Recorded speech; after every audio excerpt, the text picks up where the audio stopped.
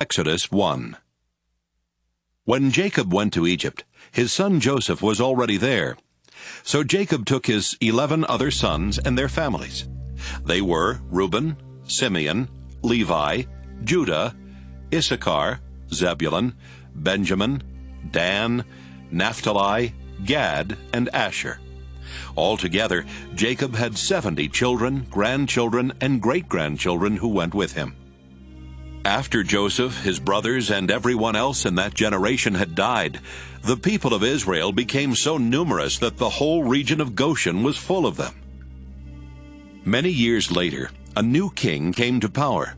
He did not know what Joseph had done for Egypt, and he told the Egyptians, "There are too many of those Israelites in our country, and they are becoming more powerful than we are. If we don't outsmart them, their families will keep growing larger. And if our country goes to war, they could easily fight on the side of our enemies and escape from Egypt." The Egyptians put slave bosses in charge of the people of Israel and tried to wear them down with hard work. Those bosses forced them to build the cities of Pithom and Ramesses, where the king could store his supplies. But even though the Israelites were mistreated, their families grew larger, and they took over more land. Because of this, the Egyptians hated them worse than before, and made them work so hard that their lives were miserable. The Egyptians were cruel to the people of Israel, and forced them to make bricks and to mix mortar and to work in the fields. Finally, the king called in Shiphrah and Puah, the two women who helped the Hebrew mothers when they gave birth. He told them, "If a Hebrew woman gives birth to a girl, let the child live. If the baby is a boy, kill him." But the two women were faithful to God and did not kill the boys, even though the king had told them to. The king called them in again and asked, "Why are you letting those baby boys live?" They answered, "Hebrew women have their babies much quicker than Egyptian women. By the time we arrive, their babies are already born." God was good to the two women because they truly respected him, and he blessed them with children of their own. The Hebrews kept increasing, until finally the king gave a command to everyone in the nation. As soon as a Hebrew boy is born, throw him into the Nile River. But you can let the girls live. Exodus 2. A man from the Levi tribe married a woman from the same tribe, and she later had a baby boy. He was a beautiful child, and she kept him inside for 3 months. But when she could no longer keep him hidden, she made a basket out of reeds and covered it with tar. She put him in the basket and placed it in the tall grass along the edge of the Nile River. The baby's older sister stood off at a distance to see what would happen to him. About that time, one of the king's daughters came down to take a bath in the river, while her servant women walked along the riverbank. She saw the basket in the tall grass and sent one of the young women to pull it out of the water. When the king's daughter opened the basket, she saw the baby and felt sorry for him because he was crying. She said, "This must be one of the Hebrew babies." At once, the baby's older sister came up and asked, "Do you want me to get a Hebrew woman to take care of the baby for you?" "Yes," the king's daughter answered. So the girl brought the baby's mother, and the king's daughter told her, "Take care of this child, and I will pay you." The baby's mother carried him home and took care of him, and when he was old enough, she took him to the king's daughter who adopted him. She named him Moses, because she said, "I pulled him out of the water." After Moses had grown up, he went out to where his own people were hard at work, and he saw an Egyptian beating one of them. Moses looked around to see if anyone was watching. Then he killed the Egyptian and hid his body in the sand.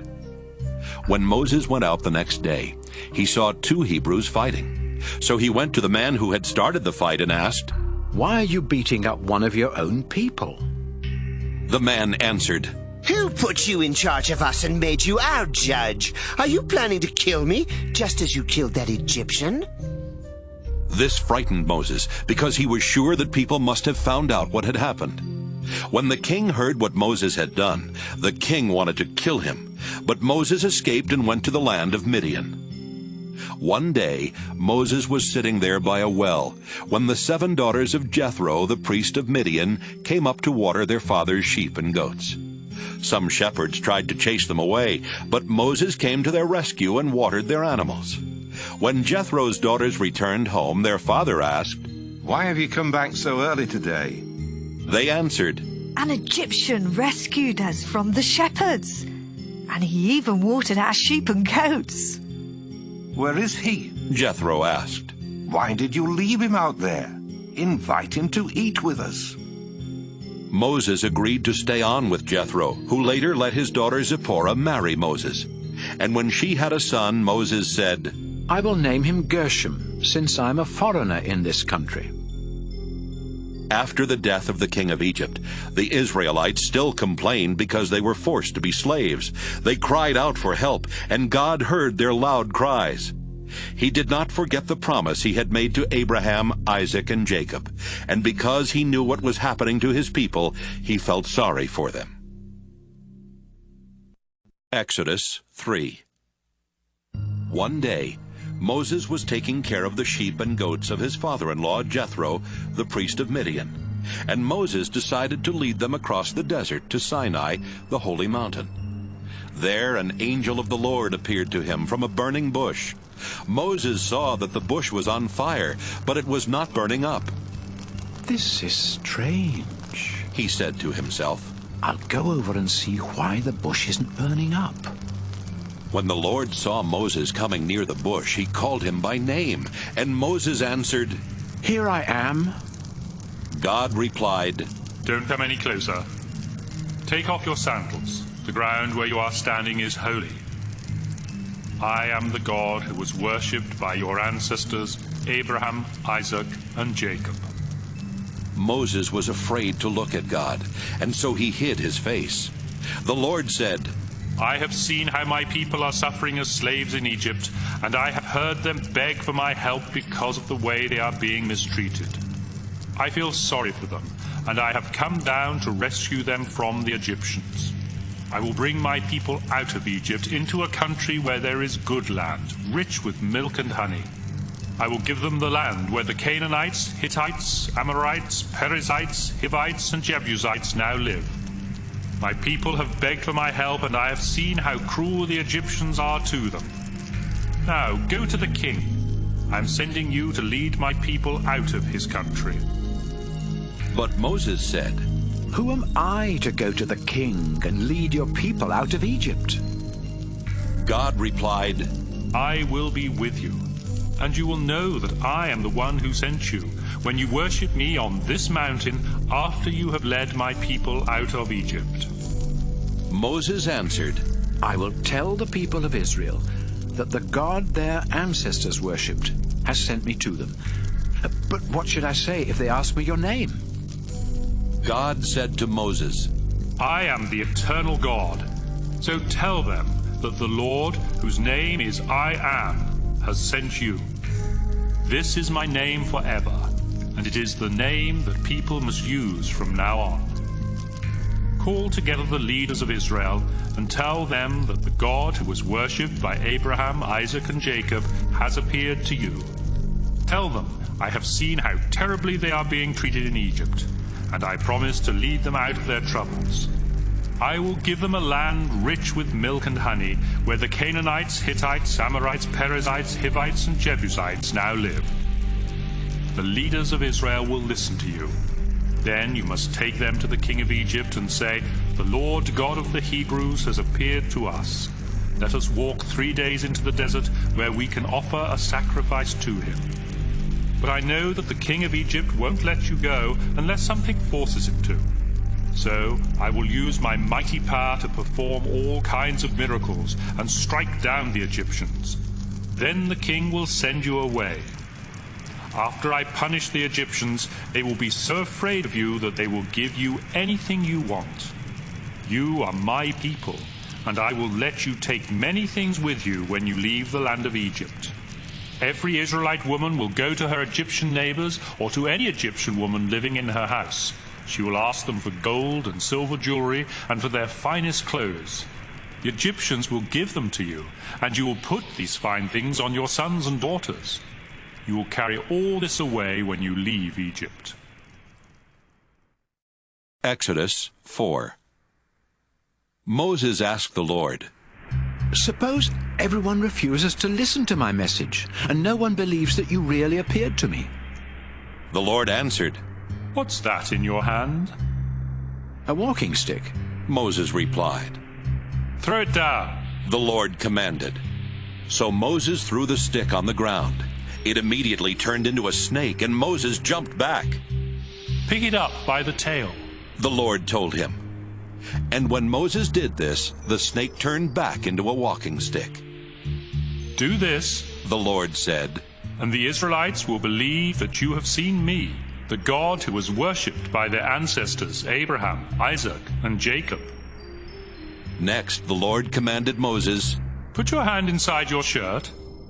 Moses obeyed, and when he took it out, his hand had turned white as snow, like someone with leprosy.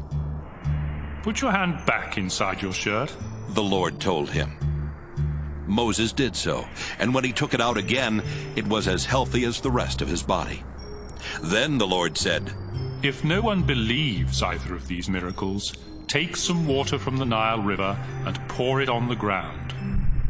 The water will immediately turn into blood. Moses replied, I have never been a good speaker.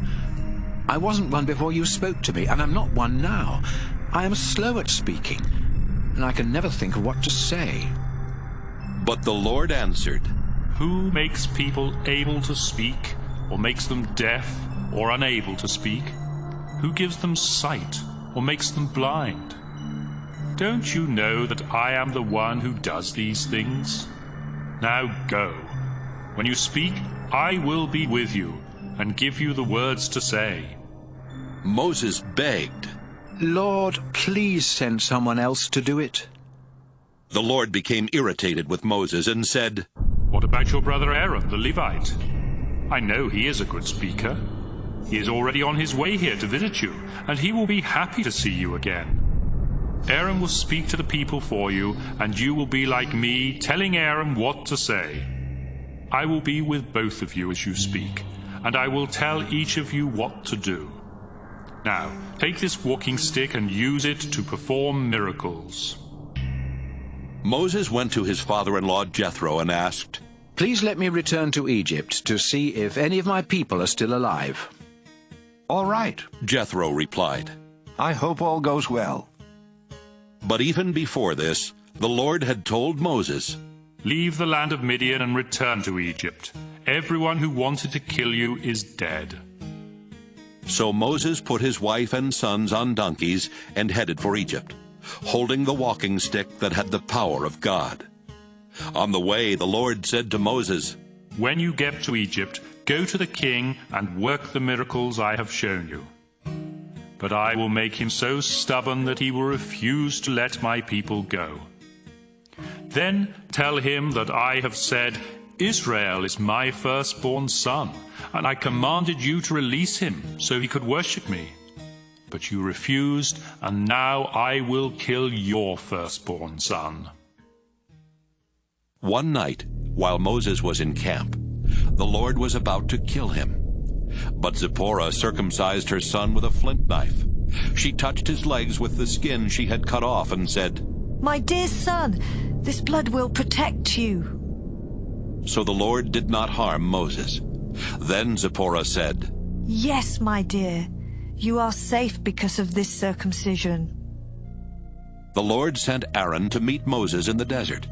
So Aaron met Moses at Mount Sinai and greeted him with a kiss. Moses told Aaron what God had sent him to say. He also told him about the miracles God had given him the power to perform. Later they brought together the leaders of Israel, and Aaron told them what the Lord had sent Moses to say. Then Moses worked the miracles for the people, and everyone believed. They bowed down and worshipped the Lord, because they knew that he had seen their suffering and was going to help them. Exodus 5. Moses and Aaron went to the king of Egypt and told him, The Lord God says, let my people go into the desert, so they can honor me with a celebration there. Who is this Lord, and why should I obey him? The king replied, I refuse to let you and your people go. They answered, The Lord God of the Hebrews has appeared to us. Please let us walk 3 days into the desert where we can offer sacrifices to him. If you don't, he may strike us down with terrible troubles or with war. The king said, Moses and Aaron, why are you keeping these people from working? Look how many you are keeping from doing their work. Now everyone, get back to work.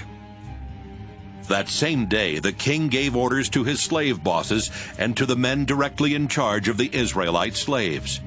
He told them, Don't give the slaves any more straw to put in their bricks. Force them to find their own straw wherever they can. But they must make the same number of bricks as before. They are lazy, or else they would not beg me to let them go and sacrifice to their God. Make them work so hard that they won't have time to listen to these lies. The slave bosses and the men in charge of the slaves went out and told them, The king says he will not give you any more straw. Go and find your own straw wherever you can. But you must still make as many bricks as before. The slaves went all over Egypt looking for straw, but the slave bosses were hard on them and kept saying, Each day you have to make as many bricks as you did when you were given straw. The bosses beat the men in charge of the slaves and said, Why didn't you force the slaves to make as many bricks yesterday and today as they did before? Finally, the men in charge of the slaves went to the king and said, Why are you treating us like this? No one brings us any straw, but we're still ordered to make the same number of bricks. We're beaten with whips, and your own people are to blame. The king replied, You are lazy. Nothing but lazy. That's why you keep asking me to let you go and sacrifice to your Lord. Get back to work. You won't be given straw, but you must still make the same number of bricks. The men knew they were in deep trouble when they were ordered to make the same number of bricks each day. After they left the king, they went to see Moses and Aaron, who had been waiting for them. Then the men said, We hope the Lord will punish both of you for making the king and his officials hate us. Now they even have an excuse to kill us. Moses left them and prayed, Our Lord, why have you brought so much trouble on your people? Is that why you sent me here? Ever since you told me to speak to the king, he has caused nothing but trouble for these people, and you haven't done a thing to help. Exodus 6. The Lord God told Moses, Soon you will see what I will do to the king. Because of my mighty power, he will let my people go, and he will even chase them out of his country. My name is the Lord. But when I appeared to Abraham, Isaac, and Jacob, I came as God all-powerful and did not use my name. I made an agreement and promised them the land of Canaan where they were living as foreigners. Now I have seen how the people of Israel are suffering because of the Egyptians, and I will keep my promise. Here is my message for Israel. I am the Lord, and with my mighty power I will punish the Egyptians and free you from slavery. I will accept you as my people, and I will be your God. Then you will know that I was the one who rescued you from the Egyptians. I will bring you into the land that I solemnly promised Abraham, Isaac, and Jacob, and it will be yours. I am the Lord. When Moses told this to the Israelites, they were too discouraged and mistreated to believe him. Then the Lord told Moses to demand that the king of Egypt let the Israelites leave. But Moses replied, I'm not a powerful speaker. If the Israelites won't listen to me, why should the king of Egypt? But the Lord sent Aaron and Moses with a message for the Israelites and for the king. He also ordered Aaron and Moses to free the people from Egypt. The following men were the heads of their ancestral clans. The sons of Reuben, Jacob's oldest son, were Hanok, Palu, Hezron, and Carmi. The sons of Simeon were Jemuel, Jamin, Ohad, Jachin, Zohar, and Shaul, the son of a Canaanite woman. Levi lived to be 137. His sons were Gershon, Kohath, and Merari. Gershon's sons were Libni and Shimei. Kohath lived to be 133. His sons were Amram, Izhar, Hebron, and Uzziel. Merari's sons were Malai and Mushi. All of the above were from the Levi tribe. Amram lived to be 137. He married his father's sister Jochebed, and they had two sons, Aaron and Moses. Izhar's sons were Korah, Nepheg, and Zichri. Uzziel's sons were Mishael, Elzaphan, and Sithri. Aaron married Elisheba. She was the daughter of Amminadab, and the sister of Nahshon. They had four sons, Nadab, Abihu, Eleazar, and Ithamar. Korah's sons were Asher, Elkanah, and Abiasaph. Aaron's son Eleazar married one of Putiel's daughters, and their son was Phinehas. This ends the list of those who were the heads of clans in the Levi tribe. The Lord had commanded Aaron and Moses to lead every family and tribe of Israel out of Egypt, and so they ordered the king of Egypt to set the people of Israel free. When the Lord spoke to Moses in the land of Egypt, he said, I am the Lord. Tell the king of Egypt everything I say to you. But Moses answered, You know I am a very poor speaker, and the king will never listen to me. Exodus 7. The Lord said, I am going to let your brother Aaron speak for you. He will tell your message to the king, just as a prophet speaks my message to the people. Tell Aaron everything I say to you, and he will order the king to let my people leave his country. But I will make the king so stubborn that he won't listen to you. He won't listen even when I do many terrible things to him and his nation. Then I will bring a final punishment on Egypt, and the king will let Israel's families and tribes go. When this happens, the Egyptians will know that I am the Lord. Moses and Aaron obeyed the Lord and spoke to the king. At the time, Moses was 80 years old and Aaron was 83. The Lord said, Moses, when the king asks you and Aaron to perform a miracle, command Aaron to throw his walking stick down in front of the king, and it will turn into a snake. Moses and Aaron went to the king and his officials and did exactly as the Lord had commanded. Aaron threw the stick down, and it turned into a snake. Then the king called in the wise men and the magicians, who used their secret powers to do the same thing. They threw down sticks that turned into snakes, but Aaron's snake swallowed theirs. The king behaved just as the Lord had said, and stubbornly refused to listen. The Lord said to Moses, The Egyptian king stubbornly refuses to change his mind and let the people go. Tomorrow morning, take the stick that turned into a snake, then wait beside the Nile River for the king. Tell him, The Lord God of the Hebrews sent me to order you to release his people so they can worship him in the desert. But until now you have paid no attention. The Lord is going to do something to show you that he really is the Lord. I will strike the Nile with this stick, and the water will turn into blood. The fish will die, the river will stink, and none of you Egyptians will be able to drink the water.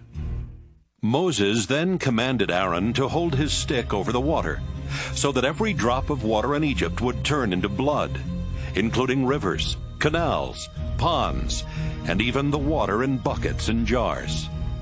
Moses and Aaron obeyed the Lord. Aaron held out his stick, then struck the Nile as the king and his officials watched. The river turned into blood, the fish died, and the water smelled so bad that none of the Egyptians could drink it. Blood was everywhere in Egypt. But the Egyptian magicians used their secret powers to do the same thing. The king did just as the Lord had said. He stubbornly refused to listen. Then he went back to his palace and never gave it a second thought. The Egyptians had to dig holes along the banks of the Nile for drinking water, because water from the river was unfit to drink. Exodus 8. 7 days after the Lord had struck the Nile, he said to Moses, "Go to the palace and tell the king of Egypt that I order him to let my people go so they can worship me. If he refuses, I will cover his entire country with frogs. Warn the king that the Nile will be full of frogs, and from there they will spread into the royal palace, including the king's bedroom and even his bed. Frogs will enter the homes of his officials and will find their way into ovens and into the bowls of bread dough.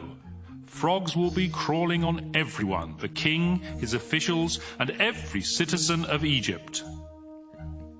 Moses, now command Aaron to hold his stick over the water.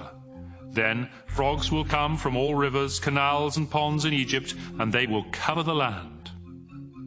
Aaron obeyed, and suddenly frogs were everywhere in Egypt. But the magicians used their secret powers to do the same thing. The king sent for Moses and Aaron and told them, "If you ask the Lord to take these frogs away from me and my people, I will let your people go and offer sacrifices to him." "All right," Moses answered.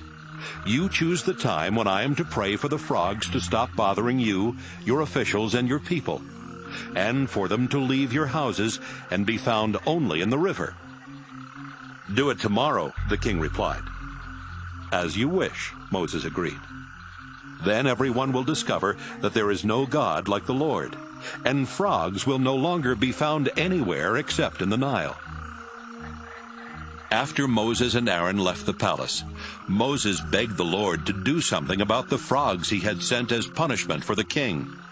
The Lord listened to Moses, and frogs died everywhere, in houses, yards, and fields. The dead frogs were placed in piles, and the whole country began to stink. But when the king saw that things were now better, he again did just as the Lord had said, and stubbornly refused to listen to Moses and Aaron. The Lord said to Moses, "Command Aaron to strike the ground with his walking stick, and everywhere in Egypt the dust will turn into gnats." They obeyed, and when Aaron struck the ground with the stick, gnats started swarming on people and animals. In fact, every speck of dust in Egypt turned into a gnat. When the magicians tried to use their secret powers to do this, they failed, and gnats stayed on people and animals. The magicians told the king, "God has done this." But as the Lord had said, the king was too stubborn to listen. The Lord said to Moses, "Early tomorrow morning, while the king is on his way to the river, go and say to him, 'The Lord commands you to let his people go so they can worship him. If you don't, he will send swarms of flies to attack you, your officials, and every citizen of your country. Houses will be full of flies, and the ground will crawl with them. The Lord's people in Goshen won't be bothered by flies, but your people in the rest of the country will be tormented by them. That's how you will know that the Lord is here in Egypt. This miracle will happen tomorrow." The Lord kept his promise. The palace and the homes of the royal officials swarmed with flies, and the rest of the country was infested with them as well. Then the king sent for Moses and Aaron and told them, "Go sacrifice to your God, but stay here in Egypt." "That's impossible," Moses replied. "Any sacrifices we offer to the Lord our God would disgust the Egyptians, and they would stone us to death. No, indeed, the Lord has ordered us to walk 3 days into the desert before offering sacrifices to him, and that's what we have to do." Then the king told him, "I'll let you go into the desert to offer sacrifices if you don't go very far.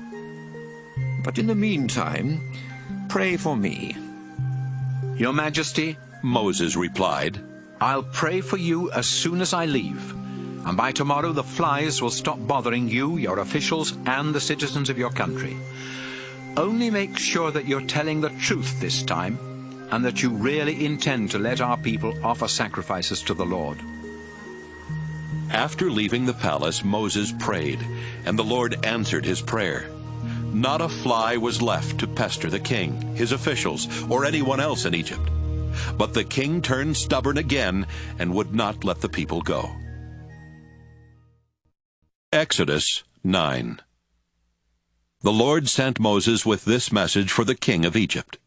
The Lord God of the Hebrews commands you to let his people go so they can worship him. If you keep refusing, he will bring a terrible disease on your horses and donkeys, your camels and cattle, and your sheep and goats. But the Lord will protect the animals that belong to the people of Israel, and none of theirs will die. Tomorrow is the day the Lord has set to do this. It happened the next day. All of the animals belonging to the Egyptians died, but the Israelites did not lose even one. When the king found out, he was still too stubborn to let the people go. The Lord said to Moses and Aaron, Take a few handfuls of ashes from a stove and have Moses throw them into the air. Be sure the king is watching. The ashes will blow across the land of Egypt, causing sores to break out on people and animals. So they took a few handfuls of ashes and went to the king. Moses threw them into the air, and sores immediately broke out on the Egyptians and their animals. The magicians were suffering so much from the sores that they could not even come to Moses. Everything happened just as the Lord had told Moses. He made the king too stubborn to listen to Moses and Aaron. The Lord told Moses to get up early the next morning and say to the king, The Lord God of the Hebrews commands you to let his people go so they can worship him. If you don't, he will send his worst plagues to strike you, your officials, and everyone else in your country. Then you will find out that no one can oppose the Lord. In fact, he could already have sent a terrible disease and wiped you from the face of the earth. But he has kept you alive just to show you his power and to bring honor to himself everywhere in the world. You are still determined not to let the Lord's people go. All right, at this time tomorrow, he will bring on Egypt the worst hailstorm in its history. You had better give orders for every person and every animal in Egypt to take shelter. If they don't, they will die. Some of the king's officials were frightened by what the Lord had said, and they hurried off to make sure their slaves and animals were safe. But others paid no attention to his threats and left their slaves and animals out in the open. Then the Lord told Moses, Stretch your arm toward the sky, so that hailstones will fall on people, animals, and crops in the land of Egypt. Moses pointed his walking stick toward the sky, and hailstones started falling everywhere. Thunder roared and lightning flashed back and forth, striking the ground. This was the worst storm in the history of Egypt. People, animals, and crops were pounded by the hailstones, and bark was stripped from trees. Only Goshen, where the Israelites lived, was safe from the storm. The king sent for Moses and Aaron and told them, Now I have really sinned. My people and I are guilty, and the Lord is right. We can't stand any more of this thunder and hail. Please ask the Lord to make it stop. Your people can go. You don't have to stay in Egypt any longer. Moses answered, As soon as I leave the city, I will lift my arms in prayer. When the thunder and hail stop, you will know that the earth belongs to the Lord. But I am certain that neither you nor your officials really fear the Lord God. Meanwhile, the flax and barley crops had been destroyed by the storm because they were ready to ripen. But the wheat crops ripened later, and they were not damaged. After Moses left the royal palace in the city, he lifted his arms in prayer to the Lord, and the thunder, hail, and drenching rain stopped. When the king realized that the storm was over, he disobeyed once more. He and his officials were so stubborn that he refused to let the Israelites go. This was exactly what the Lord had said would happen. Exodus 10. The Lord said to Moses, Go back to the king. I have made him and his officials stubborn, so that I could work these miracles. I did this because I want you to tell your children and your grandchildren about my miracles and about my harsh treatment of the Egyptians. Then all of you will know that I am the Lord." Moses and Aaron went to the king and told him that the Lord God of the Hebrews had said, "How long will you stubbornly refuse to obey? Release my people so they can worship me.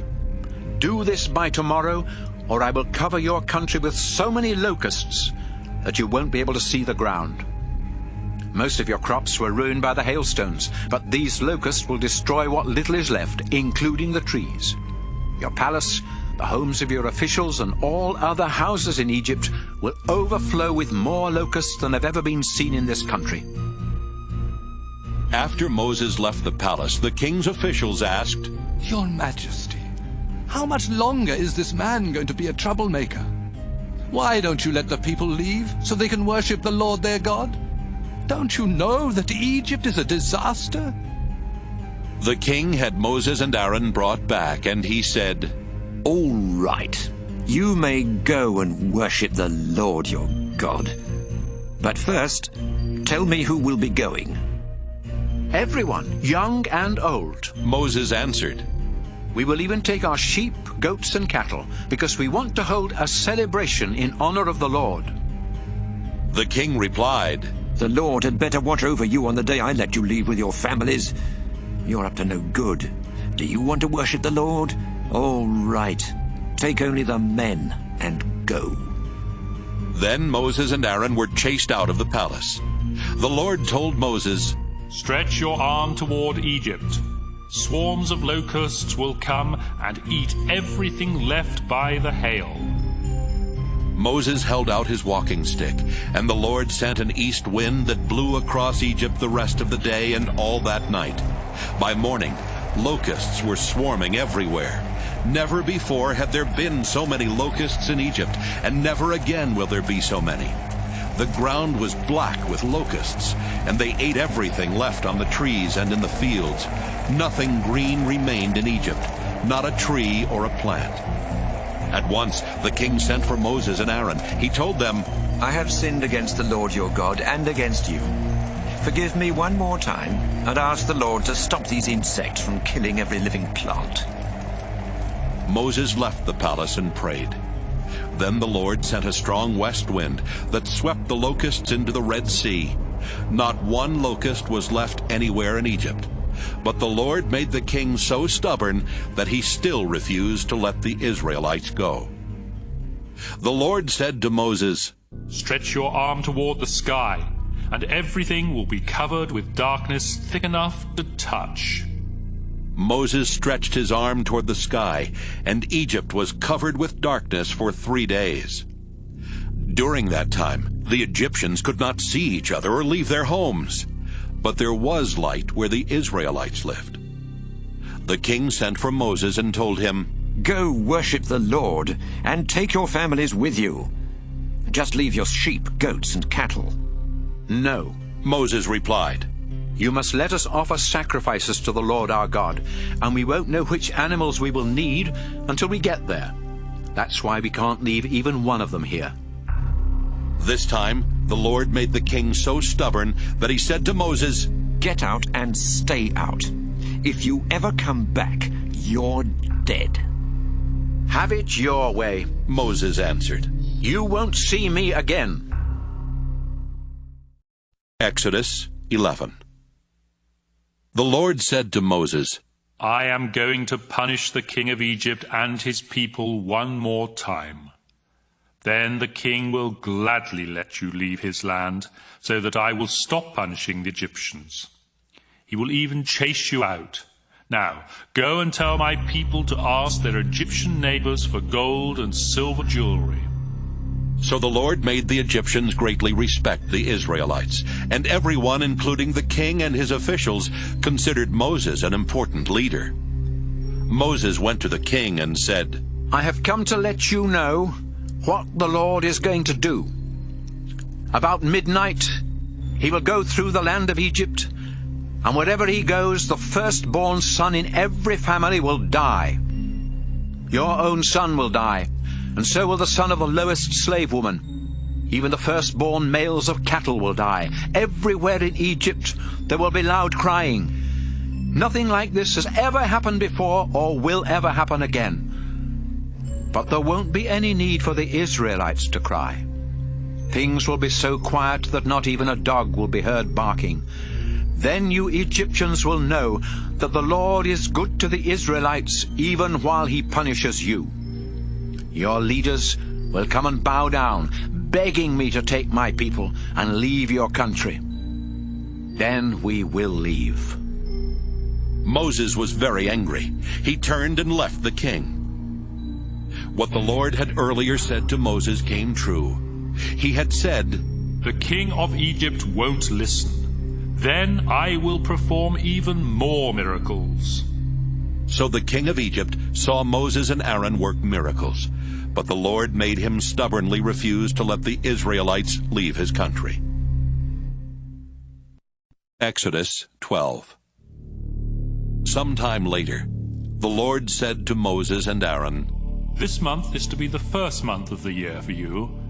Tell the people of Israel that on the 10th day of this month, the head of each family must choose a lamb or a young goat for his family to eat.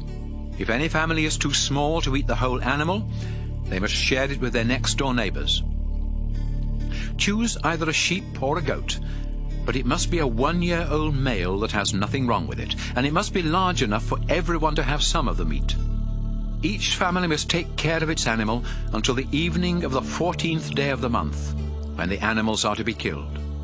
Some of the blood must be put on the 2 doorposts and above the door of each house where the animals are to be eaten.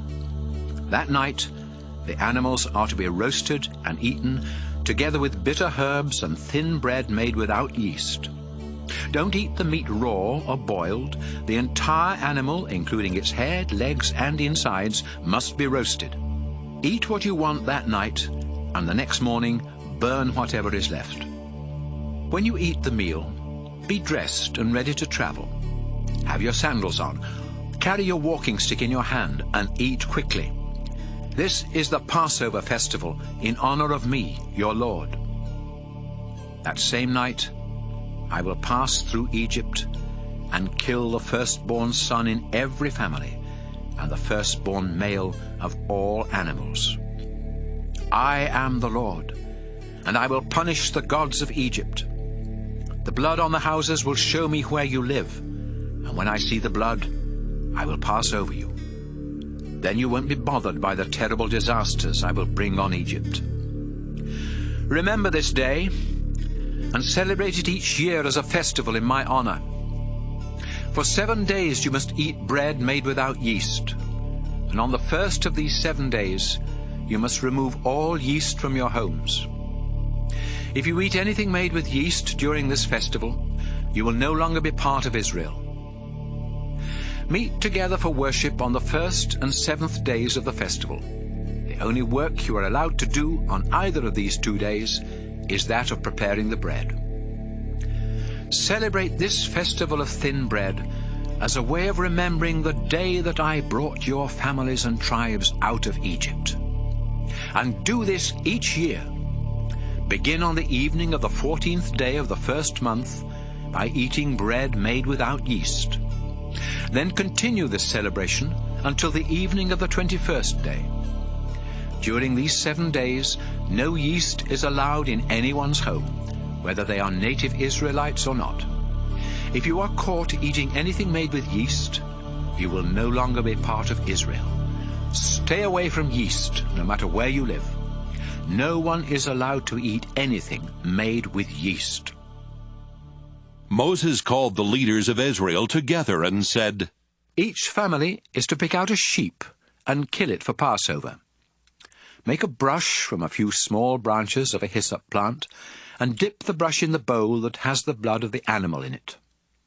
Then brush some of the blood above the door and on the posts at each side of the door of your house.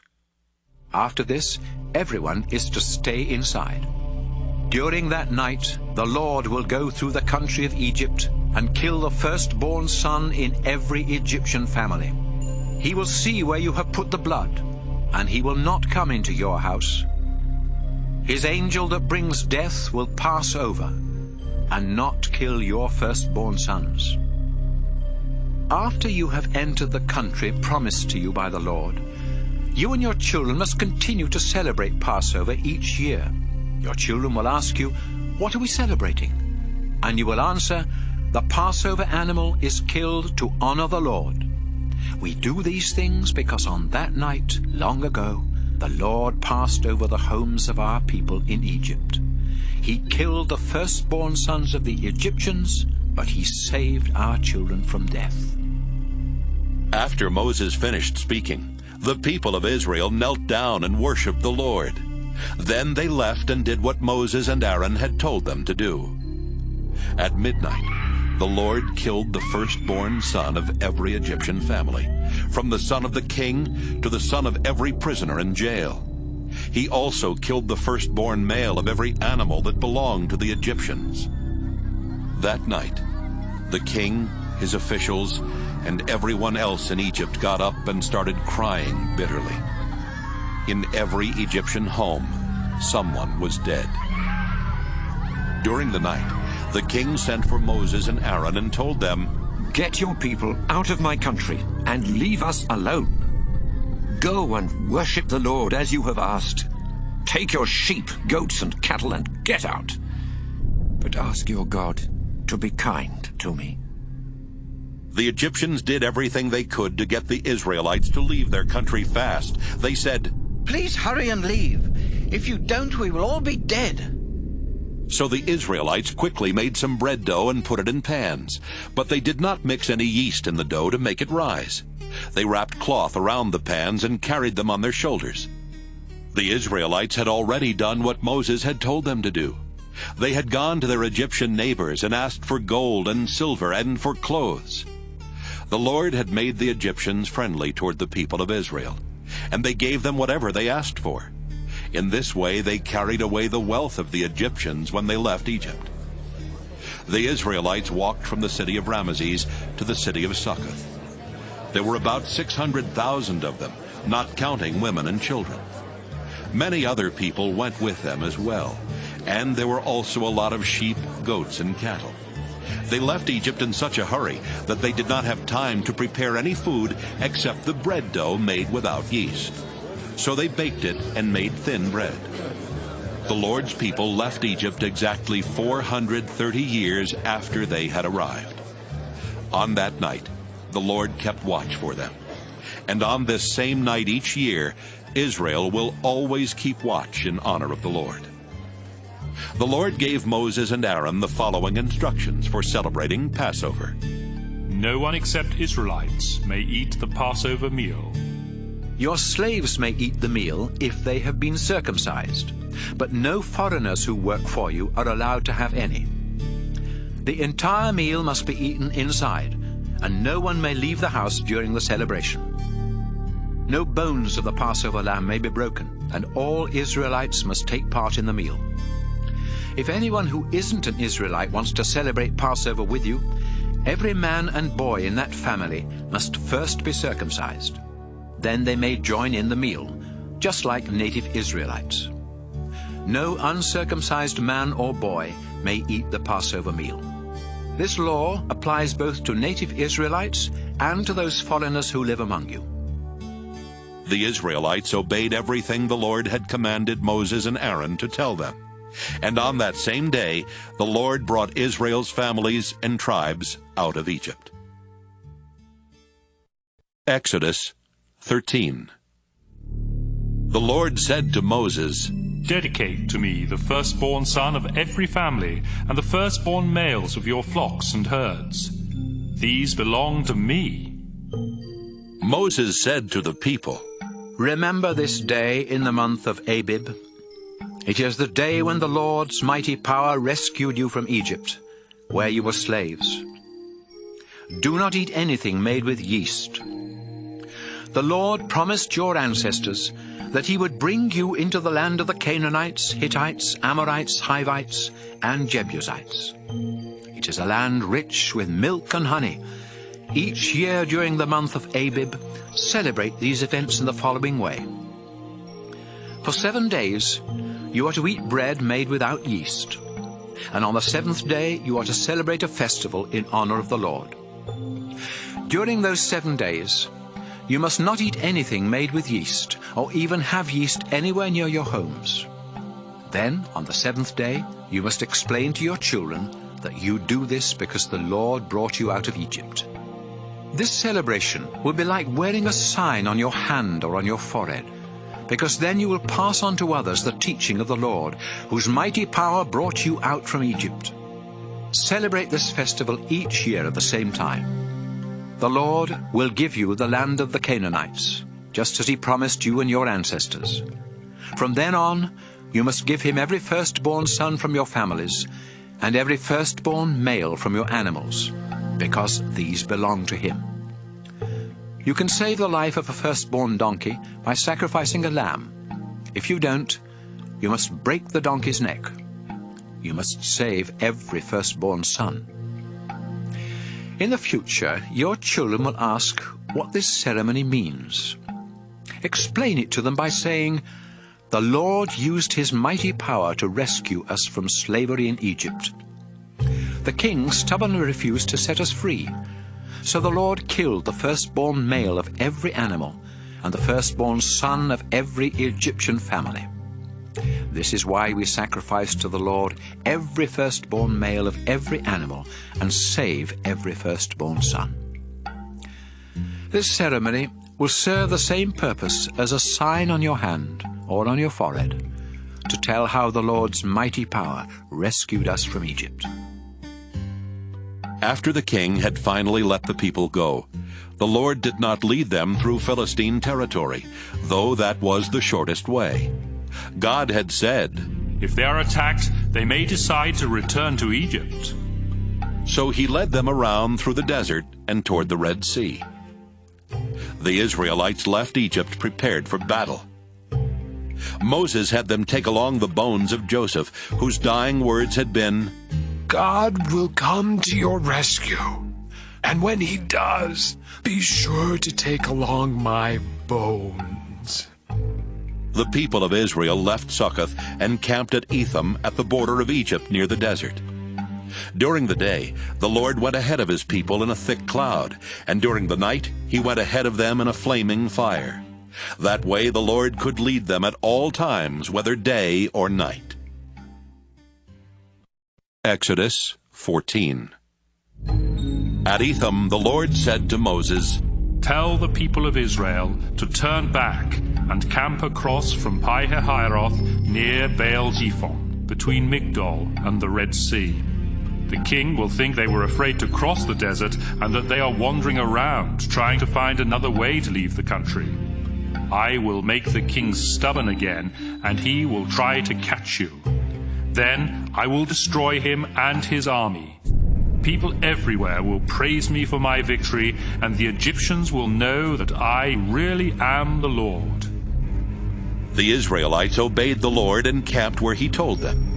When the king of Egypt heard that the Israelites had finally left, he and his officials changed their minds and said, "Look what we have done! We let them get away, and they will no longer be our slaves." The king got his war chariot and army ready. He commanded his officers in charge of his 600 best chariots and all his other chariots to start after the Israelites.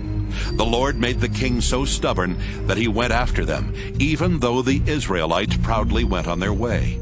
But the king's horses and chariots and soldiers caught up with them while they were camping by the Red Sea near Pi-hahiroth and Baal-zephon. When the Israelites saw the king coming with his army, they were frightened and begged the Lord for help. They also complained to Moses. "Wasn't there enough room in Egypt to bury us? Is that why you brought us out here to die in the desert? Why did you bring us out of Egypt anyway? While we were there, didn't we tell you to leave us alone? We had rather be slaves in Egypt than die in this desert." But Moses answered, "Don't be afraid. Be brave, and you will see the Lord save you today. These Egyptians will never bother you again. The Lord will fight for you, and you won't have to do a thing." The Lord said to Moses, "Why do you keep calling out to me for help? Tell the Israelites to move forward. Then hold your walking stick over the sea. The water will open up and make a road where they can walk through on dry ground. I will make the Egyptians so stubborn that they will go after you. Then I will be praised because of what happens to the king and his chariots and cavalry. The Egyptians will know for sure that I am the Lord." All this time, God's angel had gone ahead of Israel's army, but now he moved behind them. A large cloud had also gone ahead of them, but now it moved between the Egyptians and the Israelites. The cloud gave light to the Israelites, but made it dark for the Egyptians, and during the night they could not come any closer. Moses stretched his arm over the sea, and the Lord sent a strong east wind that blew all night, until there was dry land where the water had been. The sea opened up, and the Israelites walked through on dry land with a wall of water on each side. The Egyptian chariots and cavalry went after them. But before daylight, the Lord looked down at the Egyptian army from the fiery cloud and made them panic. Their chariot wheels got stuck, and it was hard for them to move. So the Egyptians said to one another, "Let's leave these people alone. The Lord is on their side and is fighting against us." The Lord told Moses, "Stretch your arm toward the sea. The water will cover the Egyptians and their cavalry and chariots." Moses stretched out his arm, and at daybreak the water rushed toward the Egyptians. They tried to run away, but the Lord drowned them in the sea. The water came and covered the chariots, the cavalry, and the whole Egyptian army that had followed the Israelites into the sea. Not one of them was left alive. But the sea had made a wall of water on each side of the Israelites, so they walked through on dry land. On that day, when the Israelites saw the bodies of the Egyptians washed up on the shore, they knew that the Lord had saved them. Because of the mighty power he had used against the Egyptians, the Israelites worshipped him and trusted him and his servant Moses.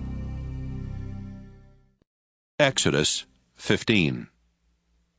Moses and the Israelites sang this song in praise of the Lord. I sing praises to the Lord for his great victory.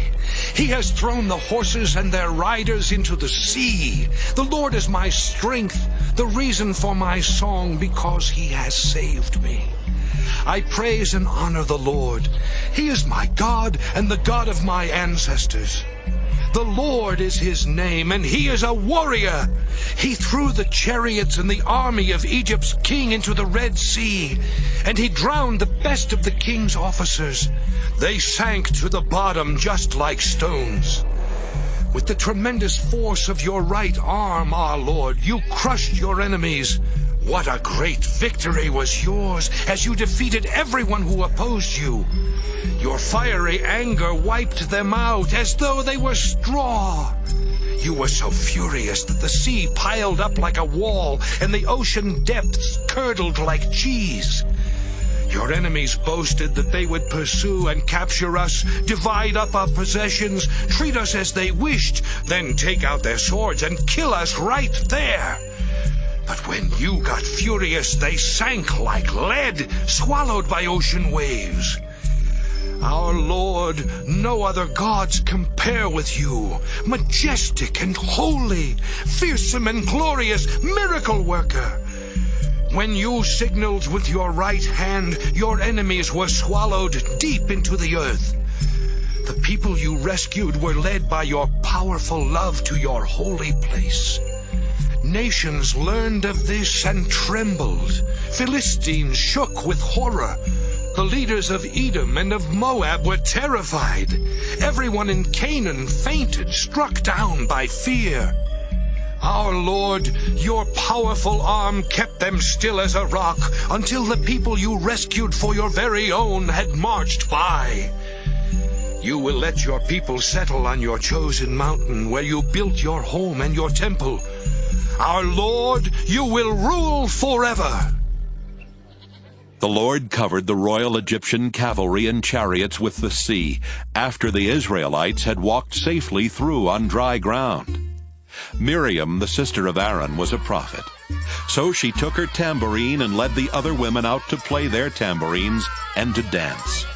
Then she sang to them, Sing praises to the Lord for his great victory. He has thrown the horses and their riders into the sea.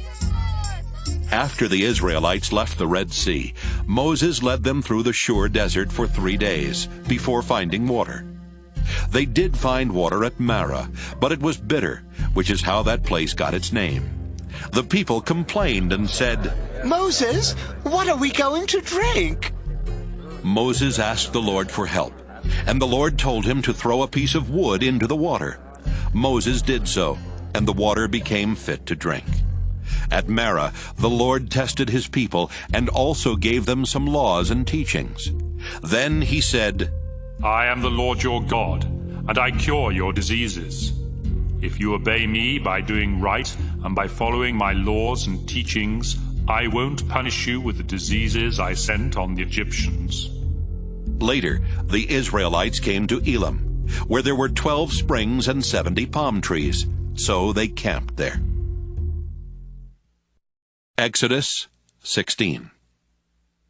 On the 15th day of the 2nd month, after the Israelites had escaped from Egypt, they left Elim and started through the western edge of the Sinai desert in the direction of Mount Sinai. There in the desert they started complaining to Moses and Aaron. We wish the Lord had killed us in Egypt. When we lived there, we could at least sit down and eat all the bread and meat we wanted. But you have brought us out here into this desert where we are going to starve. The Lord said to Moses, I will send bread down from heaven like rain. Each day the people can go out and gather only enough for that day. That's how I will see if they obey me. But on the 6th day of each week they must gather and cook twice as much. Moses and Aaron told the people, This evening you will know that the Lord was the one who rescued you from Egypt. And in the morning you will see his glorious power, because he has heard your complaints against him. Why should you grumble to us? Who are we? Then Moses continued, You will know that it is the Lord when he gives you meat each evening and more than enough bread each morning. He is really the one you are complaining about, not us. We are nobodies. But the Lord has heard your complaints. Moses turned to Aaron and said, Bring the people together, because the Lord has heard their complaints. Aaron was speaking to them when everyone looked out toward the desert and saw the bright glory of the Lord in a cloud. The Lord said to Moses, I've heard my people complain. Now tell them that each evening they will have meat, and each morning they will have more than enough bread. Then they will know that I am the Lord their God. That evening, a lot of quails came and landed everywhere in the camp, and the next morning dew covered the ground. After the dew had gone, the desert was covered with thin flakes that looked like frost. The people had never seen anything like this, and they started asking each other, What is it? Moses answered, This is the bread that the Lord has given you to eat. And he orders you to gather about 2 quarts for each person in your family. That should be more than enough. They did as they were told. Some gathered more and some gathered less according to their needs, and none was left over. Moses told them not to keep any overnight. Some of them disobeyed, but the next morning what they kept was stinking and full of worms, and Moses was angry. Each morning everyone gathered as much as they needed, and in the heat of the day the rest melted. However, on the 6th day of the week, everyone gathered enough to have 4 quarts instead of 2. When the leaders reported this to Moses, he told them that the Lord had said, Tomorrow is the Sabbath, a sacred day of rest in honor of me. So gather all you want to bake or boil, and make sure you save enough for tomorrow. The people obeyed, and the next morning the food smelled fine and had no worms. You may eat the food, Moses said. Today is the Sabbath in honor of the Lord, and there won't be any of this food on the ground today. You will find it there for the first 6 days of the week, but not on the Sabbath. A few of the Israelites did go out to look for some, but there was none. Then the Lord said, Moses, how long will you people keep disobeying my laws and teachings? Remember that I was the one who gave you the Sabbath. That's why on the 6th day I provide enough bread for 2 days. Everyone is to stay home and rest on the Sabbath. And so they rested on the Sabbath. The Israelites called the bread manna. It was white like coriander seed, and delicious as wafers made with honey. Moses told the people that the Lord had said, "Store up 2 quarts of this manna, because I want future generations to see the food I gave you during the time you were in the desert after I rescued you from Egypt." Then Moses told Aaron, "Put some manna in a jar and store it in the place of worship for future generations to see." Aaron followed the Lord's instructions and put the manna in front of the sacred chest for safekeeping. The Israelites ate manna for 40 years before they came to the border of Canaan that was a settled land. Exodus 17. The Israelites left the desert and moved from one place to another each time the Lord ordered them to. Once they camped at Rephidim, but there was no water for them to drink. The people started complaining to Moses. "Give us some water!" Moses replied, "Why are you complaining to me and trying to put the Lord to the test?" But the people were thirsty and kept on complaining. "Moses, did you bring us out of Egypt just to let us and our families and our animals die of thirst?" Then Moses prayed to the Lord, "What am I going to do with these people? They're about to stone me to death." The Lord answered, "Take some of the leaders with you and go ahead of the rest of the people. Also take along the walking stick you used to strike the Nile River, and when you get to the rock at Mount Sinai, I will be there with you. Strike the rock with the stick, and water will pour out for the people to drink." Moses did this while the leaders watched. The people had complained and tested the Lord by asking, "Is the Lord really with us?" So Moses named that place Massah, which means testing, and Meribah, which means complaining. When the Israelites were at Rephidim, they were attacked by the Amalekites. So Moses told Joshua, "Have some men ready to attack the Amalekites tomorrow. I will stand on a hilltop, holding this walking stick that has the power of God." Joshua led the attack, as Moses had commanded, while Moses, Aaron, and Hur stood on the hilltop. The Israelites outfought the Amalekites as long as Moses held up his arms, but they started losing whenever he had to lower them. Finally, Moses was so tired that Aaron and Hur got a rock for him to sit on. Then they stood beside him and supported his arms in the same position until sunset. That's how Joshua defeated the Amalekites. Afterwards, the Lord said to Moses, "Write an account of this victory and read it to Joshua. I want the Amalekites to be forgotten forever." Moses built an altar and named it, "The Lord Gives Me Victory." Then Moses explained, "This is because I depended on the Lord. But in future generations, the Lord will have to fight the Amalekites again." Exodus 18. Jethro was the priest of Midian and the father-in-law of Moses, and he heard what the Lord God had done for Moses and his people after rescuing them from Egypt.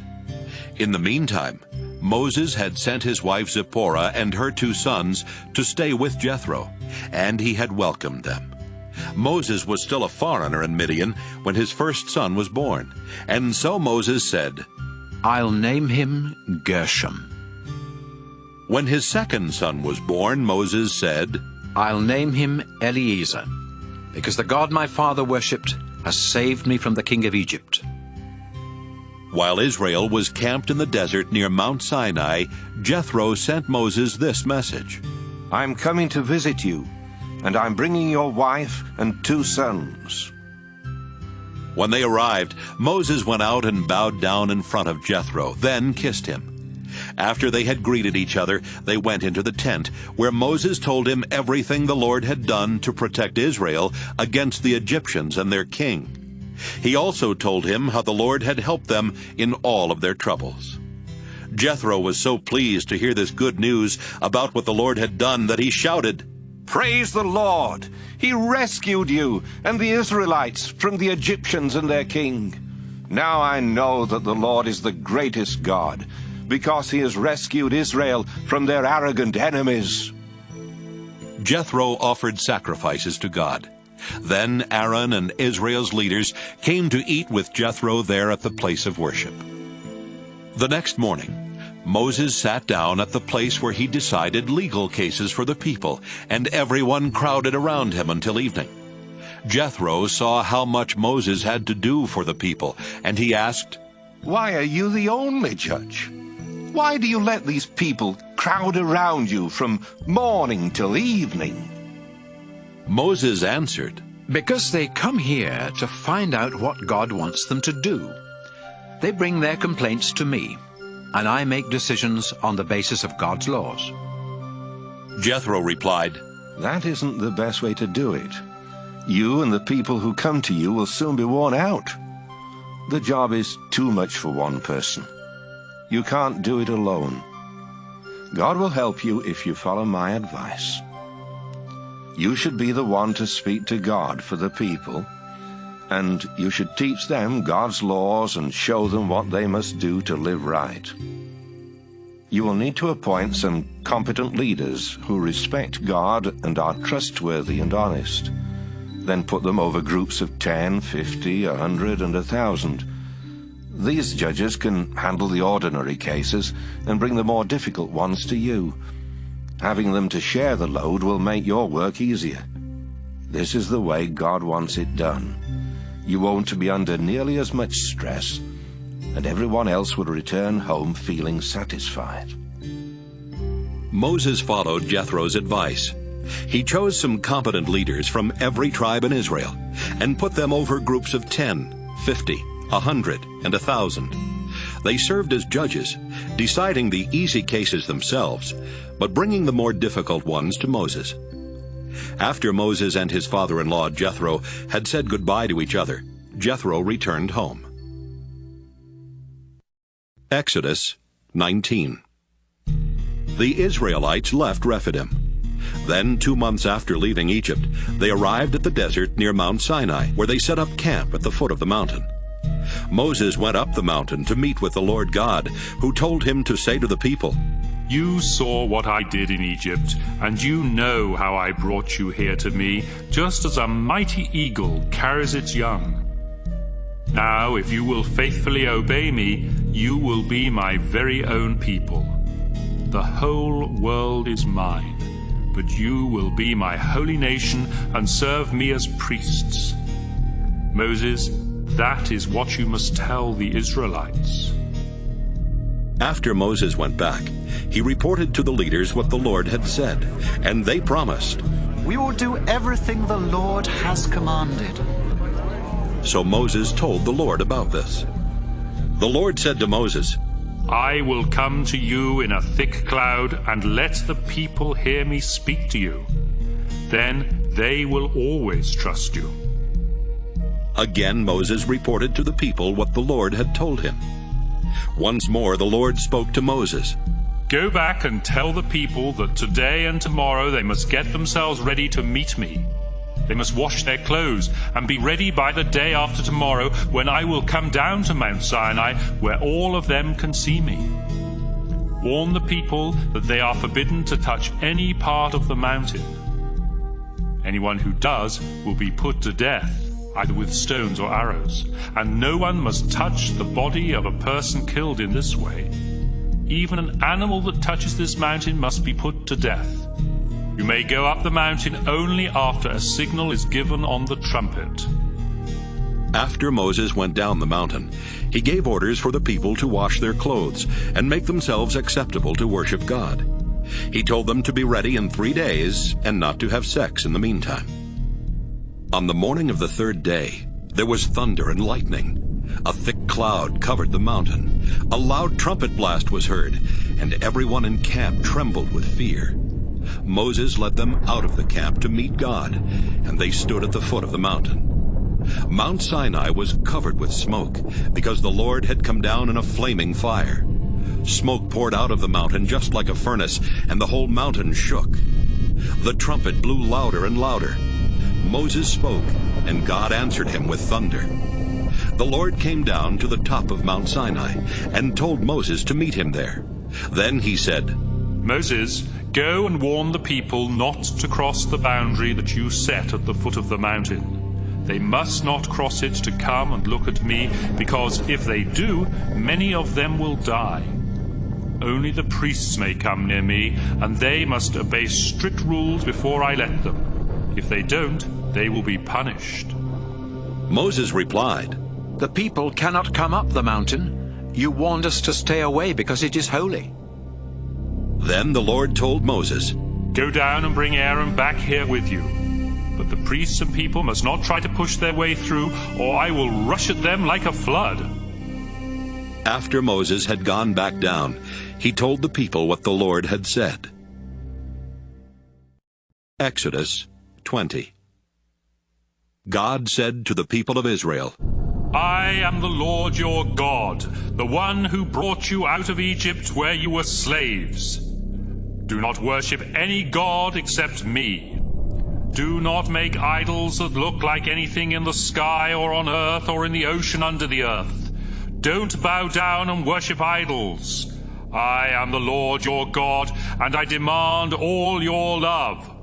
If you reject me, I will punish your families for 3 or 4 generations.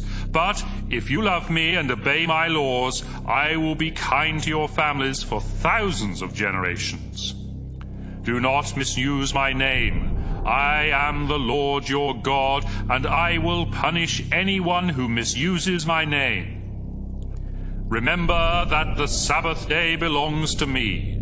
You have 6 days when you can do your work, but the 7th day of each week belongs to me, your God. No one is to work on that day, not you, your children, your slaves, your animals, or the foreigners who live in your towns. In 6 days I made the sky, the earth, the oceans, and everything in them, but on the 7th day I rested. That's why I made the Sabbath a special day that belongs to me. Respect your father and your mother, and you will live a long time in the land I am giving you. Do not murder. Be faithful in marriage. Do not steal. Do not tell lies about others. Do not want anything that belongs to someone else. Don't want anyone's house, wife, or husband, slaves, oxen, donkeys, or anything else. The people trembled with fear when they heard the thunder and the trumpet, and saw the lightning and the smoke coming from the mountain. They stood a long way off and said to Moses, If you speak to us, we will listen. But don't let God speak to us, or we will die. Don't be afraid, Moses replied. God has come only to test you, so that by obeying him you won't sin. But when Moses went near the thick cloud where God was, the people stayed a long way off. The Lord told Moses to say to the people of Israel, With your own eyes you saw me speak to you from heaven. So you must never make idols of silver or gold to worship in place of me. Build an altar out of earth, and offer on it your sacrifices of sheep, goats, and cattle. Wherever I choose to be worshipped, I will come down to bless you.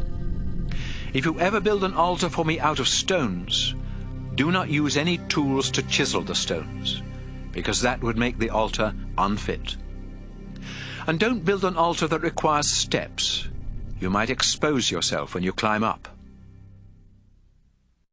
Exodus 21. The Lord gave Moses the following laws for his people. If you buy a Hebrew slave, he must remain your slave for 6 years. But in the 7th year you must set him free without cost to him. If he was single at the time you bought him, he alone must be set free. But if he was married at the time, both he and his wife must be given their freedom. If you give him a wife and they have children, only the man himself must be set free. His wife and children remain the property of his owner. But suppose the slave loves his wife and children so much that he won't leave without them. Then he must stand beside either the door or the doorpost at the place of worship, while his owner punches a small hole through one of his ears with a sharp metal rod. This makes him a slave for life. A young woman who was sold by her father doesn't gain her freedom in the same way that a man does. If she doesn't please the man who bought her to be his wife, he must let her be bought back. He cannot sell her to foreigners. This would break the contract he made with her. If he selects her as a wife for his son, he must treat her as his own daughter. If the man later marries another woman, he must continue to provide food and clothing for the one he bought and to treat her as a wife. If he fails to do any of these things, she must be given her freedom without cost. Death is the punishment for murder. But if you did not intend to kill someone, and I, the Lord, let it happen anyway, you may run for safety to a place that I have set aside. If you plan in advance to murder someone, there's no escape, not even by holding on to my altar. You will be dragged off and killed. Death is the punishment for attacking your father or mother. Death is the punishment for kidnapping. If you sell the person you kidnapped, or if you are caught with that person, the penalty is death. Death is the punishment for cursing your father or mother. Suppose two of you are arguing, and you hit the other with either a rock or your fist without causing a fatal injury. If the victim has to stay in bed, and later has to use a stick when walking outside, you must pay for the loss of time and do what you can to help until the injury is completely healed. That's your only responsibility. Death is the punishment for beating to death any of your slaves. However, if the slave lives a few days after the beating, you are not to be punished. After all, you have already lost the services of that slave who was your property. Suppose a pregnant woman suffers a miscarriage as the result of an injury caused by someone who is fighting. If she isn't badly hurt, the one who injured her must pay whatever fine her husband demands and the judges approve.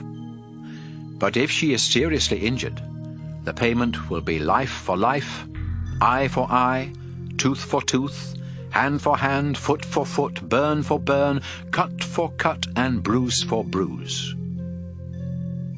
If you hit one of your slaves and cause the loss of an eye, the slave must be set free. The same law applies if you knock out a slave's tooth. The slave goes free. A bull that kills someone with its horns must be killed and its meat destroyed, but the owner of the bull isn't responsible for the death.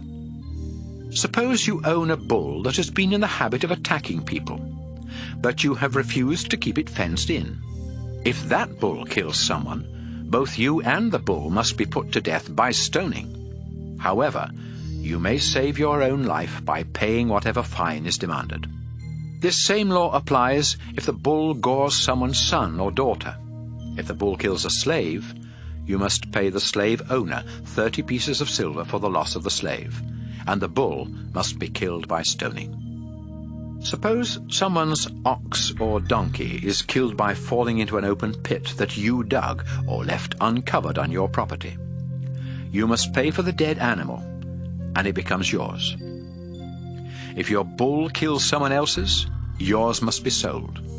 Then the money from your bull and the meat from the dead bull must be divided equally between you and the other owner. If you refuse to fence in a bull that is known to attack others, you must pay for any animal it kills, but the dead animal will belong to you. Exodus 22. If you steal an ox and slaughter or sell it, you must replace it with 5 oxen. If you steal a sheep and slaughter or sell it, you must replace it with 4 sheep. But if you cannot afford to replace the animals, you must be sold as a slave to pay for what you have stolen. If you steal an ox, donkey, or sheep, and are caught with it still alive, you must pay the owner double.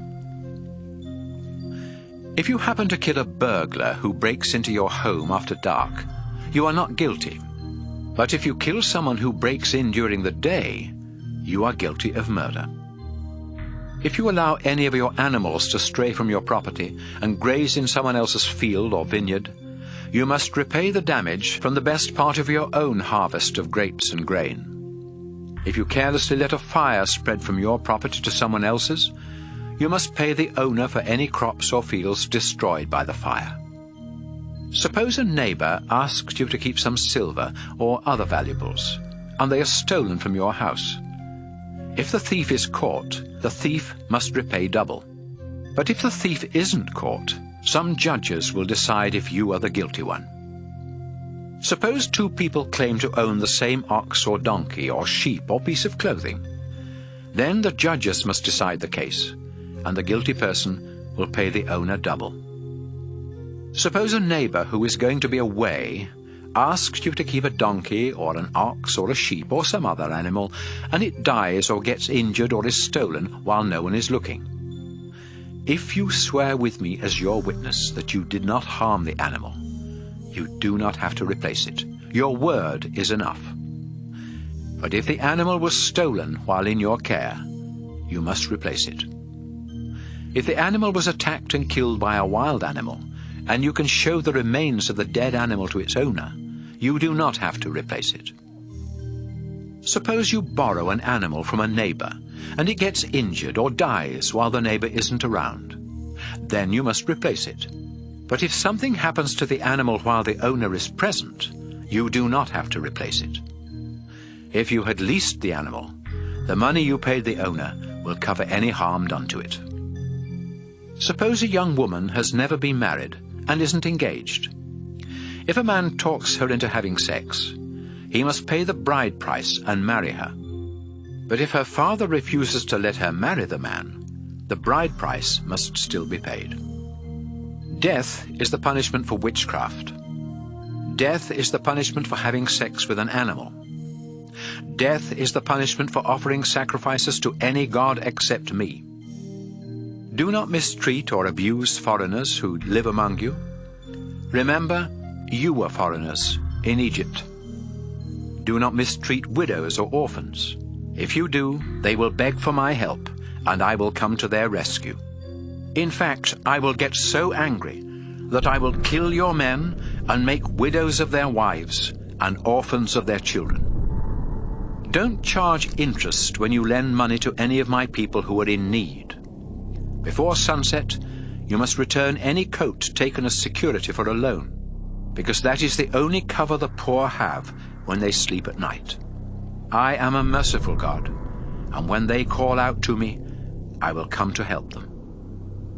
Don't speak evil of me or of the ruler of your people. Don't fail to give me the offerings of grain and wine that belong to me. Dedicate to me your firstborn sons, and the firstborn of your cattle and sheep. Let the animals stay with their mothers for 7 days. Then, on the 8th day, give them to me, your God. You are my chosen people, so don't eat the meat of any of your livestock that was killed by a wild animal. Instead, feed the meat to dogs. Exodus 23. Don't spread harmful rumors, or help a criminal by giving false evidence. Always tell the truth in court, even if everyone else is dishonest and stands in the way of justice. And don't favor the poor simply because they are poor. If you find an ox or a donkey that has wandered off, take it back where it belongs, even if the owner is your enemy. If a donkey is overloaded and falls down, you must do what you can to help, even if it belongs to someone who doesn't like you. Make sure that the poor are given equal justice in court. Don't bring false charges against anyone or sentence an innocent person to death. I won't forgive you if you do. Don't accept bribes. Judges are blinded, and justice is twisted by bribes. Don't mistreat foreigners. You were foreigners in Egypt, and you know what it is like. Plant and harvest your crops for 6 years. But let the land rest during the 7th year. The poor are to eat what they want from your fields, vineyards, and olive trees during that year. And when they have all they want from your fields, leave the rest for wild animals.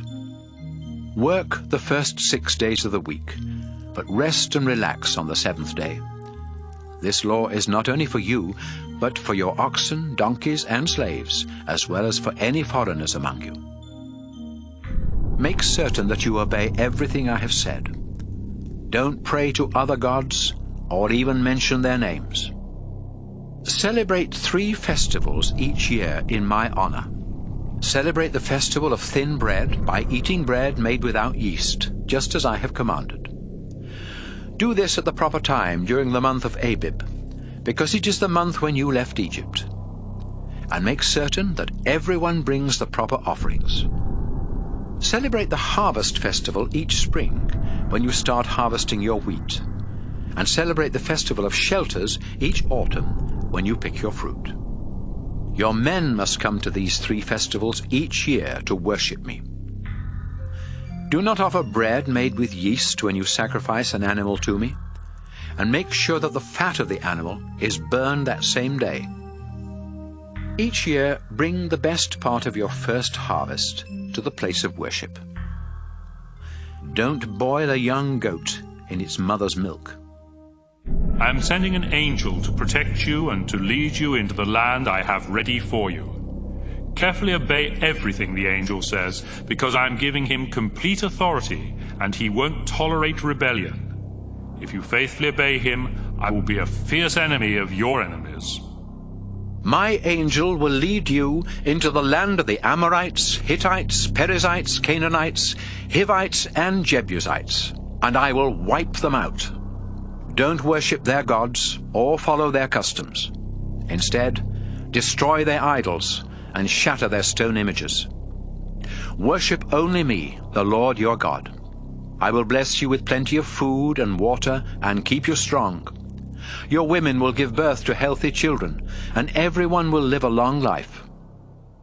I will terrify those nations and make your enemies so confused that they will run from you. I will make the Hivites, Canaanites, and Hittites panic as you approach. But I won't do all this in the first year, because the land would become poor, and wild animals will be everywhere. Instead, I will force out your enemies little by little, and give your nation time to grow strong enough to take over the land.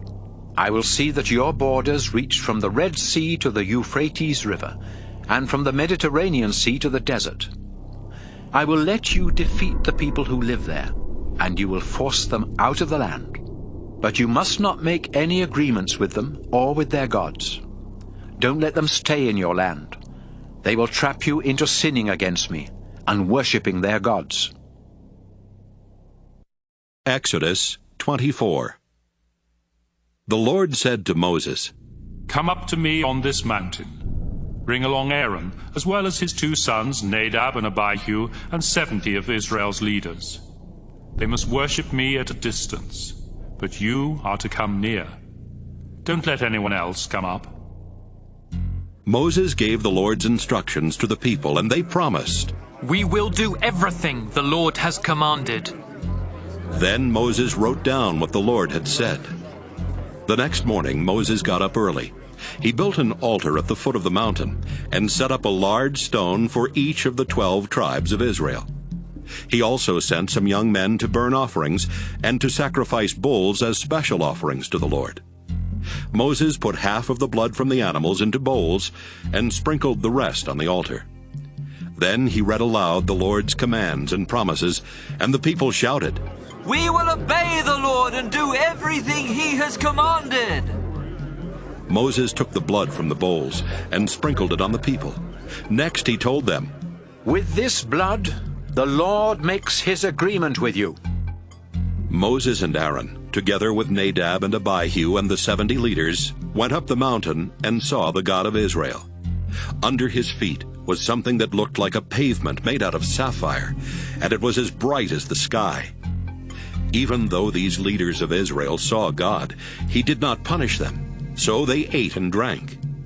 The Lord said to Moses, "Come up on the mountain and stay here for a while. I will give you the 2 flat stones on which I have written the laws that my people must obey." Moses and Joshua, his assistant, got ready. Then Moses started up the mountain to meet with God.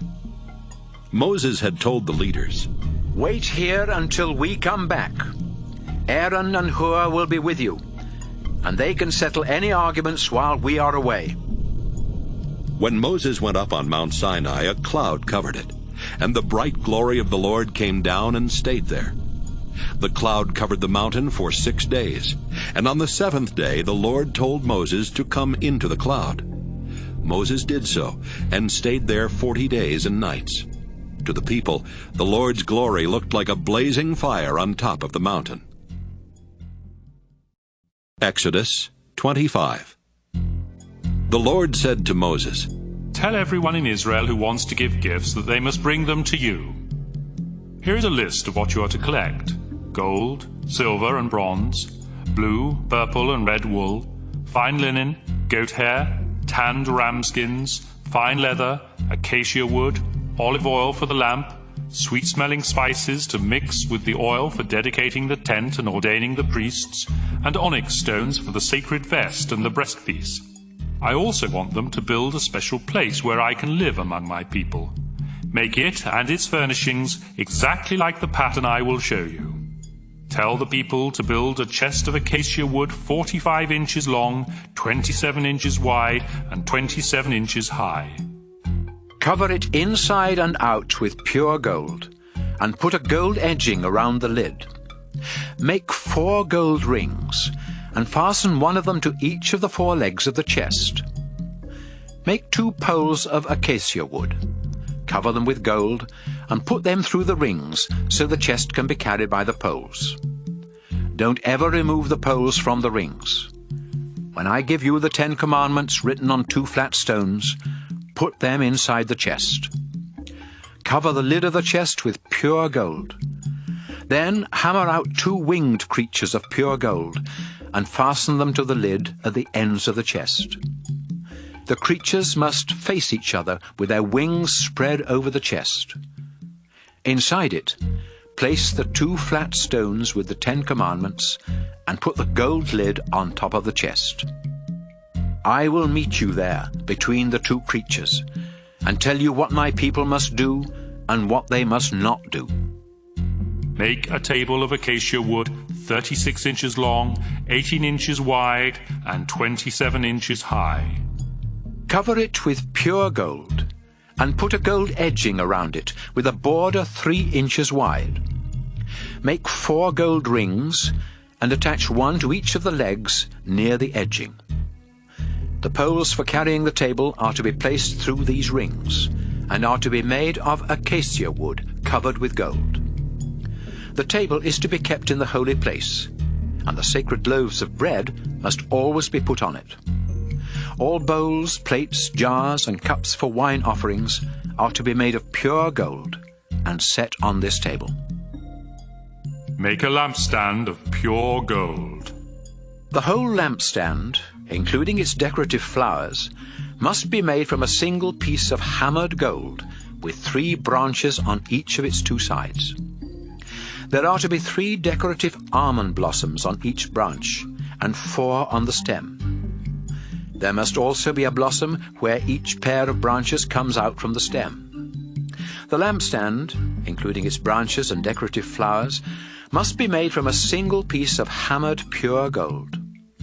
The lamp on the top and those at the end of each of its 6 branches must be made so as to shine towards the front of the lampstand.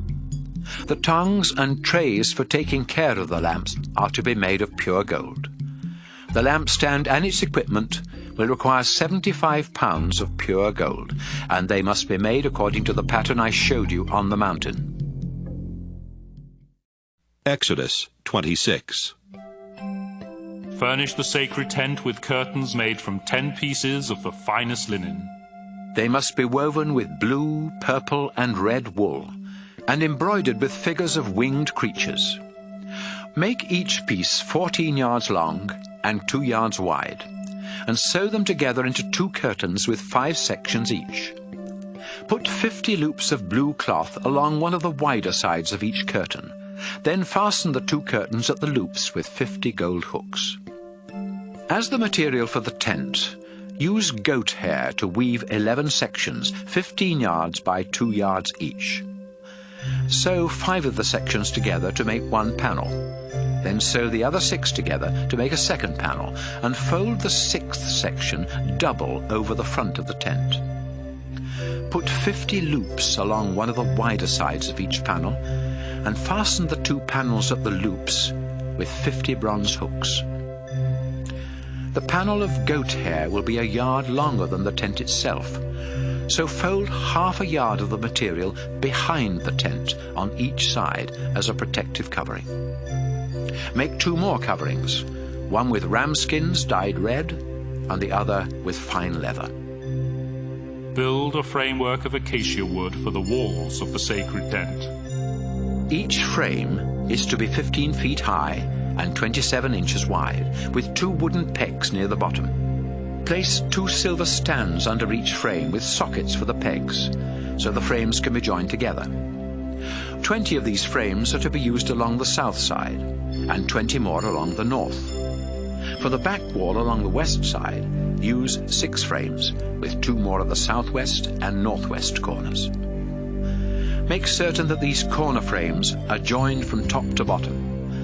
Altogether, this back wall will have 8 frames with 2 silver stands under each one.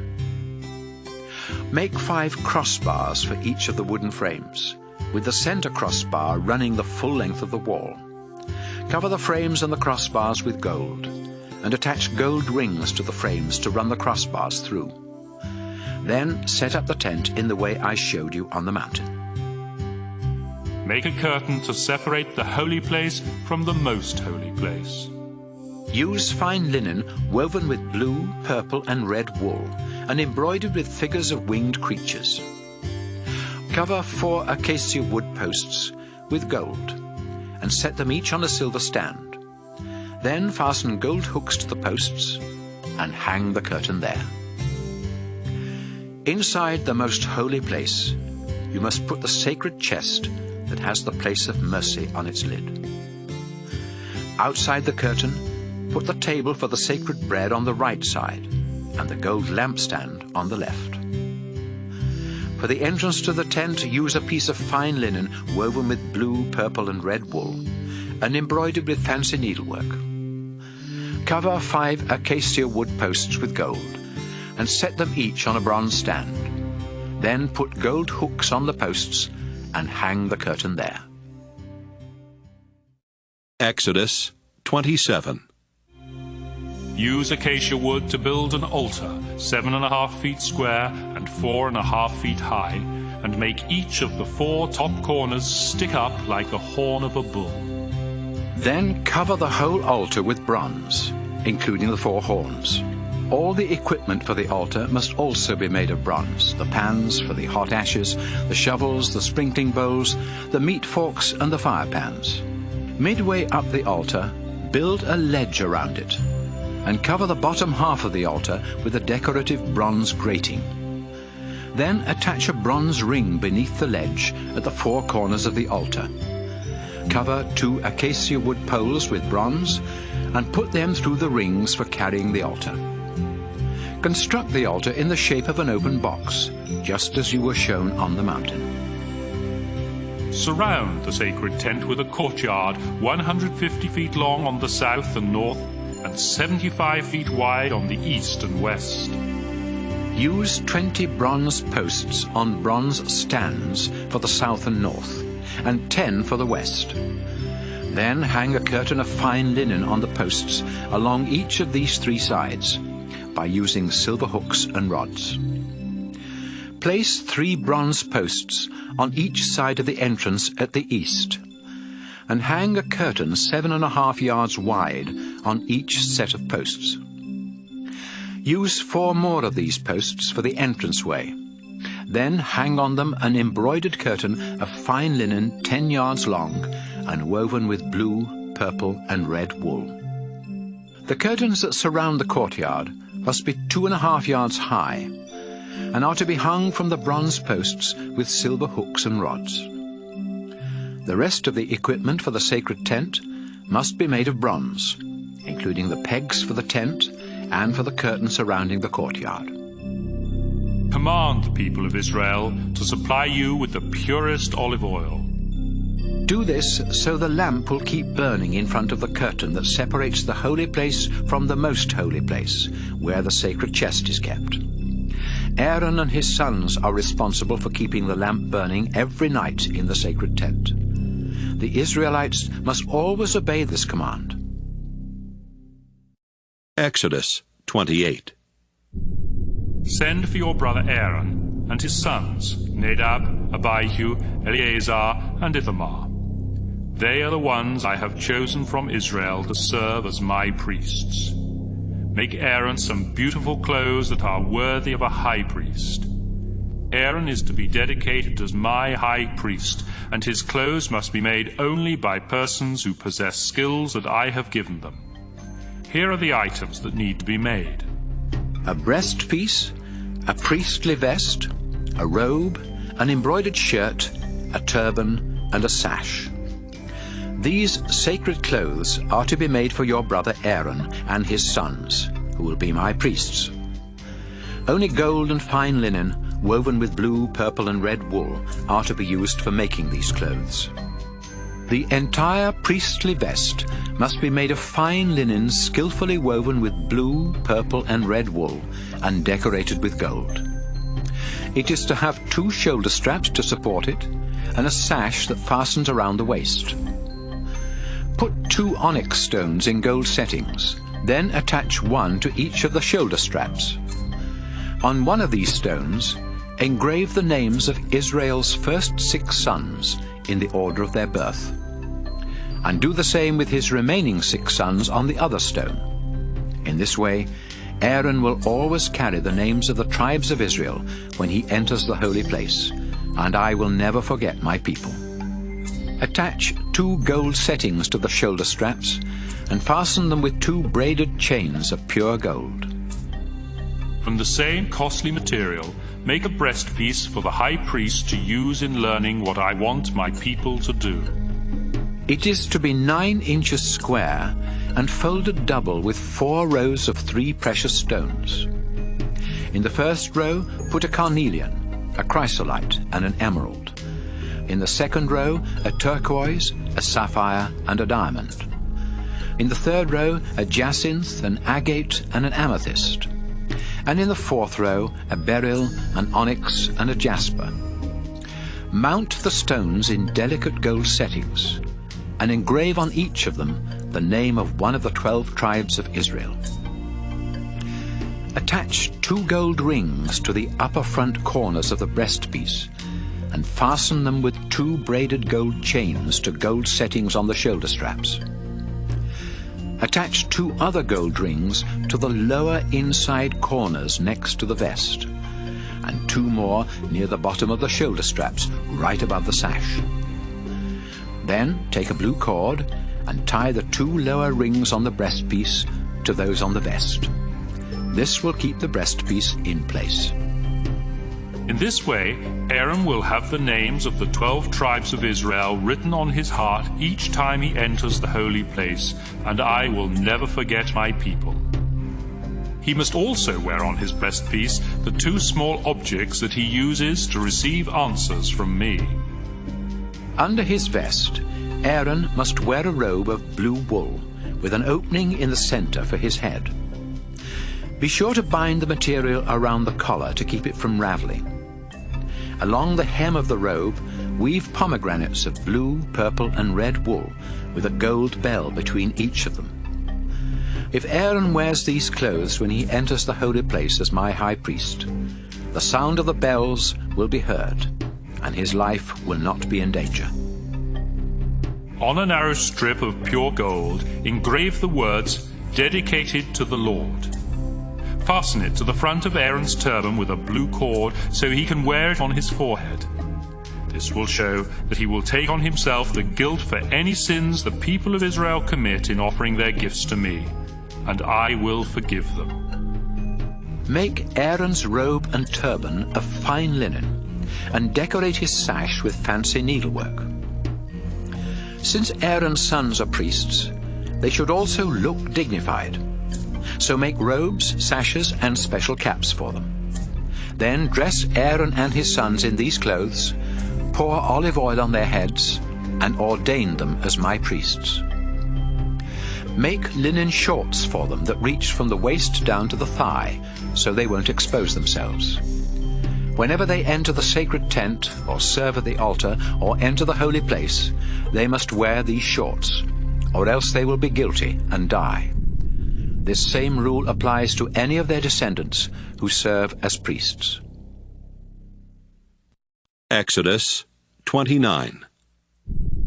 When you ordain one of Aaron's sons as my priest, choose a young bull and 2 rams that have nothing wrong with them.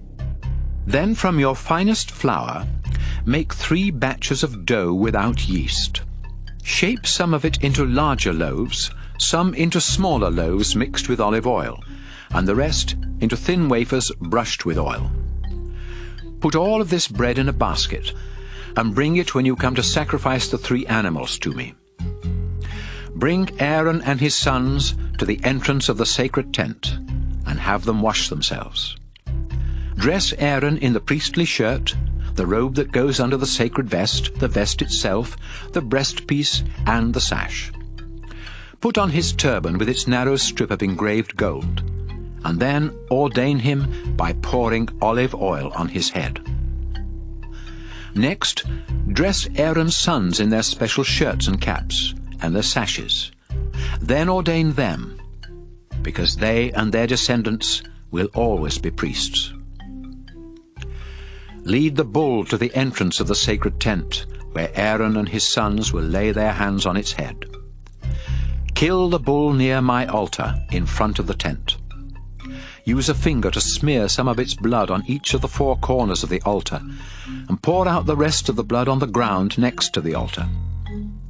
Then take the fat from the animal's insides, as well as the lower part of the liver and the 2 kidneys with their fat, and send them up in smoke on the altar.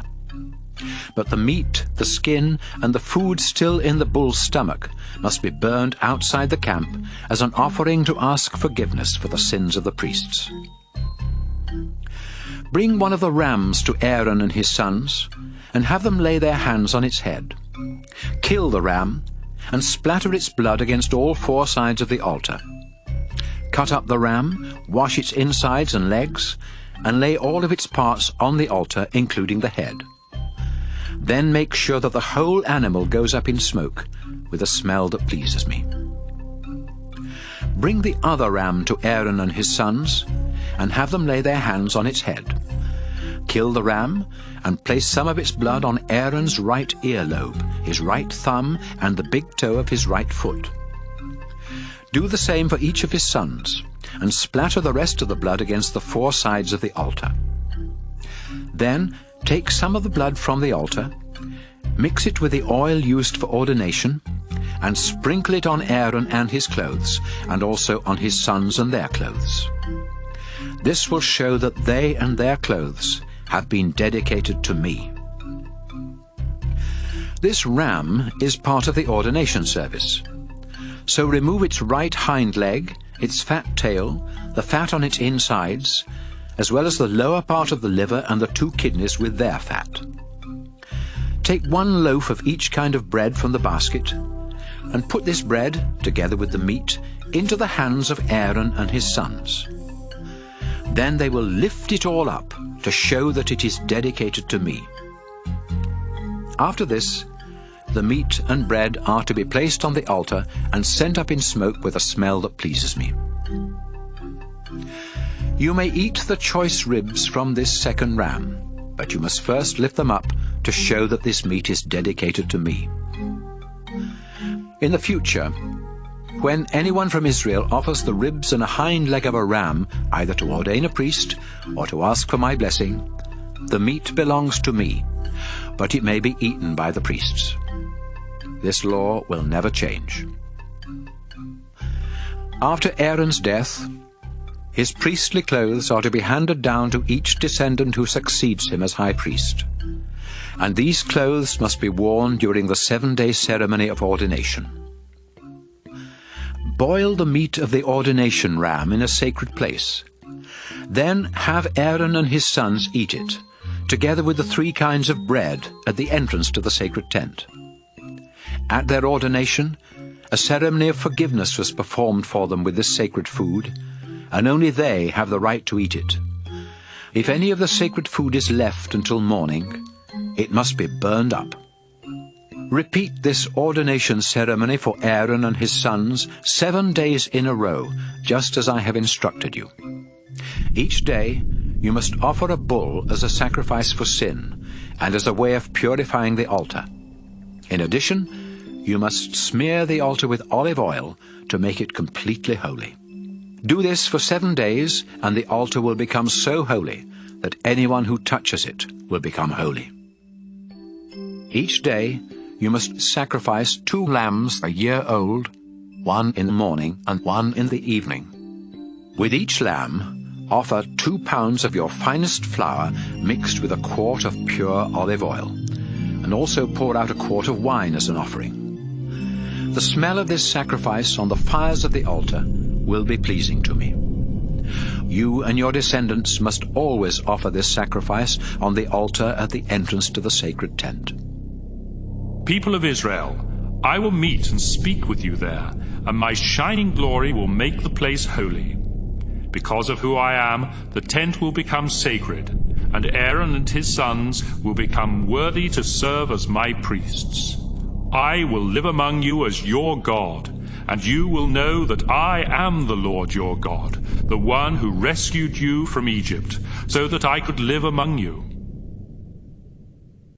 Exodus 30. Build an altar of acacia wood where you can burn incense.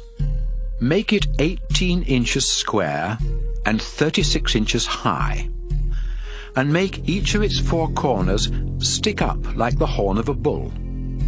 Cover it with pure gold, and put a gold edging around it. Then below the edging, on opposite sides, attach 2 gold rings, through which you can put the poles for carrying the altar. These poles are also to be made of acacia wood covered with gold. Put the altar in front of the inside curtain of the sacred tent. The chest with the place of mercy is kept behind that curtain, and I will talk with you there. From now on, when Aaron tends the lamp each morning and evening, he must burn sweet-smelling incense to me on the altar. Burn only the proper incense on the altar, and never use it for grain sacrifices or animal sacrifices or drink offerings. Once a year, Aaron must purify the altar by smearing on its 4 corners the blood of an animal sacrificed for sin, and this practice must always be followed. The altar is sacred because it is dedicated to me. The Lord said to Moses, Find out how many grown men there are in Israel, and require each of them to pay me to keep him safe from danger while you are counting them. Each man over 19, whether rich or poor, must pay me the same amount of money, weighed according to the official standards. This money is to be used for the upkeep of the sacred tent, and because of it, I will never forget my people. The Lord said to Moses, Make a large bronze bowl and a bronze stand for it. Then put them between the altar for sacrifice and the sacred tent, so the priests can wash their hands and feet before entering the tent or offering a sacrifice on the altar. Each priest in every generation must wash himself in this way, or else he will die right there. The Lord said to Moses, Mix a gallon of olive oil with the following costly spices: 12 pounds of myrrh, 6 pounds of cinnamon, 6 pounds of cane, and 12 pounds of cassia. Measure these according to the official standards. Then use this sacred mixture for dedicating the tent and chest, the table with its equipment, the lampstand with its equipment, the incense altar with all its utensils, the altar for sacrifices, and the large bowl with its stand. By dedicating them in this way, you will make them so holy that anyone who even touches them will become holy. When you ordain Aaron and his sons as my priests, sprinkle them with some of this oil, and say to the people of Israel, this oil must always be used in the ordination service of a priest. It is holy because it is dedicated to the Lord. So treat it as holy. Don't ever use it for everyday purposes or mix any for yourselves. If you do, you will no longer belong to the Lord's people. Mix equal amounts of the costly spices stacte, onycha, galbanum, and pure frankincense. Then add salt to make the mixture pure and holy. Pound some of it into powder and sprinkle it in front of the sacred chest where I meet with you. Be sure to treat this incense as something very holy. It is truly holy because it is dedicated to me. So don't ever make any for yourselves. If you ever make any of it to use as perfume, you will no longer belong to my people. Exodus 31. The Lord said to Moses, I have chosen Bezalel from the Judah tribe to make the sacred tent and its furnishings. Not only have I filled him with my spirit, but I have given him wisdom and made him a skilled craftsman who can create objects of art with gold, silver, bronze, stone, and wood. I have appointed Oholiab from the tribe of Dan to work with him, and I have also given skills to those who will help them make everything exactly as I have commanded you. The sacred tent with its furnishings, the sacred chest with its place of mercy, the table with all that is on it, the lamp with its equipment, the incense altar, the altar for sacrifices with its equipment, the bronze bowl with its stand, the beautiful priestly clothes for Aaron and his sons, the oil for dedication and ordination services, and the sweet-smelling incense for the holy place. Moses told the Israelites that the Lord had said, The Sabbath belongs to me. Now I command you and your descendants to always obey the laws of the Sabbath. By doing this, you will know that I have chosen you as my own. Keep the Sabbath holy. You have 6 days to do your work, but the Sabbath is mine, and it must remain a day of rest. If you work on the Sabbath, you will no longer be part of my people, and you will be put to death. Every generation of Israelites must respect the Sabbath. This day will always serve as a reminder, both to me and to the Israelites, that I made the heavens and the earth in 6 days.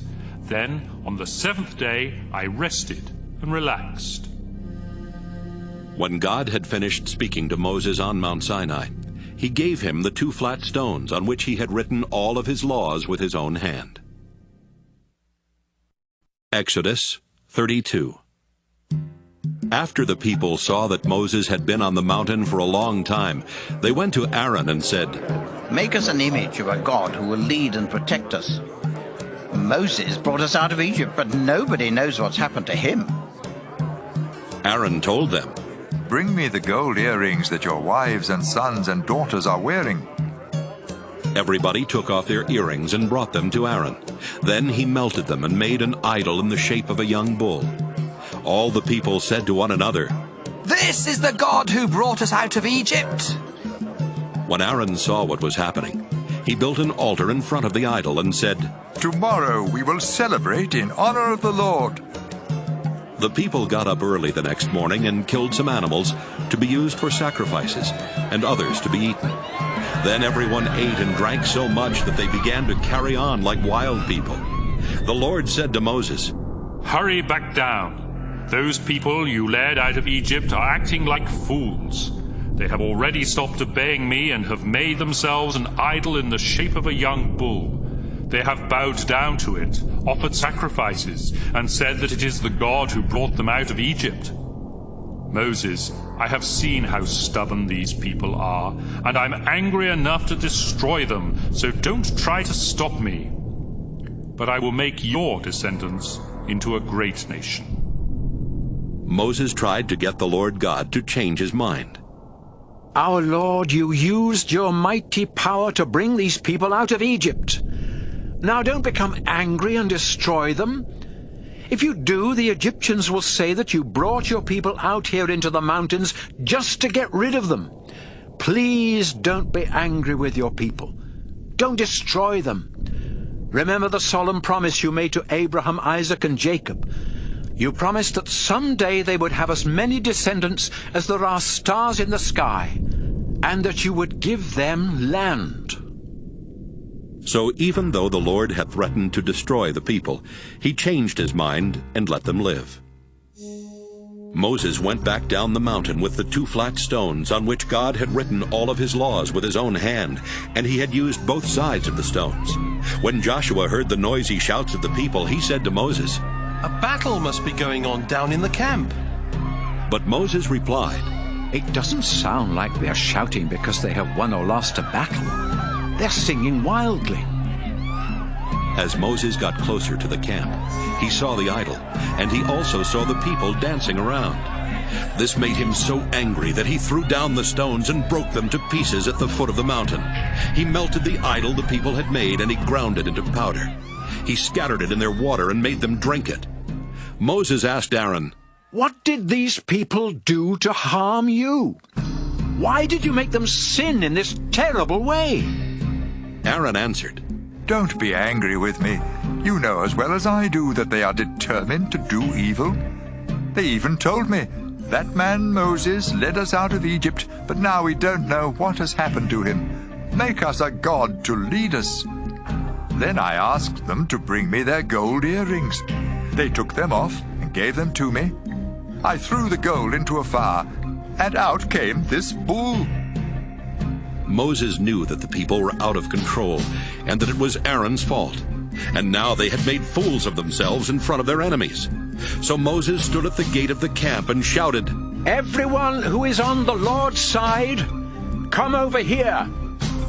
Then the men of the Levi tribe gathered around Moses, and he said to them, "The Lord God of Israel commands you to strap on your swords and go through the camp killing your relatives, your friends, and your neighbors." The men of the Levi tribe followed his orders, and that day they killed about 3,000 men. Moses said to them, "You obeyed the Lord and did what was right, and so you will serve as his priests for the people of Israel. It was hard for you to kill your own sons and brothers, but the Lord has blessed you and made you his priests today." The next day Moses told the people, "This is a terrible thing you have done. But I will go back to the Lord to see if I can do something to keep this sin from being held against you." Moses returned to the Lord and said, "The people have committed a terrible sin. They have made a gold idol to be their god. But I beg you to forgive them. If you don't, please wipe my name out of your book." The Lord replied, "I will wipe out of my book the name of everyone who has sinned against me. Now, take my people to the place I told you about, and my angel will lead you. But when the time comes, I will punish them for this sin." So the Lord punished the people of Israel with a terrible disease for talking Aaron into making the gold idol. Exodus 33. The Lord said to Moses, "You led the people of Israel out of Egypt. Now get ready to lead them to the land I promised their ancestors, Abraham, Isaac, and Jacob. It is a land rich with milk and honey, and I will send an angel to force out those people who live there: the Canaanites, the Amorites, the Hittites, the Perizzites, the Hivites, and the Jebusites. I would go with my people, but they are so rebellious that I would destroy them before they get there." Even before the Lord said these harsh things, he had told Moses, "These people really are rebellious, and I would kill them at once if I went with them. But tell them to take off their fancy jewelry, then I'll decide what to do with them." So the people started mourning, and after leaving Mount Sinai, they stopped wearing fancy jewelry. Moses used to set up a tent far from camp. He called it the meeting tent, and whoever needed some message from the Lord would go there. Each time Moses went out to the tent, everyone would stand at the entrance to their own tents and watch him enter. Then they would bow down, because a thick cloud would come down in front of the tent, and the Lord would speak to Moses face to face, just like a friend. Afterwards, Moses would return to camp, but his young assistant Joshua would stay at the tent. Moses said to the Lord, I know that you have told me to lead these people to the land you promised them. But you have not told me who my assistant will be. You have said that you are my friend, and that you are pleased with me. If this is true, let me know what your plans are. Then I can obey and continue to please you. And don't forget that you have chosen this nation to be your own. The Lord said, I will go with you and give you peace. Then Moses replied, If you aren't going with us, please don't make us leave this place. But if you do go with us, everyone will know that you are pleased with your people and with me. That way we will be different from the rest of the people on earth. So the Lord told him, I will do what you have asked, because I am your friend, and I am pleased with you. Then Moses said, I pray that you will let me see you in all of your glory. The Lord answered, All right, I am the Lord, and I show mercy and kindness to anyone I choose. I will let you see my glory and hear my holy name. But I won't let you see my face, because anyone who sees my face will die. There is a rock not far from me. Stand beside it, and before I pass by in all of my shining glory, I will put you in a large crack in the rock. I will cover your eyes with my hand until I have passed by. Then I will take my hand away, and you will see my back. You will not see my face. Exodus 34. One day the Lord said to Moses, Cut 2 flat stones like the first ones I made, and I will write on them the same commandments that were on the 2 you broke. Be ready tomorrow morning to come up Mount Sinai and meet me at the top. No one is to come with you or to be on the mountain at all. Don't even let the sheep and cattle graze at the foot of the mountain. So Moses cut 2 flat stones like the first ones, and early the next morning he carried them to the top of Mount Sinai, just as the Lord had commanded. The Lord God came down in a cloud and stood beside Moses there on the mountain. God spoke his holy name, the Lord. Then he passed in front of Moses and called out, I am the Lord God. I am merciful and very patient with my people. I show great love, and I can be trusted. I keep my promises to my people forever, but I also punish anyone who sins. When people sin, I punish them, and their children, and also their grandchildren and great-grandchildren. Moses quickly bowed down to the ground and worshipped the Lord. He prayed, Lord, if you really are pleased with me, I pray that you will go with us. It is true that these people are sinful and rebellious, but forgive our sin and let us be your people. The Lord said, I promise to perform miracles for you that have never been seen anywhere on earth. Neighboring nations will stand in fear and know that I was the one who did these marvelous things. I will force out the Amorites, the Canaanites, the Hittites, the Perizzites, the Hivites, and the Jebusites, but you must do what I command you today.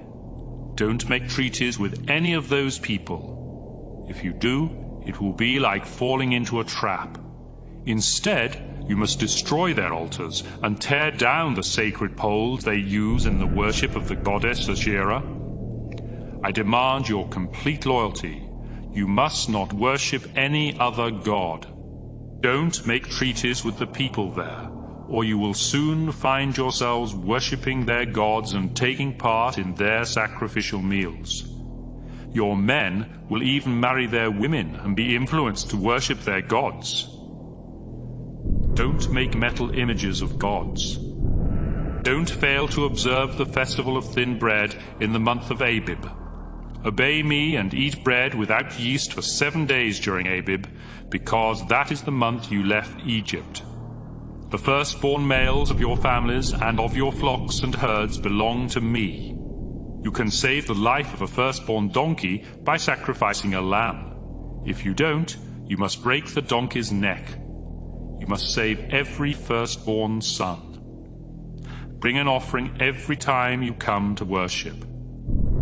Do your work in 6 days and rest on the 7th day, even during the seasons for plowing and harvesting. Celebrate the harvest festival each spring when you start harvesting your wheat, and celebrate the festival of shelters each autumn when you pick your fruit. Your men must come to worship me 3 times a year, because I am the Lord God of Israel. I will force the nations out of your land and enlarge your borders. Then no one will try to take your property when you come to worship me these 3 times each year. When you sacrifice an animal on the altar, don't offer bread made with yeast, and don't save any part of the Passover meal for the next day. I am the Lord your God, and you must bring the first part of your harvest to the place of worship. Don't boil a young goat in its mother's milk. The Lord told Moses to put these laws in writing as part of his agreement with Israel. Moses stayed on the mountain with the Lord for 40 days and nights, without eating or drinking. And he wrote down the 10 Commandments, the most important part of God's agreement with his people. Moses came down from Mount Sinai carrying the 10 Commandments.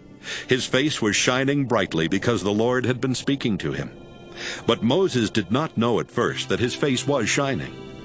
When Aaron and the others looked at Moses, they saw that his face was shining, and they were afraid to go near him. Moses called out for Aaron and the leaders to come to him, and he spoke with them. Then the rest of the people of Israel gathered around Moses, and he gave them the laws that the Lord had given him on Mount Sinai. The face of Moses kept shining, and after he had spoken with the people, he covered his face with a veil.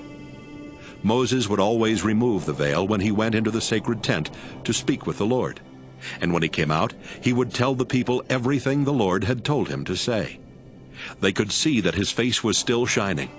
So after he had spoken with them, he would put the veil back on and leave it on until the next time he went to speak with the Lord. Exodus 35. Moses called together the people of Israel and told them that the Lord had said, "You have 6 days in which to do your work, but the 7th day must be dedicated to me, your Lord, as a day of rest. Whoever works on the Sabbath will be put to death. Don't even build a cooking fire at home on the Sabbath." Moses told the people of Israel that the Lord had said, "I would welcome an offering from anyone who wants to give something. You may bring gold, silver, or bronze, blue, purple, or red wool, fine linen, goat hair, tanned ram skin or fine leather, acacia wood, olive oil for the lamp, sweet-smelling spices for the oil of dedication and for the incense, or onyx stones or other gems for the sacred vest and breastpiece. If you have any skills, you should use them to help make what I have commanded: the sacred tent with its covering and hooks, its framework and crossbars, and its posts and stands, the sacred chest with its carrying poles, its place of mercy, and the curtain in front of it, the table with all that goes on it, including the sacred bread, the lamp with its equipment and oil, the incense altar with its carrying poles and sweet-smelling incense, the ordination oil, the curtain for the entrance to the sacred tent, the altar for sacrifices with its bronze grating, its carrying poles, and its equipment, the large bronze bowl with its stand, the curtains with the posts and stands that go around the courtyard, the pegs and ropes for the tent and the courtyard, and the finely woven priestly clothes for Aaron and his sons." Moses finished speaking, and everyone left. Then those who wanted to bring gifts to the Lord brought them to be used for the sacred tent, the worship services, and the priestly clothes. Men and women came willingly and gave all kinds of gold jewelry, such as pins, earrings, rings, and necklaces. Everyone brought their blue, purple, and red wool, their fine linen, and their cloth made of goat hair, as well as their ram skins dyed red, and their fine leather. Anyone who had silver or bronze or acacia wood brought it as a gift to the Lord. The women who were good at weaving cloth brought the blue, purple, and red wool, and the fine linen they had made. And the women who knew how to make cloth from goat hair were glad to do so. The leaders brought different kinds of jewels to be sewn on the special clothes and the breastpiece for the high priest. They also brought sweet-smelling spices to be mixed with the incense and olive oil that were for the lamps and for ordaining the priests. Moses had told the people what the Lord wanted them to do, and many of them decided to bring their gifts. Moses said to the people of Israel, "The Lord has chosen Bezalel of the Judah tribe. Not only has the Lord filled him with the Spirit, but he has given him wisdom and made him a skilled craftsman who can create objects of art with gold, silver, bronze, stone, and wood. The Lord is urging him and Oholiab from the tribe of Dan to teach others. And he has given them all kinds of artistic skills, including the ability to design and embroider with blue, purple, and red wool, and to weave fine linen." Exodus 36.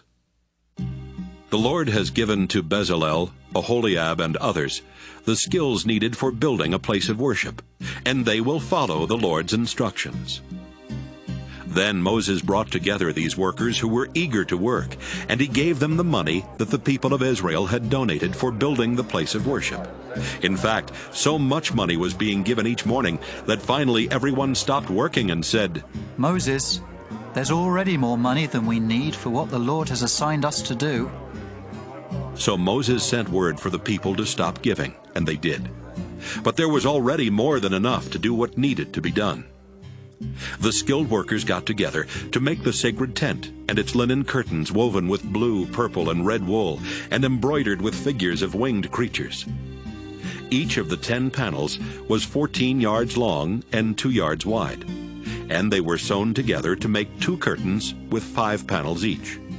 Then 50 loops of blue cloth were put along one of the wider sides of each curtain, and the 2 curtains were fastened together at the loops with 50 gold hooks. As the material for the tent, goat hair was used to weave 11 sections 15 yards by 2 yards each. These 11 sections were joined to make 2 panels, one with 5 and the other with 6 sections. 50 loops were put along one of the wider sides of each panel, and the 2 panels were fastened at the loops with 50 bronze hooks. 2 other coverings were made, one with fine leather and the other with ram skins dyed red. Acacia wood was used to build the framework for the walls of the sacred tent. Each frame was 15 feet high and 27 inches wide, with 2 wooden pegs near the bottom. Then 2 silver stands were placed under each frame with sockets for the pegs so they could be joined together. 20 of these frames were used along the south side and 20 more along the north. 6 frames were used for the back wall along the west side, with 2 more at the southwest and northwest corners. These corner frames were joined from top to bottom. Altogether, along the back wall, there were 8 frames with 2 silver stands under each of them. 5 crossbars were made for each of the wooden frames, with the center crossbar running the full length of the wall. The frames and crossbars were covered with gold, and gold rings were attached to the frames to run the crossbars through. They made the inside curtain of fine linen woven with blue, purple, and red wool, and embroidered with figures of winged creatures. They also made 4 acacia wood posts and covered them with gold. Then gold rings were fastened to the posts, which were set on silver stands. For the entrance to the tent, they used a curtain of fine linen woven with blue, purple, and red wool and embroidered with fancy needlework. They made 5 posts, covered them completely with gold, and set them each on a gold-covered bronze stand. Finally, they attached hooks for the curtain. Exodus 37. Bezalel built a chest of acacia wood 45 inches long, 27 inches wide, and 27 inches high. He covered it inside and out with pure gold, and put a gold edging around the top. He made 4 gold rings, and fastened one of them to each of the 4 legs of the chest. Then he made 2 poles of acacia wood, covered them with gold, and put them through the rings, so the chest could be carried by the poles. The entire lid of the chest, which was also covered with pure gold, was the place of mercy.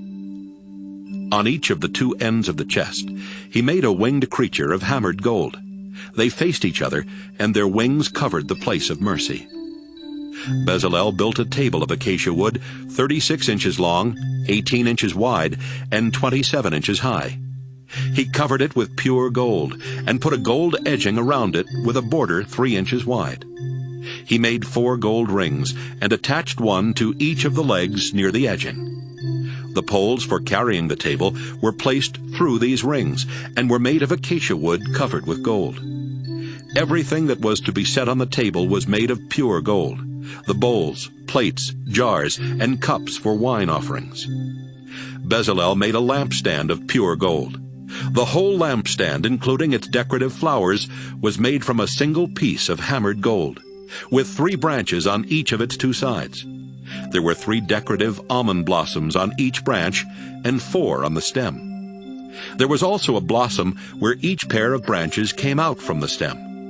The lampstand, including its branches and decorative flowers, was made from a single piece of hammered pure gold. The lamp and its equipment, including the tongs and trays, were made of about 75 pounds of pure gold. For burning incense, Bezalel made an altar of acacia wood. It was 18 inches square and 36 inches high, with each of its 4 corners sticking up like the horn of a bull. He covered it with pure gold, and put a gold edging around it. Then, below the edging on opposite sides, he attached 2 gold rings through which he put the poles for carrying the altar. These poles were also made of acacia wood and covered with gold. Bezalel mixed the oil for dedication and the sweet-smelling spices for the incense. Exodus 38. Bezalel built an altar of acacia wood for offering sacrifices. It was 7.5 feet square and 4.5 feet high, with each of its 4 corners sticking up like the horn of a bull, and it was completely covered with bronze. The equipment for the altar was also made of bronze: the pans for the hot ashes, the shovels, the meat forks, and the fire pans. Midway up the altar, he built a ledge around it, and covered the bottom half of the altar with a decorative bronze grating. Then he attached a bronze ring beneath the ledge at the 4 corners to put the poles through. He covered 2 acacia wood poles with bronze, and put them through the rings for carrying the altar, which was shaped like an open box. Bezalel made a large bowl and a stand out of bronze from the mirrors of the women who helped at the entrance to the sacred tent. Around the sacred tent, Bezalel built a courtyard 150 feet long on the south and north, and 75 feet wide on the east and west. He used 20 bronze posts on bronze stands for the south and north, and 10 for the west. Then he hung a curtain of fine linen on the posts along each of these 3 sides by using silver hooks and rods. He placed 3 bronze posts on each side of the entrance at the east, and hung a curtain 7.5 yards wide on each set of posts. For the entrance to the courtyard, Bezalel made a curtain 10 yards long, which he hung on 4 bronze posts that were set on bronze stands. This curtain was the same height as the one for the rest of the courtyard, and was made of fine linen embroidered and woven with blue, purple, and red wool.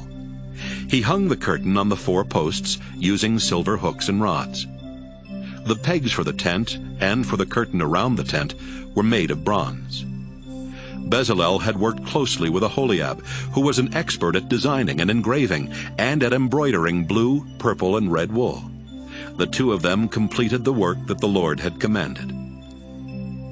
Moses made Aaron's son Ithamar responsible for keeping record of the metals used for the sacred tent. According to the official weights, the amount of gold given was 2,209 pounds, and the silver that was collected when the people were counted came to 7,550 pounds. Everyone who was counted paid the required amount, and there was a total of 603,550 men who were 20 years old or older. 75 pounds of the silver were used to make each of the 100 stands for the sacred tent and the curtain. The remaining 50 pounds of silver were used for the hooks and rods and for covering the tops of the posts. 5,300 pounds of bronze were given, and it was used to make the stands for the entrance to the tent, the altar and its grating, the equipment for the altar, the stands for the posts that surrounded the courtyard, including those at the entrance to the courtyard, and the pegs for the tent and the courtyard. Exodus 39. Beautiful priestly clothes were made of blue, purple, and red wool for Aaron to wear when he performed his duties in the holy place. This was done exactly as the Lord had commanded Moses. The entire priestly vest was made of fine linen, woven with blue, purple, and red wool. Thin sheets of gold were hammered out and cut into threads that were skillfully woven into the vest. It had 2 shoulder straps to support it and a sash that fastened around the waist. Onyx stones were placed in gold settings, and each one was engraved with the name of one of Israel's sons. Then these were attached to the shoulder straps of the vest, so the Lord would never forget his people. Everything was done exactly as the Lord had commanded Moses. The breastpiece was made with the same materials and designs as the priestly vest.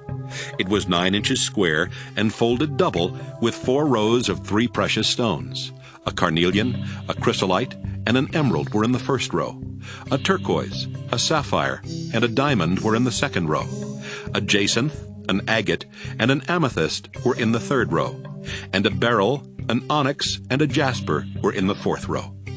They were mounted in a delicate gold setting, and on each of them was engraved the name of one of the 12 tribes of Israel. 2 gold rings were attached to the upper front corners of the breastpiece and fastened with 2 braided gold chains to gold settings on the shoulder straps. 2 other gold rings were attached to the lower inside corners next to the vest, and 2 more near the bottom of the shoulder straps right above the sash. To keep the breastpiece in place, a blue cord was used to tie the 2 lower rings on the breastpiece to those on the vest. These things were done exactly as the Lord had commanded Moses. The priestly robe was made of blue wool, with an opening in the center for the head.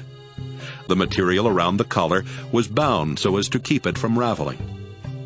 Along the hem of the robe were woven pomegranates of blue, purple, and red wool, with a bell of pure gold between each of them. This robe was to be worn by Aaron when he performed his duties. Everything that Aaron and his sons wore was made of fine linen woven with blue, purple, and red wool, including their robes and turbans, their fancy caps and underwear, and even their sashes that were embroidered with needlework. Dedicated to the Lord was engraved on a narrow strip of pure gold, which was fastened to Aaron's turban. These things were done exactly as the Lord had commanded Moses. So the people of Israel finished making everything the Lord had told Moses to make.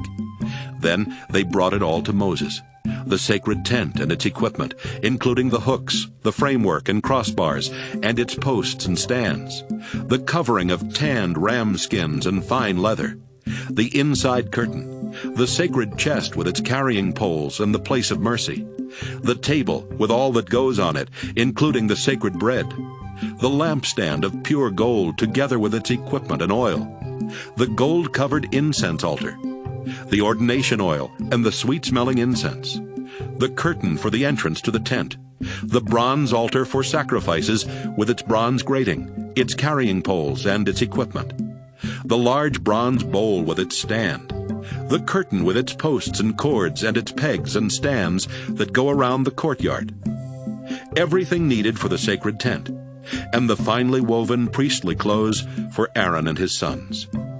When Moses saw that the people had done everything exactly as the Lord had commanded, he gave them his blessing.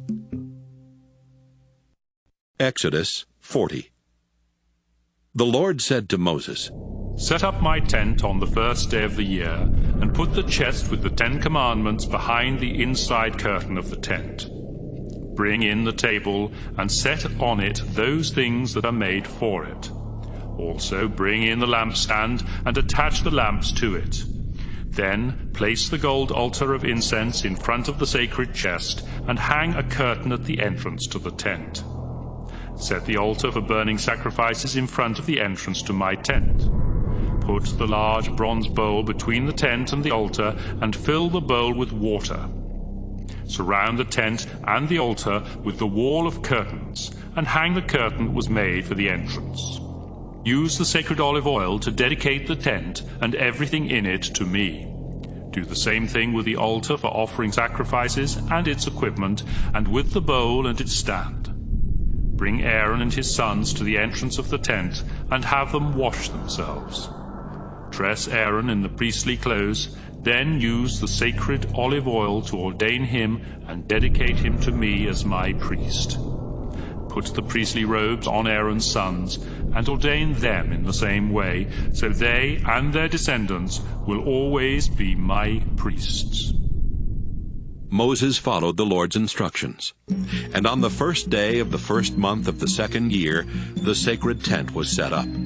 The posts, stands, and framework were put in place. Then the 2 layers of coverings were hung over them. The stones with the 10 Commandments written on them were stored in the sacred chest. The place of mercy was put on top of it, and the carrying poles were attached. The chest was brought into the tent and set behind the curtain in the most holy place. These things were done exactly as the Lord had commanded Moses. The table for the sacred bread was put along the north wall of the holy place, after which the bread was set on the table. The lampstand was put along the south wall. Then the lamps were attached to it there in the presence of the Lord. The gold incense altar was set up in front of the curtain, and sweet-smelling incense was burned on it. These things were done exactly as the Lord had commanded Moses. The curtain was hung at the entrance to the sacred tent. Then the altar for offering sacrifices was put in front of the tent, and animal sacrifices and gifts of grain were offered there. The large bronze bowl was placed between the altar and the entrance to the tent. It was filled with water. Then Moses and Aaron, together with Aaron's sons, washed their hands and feet. In fact, they washed each time before entering the tent or offering sacrifices at the altar. These things were done exactly as the Lord had commanded Moses. Finally, Moses had the curtain hung around the courtyard. Suddenly, the sacred tent was covered by a thick cloud and filled with the glory of the Lord. And so Moses could not enter the tent. Whenever the cloud moved from the tent, the people would break camp and follow. Then they would set up camp and stay there until it moved again. No matter where the people traveled, the Lord was with them. Each day his cloud was over the tent, and each night a fire could be seen in the cloud.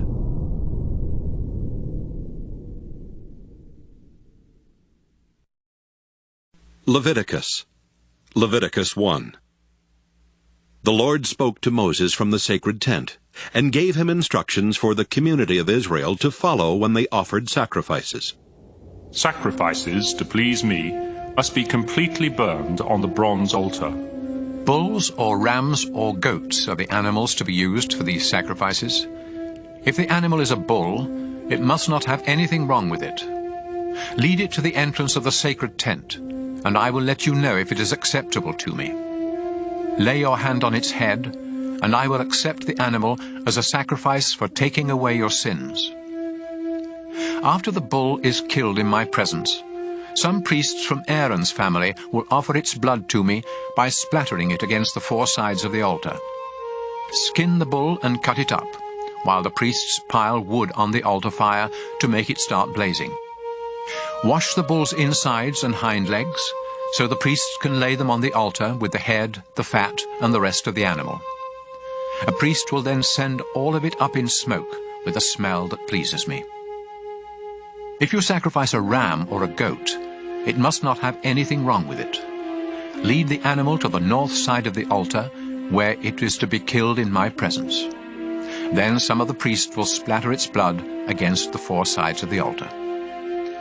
Cut up the animal and wash its insides and hind legs. A priest will put these parts on the altar with the head, the fat, and the rest of the animal.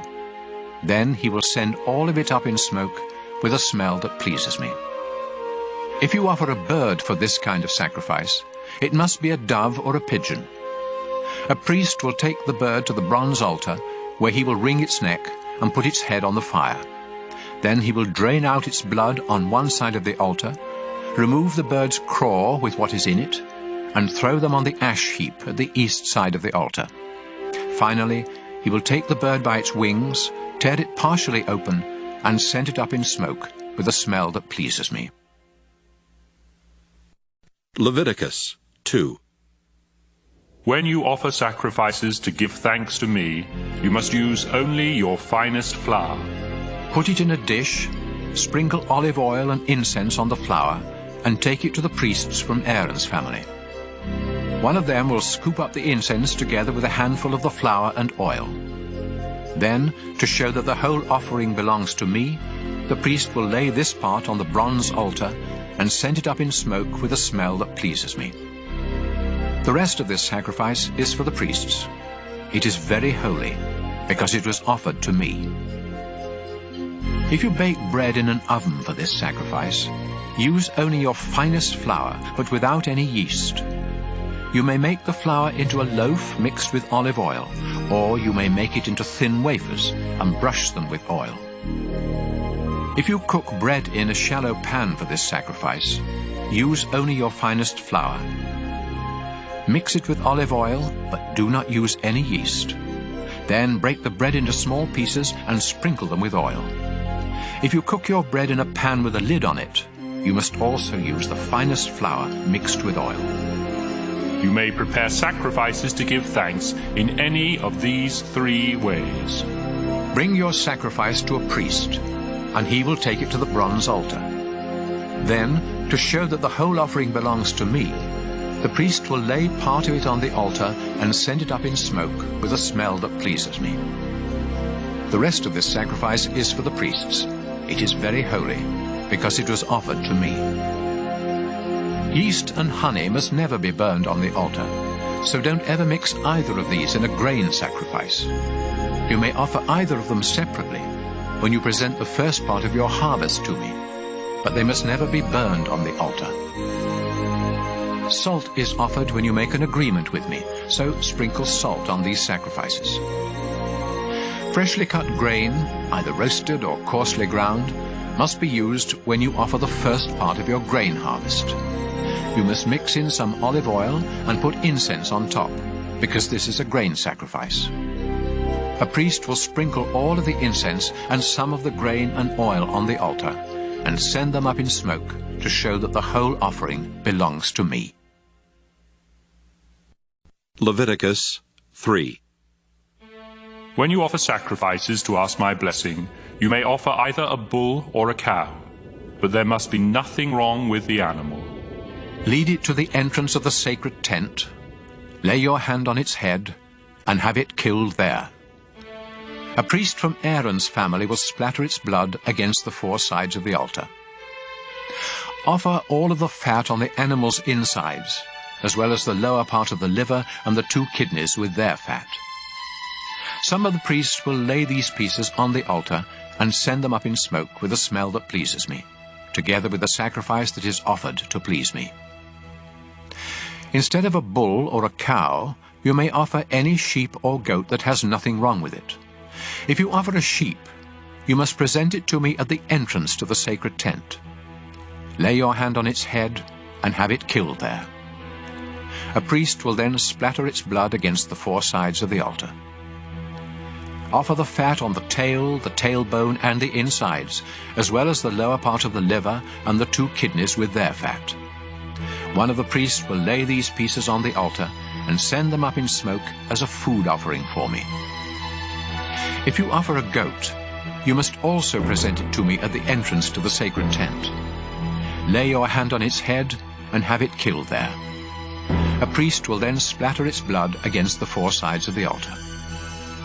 Offer all of the fat on the animal's insides, as well as the lower part of the liver and the 2 kidneys with their fat. One of the priests will put these pieces on the altar and send them up in smoke as a food offering with a smell that pleases me. All fat belongs to me, so you and your descendants must never eat any fat or any blood, not even in the privacy of your own homes. This law will never change. Leviticus 4. The Lord told Moses to say to the community of Israel, Offer a sacrifice to ask forgiveness when you sin by accidentally doing something I have told you not to do. When the high priest sins, he makes everyone else guilty too. And so he must sacrifice a young bull that has nothing wrong with it. The priest will lead the bull to the entrance of the sacred tent, lay his hand on its head and kill it there. He will take a bowl of the blood inside the tent, dip a finger in the blood, and sprinkle some of it 7 times towards the sacred chest behind the curtain. Then, in my presence, he will smear some of the blood on each of the 4 corners of the incense altar, before pouring out the rest at the foot of the bronze altar near the entrance to the tent. The priest will remove the fat from the bull, just as he does when he sacrifices a bull to ask my blessing. This includes the fat on the insides, as well as the lower part of the liver and the 2 kidneys with their fat. He will then send it all up in smoke. The skin and flesh of the bull, together with its legs, insides, and the food still in its stomach, are to be taken outside the camp and burned on a wood fire near the ash heap. When the nation of Israel disobeys me without meaning to, the whole nation is still guilty. Once you realize what has happened, you must sacrifice a young bull to ask my forgiveness. Lead the bull to the entrance of the sacred tent, where your tribal leaders will lay their hands on its head before having it killed in my presence. The priest will take a bowl of the animal's blood inside the sacred tent, dip a finger in the blood, and sprinkle some of it 7 times towards the sacred chest behind the curtain. Then, in my presence, he must smear some of the blood on each of the 4 corners of the incense altar, before pouring out the rest at the foot of the bronze altar near the entrance to the tent. After this, the priest will remove the fat from the bull and send it up in smoke on the altar. Finally, he will burn its remains outside the camp, just as he did with the other bull. By this sacrifice, the sin of the whole nation will be forgiven. Any tribal leader who disobeys me without meaning to is still guilty. As soon as the leader realizes what has happened, he must sacrifice a goat that has nothing wrong with it. This is a sacrifice for sin. So he will lay his hand on the animal's head before having it killed in my presence at the north side of the bronze altar. The priest will dip a finger in the blood, smear some of it on each of the 4 corners of the altar, and pour out the rest at the foot of the altar. Then he must send all of the fat up in smoke, just as he does when a sacrifice is offered to ask my blessing. By this sacrifice, the leader's sin will be forgiven. When any of you ordinary people disobey me without meaning to, you are still guilty. As soon as you realize what you have done, you must sacrifice a female goat that has nothing wrong with it. Lead the goat to the north side of the bronze altar, and lay your hand on its head before having it killed. Then a priest will dip a finger in the blood. He will smear some of it on each of the 4 corners of the altar, and pour out the rest at the foot of the altar. After this, the priest will remove all of the fat, just as he does when an animal is sacrificed to ask my blessing. The priest will then send the fat up in smoke, with a smell that pleases me. This animal is sacrificed so that I will forgive you ordinary people when you sin. If you offer a lamb instead of a goat as a sacrifice for sin, it must be a female that has nothing wrong with it. Lead the lamb to the altar and lay your hand on its head before having it killed. The priest will dip a finger in the blood, smear some of it on each of the 4 corners of the altar, and pour out the rest at the foot of the altar. After this, all of the fat must be removed, just as when an animal is sacrificed to ask my blessing. Then the priest will send it up in smoke to me, together with a food offering, and your sin will be forgiven. Leviticus 5. If you refuse to testify in court about something you saw or know has happened, you have sinned and can be punished. You are guilty and unfit to worship me if you accidentally touch the dead body of any kind of unclean animal. You are guilty if you find out that you have accidentally touched any waste that comes from a human body. You are guilty the moment you realize that you have made a hasty promise to do something good or bad. As soon as you discover that you have committed any of these sins, you must confess what you have done. Then you must bring a female sheep or goat to me as the price for your sin. A priest will sacrifice the animal, and you will be forgiven. If you are poor and cannot afford to bring an animal, you may bring 2 doves or 2 pigeons. One of these will be a sacrifice to ask my forgiveness, and the other will be a sacrifice to please me. Give both birds to the priest, who will offer one as a sacrifice to ask my forgiveness. He will wring its neck without tearing off its head, splatter some of its blood on one side of the bronze altar, and drain out the rest at the foot of the altar. Then he will follow the proper rules for offering the other bird as a sacrifice to please me. You will be forgiven when the priest offers these sacrifices as the price for your sin. If you are so poor that you cannot afford doves or pigeons, you may bring 2 pounds of your finest flour. This is a sacrifice to ask my forgiveness. So don't sprinkle olive oil or sweet-smelling incense on it. Give the flour to a priest who will scoop up a handful and send it up in smoke together with the other offerings. This is a reminder that all of the flour belongs to me. By offering this sacrifice, the priest pays the price for any of these sins you may have committed. The priest gets the rest of the flour just as he does with grain sacrifices. The Lord told Moses what the people must do to make things right when they find out they have cheated the Lord without meaning to. If this happens, you must either sacrifice a ram that has nothing wrong with it, or else pay the price of a ram with the official money used by the priests. In addition, you must pay what you owe, plus a fine of 20%. Then the priest will offer the ram as a sacrifice to make things right, and you will be forgiven. If you break any of my commands without meaning to, you are still guilty and you can be punished. When you realize what you have done, you must either bring to the priest a ram that has nothing wrong with it, or else pay him for one. The priest will then offer it as a sacrifice to make things right, and you will be forgiven. Leviticus 6. The Lord told Moses what the people must do when they commit other sins against the Lord. You have sinned if you rob or cheat someone, if you keep back money or valuables left in your care, or if you find something and claim not to have it. When this happens, you must return what doesn't belong to you and pay the owner a fine of 20%. In addition, you must either bring to the priest a ram that has nothing wrong with it, or else pay him for one. The priest will then offer it as a sacrifice to make things right, and you will be forgiven for what you did wrong. The Lord told Moses to tell Aaron and his sons how to offer the daily sacrifices that are sent up in smoke to please the Lord. You must put the animal for the sacrifice on the altar in the evening, and let it stay there all night. But make sure the fire keeps burning. The next morning you will dress in your priestly clothes, including your linen underwear. Then clean away the ashes left by the sacrifices and pile them beside the altar. Change into your everyday clothes. Take the ashes outside the camp and pile them in a special place. The fire must never go out, so put wood on it each morning. After this, you are to lay an animal on the altar next to the fat that you sacrifice to ask my blessing. Then send it all up in smoke to me. The altar fire must always be kept burning. It must never go out.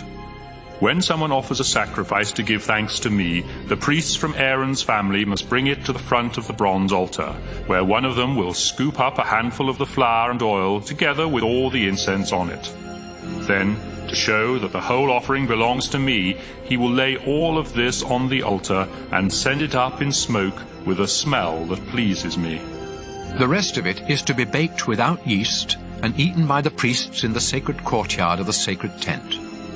This bread is very holy, just like the sacrifices for sin, or for making things right. And I have given this part to the priests from what is offered to me on the altar. Only the men in Aaron's family are allowed to eat this bread, and they must go through a ceremony to be made holy before touching it. This law will never change.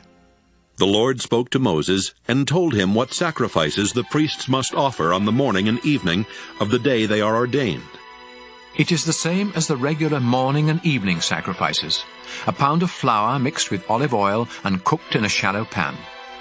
The bread must then be crumbled into small pieces and sent up in smoke with a smell that pleases me. Each of Aaron's descendants who is ordained as a priest must perform this ceremony and make sure that the bread is completely burned on the altar. None of it may be eaten. The Lord told Moses how the priests from Aaron's family were to offer the sacrifice for sin. This sacrifice is very sacred, and the animal must be killed in my presence at the north side of the bronze altar. The priest who offers this sacrifice must eat it in the sacred courtyard of the sacred tent, and anyone or anything that touches the meat will be holy. If any of the animal's blood is splattered on the clothes of the priest, they must be washed in a holy place. If the meat was cooked in a clay pot, the pot must be destroyed. But if it was cooked in a bronze pot, the pot must be scrubbed and rinsed with water. This sacrifice is very holy, and only the priests may have any part of it. None of the meat may be eaten from the sacrifices for sin that require blood to be brought into the sacred tent. These sacrifices must be completely burned. Leviticus 7.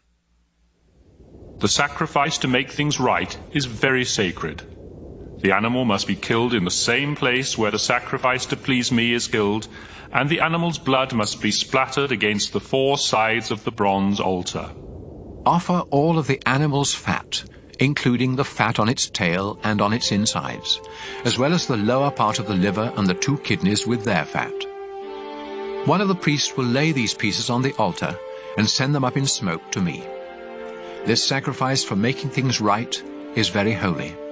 Only the priests may eat it, and they must eat it in a holy place. The ceremony for this sacrifice and the one for sin are just alike, and the meat may be eaten only by the priest who performs this ceremony of forgiveness. In fact, the priest who offers a sacrifice to please me may keep the skin of the animal, just as he may eat the bread from a sacrifice to give thanks to me. All other grain sacrifices, with or without olive oil in them, are to be divided equally among the priests of Aaron's family. Here are the instructions for offering a sacrifice to ask my blessing. If you offer it to give thanks, you must offer some bread together with it. Use the finest flour to make 3 kinds of bread without yeast, 2 in the form of loaves mixed with olive oil, and 1 in the form of thin wafers brushed with oil. You must also make some bread with yeast. Give me 1 loaf or wafer from each of these 4 kinds of bread, after which they will belong to the priest who splattered the blood against the bronze altar. When you offer an animal to ask a blessing from me or to thank me, the meat belongs to you, but it must be eaten the same day. It is different with the sacrifices you offer me when you make me a promise or voluntarily give me something. The meat from those sacrifices may be kept and eaten the next day, but any that is left must be destroyed. If you eat any after the 2nd day, your sacrifice will be useless and unacceptable, and you will be both disgusting and guilty. Don't eat any of the meat that touches something unclean. Instead, burn it. The rest of the meat may be eaten by anyone who is clean and acceptable to me. But don't eat any of this meat if you have become unclean by touching something unclean from a human or an animal or from any other creature. If you do, you will no longer belong to the community of Israel. The Lord told Moses to say to the people, Don't eat the fat of cattle, sheep, or goats. If one of your animals dies or is killed by some wild animal, you may do anything with its fat except eat it. If you eat the fat of an animal that can be used as a sacrifice to me, you will no longer belong to the community of Israel. And no matter where you live, you must not eat the blood of any bird or animal, or you will no longer belong to the community of Israel.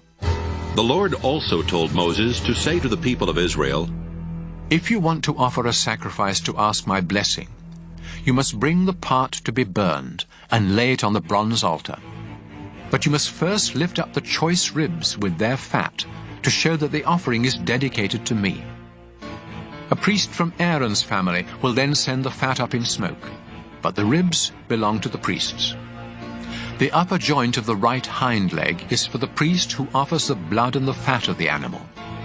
I have decided that the people of Israel must always give the choice ribs and the upper joint of the right hind leg to Aaron's descendants who have been ordained as priests to serve me. This law will never change. I am the Lord. These are the ceremonies for sacrifices to please the Lord, to give him thanks, and to ask his blessing or his forgiveness, as well as the ceremonies for those sacrifices that demand a payment, and for the sacrifices that are offered when priests are ordained.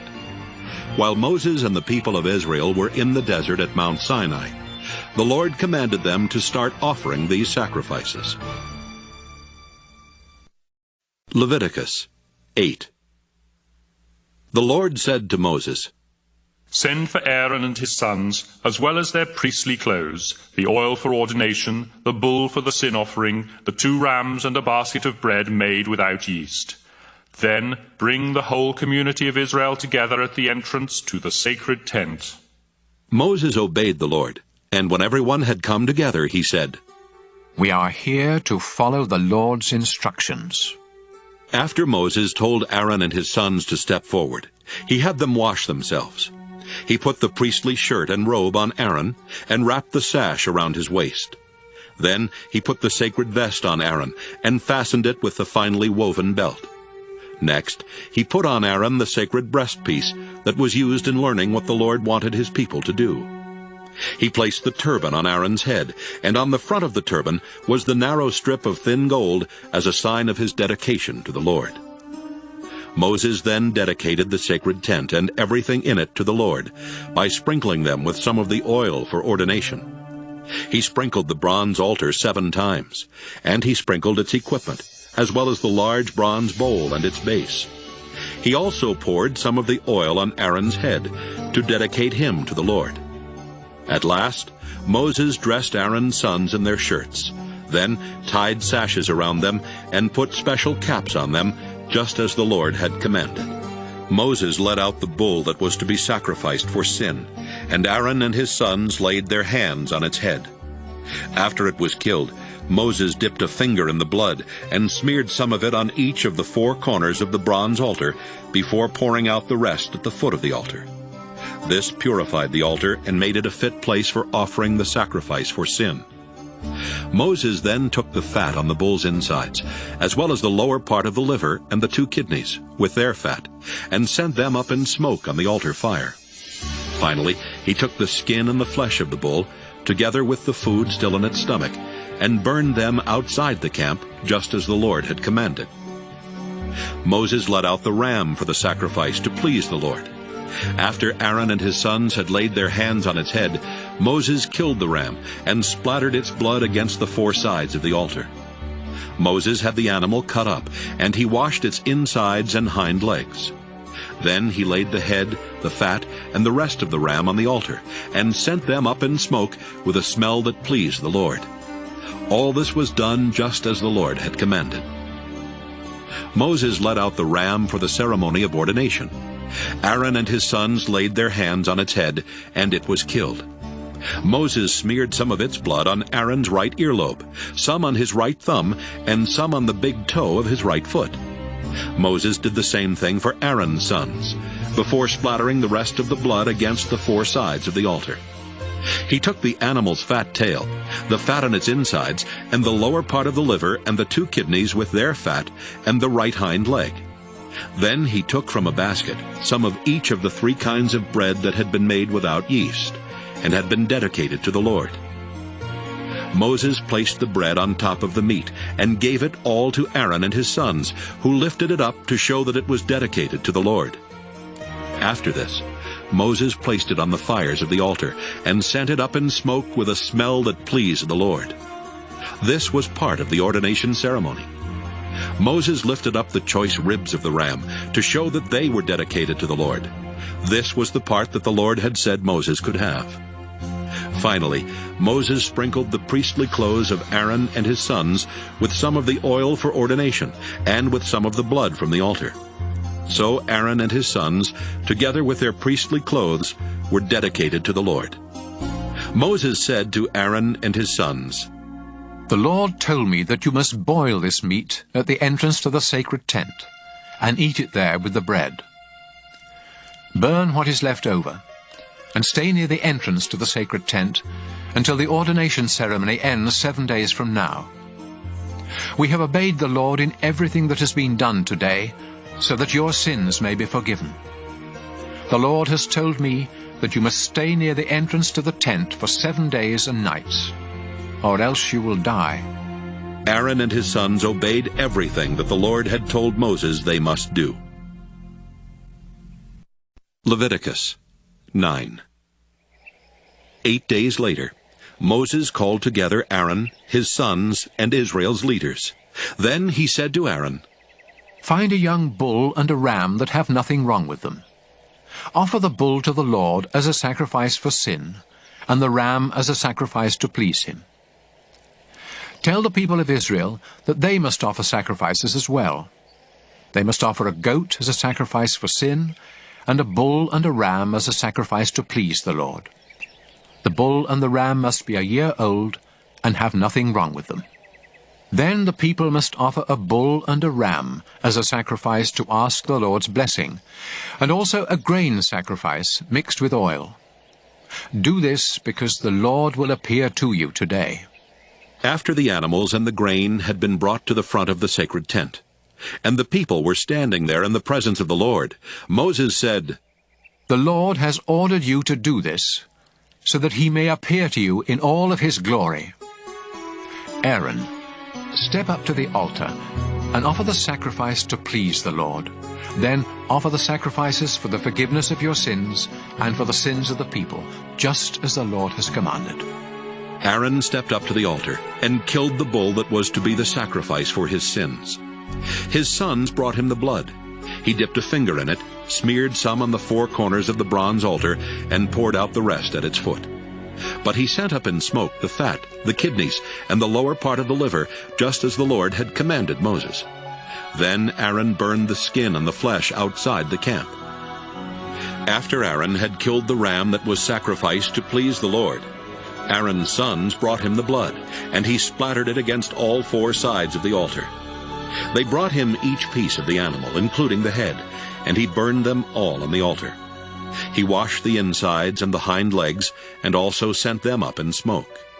Next, Aaron sacrificed the goat for the sins of the people, as he had done with the sacrifice for his own sins. And so he burned this sacrifice on the altar in the proper way. He also presented the grain sacrifice, and burned a handful of the flour on the altar as part of the morning sacrifice. At last, he killed the bull and the ram as a sacrifice to ask the Lord's blessing on the people. Aaron's sons brought him the blood, and he splattered it against the 4 sides of the altar. His sons placed all the fat, as well as the kidneys and the lower part of the liver, on top of the choice ribs. Then Aaron burned the fat on the altar, and lifted up the ribs and the right hind leg to show that these were dedicated to the Lord. This was done just as the Lord had instructed Moses. Aaron held out his hand and gave the people his blessing, before coming down from the bronze altar where he had offered the sacrifices. He and Moses went into the sacred tent, and when they came out, they gave the people their blessing. Then the Lord appeared to the people in all his glory. The Lord sent fiery flames that burned up everything on the altar, and when everyone saw this, they shouted and fell to their knees to worship the Lord. Leviticus 10. Nadab and Abihu were 2 of Aaron's sons, but they disobeyed the Lord by burning incense to him on a fire pan when they were not supposed to. Suddenly the Lord sent fiery flames and burned them to death. Then Moses told Aaron that this was exactly what the Lord had meant when he said, I demand respect from my priests, and I will be praised by everyone. Aaron was speechless. Moses sent for Mishael and Elzaphan, the two sons of Aaron's uncle Uzziel. Then he told them, Take these two dead relatives of yours outside the camp, far from the entrance to the sacred tent. So they dragged the dead men away by their clothes. Then Moses told Aaron and his other two sons, Eleazar and Ithamar, Don't show your sorrow by messing up your hair and tearing your priestly clothes, or the Lord will get angry. He will kill the three of you and punish everyone else. It's all right for your relatives, the people of Israel, to mourn for those he destroyed by fire, but you are the Lord's chosen priests, and you must not leave the sacred tent, or you will die. Aaron and his two sons obeyed Moses. The Lord said to Aaron, When you or your sons enter the sacred tent, you must never drink beer or wine. If you do, you will die right there. This law will never change. You must learn the difference between what is holy and what isn't holy, and between the clean and the unclean. You must also teach the people of Israel everything that I commanded Moses to say to them. Moses told Aaron and his two sons, Eleazar and Ithamar, The grain sacrifice that was offered to give thanks to the Lord is very holy. So make bread without yeast from the part that wasn't sent up in smoke, and eat it beside the altar. The Lord has said that this belongs to you and your sons, and that it must be eaten in a holy place. But the choice ribs and the hind leg that were lifted up may be eaten by your entire family, as long as you do so in an acceptable place. These parts are yours from the sacrifices that the people offer to ask the Lord's blessing. This is what the Lord has commanded, and it will never change. When Moses asked around and learned that the ram for the sin sacrifice had already been burned on the altar, he became angry with Eleazar and Ithamar and said, Why didn't you eat the meat from this sacrifice in an acceptable place? It is very holy, and the Lord has given you this sacrifice to remove Israel's sin and guilt. Whenever an animal's blood isn't brought into the sacred tent, I commanded you to eat its meat in an acceptable place, but you burned it instead. Their father Aaron replied, Today 2 of my sons offered the sacrifice for sin and the sacrifice to please the Lord, and look what has happened to me. Would the Lord have approved if I had eaten the sacrifice for sin? Moses was satisfied with Aaron's reply. Leviticus 11. The Lord told Moses and Aaron to say to the community of Israel, You may eat any animal that has divided hoofs, and choose the cud. But you must not eat animals such as camels, rock badgers, and rabbits that chew the cud but don't have divided hooves. And you must not eat pigs. They have divided hooves, but don't chew the cud. All of these animals are unclean, and you are forbidden even to touch their dead bodies. You may eat anything that lives in water and has fins and scales, but it would be disgusting for you to eat anything else that lives in water, and you must not even touch their dead bodies. Eagles, vultures, buzzards, crows, ostriches, hawks, seagulls, owls, pelicans, storks, herons, hoopoes, and bats are also disgusting, and you are forbidden to eat any of them. The only winged insects you may eat are locusts, grasshoppers, and crickets. All other winged insects that crawl are too disgusting for you to eat.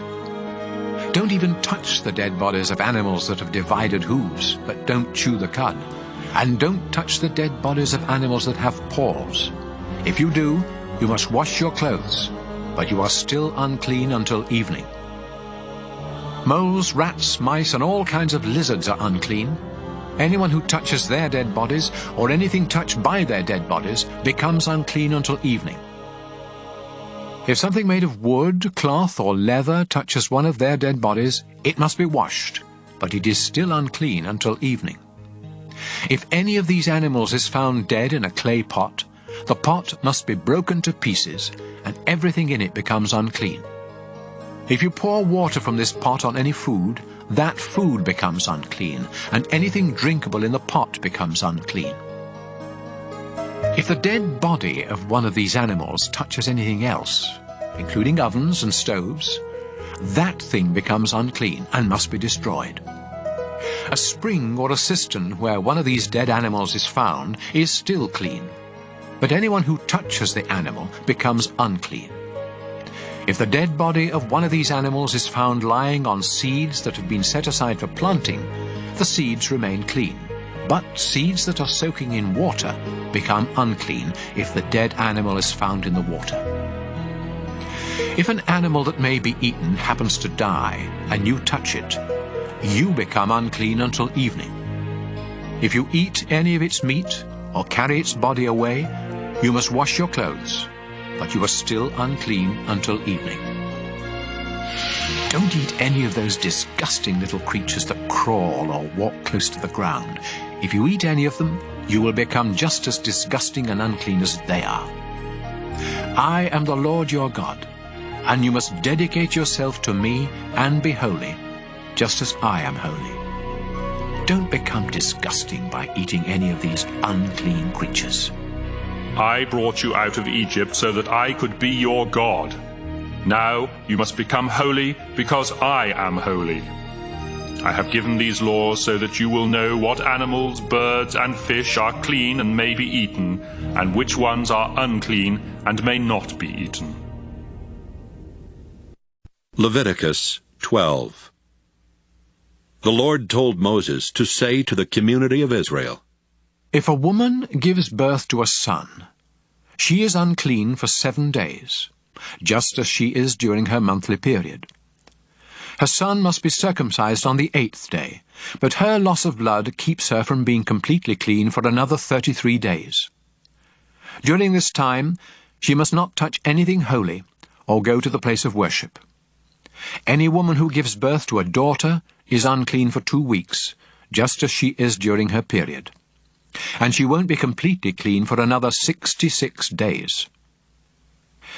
When the mother has completed her time of cleansing, she must come to the front of the sacred tent and bring to the priest a year-old lamb as a sacrifice to please me, and a dove or a pigeon as a sacrifice for sin. After the priest offers the sacrifices to me, the mother will become completely clean from her loss of blood, whether her child is a boy or a girl. If she cannot afford a lamb, she can offer 2 doves or 2 pigeons, one as a sacrifice to please me, and the other as a sacrifice for sin. Leviticus 13. The Lord told Moses and Aaron to say to the people, If sores or boils or a skin rash should break out and start spreading on your body, you must be brought to Aaron or one of the other priests. If the priest discovers that the hair in the infected area has turned white, and that the infection seems more than skin deep, he will say, This is leprosy. You are unclean. But if the infected area is white and only skin deep, and if the hair in it hasn't turned white, the priest will order you to stay away from everyone else for 7 days. If the disease hasn't spread by that time, he will order you to stay away from everyone else for another 7 days. Then, if the disease hasn't gotten any worse or spread, the priest will say, You are clean. It was only a sore. After you wash your clothes, you may go home. However, if the disease comes back, you must return to the priest. If it is discovered that the disease has started spreading, he will say, This is leprosy. You are unclean. Any of you with a skin disease must be brought to a priest. If he discovers that the sore spot is white with pus, and that the hair around it has also turned white, he will say, This is leprosy. You are unclean and must stay away from everyone else. But if the disease has run its course, and only the scar remains, he will say, You are clean. If the sores come back and turn white with pus, he will say, This is leprosy. You are unclean. However, if the sores heal, and only white spots remain, the priest will say, You are now clean. If you have a sore that either swells or turns reddish white after it has healed, then you must show it to a priest. If he discovers that the hair in the infected area has turned white, and that the infection seems more than skin deep, he will say, "This is leprosy, you are unclean." But if the white area is only on the surface of the skin, and hasn't gotten any worse, and if the hair in it hasn't turned white, he will have you stay away from everyone else for 7 days. If the sore begins spreading during this time, the priest will say, "You are unclean because you have a disease." But if it doesn't spread, and only a scar remains, he will say, "You are now clean." If you have a burn that gets infected and turns red or reddish white, a priest must examine it. Then, if he discovers that the hair in the infected area has turned white, and that the infection seems more than skin deep, he will say, "The burn has turned into leprosy, and you are unclean." But if the priest finds that the hair in the infected area hasn't turned white, and that the sore is only skin deep, and it is healing, he will have you stay away from everyone else for 7 days. On the 7th day, the priest will examine you again, and if the infection is spreading, he will say, "This is leprosy, you are unclean." However, if the infection hasn't spread and has begun to heal, and if only a scar remains, he will say, "Only a scar remains from the burn, and you are clean." If you have a sore on your head or chin, it must be examined by a priest. If the infection seems more than skin deep, and the hair in it has thinned out and lost its color, he will say, "This is leprosy, you are unclean." On the other hand, if he discovers that the itchy spot is only skin deep, but that the hair still isn't healthy, he will order you to stay away from everyone else for 7 days. By that time, if the itch hasn't spread, if the hairs seem healthy, and if the itch is only skin deep, you must shave off the hairs around the infection, but not those on it. Then the priest will tell you to stay away from everyone else for another 7 days. By that time, if the itch hasn't spread and seems no more than skin deep, he will say, "You are clean. Now you must wash your clothes." Later, if the itch starts spreading, even though the hair is still healthy, the priest will say, "You are unclean."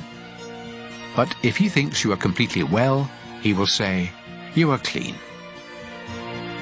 If white spots break out on your skin, but the priest discovers that it is only a rash, he will say, "You are clean."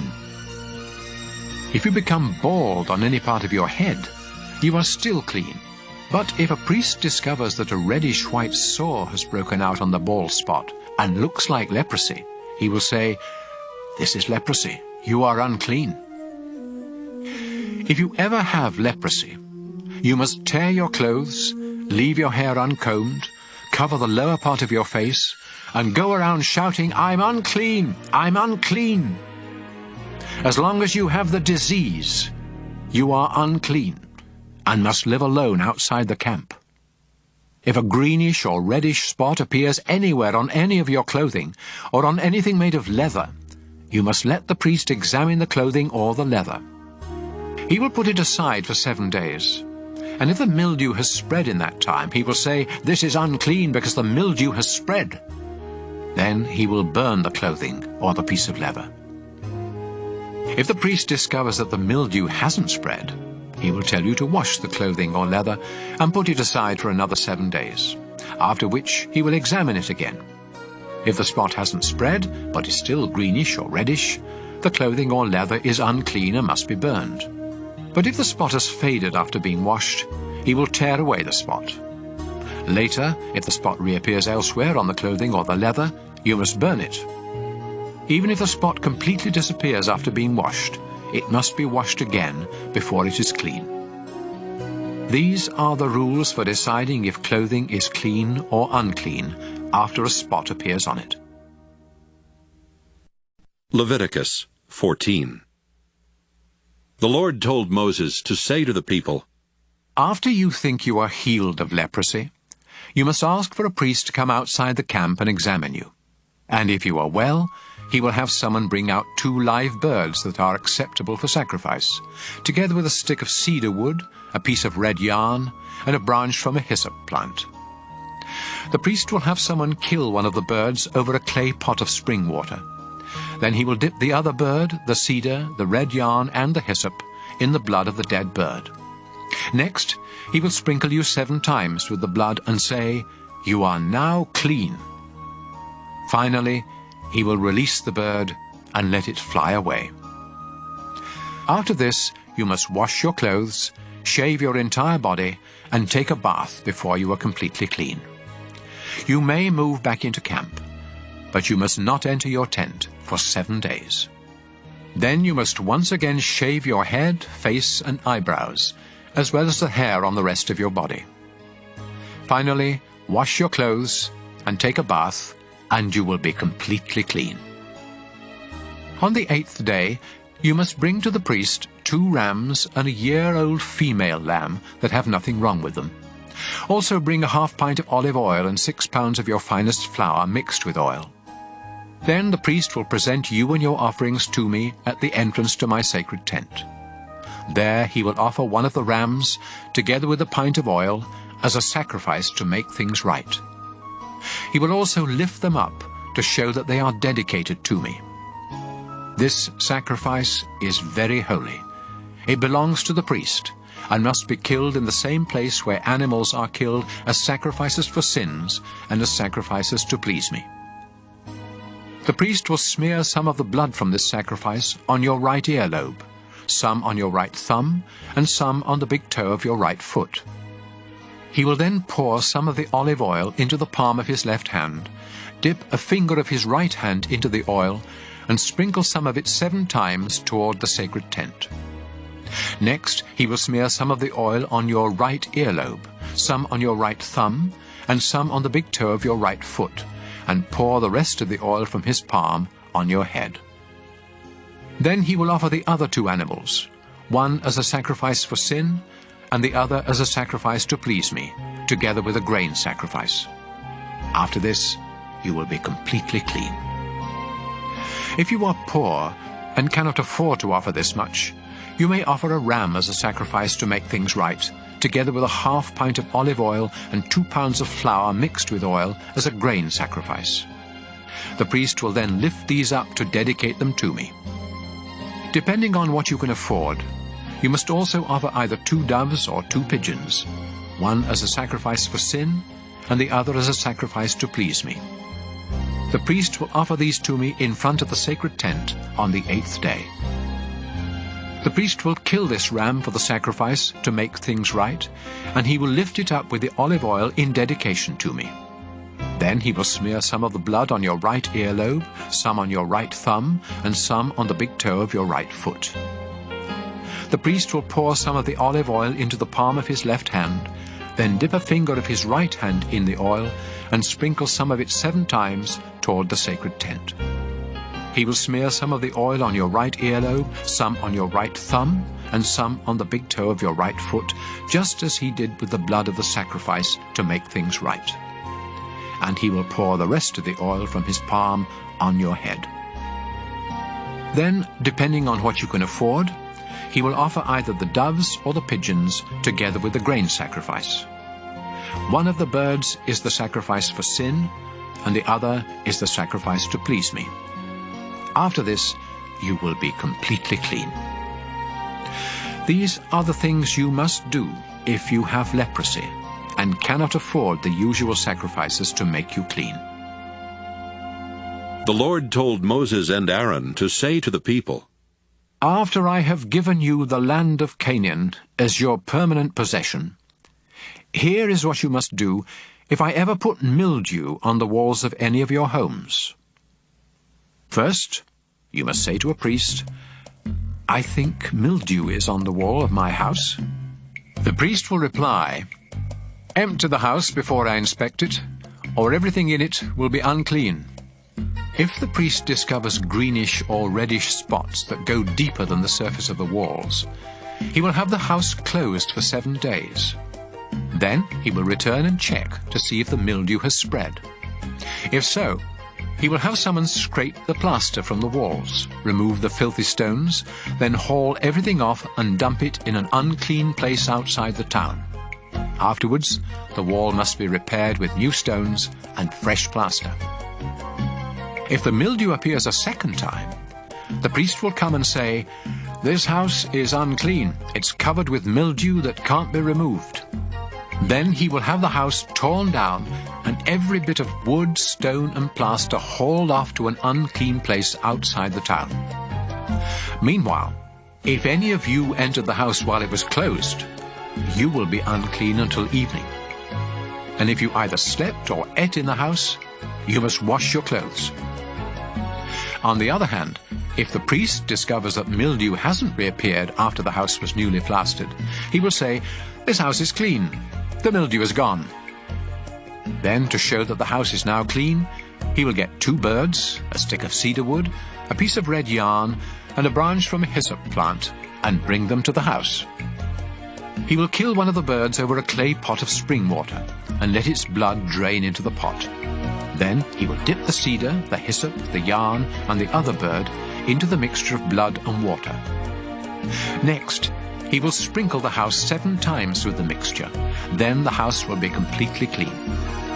Finally, he will release the bird and let it fly away, ending the ceremony for purifying the house. These are the things you must do if you discover that you are unclean because of an itch or a sore, or that your clothing or house is unclean because of mildew. Leviticus 15. The Lord told Moses and Aaron to say to the community of Israel, "Any man with an infected penis is unclean, whether it is stopped up or keeps dripping. Anything that he rests on or sits on is also unclean. And if you touch either these or him, you must wash your clothes and take a bath, but you still remain unclean until evening. If you are spit on by the man, you must wash your clothes and take a bath, but you still remain unclean until evening. Any saddle or seat on which the man sits is unclean. And if you touch or carry either of these, you must wash your clothes and take a bath, but you will still remain unclean until evening. If the man touches you without first washing his hands, you must wash your clothes and take a bath, but you still remain unclean until evening. Any clay pot that he touches must be destroyed, and any wooden bowl that he touches must be washed. 7 days after the man gets well, he will be considered clean if he washes his clothes and takes a bath in spring water. On the 8th day, he must bring either 2 doves or 2 pigeons to the front of my sacred tent and give them to a priest. The priest will offer one of the birds as a sacrifice for sin, and the other as a sacrifice to please me. Then I will consider the man completely clean. Any man who has a flow of semen must take a bath, but he still remains unclean until evening. If the semen touches anything made of cloth or leather, these must be washed, but they still remain unclean until evening. After having sex, both the man and the woman must take a bath, but they still remain unclean until evening. When a woman has her monthly period, she remains unclean for 7 days. And if you touch her, you must take a bath, but you remain unclean until evening. Anything that she rests on or sits on is also unclean. And if you touch either of these, you must wash your clothes and take a bath, but you still remain unclean until evening. Any man who has sex with her during this time becomes unclean for 7 days, and anything he rests on is also unclean. Any woman who has a flow of blood outside her regular monthly period is unclean until it stops, just as she is during her monthly period. Anything that she rests on or sits on during this time is also unclean, just as it would be during her period. If you touch either of these, you must wash your clothes and take a bath, but you still remain unclean until evening. 7 days after the woman gets well, she will be considered clean. On the 8th day, she must bring either 2 doves or 2 pigeons to the front of my sacred tent and give them to a priest. He will offer one of the birds as a sacrifice for sin, and the other as a sacrifice to please me. Then I will consider the woman completely clean. When any of you become unclean, you must stay away from the rest of the community of Israel. Otherwise, my sacred tent will become unclean, and the whole nation will die. These are the things you men must do if you become unclean because of an infected penis, or if you have a flow of semen. And these are the things you women must do when you become unclean, either because of your monthly period or an unusual flow of blood. This is also what you men must do if you have sex with a woman who is unclean. Leviticus 16. 2 of Aaron's sons had already lost their lives for disobeying the Lord. So the Lord told Moses to say to Aaron, I, the Lord, appear in a cloud over the place of mercy on the sacred chest, which is behind the inside curtain of the sacred tent. And I warn you not to go there except at the proper time. Otherwise you will die. Before entering this most holy place, you must offer a bull as a sacrifice for your sins, and a ram as a sacrifice to please me. You will take a bath and put on the sacred linen clothes, including the underwear, the robe, the sash, and the turban. Then the community of Israel will bring you a ram and 2 goats, both of them males. The goats are to be used as sacrifices for sin, and the ram is to be used as a sacrifice to please me. Aaron, you must offer the bull as a sacrifice for forgiveness for your own sins and for the sins of your family. Then you will lead the 2 goats into my presence at the front of the sacred tent, where I will show you which goat will be sacrificed to me, and which one will be sent into the desert to the demon Azazel. After you offer the first goat as a sacrifice for sin, the other one must be presented to me alive before you send it into the desert to take away the sins of the people.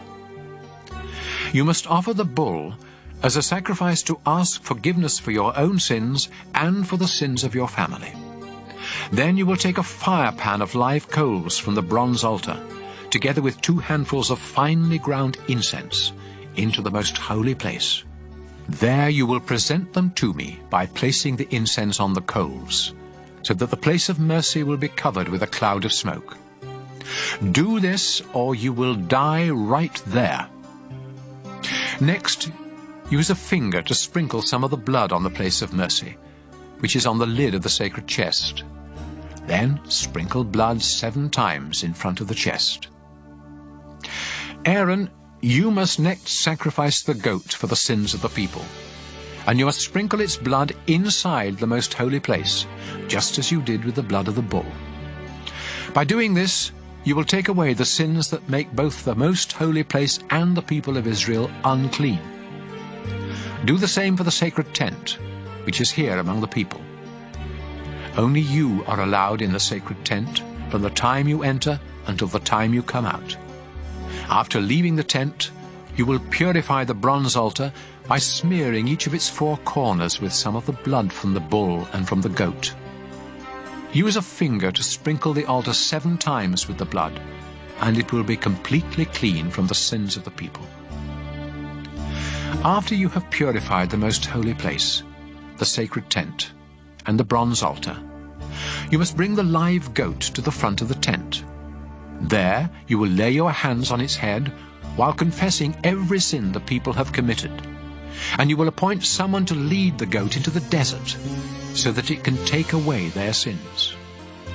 Finally, this goat that carries the heavy burden of Israel's sins must be released deep in the desert. Aaron, after this, you must go inside the sacred tent, take a bath, put on your regular priestly clothes, and leave there the clothes you put on before entering the most holy place. Then you will come out and offer sacrifices to please me, and sacrifices for your sins and for the sins of the people. The fat from these sacrifices for sin must be sent up in smoke on the bronze altar.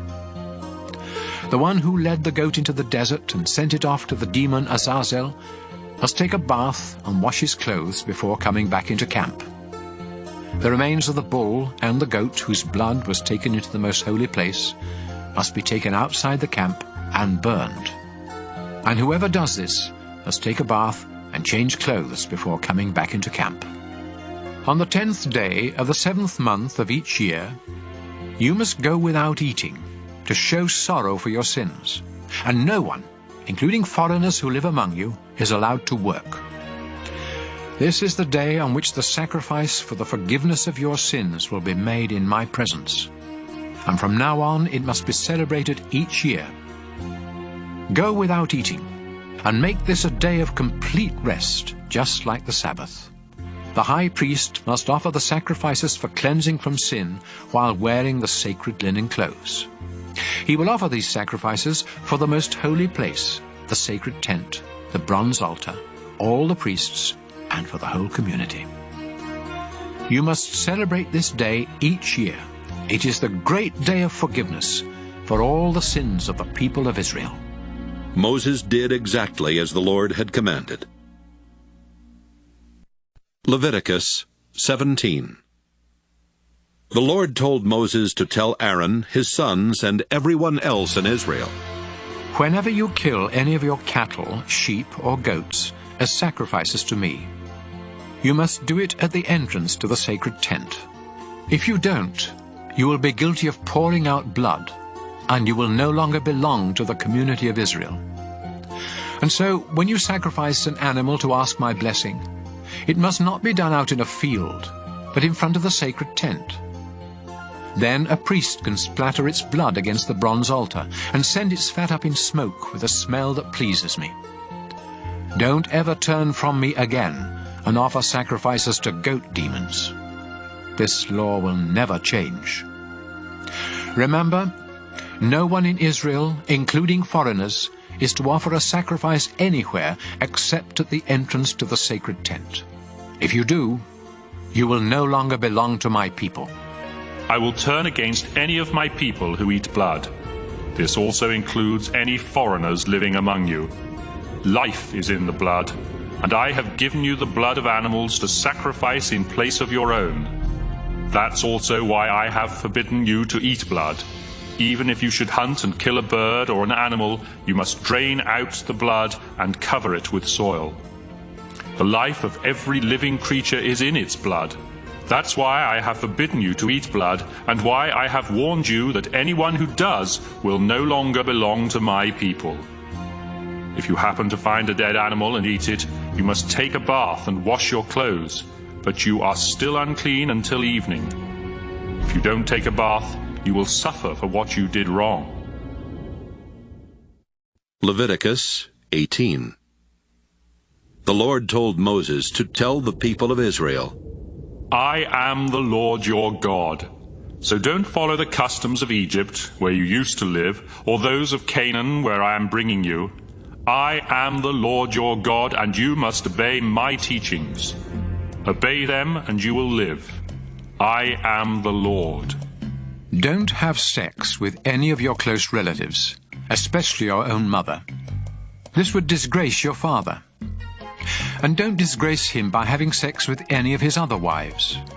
Don't have sex with your sister or stepsister, whether you grew up together or not. Don't disgrace yourself by having sex with your granddaughter or half-sister, or a sister of your father or mother. Don't disgrace your uncle by having sex with his wife. Don't have sex with your daughter-in-law or sister-in-law. And don't have sex with the daughter or granddaughter of any woman that you have earlier had sex with. You may be having sex with a relative, and that would make you unclean. As long as your wife is alive, don't cause trouble for her by taking one of her sisters as a second wife. When a woman is having her monthly period, she is unclean, so don't have sex with her. Don't have sex with another man's wife. That would make you unclean. Don't sacrifice your children on the altar fires to the god Molech. I am the Lord your God, and that would disgrace me. It is disgusting for a man to have sex with another man. Anyone who has sex with an animal is unclean. Don't make yourselves unclean by any of these disgusting practices of those nations that I am forcing out of the land for you.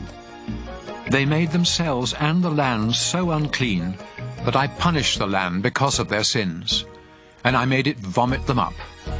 Now don't do these sickening things that make the land filthy. Instead, obey my laws and teachings. Then the land won't become sick of you and vomit you up, just as it did them. If any of you do these vulgar, disgusting things, you will be unclean and no longer belong to my people. I am the Lord your God, and I forbid you to follow their sickening way of life. Leviticus 19. The Lord told Moses to say to the community of Israel, I am the Lord your God. I am holy, and you must be holy too. Respect your father and your mother. Honor the Sabbath, and don't make idols or images. I am the Lord your God. When you offer a sacrifice to ask my blessing, be sure to follow my instructions. You may eat the meat either on the day of the sacrifice or on the next day, but you must burn anything left until the third day. If you eat any of it on the third day, the sacrifice will be disgusting to me, and I will reject it. In fact, you will be punished for not respecting what I say is holy, and you will no longer belong to the community of Israel. When you harvest your grain, always leave some of it standing along the edges of your fields, and don't pick up what falls on the ground. Don't strip your grapevines clean or gather the grapes that fall off the vines. Leave them for the poor and for those foreigners who live among you. I am the Lord your God. Do not steal or tell lies or cheat others. Do not misuse my name by making promises you don't intend to keep. I am the Lord your God. Do not steal anything or cheat anyone, and don't fail to pay your workers at the end of each day. I am the Lord your God, and I command you not to make fun of the deaf or to cause a blind person to stumble. Be fair, no matter who is on trial. Don't favor either the poor or the rich. Don't be a gossip, but never hesitate to speak up in court, especially if your testimony can save someone's life. Don't hold grudges. On the other hand, it's wrong not to correct someone who needs correcting. Stop being angry, and don't try to take revenge. I am the Lord, and I command you to love others as much as you love yourself. Breed your livestock animals only with animals of the same kind. And don't plant two kinds of seed in the same field, or wear clothes made of different kinds of material. If a man has sex with a slave woman who is promised in marriage to someone else, he must pay a fine, but they are not to be put to death. After all, she was still a slave at the time. The man must bring a ram to the entrance of the sacred tent and give it to a priest, who will then offer it as a sacrifice to me, so the man's sins will be forgiven. After you enter the land, you will plant fruit trees, but you are not to eat any of their fruit for the first 3 years. In the 4th year, the fruit must be set apart as an expression of thanks to me, the Lord God. Do this, and in the 5th year, those trees will produce an abundant harvest of fruit for you to eat. Don't eat the blood of any animal. Don't practice any kind of witchcraft. I forbid you to shave any part of your head or beard, or to cut and tattoo yourself as a way of worshipping the dead. Don't let your daughters serve as temple prostitutes. This would bring disgrace both to them and the land. I command you to respect the Sabbath and the place where I am worshipped. Don't make yourself disgusting to me by going to people who claim they can talk to the dead. I command you to show respect for older people and to obey me with fear and trembling. Don't mistreat any foreigners who live in your land. Instead, treat them as well as you treat citizens, and love them as much as you love yourself. Remember, you were once foreigners in the land of Egypt. I am the Lord your God. Use honest scales, and don't cheat when you weigh or measure anything. I am the Lord your God. I rescued you from Egypt and I command you to obey my laws. Leviticus 20. The Lord told Moses to say to the community of Israel, Death by stoning is the penalty for any citizens or foreigners in the country who sacrifice their children to the god Molech. They have disgraced both the place where I am worshipped and my holy name, and so I will turn against them and no longer let them belong to my people. Some of you may let them get away with human sacrifice, but not me. If any of you worship Molech, I will turn against you and your entire family, and I will no longer let you belong to my people. I will be your enemy if you go to someone who claims to speak with the dead, and I will destroy you from among my people. Dedicate yourselves to me and be holy, because I am the Lord your God. I have chosen you as my people, and I expect you to obey my laws. If you curse your father or mother, you will be put to death, and it will be your own fault. If any of you men have sex with another man's wife, both you and the woman will be put to death. Having sex with one of your father's wives disgraces him, so both you and the woman will be put to death just as you deserve. It isn't natural to have sex with your daughter-in-law, and both of you will be put to death just as you deserve. It's disgusting for men to have sex with one another, and those who do will be put to death just as they deserve. It isn't natural for a man to marry both a mother and her daughter, and so all three of them will be burned to death. If any of you have sex with an animal, both you and the animal will be put to death just as you deserve. If you marry one of your sisters, you will be punished, and the two of you will be disgraced by being openly forced out of the community. If you have sex with a woman during her monthly period, both you and the woman will be cut off from the people of Israel. The sisters of your father and mother are your own relatives, and you will be punished for having sex with any of them. If you have sex with your uncle's wife, neither you nor she will ever have any children. And if you marry your sister-in-law, neither of you will ever have any children. Obey my laws and teachings, or else the land I am giving you will become sick of you and throw you out. The nations I am chasing out did these disgusting things, and I hated them for it. So don't follow their example. I am the Lord your God, and I have promised you their land that is rich with milk and honey. I have chosen you to be different from other people. That's why you must make a difference between animals and birds that I have said are clean and unclean. This will keep you from becoming disgusting to me. I am the Lord, the holy God. You have been chosen to be my people, and so you must be holy too. If you claim to receive messages from the dead, you will be put to death by stoning, just as you deserve. Leviticus 21. The Lord gave Moses these instructions for Aaron's sons, the priests. Touching a dead body will make you unclean, so don't go near a dead relative, except your mother, father, son, daughter, brother, or an unmarried sister who has no husband to take care of her. Don't make yourself unclean by attending the funeral of someone related to you by marriage. Don't shave any part of your head, or trim your beard, or cut yourself, to show that you are mourning. I am the Lord your God, and I have chosen you alone to offer sacrifices of food to me on the altar. That's why you must keep yourselves holy. Don't marry a divorced woman, or a woman who has served as a temple prostitute. You are holy because I am holy.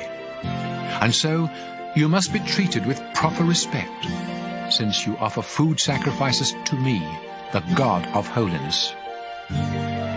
If any of you priests has a daughter who disgraces you by serving as a temple prostitute, she must be burned to death. If you are the high priest, you must not mess up your hair or tear your clothes in order to mourn for the dead. Don't make yourself unclean by going near a dead body, not even that of your own father or mother. If you leave the sacred place to attend a funeral, both you and the sacred place become unclean, because you are the high priest. If you are the high priest, you must marry only a virgin from your own tribe. Don't marry a divorced woman or any other woman who has already had sex, including a temple prostitute. In this way, your descendants will be qualified to serve me.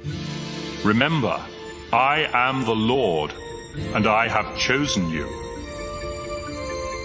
The Lord told Moses to say to Aaron, No descendant of yours can ever serve as my priest if he is blind or lame, if his face is disfigured, if one leg is shorter than the other, if either a foot or a hand is crippled, if he is a hunchback or a dwarf, if an eye or his skin is diseased, or if his testicles have been damaged. These men may not serve as my priests and burn sacrifices to me. They may eat the food offerings presented to me, but they may not enter the sacred place or serve me at the altar. Remember, I am the Lord, the one who makes a priest holy. Moses told all of this to Aaron, his sons, and the people of Israel. Leviticus 22. The Lord told Moses to say to Aaron and his sons, I am the Lord God, and I demand that you honor my holy name by showing proper respect for the offerings brought to me by the people of Israel. If any of you are unclean when you accept an offering for me, I will no longer let you serve as a priest. None of you may take part in the sacred meals while you have a skin disease or an infected penis, or after you have been near a dead body or have had a flow of semen, or if you have touched an unclean creature of any sort, including an unclean person. Once you are unclean, you must take a bath, but you still cannot eat any of the sacred food until evening. I command you not to eat anything that is killed by a wild animal or dies a natural death. This would make you unclean. Obey me, or you will die on duty for disgracing the place of worship. Remember, I am the Lord, the one who makes a priest holy. Only you priests and your families may eat the food offerings. These are too sacred for any of your servants.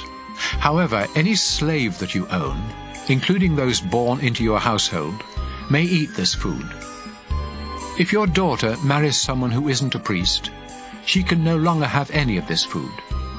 But if she returns to your home, either widowed or divorced, and has no children, she may join in the meal. Only members of a priestly family can eat this food, and anyone else who accidentally does so must pay for the food plus a fine of 20%. I warn you not to treat lightly the offerings that are brought by the people of Israel. Don't let them become guilty of eating this sacred food. Remember, I am the Lord, the one who makes these offerings holy. The Lord told Moses to tell Aaron and his sons and everyone else the rules for offering sacrifices. He said, The animals that are to be completely burned on the altar must have nothing wrong with them, or else I won't accept them. Bulls or rams or goats are the animals to be used for these sacrifices. When you offer a sacrifice to ask my blessing, there must be nothing wrong with the animal. This is true whether the sacrifice is part of a promise or something you do voluntarily. Don't offer an animal that is blind or injured, or that has an infection or a skin disease. If one of your cattle or lambs has a leg that is longer or shorter than the others, you may offer it voluntarily, but not as part of a promise. As long as you live in this land, don't offer an animal with injured testicles. And don't bring me animals you bought from a foreigner. I won't accept them, because they are no better than one that has something wrong with it. The Lord told Moses to say, Newborn cattle, sheep or goats must remain with their mothers for 7 days. But on the 8th day, you may send them up in smoke to me, and I will accept the offering. Don't sacrifice a newborn animal and its mother on the same day. When you offer a sacrifice to give thanks to me, you must do it in a way that is acceptable. Eat all of the meat that same day, and don't save any for the next day. I am the Lord your God. Obey my laws and teachings. I am the Lord. I demand respect from the people of Israel, so don't disgrace my holy name. Remember, I am the one who chose you to be priests and rescued all of you from Egypt, so that I would be your Lord. Leviticus 23. The Lord told Moses to say to the community of Israel, I have chosen certain times for you to come together and worship me. You have 6 days when you can do your work, but the seventh day of each week is holy because it belongs to me. No matter where you live, you must rest on the Sabbath and come together for worship. This law will never change. Passover is another time when you must come together to worship me. And it must be celebrated on the evening of the 14th day of the first month of each year. The festival of thin bread begins on the 15th day of that same month. It lasts 7 days, and during this time you must honor me by eating bread made without yeast. On the first day of this festival you must rest from your work and come together for worship. Each day of this festival you must offer sacrifices. Then on the final day you must once again rest from your work and come together for worship. The Lord told Moses to say to the community of Israel, After you enter the land I am giving you, the first bundle of wheat from each crop must be given to me. So bring it to a priest on the day after the Sabbath. He will lift it up in dedication to me, and I will accept you. You must also offer a sacrifice to please me. So bring the priest a 1-year-old lamb that has nothing wrong with it, and 4 pounds of your finest flour mixed with olive oil.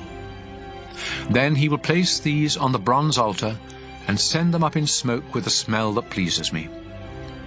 Together with these, you must bring a quart of wine as a drink offering.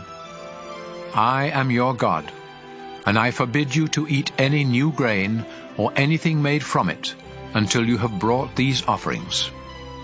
This law will never change. 7 weeks after you offer this bundle of grain, each family must bring another offering of new grain.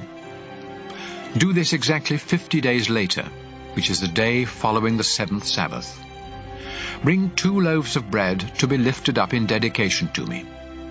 Each loaf is to be made with yeast and with 4 pounds of the finest flour from the first part of your harvest. At this same time, the entire community of Israel must bring 7 lambs that are a year old, a young bull, and 2 rams. These animals must have nothing wrong with them, and they must be offered as a sacrifice to please me.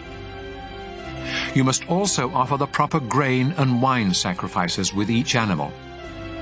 Offer a goat as a sacrifice for sin, and 2 rams a year old as a sacrifice to ask my blessing. The priest will lift up the rams together with the bread in dedication to me. These offerings are holy and are my gift to the priest. This is a day of celebration and worship, a time of rest from your work. You and your descendants must obey this law. When you harvest your grain, always leave some of it standing around the edges of your fields. And don't pick up what falls on the ground. Leave it for the poor and for those foreigners who live among you. I am the Lord your God. The Lord told Moses to say to the people of Israel, The first day of the 7th month must be a day of complete rest. Then at the sound of the trumpets, you will come together to worship and to offer sacrifices on the altar. The Lord God said to Moses, The 10th day of the 7th month is the great day of forgiveness. It is a solemn day of worship. Everyone must go without eating to show sorrow for their sins, and sacrifices must be burned. No one is to work on that day. It is the great day of forgiveness, when sacrifices will be offered to me, so that I will forgive your sins. I will destroy anyone who refuses to go without eating. None of my people are ever to do any work on that day, not now or in the future. And I will wipe out those who do. This is a time of complete rest, just like the Sabbath, and everyone must go without eating from the evening of the 9th to the evening of the 10th. The Lord told Moses to say to the community of Israel, beginning on the 15th day of the 7th month, and continuing for 7 days, everyone must celebrate the festival of shelters in honor of me. No one is to do any work on the first day of the festival. It is a time when everyone must come together for worship. For 7 days, sacrifices must be offered on the altar. The 8th day is also to be a day of complete rest, as well as a time of offering sacrifices on the altar and of coming together for worship. I have chosen these festivals as times when my people must come together for worship, and when animals, grain, and wine are to be offered on the proper days. These festivals must be celebrated in addition to the Sabbaths, and the times when you offer special gifts or sacrifices to keep a promise or as a voluntary offering. Remember to begin the Festival of Shelters on the 15th day of the 7th month, after you have harvested your crops. Celebrate this festival for 7 days in honor of me, and don't do any work on the first day or on the day following the festival. Pick the best fruit from your trees, and cut leafy branches to use during the time of this joyous celebration in my honor. I command you and all your descendants to celebrate this festival during the 7th month of each year. For 7 days, every Israelite must live in a shelter, so future generations will know that I made their ancestors live in shelters when I brought them out of Egypt. I am the Lord your God. This is how Moses instructed the people of Israel to celebrate the Lord's festivals. Leviticus 24. The Lord told Moses to say to the community of Israel, you must supply the purest olive oil for the lamps in the sacred tent, so they will keep burning. Aaron will set up the golden lampstand in the holy place of the sacred tent. Then he will light the 7 lamps that must be kept burning there in my presence every night from now on.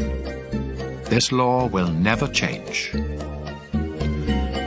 Use your finest flour to bake 12 loaves of bread, about 4 pounds each. Then take them into the sacred tent and lay them on the gold table in 2 rows of 6 loaves. Alongside each row, put some pure incense that will be sent up by fire in the place of the bread as an offering to me. Aaron must lay fresh loaves on the table each Sabbath, and priests in all generations must continue this practice as part of Israel's agreement with me. This bread will always belong to Aaron and his family. It is very holy, because it was offered to me, and it must be eaten in a holy place. Shelomith, the daughter of Dibri from the tribe of Dan, had married an Egyptian, and they had a son. One day their son got into a fight with an Israelite man in camp and cursed the name of the Lord. So the young man was dragged off to Moses, who had him guarded while everyone waited for the Lord to tell them what to do. Finally the Lord said to Moses, This man has cursed me. Take him outside the camp and have the witnesses lay their hands on his head. Then command the whole community of Israel to stone him to death. And warn the others that everyone else who curses me will die in the same way, whether they are Israelites by birth or foreigners living among you. Death is also the penalty for murder. But the killing of an animal that belongs to someone else requires only that the animal be replaced. Personal injuries to others must be dealt with in keeping with the crime. A broken bone for a broken bone, an eye for an eye, or a tooth for a tooth. It's possible to pay the owner for an animal that has been killed, but death is the penalty for murder. I am the Lord your God, and I demand equal justice both for you Israelites and for those foreigners who live among you. When Moses finished speaking, the people did what the Lord had told Moses, and they stoned to death the man who had cursed the Lord. Leviticus 25. When Moses was on Mount Sinai, the Lord told him to say to the community of Israel, After you enter the land that I am giving you, It must be allowed to rest 1 year out of every 7. You may raise grain and grapes for 6 years, but the 7th year you must let your fields and vineyards rest in honor of me, your Lord. This is to be a time of complete rest for your fields and vineyards, so don't harvest anything they produce.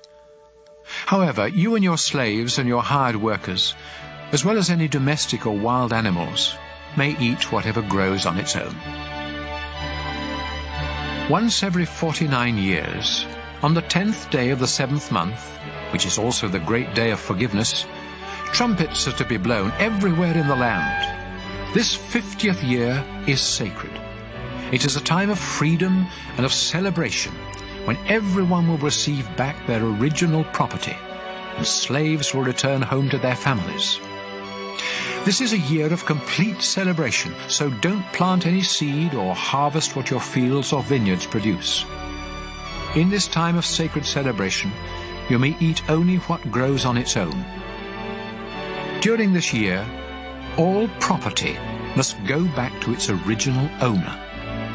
So when you buy or sell farmland, the price is to be determined by the number of crops it can produce before the next year of celebration. Don't try to cheat. If it is a long time before the next year of celebration, the price will be higher, because what is really being sold are the crops that the land can produce. I am the Lord your God, so obey me and don't cheat anyone. If you obey my laws and teachings, you will live safely in the land and enjoy its abundant crops. Don't ever worry about what you will eat during the 7th year, when you are forbidden to plant or harvest. I will see to it that you harvest enough in the 6th year to last for 3 years. In the 8th year, you will live on what you harvested in the 6th year. But in the 9th year, you will eat what you plant and harvest in the 8th year. No land may be permanently bought or sold. It all belongs to me. It isn't your land, and you only live there for a little while. When property is being sold, the original owner must be given the first chance to buy it. If any of you Israelites become so poor that you are forced to sell your property, your closest relative must buy it back, if that relative has the money. Later, if you can afford to buy it, you must pay enough to make up for what the present owner will lose on it before the next year of celebration, when the property will become yours again. But if you don't have the money to pay the present owner a fair price, you will have to wait until the year of celebration, when the property will once again become yours. If you sell a house in a walled city, you have only 1 year in which to buy it back. If you don't buy it back before that year is up, it becomes the permanent property of the one who bought it, and it will not be returned to you in the year of celebration. But a house out in a village may be bought back at any time, just like a field, and it must be returned to its original owner in the year of celebration. If any Levites own houses inside a walled city, they will always have the right to buy them back. And any houses that they do not buy back will be returned to them in the year of celebration, because these homes are their permanent property among the people of Israel. No pasture land owned by the Levi tribe can ever be sold. It is their permanent possession. If any of your people become poor and unable to support themselves, you must help them, just as you are supposed to help foreigners who live among you. Don't take advantage of them by charging any kind of interest or selling them food for profit. Instead, honor me by letting them stay where they now live. Remember, I am the Lord your God. I rescued you from Egypt and gave you the land of Canaan so that I would be your God. Suppose some of your people become so poor that they have to sell themselves and become your slaves. Then you must treat them as servants rather than as slaves, and in the year of celebration they are to be set free, so they and their children may return home to their families and property. I brought them out of Egypt to be my servants, not to be sold as slaves. So obey me, and don't be cruel to the poor. If you want slaves, buy them from other nations, or from the foreigners who live in your own country, and make them your property. You can own them, and even leave them to your children when you die, but do not make slaves of your own people, or be cruel to them. Even if some of you Israelites become so much in debt that you must sell yourselves to foreigners in your country, you still have the right to be set free by a relative, such as a brother, or uncle, or cousin, or some other family member. In fact, if you ever get enough money, you may buy your own freedom by paying your owner for the number of years you would still be a slave before the next year of celebration. The longer the time until then, the more you will have to pay. And even while you are the slaves of foreigners in your own country, your people must make sure that you are not mistreated. If you cannot gain your freedom in any of these ways, both you and your children will still be set free in the year of celebration. People of Israel, I am the Lord your God, and I brought you out of Egypt to be my own servants. Leviticus 26. I am the Lord your God. So don't make or worship any sort of idols or images. Respect the Sabbath and honor the place where I am worshipped, because I am the Lord. Faithfully obey my laws, and I will send rain to make your crops grow, and your trees produce fruit. Your harvest of grain and grapes will be so abundant that you won't know what to do with it all. You will eat and be satisfied, and you will live in safety. I will bless your country with peace, and you will rest without fear. I will wipe out the dangerous animals and protect you from enemy attacks. You will chase and destroy your enemies, even if there are only 5 of you and 100 of them, or only 100 of you and 10,000 of them. I will treat you with such kindness that your nation will grow strong, and I will also keep my promises to you. Your barns will overflow with grain each year. I will live among you and never again look on you with disgust. I will walk with you. I will be your God, and you will be my people. I am the Lord your God, and I rescued you from Egypt so that you would never again be slaves. I have set you free. Now walk with your heads held high. If you disobey me and my laws, and if you break our agreement, I will punish you terribly, and you will be ruined. You will be struck with incurable diseases and with fever that leads to blindness and depression. Your enemies will eat the crops you plant, and I will turn from you and let you be destroyed by your attackers. You will even run at the very rumor of attack. Then if you still refuse to obey me, I will punish you 7 times for each of your sins, until your pride is completely crushed. I will hold back the rain, so the sky above you will be like iron, and the ground beneath your feet will be like copper. All of your hard work will be for nothing, and there will be no harvest of grain or fruit. If you keep rebelling against me, I'll punish you 7 times worse, just as your sins deserve. I'll send wild animals to attack you, and they will gobble down your children and livestock. So few of you will be left, that your roads will be deserted. If you remain my enemies after this, I'll remain your enemy, and punish you even worse. War will break out, because you broke our agreement. And if you escape to your walled cities, I'll punish you with horrible diseases, and you will be captured by your enemies. You will have such a shortage of bread that 10 women will be able to bake their bread in the same oven. Each of you will get only a few crumbs, and you will go hungry. Then, if you don't stop rebelling, I'll really get furious and punish you terribly for your sins. In fact, you will be so desperate for food that you will eat your own children. I'll destroy your shrines and tear down your incense altars, leaving your dead bodies piled on top of your idols. And you will be disgusting to me. I'll wipe out your towns and your places of worship, and will no longer be pleased with the smell of your sacrifices. Your land will become so desolate that even your enemies who settle there will be shocked when they see it. After I destroy your towns and ruin your land with war, I'll scatter you among the nations. While you are prisoners in foreign lands, your own land will enjoy years of rest and refreshment, as it should have done each 7th year when you lived there. In the land of your enemies, you will tremble at the rustle of a leaf, as though it were a sword.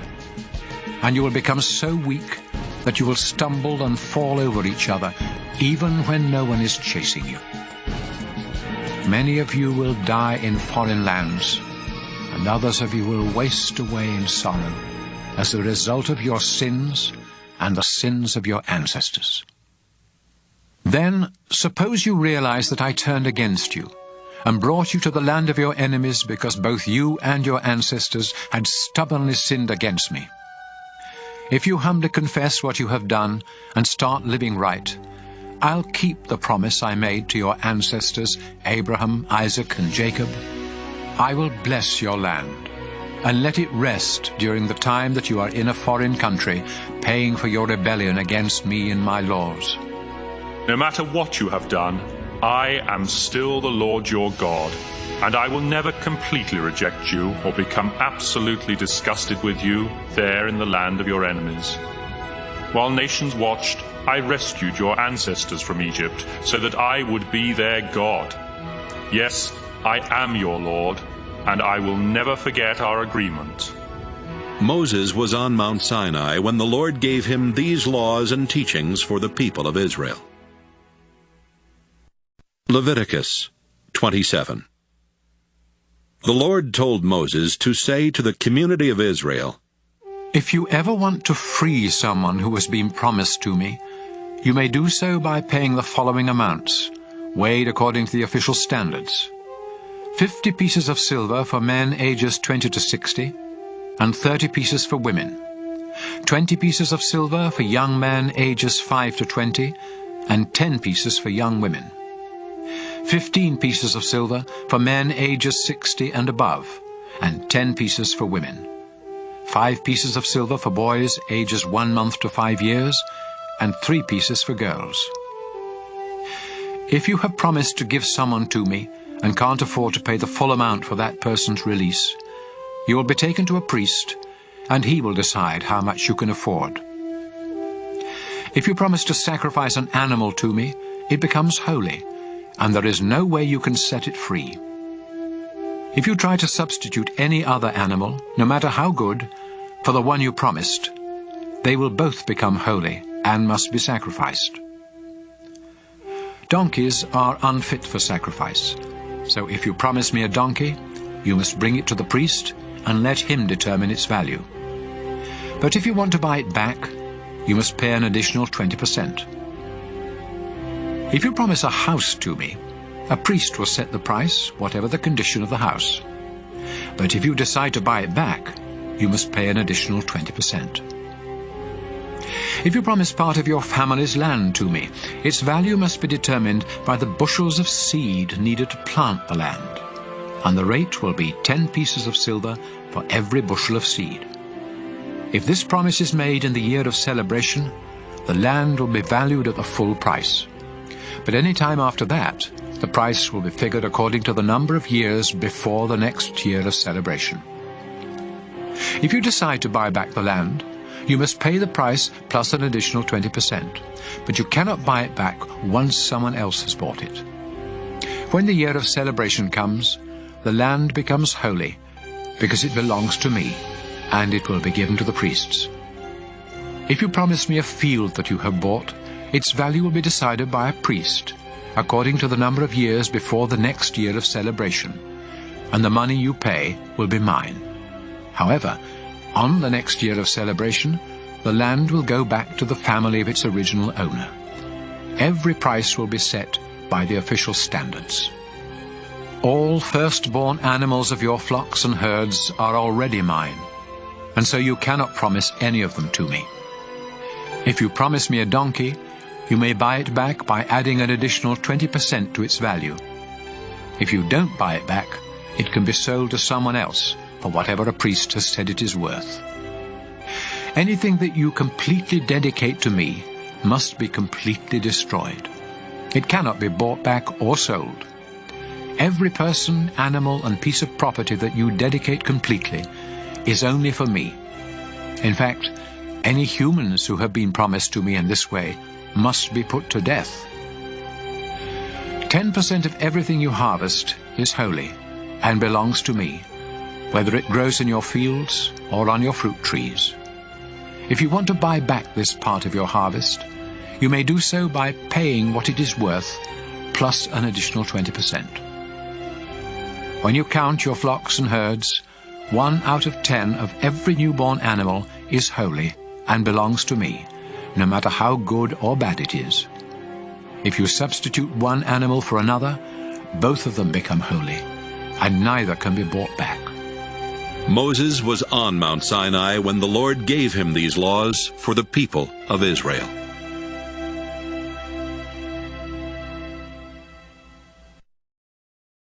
Deuteronomy. Deuteronomy 1.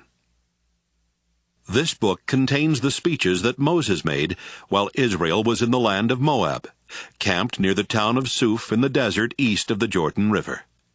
The town of Paran was in one direction from their camp, and the towns of Tophel, Laban, Hazeroth, and Dizahab were in the opposite direction. Earlier, Moses had defeated the Amorite king Sihon of Heshbon. Moses had also defeated King Og of Bashan, who used to live in Ashtaroth for part of the year and in Edrei for the rest of the year.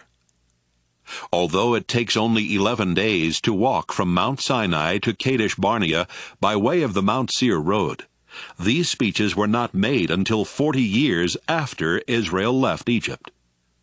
The Lord had given Moses his laws for the people of Israel. And on the first day of the 11th month, Moses began explaining those laws by saying, People of Israel, when we were in our camp at Mount Sinai, the Lord our God told us, You have stayed here long enough. Leave this place, and go into the land that belongs to the Amorites and their neighbors the Canaanites. This land includes the Jordan River Valley, the hill country, the western foothills, the southern desert, the Mediterranean sea coast, the Lebanon mountains, and all the territory as far as the Euphrates River. I give you this land, just as I promised your ancestors Abraham, Isaac, and Jacob. Now you must go and take the land. Right after the Lord commanded us to leave Mount Sinai, I told you, Israel, being your leader is too big a job for one person. The Lord our God has blessed us, and so now there are as many of us as there are stars in the sky. God has even promised to bless us 1,000 times more, and I pray that He will. But I cannot take care of all your problems and settle all your arguments alone. Each tribe must choose some experienced men who are known for their wisdom and understanding, and I will make those men the official leaders of their tribes. You answered, That's a good idea. Then I took these men, who were already wise and respected leaders, and I appointed them as your official leaders. Some of them became military officers in charge of groups of 1,000 or 100 or 50 or 10, and others became judges. I gave these judges the following instructions. When you settle legal cases, your decisions must be fair. It doesn't matter if the case is between two Israelites or between an Israelite and a foreigner living in your community. And it doesn't matter if one is helpless and the other is powerful. Don't be afraid of anyone. No matter who shows up in your court, God will help you make a fair decision. If any case is too hard for you, bring the people to me, and I will make the decision. After I gave these instructions to the judges, I taught you the Lord's commands. The Lord had commanded us to leave Mount Sinai and go to the hill country that belonged to the Amorites. So we started out into the huge desert. You remember how frightening it was? But soon we were at Kadesh Barnea, and I told you, we have reached the hill country. It belongs to the Amorites now, but the Lord our God is giving it to us. He is the same God our ancestors worshipped, and He has told us to go in and take this land, so don't hesitate and be afraid. Then all of you came to me and said, Before we go into the land, let's send some men to explore it. When they come back, They can tell us about the towns we will find and what roads we should take to get there." It seemed like a good idea, so I chose 12 men, one from each tribe. They explored the hill country as far as Bunch Valley, and even brought back some of the fruit. They said, "The Lord our God is giving us good land." You did not want to go into the land, and you refused to obey the Lord your God.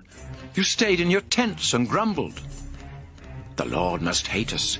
He brought us out of Egypt just so he could hand us over to the Amorites and get rid of us. We are afraid because the men who explored the land told us that the cities are large, with walls that reach to the sky. The people who live there are taller and stronger than we are, and some of them are Anakim. We have nowhere to go." Then I said, "Don't worry. The Lord our God will lead the way. He will fight on our side, just as he did when we saw him do all those things to the Egyptians.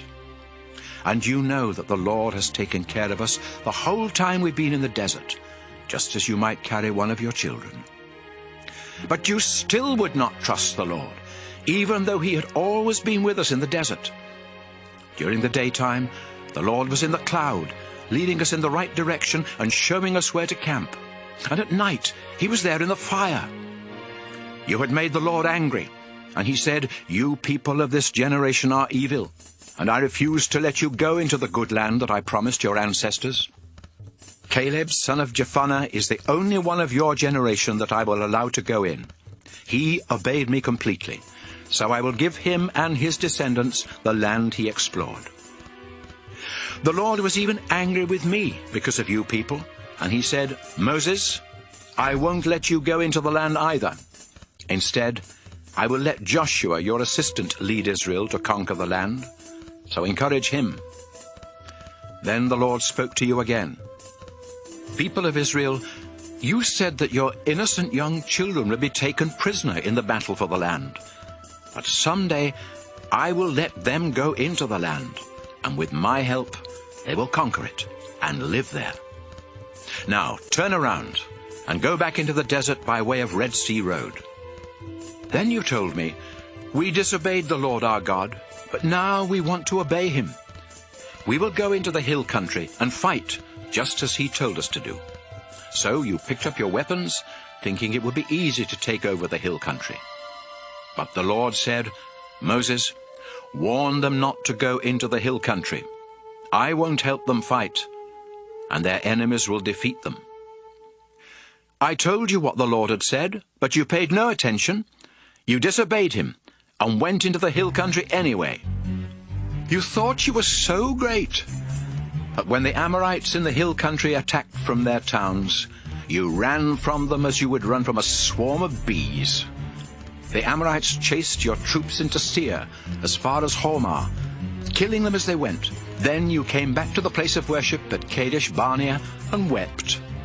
But the Lord would not listen to your prayers. After we had been in Kadesh for a few months, we obeyed the Lord and headed back into the desert by way of Red Sea Road." Deuteronomy 2. We spent many years wandering around outside the hill country of Seir, until the Lord said, "Moses, Israel has wandered in these hills long enough. Turn and go north, and give the people these orders. Be very careful, because you will soon go through the land that belongs to your relatives, the descendants of Esau. They are afraid of you, but don't start a war with them.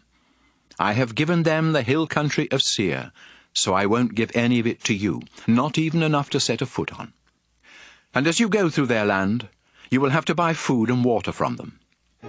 The Lord has helped us and taken care of us during the past 40 years that we have been in this huge desert. We've had everything we needed, and the Lord has blessed us and made us successful in whatever we have done. We went past the territory that belonged to our relatives, the descendants of Esau.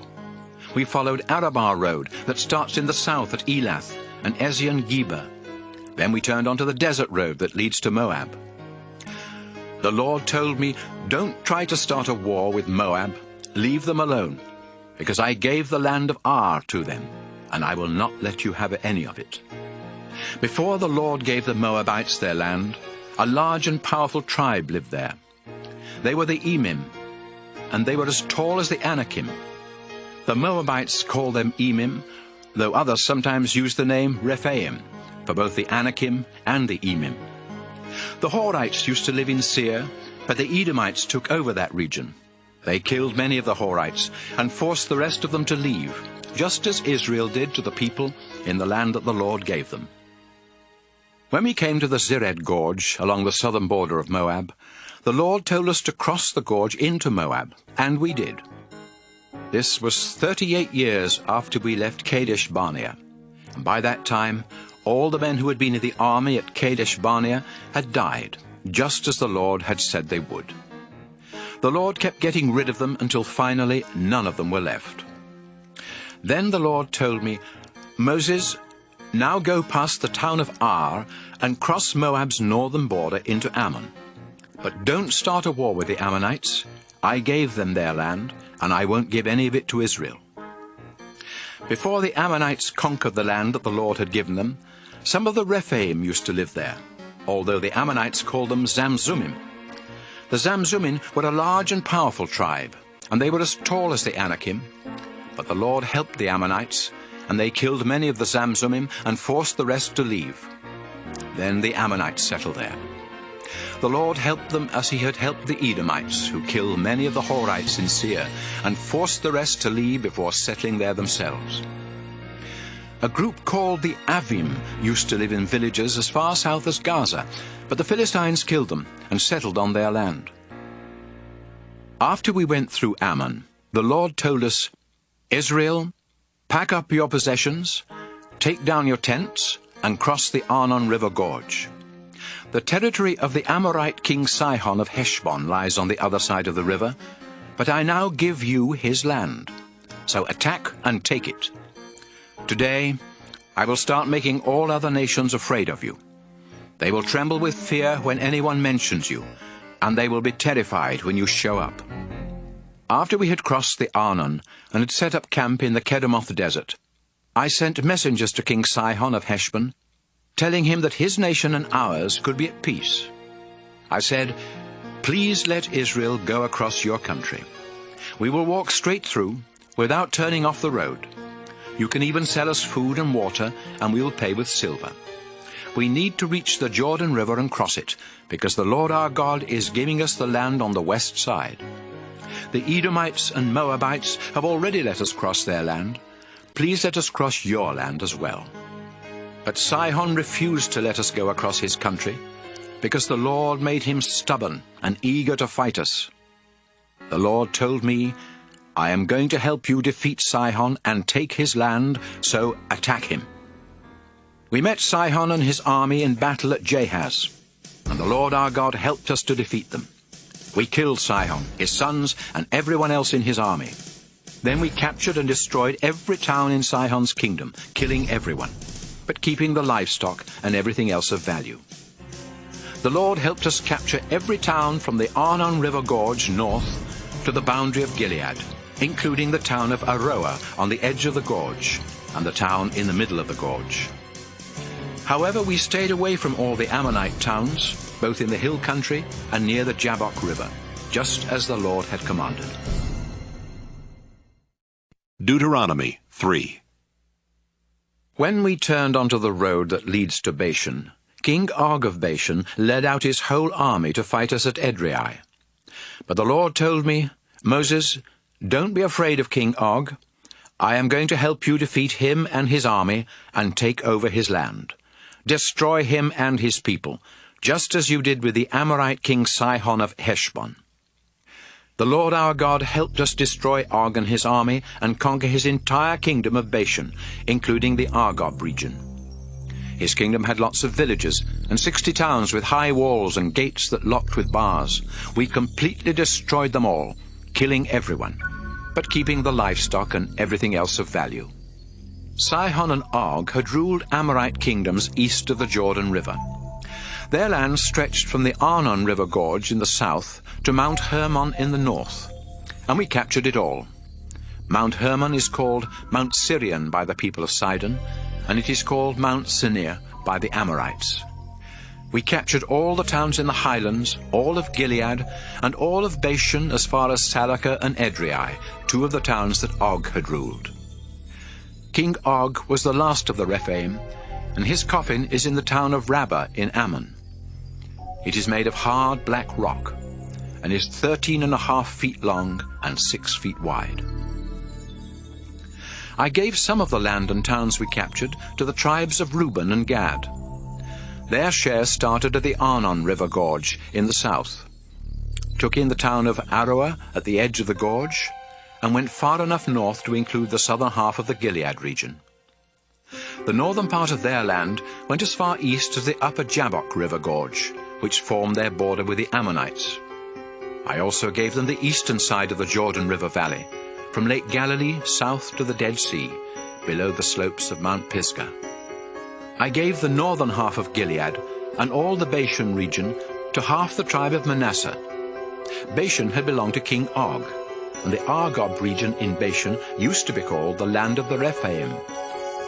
Jair from Manasseh tribe conquered the Argob region as far west as the kingdoms of Geshur and Maacah. The Israelites even started calling Bashan by the name Villages of Jair, and that is still its name. I gave the northern half of Gilead to the Maacah clan. At that time I told the men of Reuben, Gad, and East Manasseh, "The Lord our God told me to give you this land with its towns, and that's what I've done. Now your wives and children can stay here with your large flocks of sheep and goats and your large herds of cattle. But all of you men that can serve in our army must cross the Jordan River and help the other tribes, because they are your relatives. The Lord will let them defeat the enemy nations on the west side of the Jordan and take their land. Afterwards, you can come back here to the land I gave you."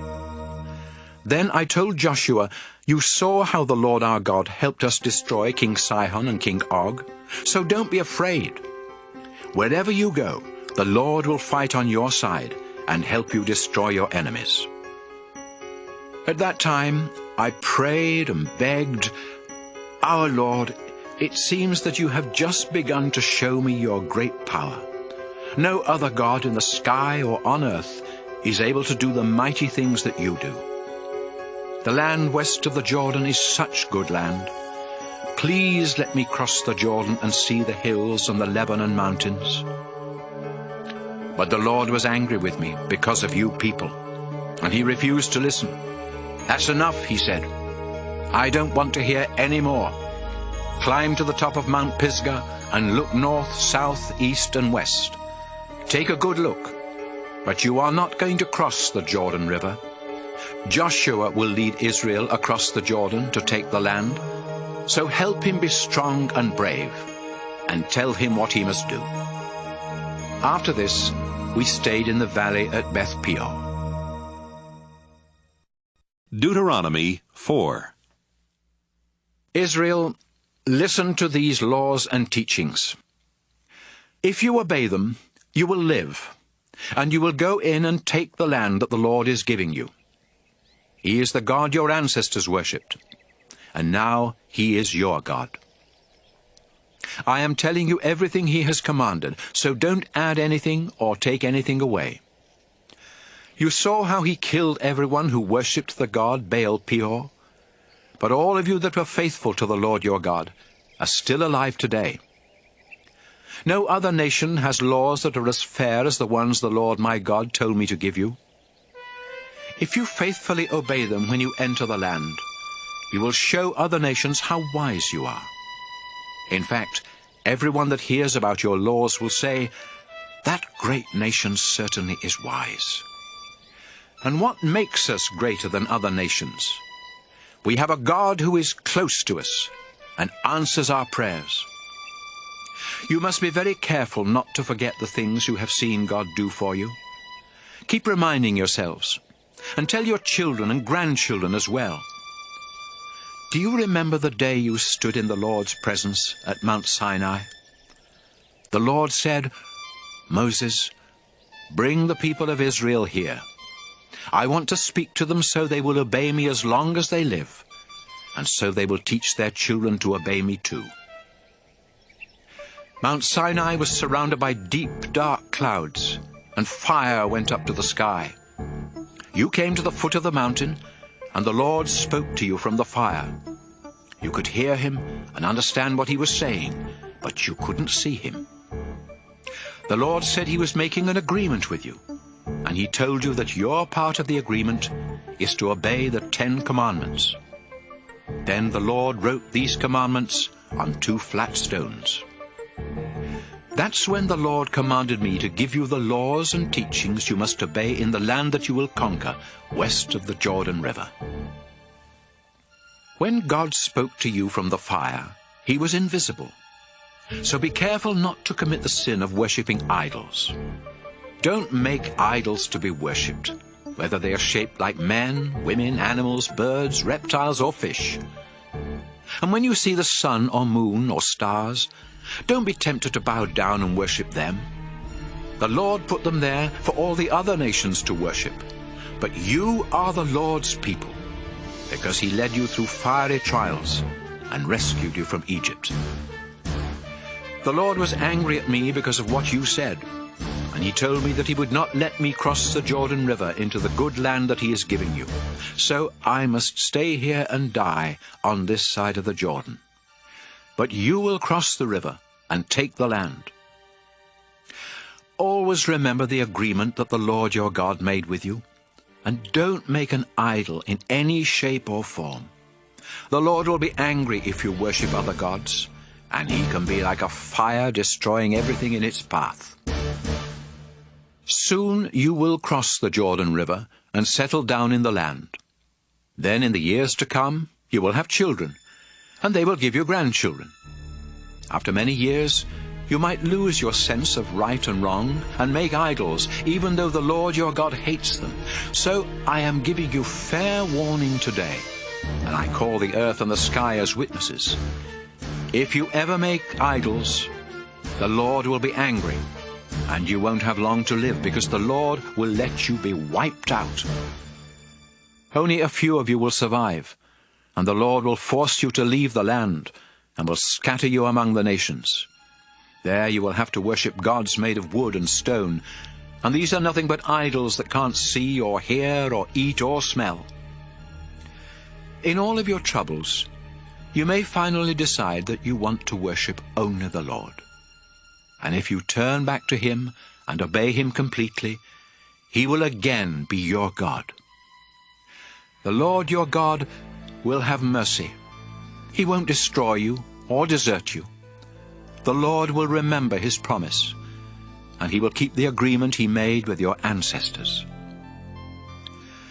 When the Lord your God brought you out of Egypt, you saw how he fought for you and showed his great power by performing terrifying miracles. You became his people, and at Mount Sinai you heard him talking to you out of fiery flames, and yet you were still alive. Has anything like this ever happened since the time God created humans? No matter where you go or who you ask, you will get the same answer. No one has ever heard of another God even trying to do such things as the Lord your God has done for you. The Lord wants you to know he is the only true God, and he wants you to obey him. That's why he let you see his mighty miracles and his fierce fire on earth, and why you heard his voice from that fire and from the sky. The Lord loved your ancestors and decided that you would be his people. So the Lord used his great power to bring you out of Egypt. Now you face other nations more powerful than you are, but the Lord has already started forcing them out of their land and giving it to you.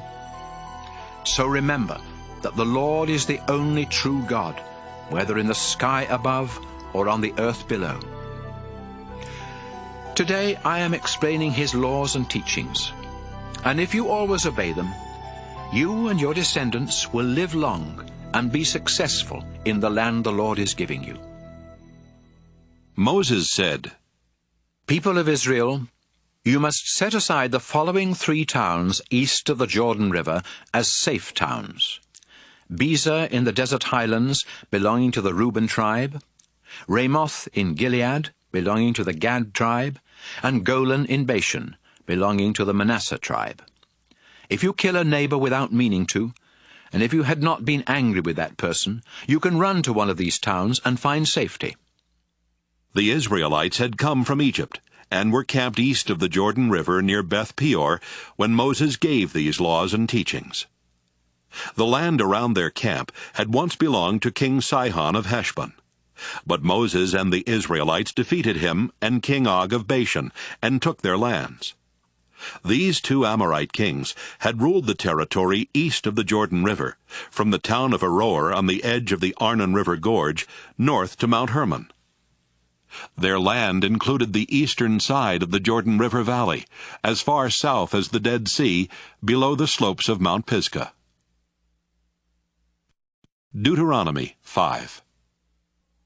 Moses called together the people of Israel and said, "Today I am telling you the laws and teachings that you must follow, so listen carefully.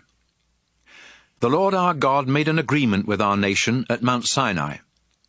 That agreement wasn't only with our ancestors, but with us who are here today. The Lord himself spoke to you out of the fire, but you were afraid of the fire and refused to go up the mountain. So I spoke with the Lord for you. Then I told you that he had said, 'I am the Lord your God, the one who brought you out of Egypt where you were slaves. Do not worship any god except me. Do not make idols that look like anything in the sky or on earth or in the ocean under the earth. Don't bow down and worship idols. I am the Lord your God, and I demand all your love. If you reject me and worship idols, I will punish your families for 3 or 4 generations. But if you love me and obey my laws, I will be kind to your families for thousands of generations. Do not misuse my name. I am the Lord your God, and I will punish anyone who misuses my name. Show respect for the Sabbath day. It belongs to me. You have 6 days when you can do your work, but the 7th day of the week belongs to me, your God. No one is to work on that day, not you, your children, your oxen, or donkeys, or any other animal, not even those foreigners who live in your towns. And don't make your slaves do any work. This special day of rest will remind you that I reached out my mighty arm and rescued you from slavery in Egypt. Respect your father and mother, and you will live a long and successful life in the land I am giving you. Do not murder. Be faithful in marriage. Do not steal. Do not tell lies about others. Do not want anything that belongs to someone else. Don't want anyone's wife or husband, house, land, slaves, oxen, donkeys, or anything else. When we were gathered on the mountain, the Lord spoke to us in a loud voice from the dark fiery cloud. The Lord gave us these commands, and only these. Then he wrote them on 2 flat stones and gave them to me.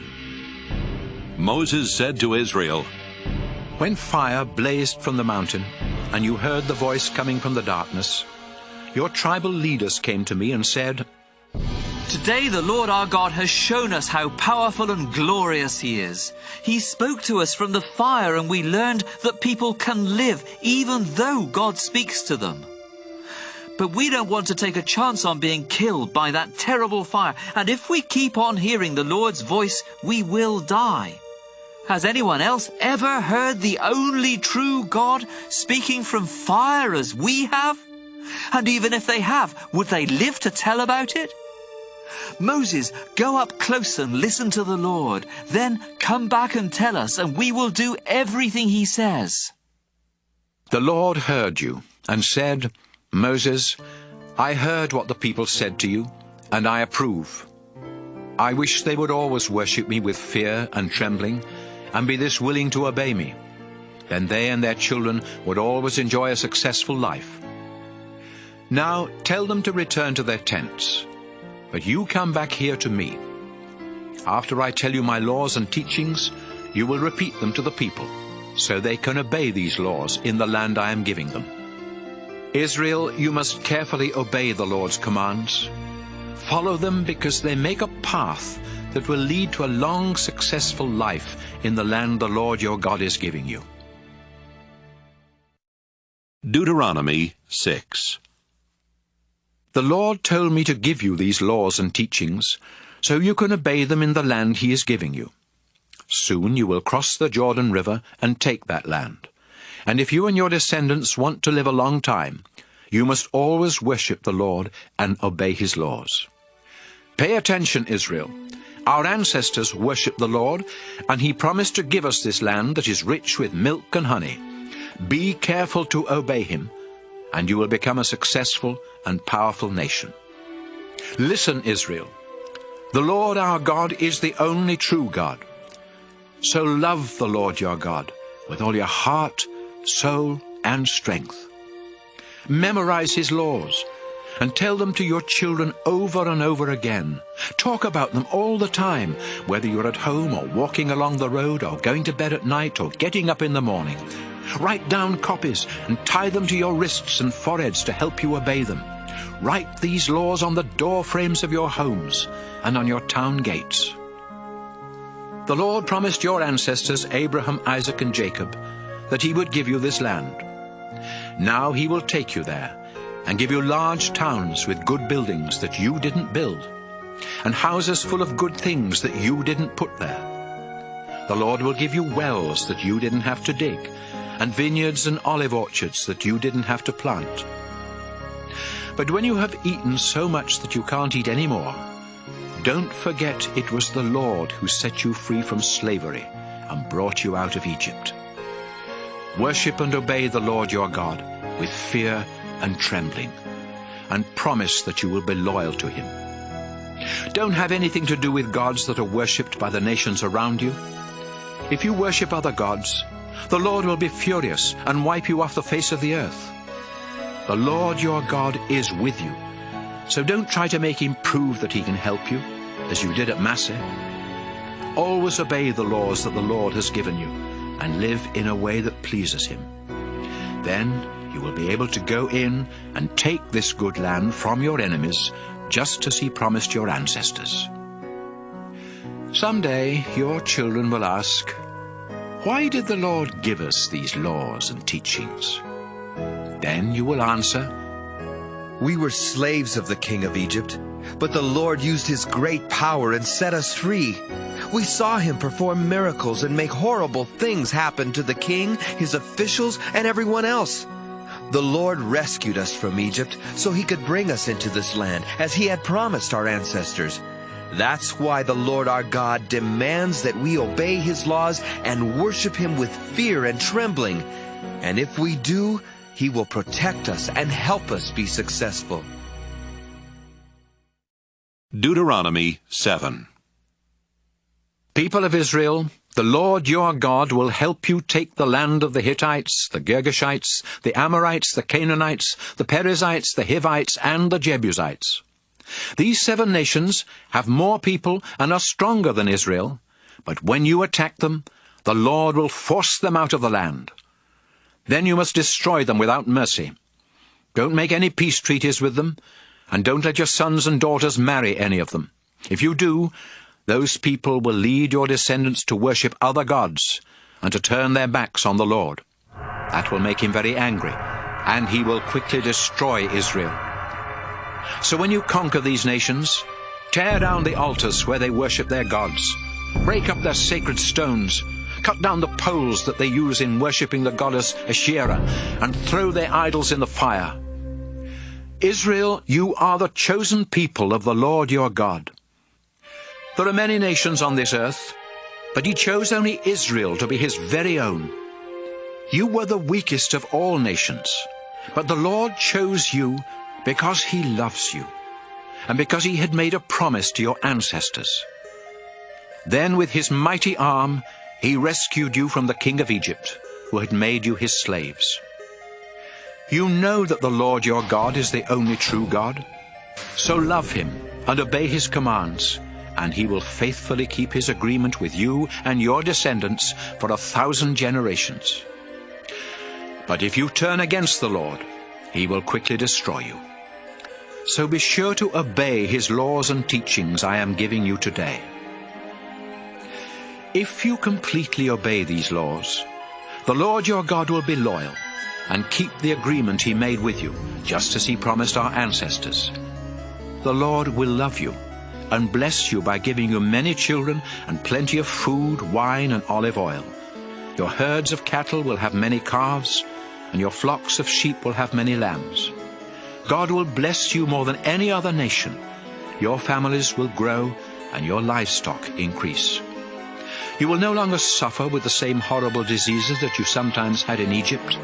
You will be healthy, but the Lord will make your enemies suffer from those diseases.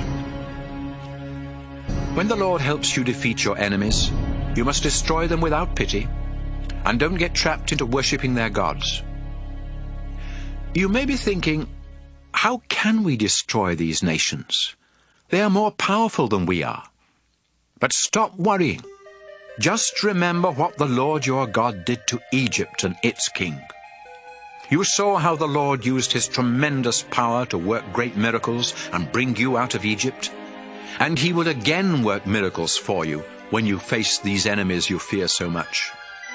Some of them may try to survive by hiding from you, but the Lord will make them panic, and soon they will be dead. So don't be frightened when you meet them in battle. The Lord your God is great and fearsome, and he will fight at your side. As you attack these nations, the Lord will force them out little by little. He won't let you get rid of them all at once. If he did, there wouldn't be enough people living in the land to keep down the number of wild animals. But when you attack your enemies, the Lord will make them panic, and you will easily destroy them. You will defeat them one after another until they are gone, and no one will remember they ever lived. After you conquer a nation, burn their idols. Don't get trapped into wanting the silver or gold on an idol. Even the metal on an idol is disgusting to the Lord, so destroy it. If you bring it home with you, both you and your house will be destroyed. Stay away from those disgusting idols. Deuteronomy 8. Israel, do you want to go into the land the Lord promised your ancestors? Do you want to capture it, live there, and become a powerful nation? Then be sure to obey every command I am giving you. Don't forget how the Lord your God has led you through the desert for the past 40 years. He wanted to find out if you were truly willing to obey him and depend on him. So he made you go hungry. Then he gave you manna, a kind of food that you and your ancestors had never even heard about. The Lord was teaching you that people need more than food to live. They need every word that the Lord has spoken. Over the past 40 years, your clothing hasn't worn out and your feet haven't swollen. So keep in mind that the Lord has been correcting you, just as parents correct their children. Obey the commands the Lord your God has given you, and worship him with fear and trembling. The Lord your God is bringing you into a good land, with streams that flow from springs in the valleys and hills. You can dig for copper in those hills, and the stones are made of iron ore. And you won't go hungry. Wheat and barley fields are everywhere, and so are vineyards and orchards full of fig, pomegranate and olive trees, and there is plenty of honey. After you eat and are full, give praise to the Lord your God for the good land he gave you. Make sure that you never forget the Lord or disobey his laws and teachings that I am giving you today. If you always obey them, you will have plenty to eat, and you will build good houses to live in. You will get more and more cattle, sheep, silver, gold, and other possessions. But when all this happens, don't be proud. Don't forget that you were once slaves in Egypt, and that it was the Lord who set you free. Remember how he led you in that huge and frightening desert where poisonous snakes and scorpions live. There was no water, but the Lord split open a rock, and water poured out so you could drink. He also gave you manna, a kind of food your ancestors had never even heard about. The Lord was testing you to make you trust him, so that later on he could be good to you. When you become successful, don't say, "I'm rich, and I've earned it all myself." Instead, remember that the Lord your God gives you the strength to make a living. That's how he keeps the promise he made to your ancestors. But I'm warning you, if you forget the Lord your God and worship other gods, the Lord will destroy you, just as he destroyed the nations you fought. Deuteronomy 9.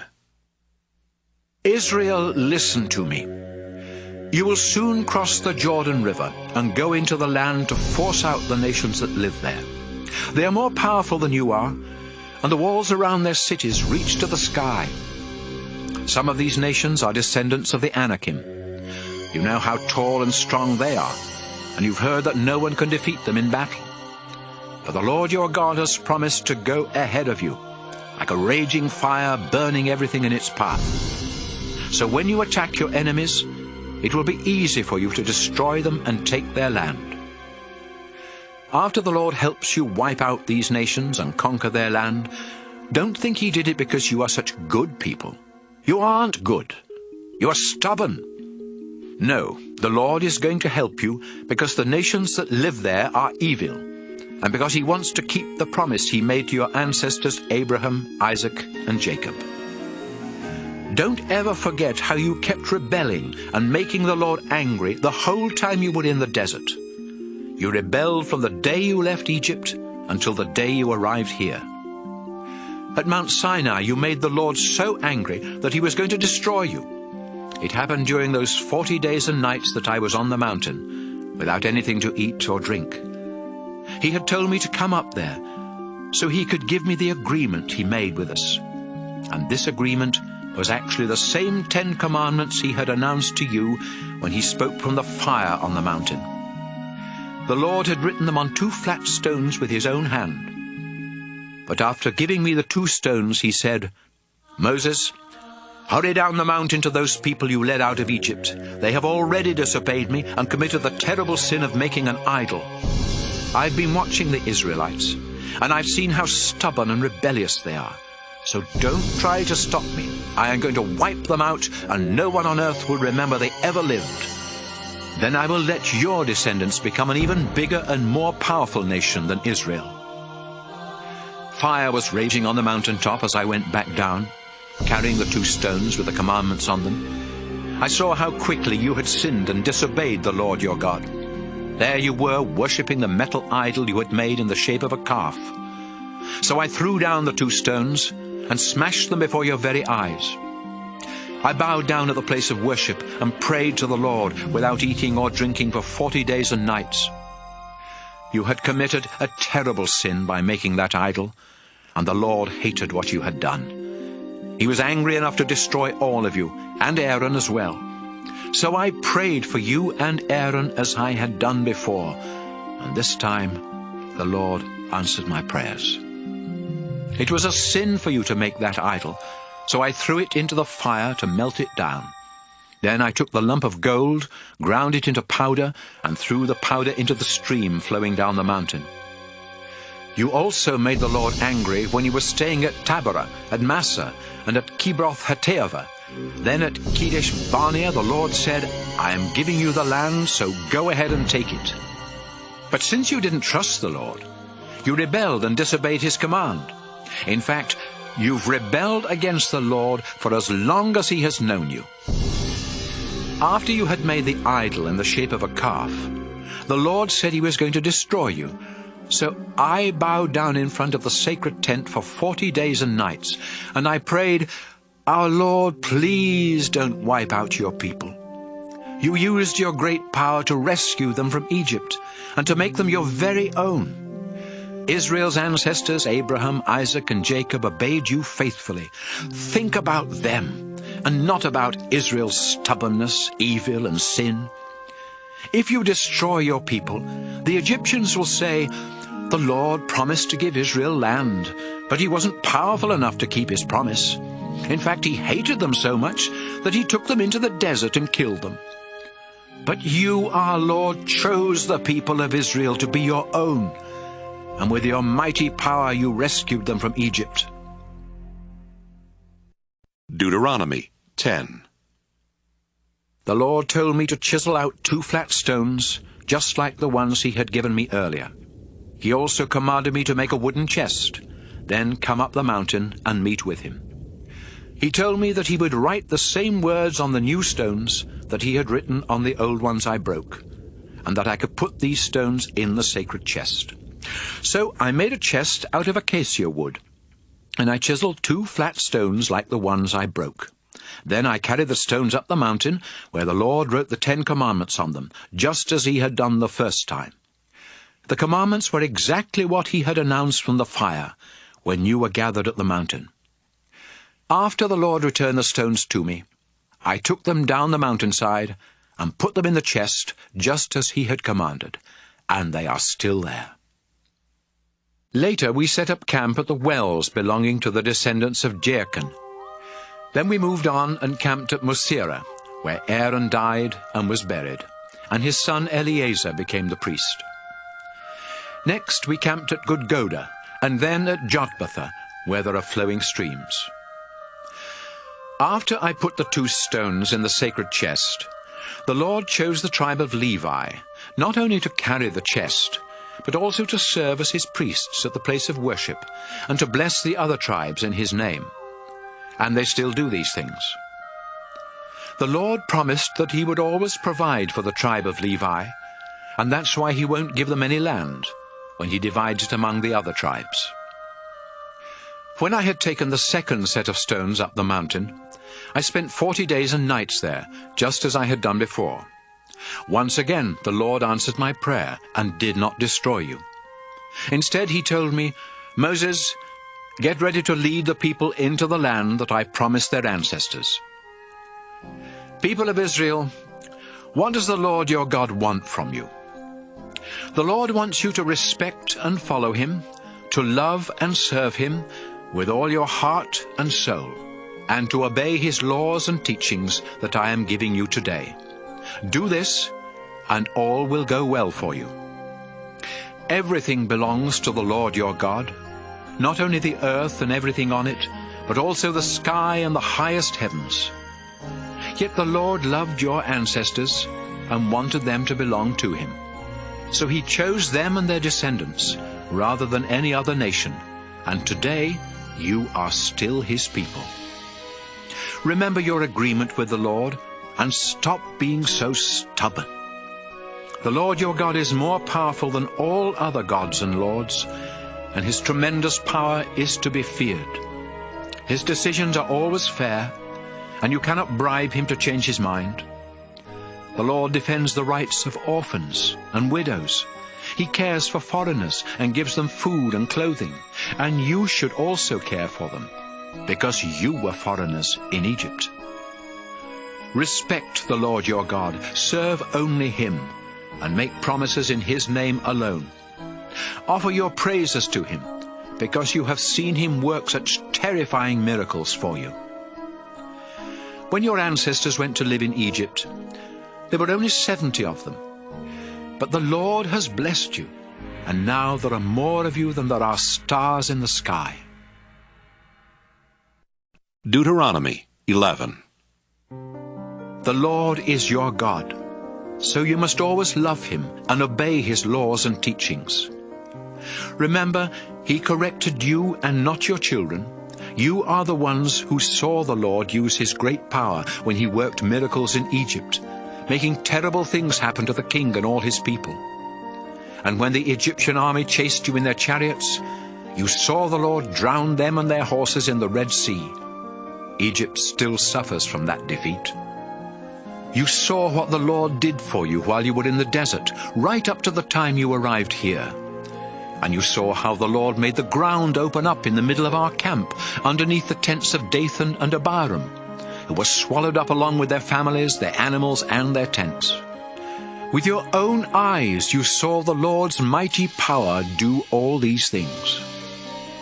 Soon you will cross the Jordan River, and if you obey the laws and teachings I'm giving you today, You will be strong enough to conquer the land that the Lord promised your ancestors and their descendants. It's rich with milk and honey, and you will live there and enjoy it for a long time. It's better land than you had in Egypt, where you had to struggle just to water your crops. But the hills and valleys in the promised land are watered by rain from heaven, because the Lord your God keeps his eye on this land and takes care of it all year long. The Lord your God commands you to love him and to serve him with all your heart and soul. If you obey him, he will send rain at the right seasons, so you will have more than enough food, wine, and olive oil, and there will be plenty of grass for your cattle. But watch out! You will be tempted to turn your backs on the Lord, and if you worship other gods, the Lord will become angry and keep the rain from falling.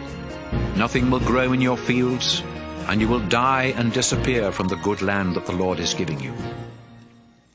Memorize these laws and think about them. Write down copies and tie them to your wrists and your foreheads to help you obey them.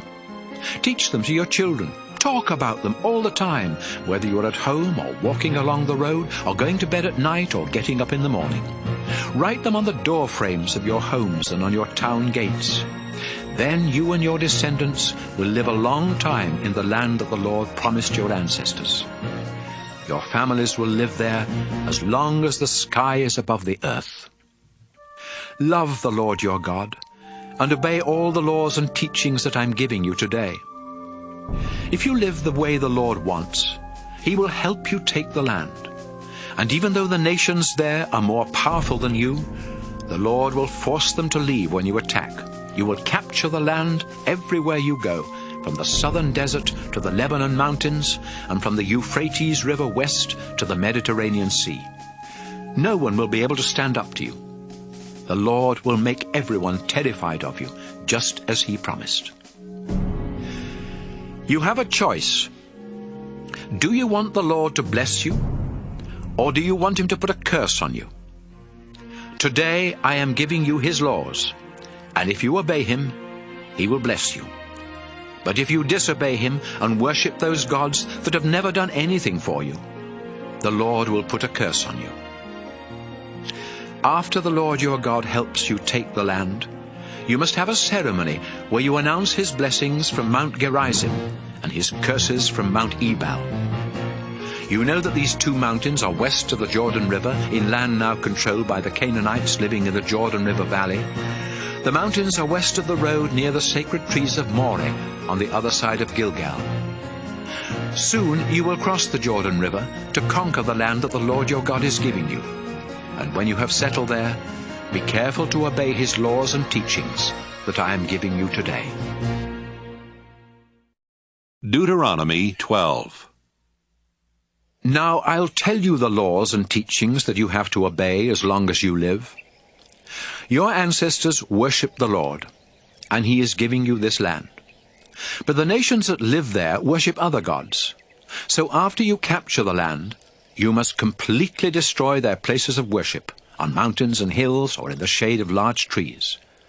Wherever these nations worship their gods, you must tear down their altars, break their sacred stones, burn the sacred poles used in worshipping the goddess Asherah, and smash their idols to pieces. Destroy these places of worship so completely that no one will remember they were ever there. Don't worship the Lord your God in the way those nations worship their gods. Soon you will cross the Jordan, and the Lord will help you conquer your enemies and let you live in peace there in the land he has given you. But after you are settled, life will be different. You must not offer sacrifices just anywhere you want to. Instead, the Lord will choose a place somewhere in Israel where you must go to worship him. All of your sacrifices and offerings must be taken there, including sacrifices to please the Lord, and any gift you promise or voluntarily give him. That's where you must also take 1/10 of your grain, wine, and olive oil, as well as the firstborn of your cattle, sheep, and goats. You and your family and servants will eat your gifts and sacrifices and celebrate there at the place of worship, because the Lord your God has made you successful in everything you have done. And since Levites will not have any land of their own, you must ask some of them to come along and celebrate with you. Sometimes you may want to kill an animal for food and not as a sacrifice. If the Lord has blessed you and given you enough cows or sheep or goats, then you can butcher one of them where you live. You can eat it just like the meat from a deer or gazelle that you kill when you go hunting. And even those people who are unclean and unfit for worship can have some of the meat. But you must not eat the blood of any animal. Let the blood drain out on the ground. The Lord has promised that later on he will give Israel more land, and some of you may not be able to travel all the way from your homes to the place of worship each time you are hungry for meat, but the Lord will give you cattle, sheep, and goats, and you can butcher any of those animals at home and eat as much as you want. It is the same as eating the meat from a deer or a gazelle that you kill when you go hunting. And in this way, anyone who is unclean and unfit for worship can have some of the meat. But don't eat the blood. It is the life of the animal, so let it drain out on the ground before you eat the meat. Do you want the Lord to make you successful? Do you want your children to be successful even after you are gone? Then do what pleases the Lord, and don't eat blood. All sacrifices and offerings to the Lord must be taken to the place where he chooses to be worshipped. If you offer a sacrifice to please the Lord, all of its meat must be burned on the altar. You can eat the meat from certain kinds of sacrifices, but you must always pour out the animal's blood on the altar. If you obey these laws, you will be doing what the Lord your God says is right and good. Then he will help you and your descendants be successful. Israel, as you go into the land and attack the nations that are there, the Lord will get rid of them, and you can have their land. But that's when you must be especially careful not to ask, how did these nations worship their gods? Shouldn't we worship the Lord in the same way? No, you should not. The Lord hates the disgusting way those nations worship their gods, because they even burn their sons and daughters as sacrifices. Obey all the laws and teachings I am giving you. Don't add any, and don't take any away. Deuteronomy 13. Someday, a prophet may come along who is able to perform miracles or tell what will happen in the future. Then the prophet may say, let's start worshipping some new gods, some gods that we know nothing about. If the prophet says this, don't listen. The Lord your God will be watching to find out whether or not you love him with all your heart and soul. You must be completely faithful to the Lord. Worship and obey only the Lord, and do this with fear and trembling, because he rescued you from slavery in Egypt. If a prophet tells you to disobey the Lord your God and to stop worshipping him, then that prophet is evil and must be put to death. Someone else may say to you, let's worship other gods. That person may be your best friend, your brother or sister, your son or daughter, or your own dear wife or husband. But you must not listen to people who say such things. Instead, you must stone them to death. You must be the first to throw the stones. Then others from the community will finish the job. Don't show any pity. The gods worshipped by other nations have never done anything for you or your ancestors. People who ask you to worship other gods are trying to get you to stop worshipping the Lord, who rescued you from slavery in Egypt. So put to death anyone who asks you to worship another god. And when the rest of Israel hears about it, they will be afraid, and no one else will ever do such an evil thing again. After the Lord your God gives you towns to live in, you may hear a rumor about one of the towns. You may hear that some worthless people have talked everyone there into worshipping other gods, even though these gods have never done anything for them. You must carefully find out if the rumor is true. Then, if the people of that town have actually done such a disgusting thing in your own country, you must take your swords and kill every one of them, and their livestock too. Gather all the possessions of the people who lived there and pile them up in the marketplace without keeping anything for yourself. set the pile and the whole town on fire, and don't ever rebuild the town. The whole town will be a sacrifice to the Lord your God. Then he won't be angry anymore, and he will have mercy on you and make you successful, just as he promised your ancestors. That's why you must do what the Lord your God says is right. I am giving you his laws and teachings today, and you must obey them. Deuteronomy 14. People of Israel, you are the Lord's children. So when you mourn for the dead, you must not cut yourselves or shave your forehead. Out of all the nations on this earth, the Lord your God chose you to be his own. You belong to the Lord, so don't behave like those who worship other gods. Don't eat any disgusting animals. You may eat the meat of cattle, sheep and goats, wild sheep and goats, and gazelles, antelopes, and all kinds of deer. It is all right to eat meat from any animals that have divided hooves, and also chew the cud. But don't eat camels, rabbits, and rock badgers. These animals chew the cud, but do not have divided hooves. You must treat them as unclean. And don't eat pork, since pigs have divided hooves, but they do not chew their cud. Don't even touch a dead pig. You can eat any fish that has fins and scales. But there are other creatures that live in the water, and if they do not have fins and scales, you must not eat them. Treat them as unclean. You can eat any clean bird, but don't eat the meat of any of the following birds: eagles, vultures, falcons, kites, ravens, ostriches, owls, seagulls, hawks, pelicans, ospreys, cormorants, storks, herons, and hoopoes. You must not eat bats. Swarming insects are unclean, so don't eat them. However, you are allowed to eat certain kinds of winged insects. You belong to the Lord your God, so if you happen to find a dead animal, don't eat its meat. You may give it to foreigners who live in your town, or sell it to foreigners who are visiting your town. Don't boil a young goat in its mother's milk. People of Israel, every year you must set aside 10% of your grain harvest. Also set aside 10% of your wine and olive oil, and the firstborn of every cow, sheep, and goat.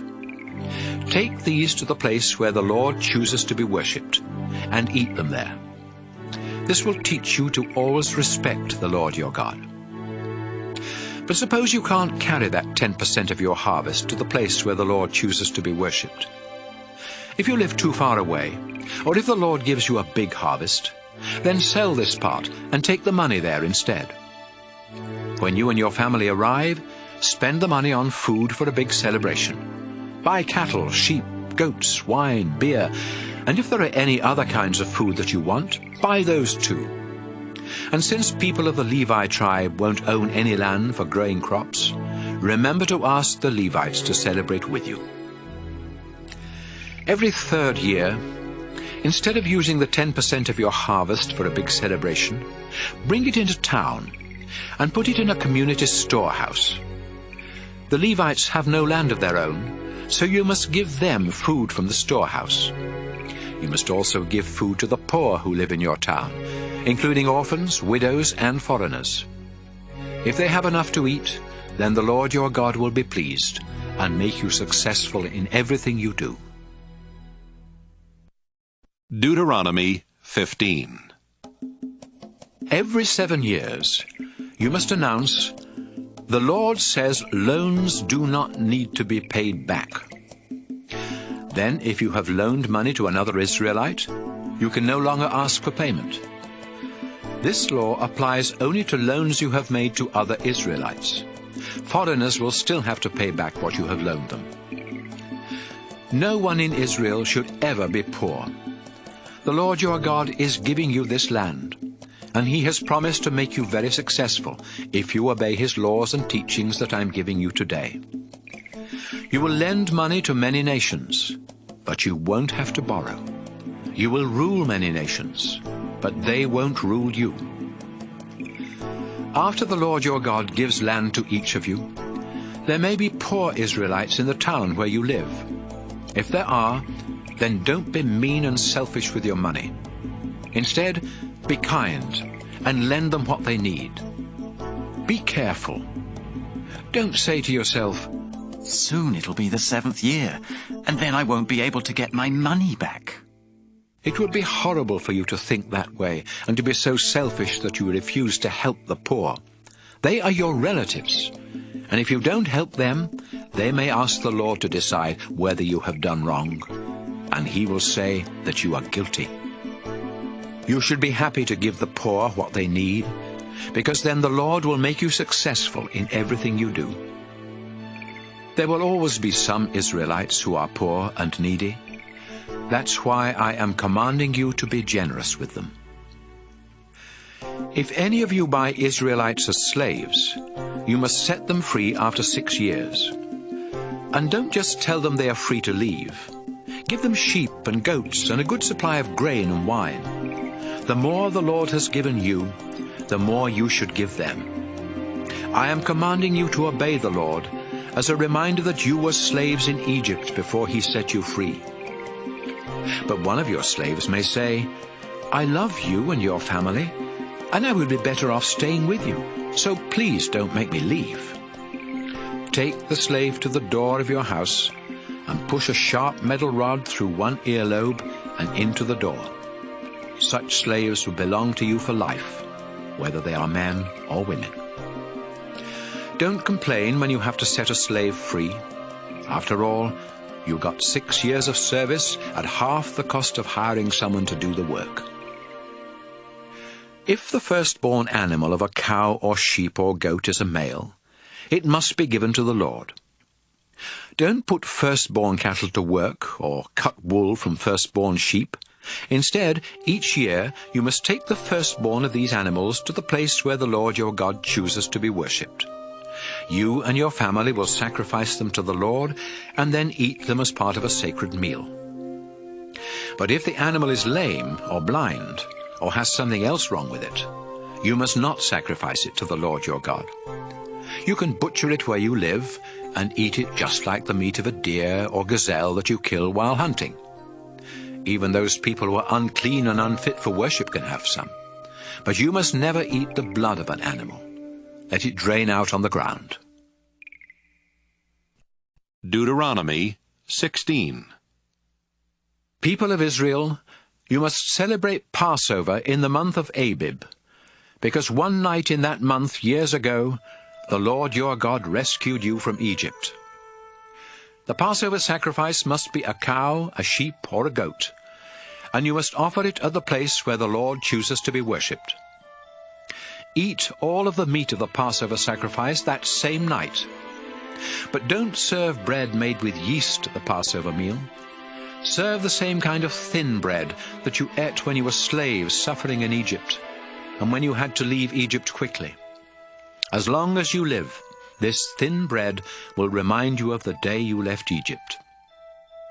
For 7 days following Passover, don't make any bread with yeast. In fact, there should be no yeast anywhere in Israel. Don't offer the Passover sacrifice in just any town where you happen to live. It must be offered at the place where the Lord chooses to be worshipped. Kill the sacrifice at sunset, the time of day when you left Egypt. Then cook it and eat it there at the place of worship, returning to your tents the next morning. Eat thin bread for the next 6 days. Then on the 7th day, don't do any work. Instead, come together and worship the Lord. 7 weeks after you start your grain harvest, go to the place where the Lord chooses to be worshipped and celebrate the harvest festival in honor of the Lord your God. Bring him an offering as large as you can afford, depending on how big a harvest he has given you. Be sure to take along your sons and daughters and all your servants. Also invite the poor, including Levites, foreigners, orphans, and widows. Remember that you used to be slaves in Egypt, so obey these laws. After you have finished the grain harvest and the grape harvest, take your sons and daughters and all your servants to the place where the Lord chooses to be worshipped. Celebrate the Festival of Shelters for 7 days. Also invite the poor, including Levites, foreigners, orphans, and widows. The Lord will give you big harvests and make you successful in everything you do. You will be completely happy, so celebrate this festival in honor of the Lord your God. Each year there are 3 festivals when all Israelite men must go to the place where the Lord chooses to be worshipped. These are the Festival of Thin Bread, the Harvest Festival, and the Festival of Shelters. And don't forget to take along a gift for the Lord. The bigger the harvest the Lord gives you, the bigger your gift should be. After you are settled in the towns that you will receive from the Lord your God, the people in each town must appoint judges and other officers. Those of you that become judges must be completely fair when you make legal decisions, even if someone important is involved. Don't take bribes to give unfair decisions. Bribes keep people who are wise from seeing the truth and turn honest people into liars. People of Israel, if you want to enjoy a long and successful life, make sure that everyone is treated with justice in the land that the Lord is giving you. When you build the altar for offering sacrifices to the Lord your God, don't set up a sacred pole for the worship of the goddess Asherah. And don't set up a sacred stone. The Lord hates these things. Deuteronomy 17. If an ox or a sheep has something wrong with it, don't offer it as a sacrifice to the Lord your God. He will be disgusted. The Lord your God is giving you towns to live in. But later, a man or a woman in your town may start worshipping other gods, or even the sun, moon, or stars. I have warned you not to worship other gods, because whoever worships them is disobeying the Lord and breaking the agreement he made with you. So when you hear that someone in your town is committing this disgusting sin, you must carefully find out if that person really is guilty. But you will need 2 or 3 witnesses. One witness isn't enough to prove a person guilty. Get rid of those who are guilty of such evil. Take them outside your town gates and have everyone stone them to death. But the witnesses must be the first to throw stones.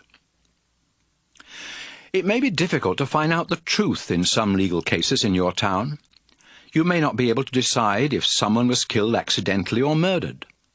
Or you may not be able to tell whether an injury or some property damage was done by accident or on purpose. If the case is too difficult, take it to the court at the place where the Lord your God chooses to be worshipped. This court will be made up of 1 judge and several priests who serve at the Lord's altar. They will explain the law to you and give you their decision about the case. Do exactly what they tell you, or you will be put to death. When other Israelites hear about it, they will be afraid and obey the decisions of the court. People of Israel, after you capture the land the Lord your God is giving you, and after you settle on it, you will say, "We want a king, just like the nations around us."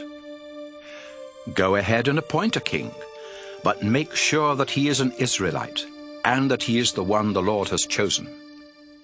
The king should not have many horses, especially those from Egypt. The Lord has said never to go back there again. And the king must not have a lot of wives. They might tempt him to be unfaithful to the Lord. Finally, the king must not try to get huge amounts of silver and gold. The official copy of God's laws will be kept by the priests of the Levi tribe. So, as soon as anyone becomes king, he must go to the priests and write out a copy of these laws while they watch. Each day the king must read and obey these laws, so that he will learn to worship the Lord with fear and trembling, and not think that he's better than everyone else. If the king completely obeys the Lord's commands, he and his descendants will rule Israel for many years. Deuteronomy 18. The people of the Levi tribe, including the priests, will not receive any land. Instead, they will receive part of the sacrifices that are offered to the Lord, because he has promised to provide for them in this way. When you sacrifice a bull or sheep, the priests will be given the shoulder, the jaws, and the stomach. In addition, they will receive the first part of your grain harvest, and part of your first batches of wine and olive oil. You must also give them the first wool that is cut from your sheep each year. Give these gifts to the priests, because the Lord has chosen them and their descendants out of all the tribes of Israel to be his special servants at the place of worship. Any Levite can leave his hometown and go to the place where the Lord chooses to be worshipped, and then be a special servant of the Lord there, just like all the other Levites. Some Levites may have money from selling family possessions, and others may not. But all the Levites serving at the place of worship will receive the same amount of food from the sacrifices and gifts brought by the people. Soon you will go into the land that the Lord your God is giving you. The nations that live there do things that are disgusting to the Lord, and you must not follow their example. Don't sacrifice your son or daughter, and don't try to use any kind of magic or witchcraft to tell fortunes or to cast spells or to talk with spirits of the dead. The Lord is disgusted with anyone who does these things, and that's why he will help you to destroy the nations that are in the land. Never be guilty of doing any of these disgusting things. You will go in and take the land from nations that practice magic and witchcraft. But the Lord your God won't allow you to do these things. Instead, he will choose one of your own people to be a prophet just like me, and you must do what that prophet says.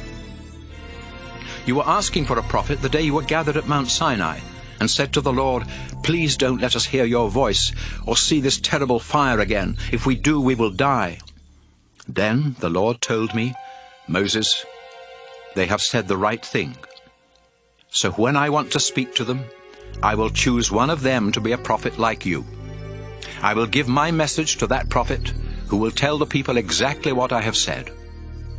Since the message comes from me, anyone who doesn't obey the message will have to answer to me. But if I haven't spoken, and a prophet claims to have a message from me, you must kill that prophet. And you must also kill any prophet who claims to have a message from another god." You may be asking yourselves, how can we tell if a prophet's message really comes from the Lord? You will know, because if the Lord says something will happen, it will happen. And if it doesn't, you will know that the prophet was falsely claiming to speak for the Lord. Don't be afraid of any prophet whose message doesn't come from the Lord. Deuteronomy 19. Soon you will go into the land and attack the nations. The Lord your God will destroy them, and give you their lands, towns, and homes. Then, after you are settled, you must choose 3 of your towns to be safe towns. Divide the land into 3 regions, with 1 safe town near the middle of each, so that a safe town can be easily reached from anywhere in your land. Then, if one of you accidentally kills someone, you can run to a safe town and find protection from being put to death.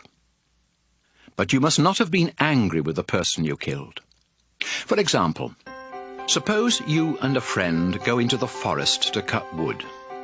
You are chopping down a tree with an axe when the axe head slips off the handle, hits your friend, and kills him. You can run to one of the safe towns and save your life. You don't deserve to die, since you did not mean to harm your friend, but he did get killed, and his relatives might be very angry. They might even choose one of the men from their family to track you down and kill you. If it is too far to one of the safe towns, the victim's relative might be able to catch you and kill you. That's why I said there must be 3 safe towns. Israel, the Lord your God has promised that if you obey his laws and teachings I'm giving you, and if you always love him, then he will give you the land he promised your ancestors. When that happens, you must name 3 more safe towns in the new territory. You will need them, so innocent people won't be killed on your land while they are trying to reach a safe town that is too far away. You will be guilty of murder if innocent people lose their lives because you didn't name enough safe towns in the land the Lord your God will give you. But what if you really do commit murder? Suppose one of you hates a neighbor. So you wait in a deserted place, kill the neighbor, and run to a safe town. If that happens, the leaders of your town must send messengers to bring you back from the safe town. They will hand you over to one of the victim's relatives, who will put you to death. Israel, for the good of the whole country, You must kill anyone who murders an innocent person. Never show mercy to a murderer. In the land the Lord is giving you, there are already stones set up to mark the property lines between fields. So don't move those stones. Before you are convicted of a crime, at least 2 witnesses must be able to testify that you did it. If you accuse someone of a crime, but seem to be lying, then both you and the accused must be taken to the court at the place where the Lord is worshipped. There the priests and judges will find out if you are lying or telling the truth. If you are lying and the accused is innocent, then you will be punished without mercy. You will receive the same punishment the accused would have received if found guilty, whether it means losing an eye, a tooth, a hand, a foot, or even your life. Israel, the crime of telling lies in court must be punished. And when people hear what happens to witnesses that lie, everyone else who testifies in court will tell the truth. Deuteronomy 20. If you have to go to war, you may find yourselves facing an enemy army that is bigger than yours, and that has horses and chariots. But don't be afraid. The Lord your God rescued you from Egypt, and he will help you fight. Before you march into battle, a priest will go to the front of the army and say, "Soldiers of Israel, listen to me. Today, when you go into battle, don't be afraid of the enemy, and when you see them, don't panic. The Lord your God will fight alongside you and help you win the battle." Then the tribal officials will say to the troops, "If any of you have built a new house, but haven't yet moved in, you may go home. It isn't right for you to die in battle and for somebody else to live in your new house. If any of you have planted a vineyard, but haven't had your first grape harvest, you may go home. It isn't right for you to die in battle and for somebody else to enjoy your grapes. If any of you are engaged to be married, you may go back home and get married.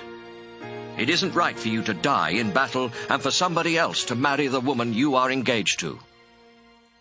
Finally, if any of you are afraid, you may go home. We don't want you to discourage the other soldiers."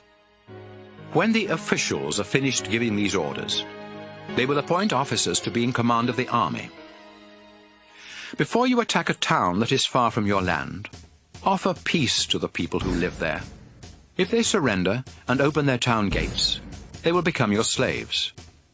But if they reject your offer of peace and try to fight, surround their town and attack.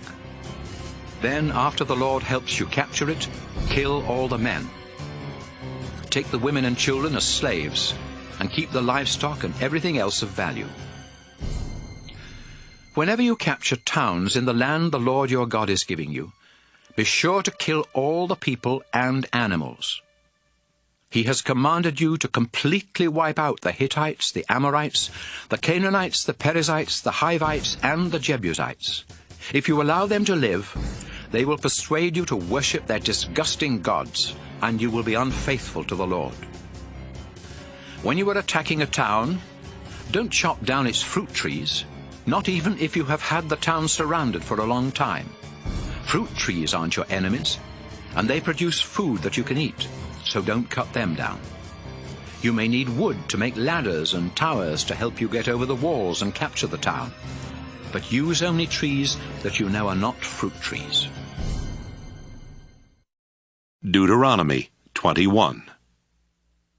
Suppose the body of a murder victim is found in a field in the land the Lord your God is giving you, and no one knows who the murderer is. The judges and other leaders from the towns around there must find out what town is the closest to where the body was found.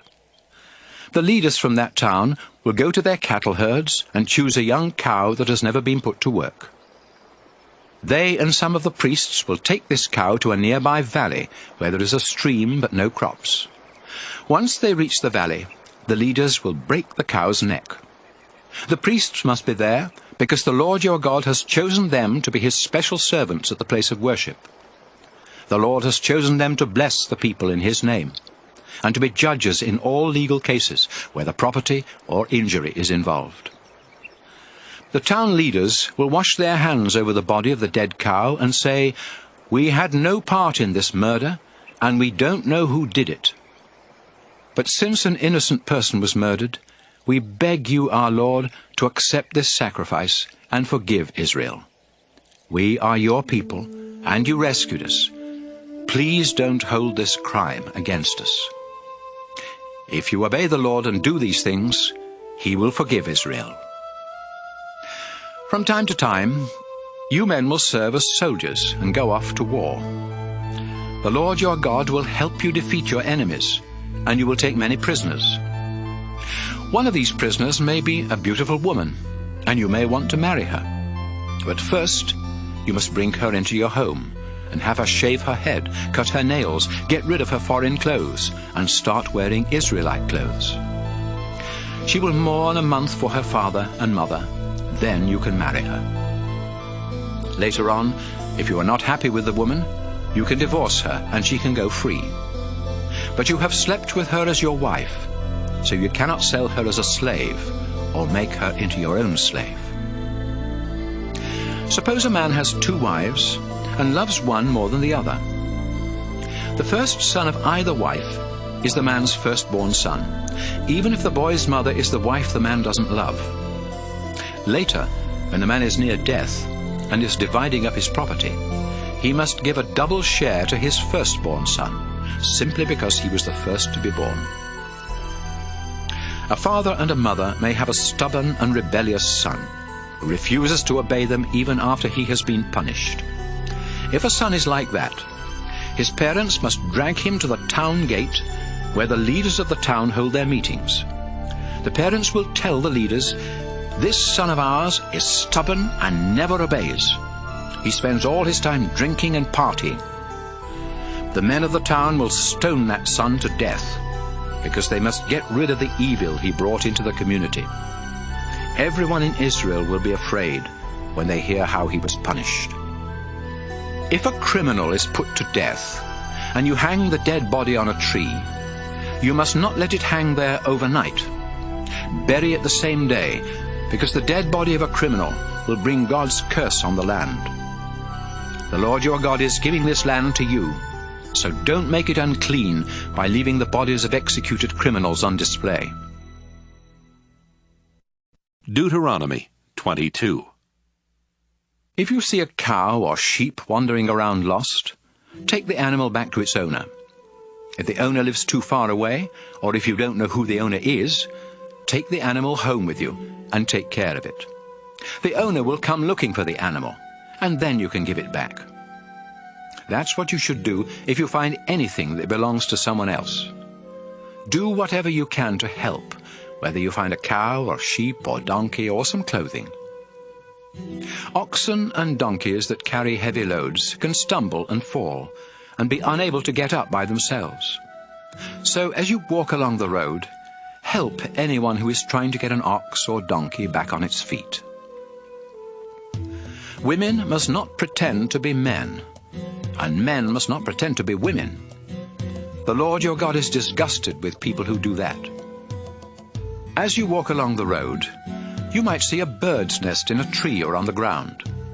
If the mother bird is in the nest with either her eggs or her baby birds, you are allowed to take the baby birds or the eggs, but not the mother bird.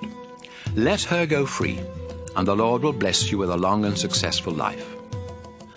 If you build a house, make sure to put a low wall around the edge of the flat roof. Then if someone falls off the roof and is killed, it won't be your fault.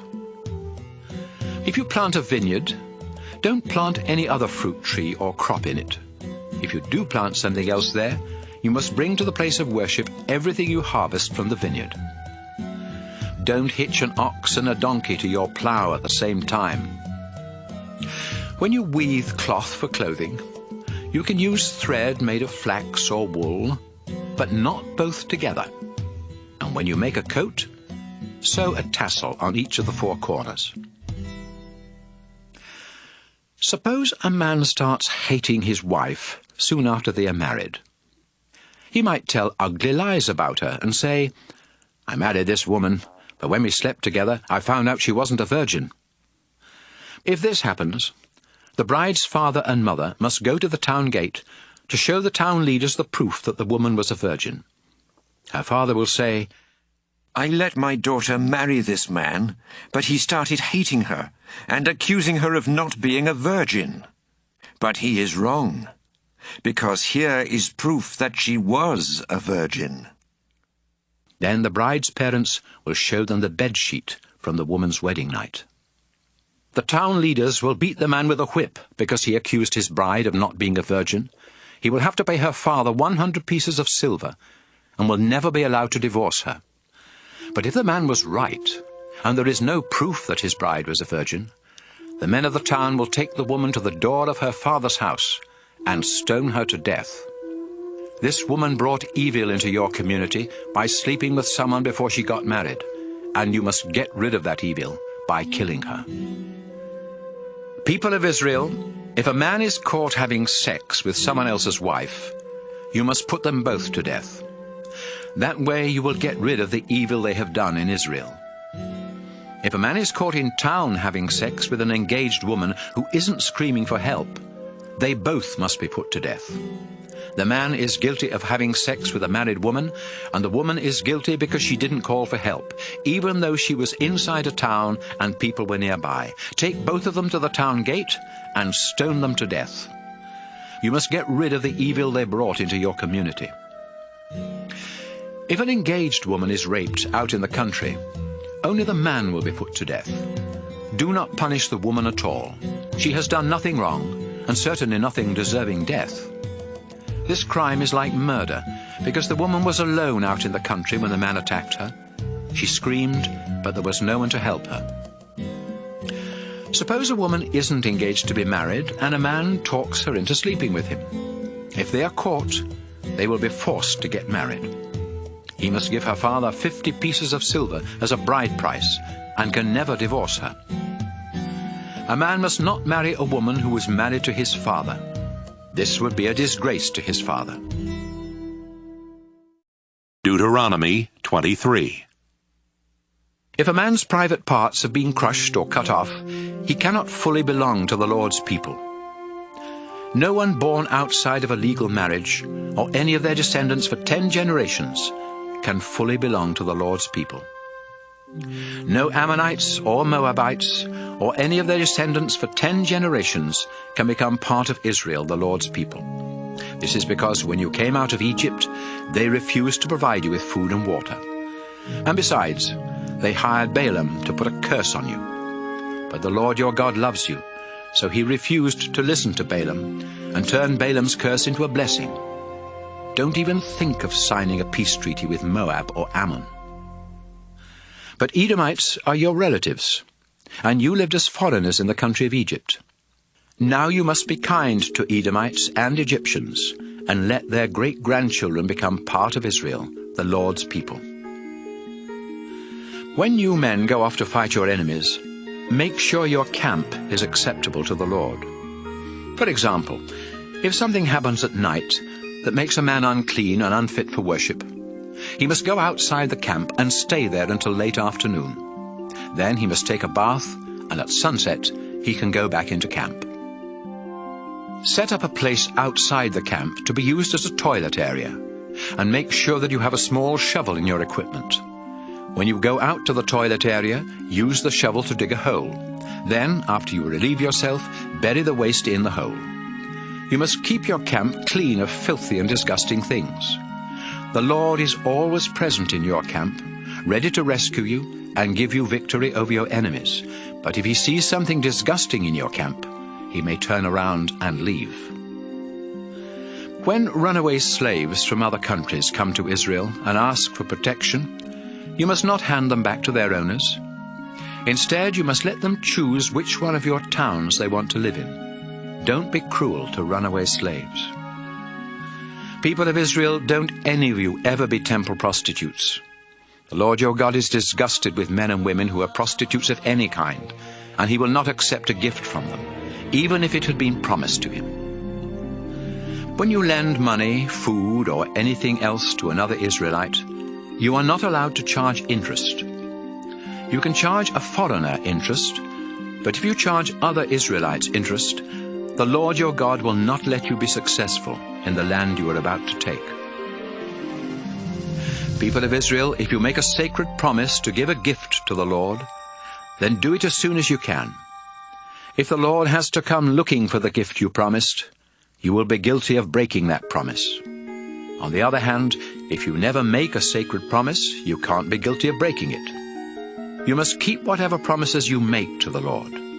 After all, you are the one who chose to make the promises.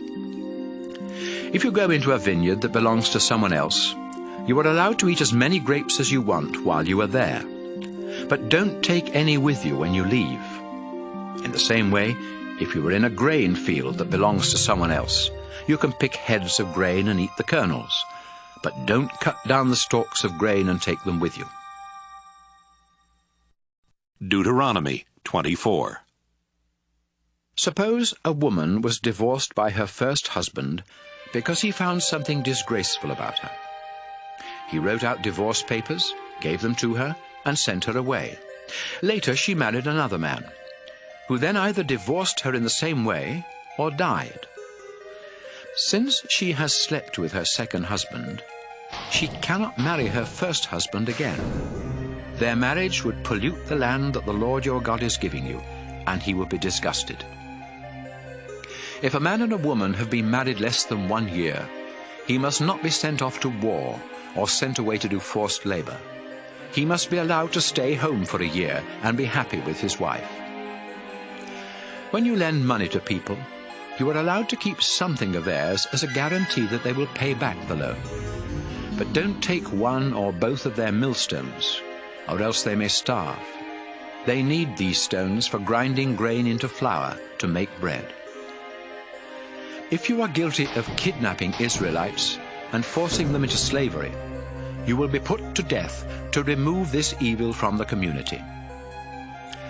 I have told the priests what to do if any of you have leprosy, so do exactly what they say. And remember what the Lord your God did to Miriam after you left Egypt. When you lend money to people, you are allowed to keep something of theirs as a guarantee that the money will be paid back. But you must not go into their house to get it. Wait outside, and they will bring out the item you have agreed on.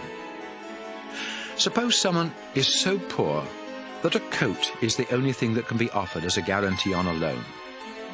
Don't keep the coat overnight.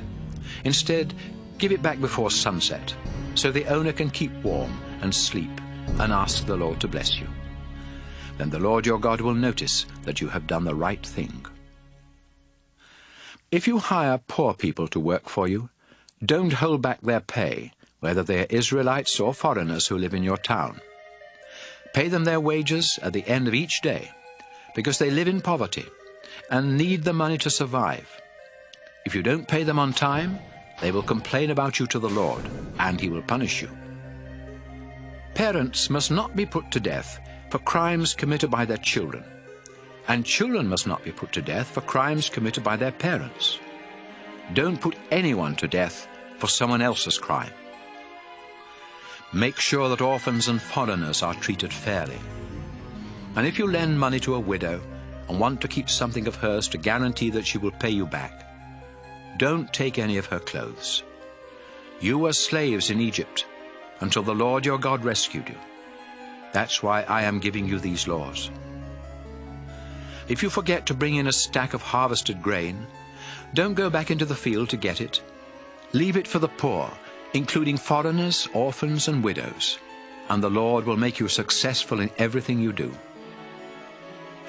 When you harvest your olives, don't try to get them all for yourself, but leave some for the poor.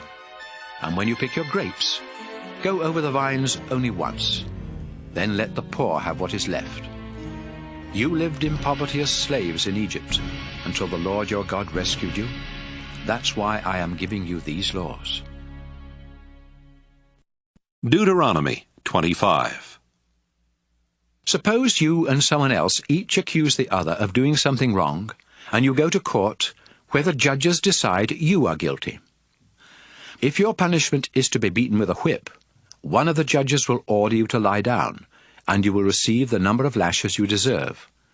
40 lashes is the most that you can be given, because more than that might make other Israelites think you are worthless. Don't muzzle an ox while it is threshing grain. Suppose two brothers are living on the same property, when one of them dies without having a son to carry on his name.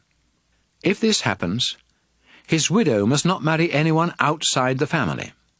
Instead, she must marry her late husband's brother, and their first son will be the legal son of the dead man. But suppose the brother refuses to marry the widow. She must go to a meeting of the town leaders at the town gate and say, "My husband died without having a son to carry on his name, and my husband's brother refuses to marry me so I can have a son." The leaders will call the living brother to the town gate and try to persuade him to marry the widow. But if he doesn't change his mind and marry her, she must go over to him while the town leaders watch. She will pull off one of his sandals and spit in his face, while saying, "That's what happens to a man who won't help provide descendants for his dead brother." From then on, that man's family will be known as the family of the man whose sandal was pulled off. If two men are fighting, and the wife of one man tries to rescue her husband by grabbing the other man's private parts, you must cut off her hand. Don't have any mercy. Don't try to cheat people by having two sets of weights or measures, one to get more when you are buying, and the other to give less when you are selling. If you weigh and measure things honestly, the Lord your God will let you enjoy a long life in the land he is giving you. But the Lord is disgusted with anyone who cheats or is dishonest. People of Israel, do you remember what the Amalekites did to you after you came out of Egypt? You were tired, and they followed along behind, attacking those who could not keep up with the others. This showed that the Amalekites have no respect for God. The Lord your God will help you capture the land, and he will give you peace. But when that day comes, you must wipe out Amalek so completely that no one will remember they ever lived. Deuteronomy 26. The Lord is giving you the land, and soon you will conquer it, settle down, and plant crops. And when you begin harvesting each of your crops, the very first things you pick must be put in a basket. Take them to the place where the Lord your God chooses to be worshipped, and tell the priest, "Long ago the Lord our God promised our ancestors that he would give us this land, and today I thank him for keeping his promise and giving me a share of the land." The priest will take the basket and set it in front of the Lord's altar. Then, standing there in front of the place of worship, you must pray, "My ancestor was homeless, an Aramean who went to live in Egypt. There were only a few in his family then, but they became great and powerful, a nation of many people. The Egyptians were cruel and had no pity on us. They mistreated our people and forced us into slavery. We called out for help to you, the Lord God of our ancestors. You heard our cries. You knew we were in trouble and abused. Then you terrified the Egyptians with your mighty miracles and rescued us from Egypt. You brought us here and gave us this land rich with milk and honey. Now, Lord, I bring to you the best of the crops that you have given me." After you say these things, place the basket in front of the Lord's altar and bow down to worship him. Then you and your family must celebrate by eating a meal at the place of worship to thank the Lord your God for giving you such a good harvest. And remember to invite the Levites and the foreigners who live in your town. Every year, you are to give 10% of your harvest to the Lord. But every third year, this 10% must be given to the poor who live in your town, including Levites, foreigners, orphans, and widows. That way they will have enough to eat. Then you must pray, "Our Lord and our God, you have said that 10% of my harvest is sacred. I have obeyed your command and given this to the poor, including the Levites, foreigners, orphans, and widows. I've not eaten any of this sacred food while I was in mourning. In fact, I never touched it when I was unclean, and none of it has been offered as a sacrifice to the spirits of the dead. I have done everything exactly as you commanded. Our Lord, look down from your temple in heaven and bless your people Israel. You promised our ancestors that you would give us this land rich with milk and honey, and you have kept your promise. Today, the Lord your God has commanded you to obey these laws and teachings with all your heart and soul. In response, you have agreed that the Lord will be your God, that you will obey all his laws and teachings, and that you will listen when he speaks to you.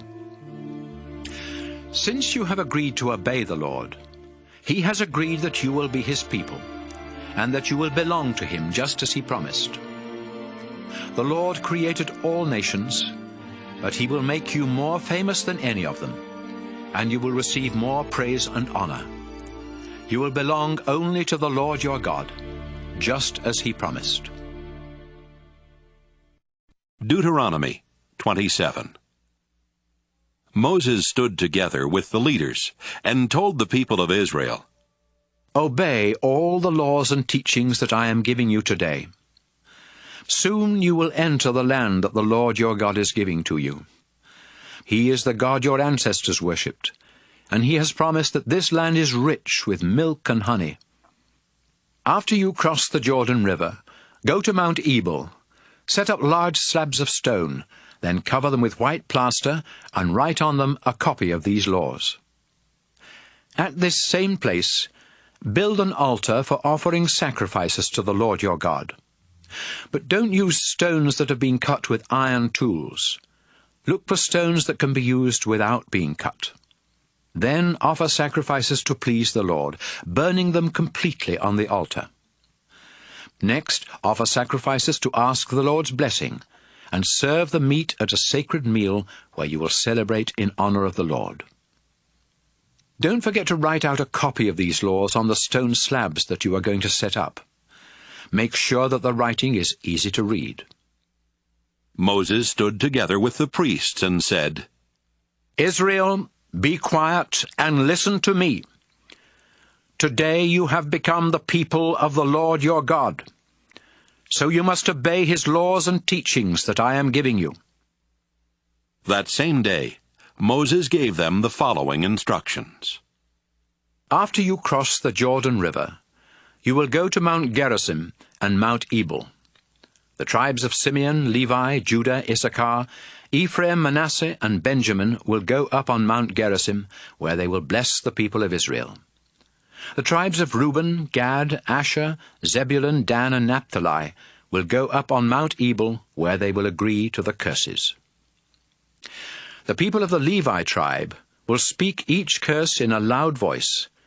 Then the rest of the people will agree to that curse by saying, Amen. Here are the curses. We ask the Lord to put a curse on anyone who makes an idol or worships idols, even secretly. The Lord is disgusted with idols. We ask the Lord to put a curse on all who do not show respect for their father and mother. We ask the Lord to put a curse on anyone who moves the rocks that mark property lines. We ask the Lord to put a curse on anyone who tells blind people to go the wrong way. We ask the Lord to put a curse on anyone who keeps the poor from getting justice, whether these poor are foreigners, widows, or orphans. We ask the Lord to put a curse on any man who sleeps with his father's wife. That man has shown no respect for his father's marriage. We ask the Lord to put a curse on anyone who has sex with an animal. We ask the Lord to put a curse on any man who sleeps with his sister or his half-sister or his mother-in-law. We ask the Lord to put a curse on anyone who commits murder, even when there are no witnesses to the crime. We ask the Lord to put a curse on anyone who accepts money to murder an innocent victim. We ask the Lord to put a curse on anyone who refuses to obey his laws. And so to each of these curses, the people will answer, Amen. Deuteronomy 28. Today I am giving you the laws and teachings of the Lord your God. Always obey them, and the Lord will make Israel the most famous and important nation on earth, and he will bless you in many ways. The Lord will make your businesses and your farms successful. You will have many children. You will harvest large crops, and your herds of cattle and flocks of sheep and goats will produce many young. You will have plenty of bread to eat. The Lord will make you successful in your daily work. The Lord will help you defeat your enemies and make them scatter in all directions. The Lord your God is giving you the land, and he will make sure you are successful in everything you do. Your harvests will be so large that your storehouses will be full.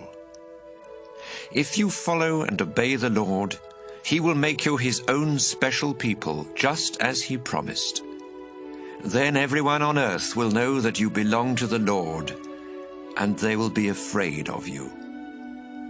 The Lord will give you a lot of children, and make sure that your animals give birth to many young. The Lord promised your ancestors that this land would be yours, and he will make it produce large crops for you. The Lord will open the storehouses of the skies, where he keeps the rain, and he will send rain on your land at just the right times. He will make you successful in everything you do. You will have plenty of money to lend to other nations, but you won't need to borrow any yourself. Obey the laws and teachings that I'm giving you today, and the Lord your God will make Israel a leader among the nations and not a follower. Israel will be wealthy and powerful, not poor and weak. But you must not reject any of his laws and teachings or worship other gods.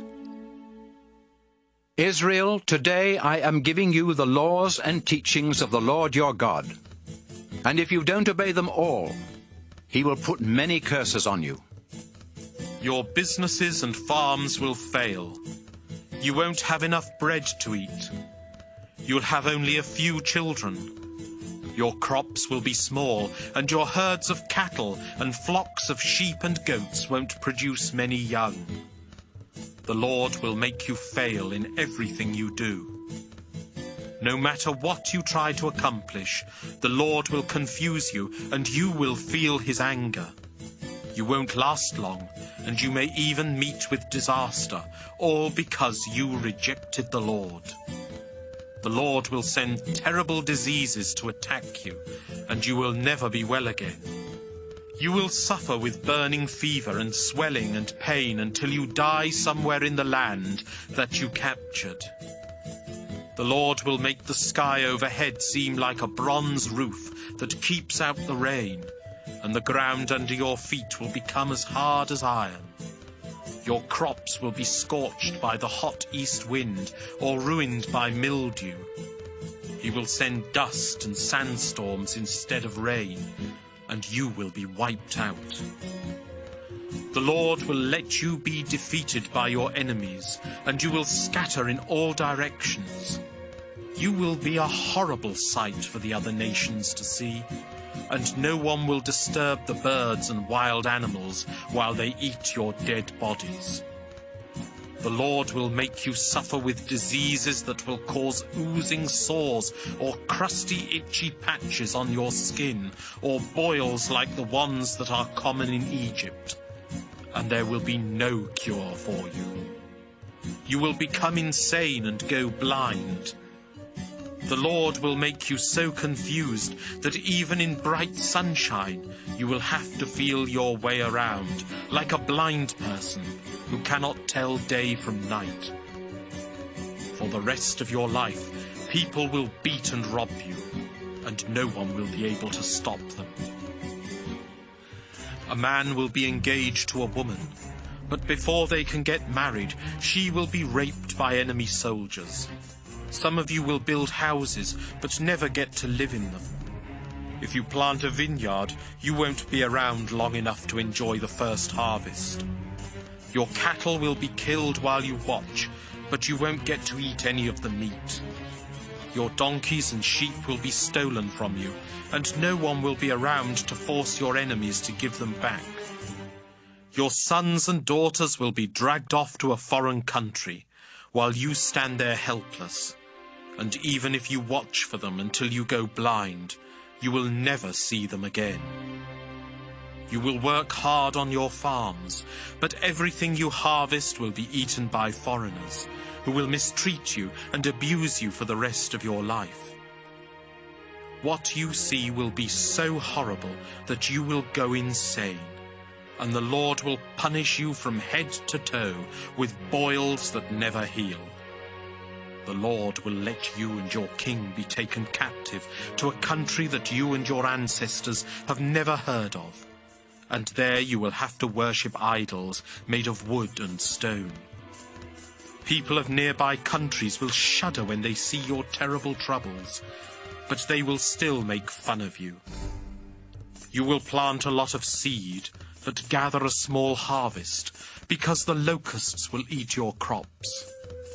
You will plant vineyards and work hard at taking care of them, but you won't gather any grapes, much less get any wine, and the vines themselves will be eaten by worms.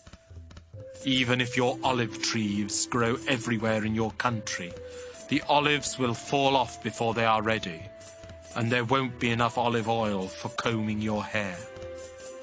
Even your infant sons and daughters will be taken as prisoners of war. Locusts will eat your crops and strip your trees of leaves and fruit.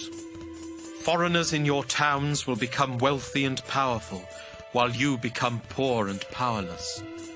You will be so short of money that you will have to borrow from those foreigners. They will be the leaders in the community, and you will be the followers. Israel, if you don't obey the laws and teachings that the Lord your God is giving you, He will send these curses to chase, attack, and destroy you. Then everyone will look at you and your descendants and realize that the Lord has placed you under a curse. If the Lord makes you wealthy, but you don't joyfully worship and honor Him, He will send enemies to attack you and make you their slaves. Then you will live in poverty with nothing to eat, drink, or wear, and your owners will work you to death. Foreigners who speak a strange language will be sent to attack you without warning, just like an eagle swooping down. They won't show any mercy, and they will have no respect for old people or pity for children. They will take your cattle, sheep, goats, grain, wine, and olive oil, then leave you to starve. All over the land that the Lord your God gave you, the enemy army will surround your towns. You may feel safe inside your town walls, but the enemy will tear them down while you wait in horror. Finally, you will get so hungry that you will eat the sons and daughters that the Lord gave you. Because of hunger, a man who had been gentle and kind will eat his own children and refuse to share the meal with his brother or wife or with his other children. A woman may have grown up in such luxury that she never had to put a foot on the ground, but times will be so bad that she will secretly eat both her newborn baby and the afterbirth, without sharing any with her husband or her other children. You must obey everything in the book of God's law, because if you don't respect the Lord, He will punish you and your descendants with incurable diseases, like those you were so afraid of in Egypt. Remember, if the Lord decides to destroy your nation, He can use any disease or disaster, not just the ones written in the book of God's law. There are as many of you now as the stars in the sky, but if you disobey the Lord your God, only a few of you will be left. The Lord is happy to make you successful and to make your nation grow while you conquer the land, but if you disobey Him, he will be just as happy to pull you up by your roots. Those of you that survive will be scattered to every nation on earth, and you will have to worship stone and wood idols that never helped you or your ancestors. You will be restless, always longing for home, but never able to return. You will live in constant fear of death. Each morning you will wake up to such terrible sights that you will say, "I wish it were night." But at night you will be terrified and say, "I wish it were day." I told you never to go back to Egypt, but now the Lord himself will load you on ships and send you back. Then you will even try to sell yourselves as slaves, but no one will be interested. Deuteronomy 29. So Moses finished telling the Israelites what they had to do in order to keep the agreement the Lord was making with them in Moab, which was in addition to the one the Lord had made with them at Mount Sinai. Moses called the nation of Israel together and told them, "When you were in Egypt, you saw the Lord perform great miracles that caused trouble for the king, his officials, and everyone else in the country. He has even told you, 'For 40 years I, the Lord, led you through the desert, but your clothes and your sandals didn't wear out, and I gave you special food.' I did these things so you would realize that I am your God. But the Lord must give you a change of heart before you truly understand what you have seen and heard. When we first camped here, King Sihon of Heshbon and King Og of Bashan attacked, but we defeated them. Then we captured their land and divided it among the tribes of Reuben, Gad, and East Manasseh. Israel, the Lord has made an agreement with you, and if you keep your part, you will be successful in everything you do. Today, everyone in our nation is standing here in the Lord's presence, including leaders and officials, parents and children, and even those foreigners who cut wood and carry water for us. We are at this place of worship to promise that we will keep our part of the agreement with the Lord our God. In this agreement, the Lord promised that you would be his people, and that he would be your God. He first made this promise to your ancestors Abraham, Isaac, and Jacob, and today the Lord is making this same promise to you. But it isn't just for you. It is also for your descendants. When we lived in Egypt, you saw the Egyptians worship disgusting idols of wood, stone, silver, and gold. Then as we traveled through other nations, you saw those people worship other disgusting idols. So make sure that everyone in your tribe remains faithful to the Lord and never starts worshipping gods of other nations. If even one of you worships idols, you will be like the root of a plant that produces bitter, poisonous fruit. You may be an Israelite and know all about the Lord's agreement with us, but he won't bless you if you rebel against him. You may think you can get away with it, but you will cause the rest of Israel to be punished along with you. The Lord will be furious, and instead of forgiving you, he will separate you from the other tribes. Then he will destroy you by piling on you all the curses in the book of God's law, and you will be forgotten forever. The Lord will strike your country with diseases and disasters. Your descendants and foreigners from distant countries will see that your land has become a scorching desert of salt and sulfur, where nothing is planted, nothing sprouts, and nothing grows. It will be as lifeless as the land around the cities of Sodom, Gomorrah, Admah, and Zeboim, after the Lord became angry and destroyed them. People from other nations will ask, "Why did the Lord destroy this country? Why was he so furious?" And they will be given this answer.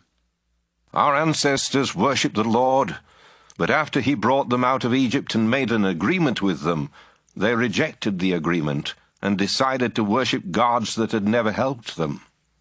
The Lord had forbidden Israel to worship these gods, and so he became furious and punished the land with all the curses in the book of God's law. Then he pulled up Israel by the roots and toss them into a foreign country, where they still are today. The Lord our God hasn't explained the present or the future, but he has commanded us to obey the laws he gave to us and our descendants. Deuteronomy 30. I have told you everything the Lord your God will do for you. And I've also told you the curses he will put on you if you reject him. He will scatter you in faraway countries. But when you realize that he is punishing you, return to him with all your heart and soul, and start obeying the commands I have given to you today. Then he will stop punishing you and treat you with kindness. He may have scattered you to the farthest countries on earth, but he will bring you back to the land that had belonged to your ancestors, and make you even more successful and powerful than they ever were. You and your descendants are stubborn, but the Lord will make you willing to obey him and love him with all your heart and soul, and you will enjoy a long life. Then the Lord your God will remove the curses from you and put them on those enemies who hate and attack you. You will again obey the laws and teachings of the Lord, and he will bless you with many children, large herds and flocks, and abundant crops. The Lord will be happy to do good things for you, just as he did for your ancestors. But you must decide once and for all to worship him with all your heart and soul, and to obey everything in the book of God's law. You know God's laws, and it isn't impossible to obey them. His commands aren't in heaven, so you can't excuse yourselves by saying, "How can we obey the Lord's commands? They're in heaven, and no one can go up to get them, then bring them down and explain them to us." And you can't say, "How can we obey the Lord's commands? They're across the sea, and someone must go across, then bring them back and explain them to us." No, these commands are nearby, and you know them by heart. All you have to do is obey.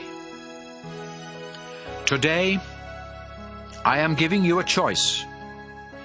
You can choose life and success, or death and disaster. I am commanding you to be loyal to the Lord, to live the way he has told you, and obey his laws and teachings. You are about to cross the Jordan River and take the land that he is giving you. If you obey him, you will live and become successful and powerful. On the other hand, you might choose to disobey the Lord and reject him. So I'm warning you that if you bow down and worship other gods, you won't have long to live. Right now I call the sky and the earth to be witnesses that I am offering you this choice. Will you choose for the Lord to make you prosperous and give you a long life? Or will he put you under a curse and kill you? Choose life. Be completely faithful to the Lord your God. Love him and do whatever he tells you. The Lord is the only one who can give life, and he will let you live a long time in the land that he promised to your ancestors Abraham, Isaac, and Jacob. Deuteronomy 31. Moses again spoke to the whole nation of Israel. I am 120 years old, and I am no longer able to be your leader. And besides that, the Lord your God has told me that he won't let me cross the Jordan River. But he has promised that he and Joshua will lead you across the Jordan to attack the nations that live on the other side. The Lord will destroy those nations, just as he destroyed Sihon and Og, those two Amorite kings. Just remember, whenever you capture a place, kill everyone who lives there. Be brave and strong. Don't be afraid of the nations on the other side of the Jordan. The Lord your God will always be at your side, and he will never abandon you. Then Moses called Joshua up in front of the crowd and said, Joshua, Be brave and strong as you lead these people into their land. The Lord made a promise long ago to Israel's ancestors that this land would someday belong to Israel. That time has now come, and you must divide up the land among the people. The Lord will lead you into the land. He will always be with you and help you, so don't ever be afraid of your enemies. Moses wrote down all of these laws and teachings and gave them to the priests and the leaders of Israel. The priests were from the Levi tribe, and they carried the sacred chest that belonged to the Lord. Moses told these priests and leaders, Each year the Israelites must come together to celebrate the festival of shelters at the place where the Lord chooses to be worshipped. You must read these laws and teachings to the people at the festival every 7th year, the year when loans do not need to be repaid. Everyone must come, men, women, children, and even the foreigners who live in your towns. And each new generation will listen and learn to worship the Lord their God with fear and trembling, and to do exactly what is said in God's law. The Lord told Moses, You will soon die. So bring Joshua to the sacred tent, and I will appoint him the leader of Israel. Moses and Joshua went to the sacred tent, and the Lord appeared in a thick cloud right over the entrance to the tent. The Lord said, Moses, you will soon die, but Israel is going into a land where other gods are worshipped, and Israel will reject me and start worshipping these gods. The people will break the agreement I made with them, and I will be so furious that I will abandon them and ignore their prayers. I will send disasters and suffering that will nearly wipe them out. Finally, they will realize that the disasters happened because I abandoned them. They will pray to me, but I will ignore them because they were evil and started worshipping other gods. Moses and Joshua, I am going to give you the words to a new song. Write them down and teach the song to the Israelites. If they learn it, they will know what I want them to do, and so they will have no excuse for not obeying me. I am bringing them into the land that I promised their ancestors. It is a land rich with milk and honey, and the Israelites will have more than enough food to eat. But they will get fat and turn their backs on me and start worshipping other gods. The Israelites will reject me and break the agreement that I made with them. When I punish the Israelites and their descendants with suffering and disasters, I will remind them that they know the words to this song, so they have no excuse for not obeying me. I will give them the land that I promised, but I know the way they are going to live later on. Moses wrote down the words to the song right away, and he taught it to the Israelites. The Lord told Joshua, Be brave and strong. I will help you lead the people of Israel into the land that I have promised them. Moses wrote down all these laws and teachings in a book. Then he went to the Levites who carried the sacred chest and said, This is the book of God's law. Keep it beside the sacred chest that holds the agreement the Lord your God made with Israel. This book is proof that you know what the Lord wants you to do. I know how stubborn and rebellious you and the rest of the Israelites are. You have rebelled against the Lord while I have been alive, and it will only get worse after I am gone. So call together the leaders and officials of the tribes of Israel. I will bring this book and read every word of it to you.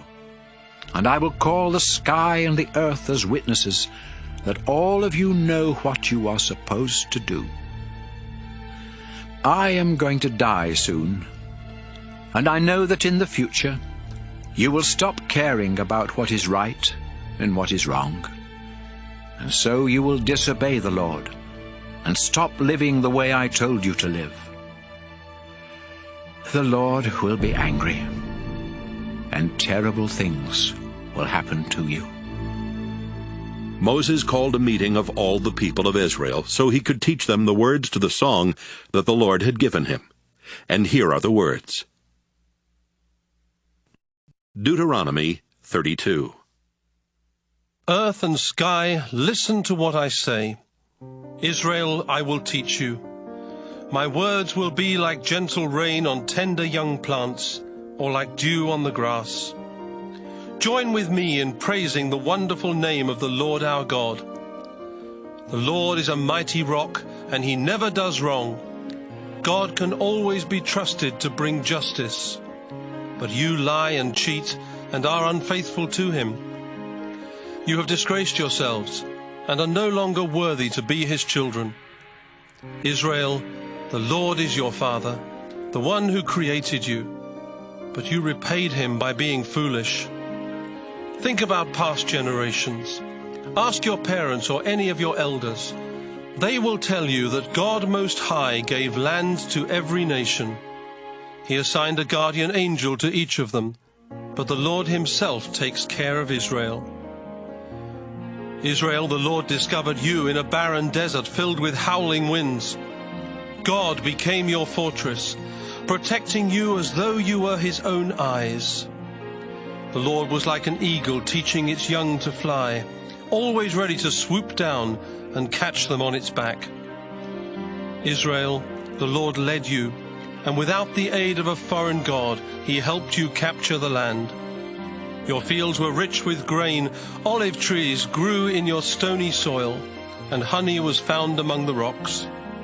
Your flocks and herds produced milk and yogurt, and you got choice meat from your sheep and goats that grazed in Bashan. Your wheat was the finest, and you drank the best wine. Israel, you grew fat and rebelled against God your Creator. You rejected the mighty rock, your only place of safety. You made God jealous and angry by worshipping disgusting idols and foreign gods. You offered sacrifices to demons, those useless gods that never helped you, new gods that your ancestors never worshipped. You turned away from God, your Creator. You forgot the mighty rock, the source of your life. You were the Lord's children, but you made him angry. Then he rejected you and said, "You are unfaithful and can't be trusted. So I won't answer your prayers. I'll just watch and see what happens to you." You worshipped worthless idols and made me jealous and angry. Now I will send a cruel and worthless nation to make you jealous and angry. My people, I will breathe out fire that sends you down to the world of the dead. It will scorch your farmlands and burn deep down under the mountains. I'll send disaster after disaster to strike you like arrows. You'll be struck by starvation and deadly diseases, by the fangs of wild animals and poisonous snakes. Young and old alike will be killed in the streets and terrified at home. I wanted to scatter you so no one would remember that you had ever lived. But I dreaded the sound of your enemies saying, "We defeated Israel with no help from the Lord." People of Israel, that's what the Lord has said to you. But you don't have good sense, and you never listen to advice. If you did, you could see where you are headed. How could one enemy soldier chase 1,000 of Israel's troops? Or how could 2 of theirs pursue 10,000 of ours? It can only happen if the Lord stops protecting Israel and lets the enemy win. Even our enemies know that only our God is a mighty rock. Our enemies are grapevines, rooted in the fields of Sodom and Gomorrah. The grapes they produce are full of bitter poison. Their wine is more deadly than cobra venom. But the Lord has written a list of their sins and locked it in his vault. Soon our enemies will get what they deserve. Suddenly they will slip, and total disaster will quickly follow. When only a few of the Lord's people remain, when their strength is gone and some of them are slaves, the Lord will feel sorry for them and give them justice. But first the Lord will say, "You ran for safety to other gods. Couldn't they help you? You offered them wine and your best sacrifices. Can't those gods help you now or give you protection? Don't you understand? I am the only God. There are no others. I am the one who takes life and gives it again. I punished you with suffering. But now I will heal you, and nothing can stop me. I make this solemn promise. Just as I live forever, I will take revenge on my hateful enemies. I will sharpen my sword and let it flash like lightning. My arrows will get drunk on enemy blood. My sword will taste the flesh and the blood of the enemy. It will kill prisoners and cut off the heads of their leaders. Tell the heavens to celebrate and all gods to bow down to the Lord, because he will take revenge on those hateful enemies who killed his people. He will forgive the sins of Israel and purify their land. Moses spoke the words of the song so that all the Israelites could hear, and Joshua helped him.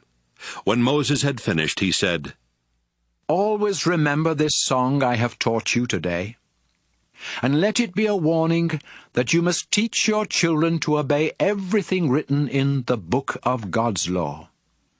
The law isn't empty words. It can give you a long life in the land that you are going to take." Later that day, the Lord said to Moses, "Go up into the Abarim mountain range here in Moab across the Jordan River valley from Jericho. And when you reach the top of Mount Nebo, you will be able to see the land of Canaan, which I am giving to Israel. Then you will die and be buried on the mountaintop, just as your brother Aaron died and was buried on Mount Hor. Both of you were unfaithful to me at Meribah Spring near Kadesh in the Zin desert. I am God, but there in front of the Israelites you did not treat me with the honor and respect I deserve. So I will give the land to the people of Israel, but you will only get to see it from a distance." Deuteronomy 33. Moses was a prophet, and before he died, he blessed the tribes of Israel by saying, "The Lord came from Mount Sinai. From Edom he gave light to his people, and his glory was shining from Mount Paran. Thousands of his warriors were with him, and fire was at his right hand. The Lord loves the tribes of Israel, and he protects his people. They listen to his words and worship at his feet. I called a meeting of the tribes of Israel and gave you God's law. Then you and your leaders made the Lord your king. Tribe of Reuben, you will live, even though your tribe will always be small. The Lord will listen to you, tribe of Judah, as you beg to come safely home. You fought your enemies alone. Now the Lord will help you. At Massa and Meribah Spring, the Lord tested you, tribe of Levi. You were faithful, and so the priesthood belongs to the Levi tribe. Protecting Israel's agreement with the Lord was more important to you than the life of your father or mother, or brothers or sisters, or your own children. You teach God's laws to Israel, and at the place of worship you offer sacrifices and burn incense. I pray that the Lord will bless everything you do and make you strong enough to crush your enemies. The Lord Most High loves you, tribe of Benjamin. He will live among your hills and protect you. Descendants of Joseph, the Lord will bless you with precious water from deep wells and with dew from the sky. Month by month, your fruit will ripen in the sunshine. You will have a rich harvest from the slopes of the ancient hills. The Lord who appeared in the burning bush wants to give you the best the land can produce, and it will be a princely crown on Joseph's head. The armies of Ephraim and Manasseh are majestic and fierce like a bull or a wild ox. They will run their spears through faraway nations. Be happy, Zebulun, as your boats set sail. Be happy, Issachar, in your tents. The sea will make you wealthy, and from the sandy beach you will get treasure. So invite the other tribes to celebrate with you and offer sacrifices to God. Tribe of Gad, The Lord will bless you with more land. So shout his praises. Your tribe is like a lion ripping up its victim. Your leaders met together and chose the best land for your tribe. But you obeyed the Lord and helped the other tribes.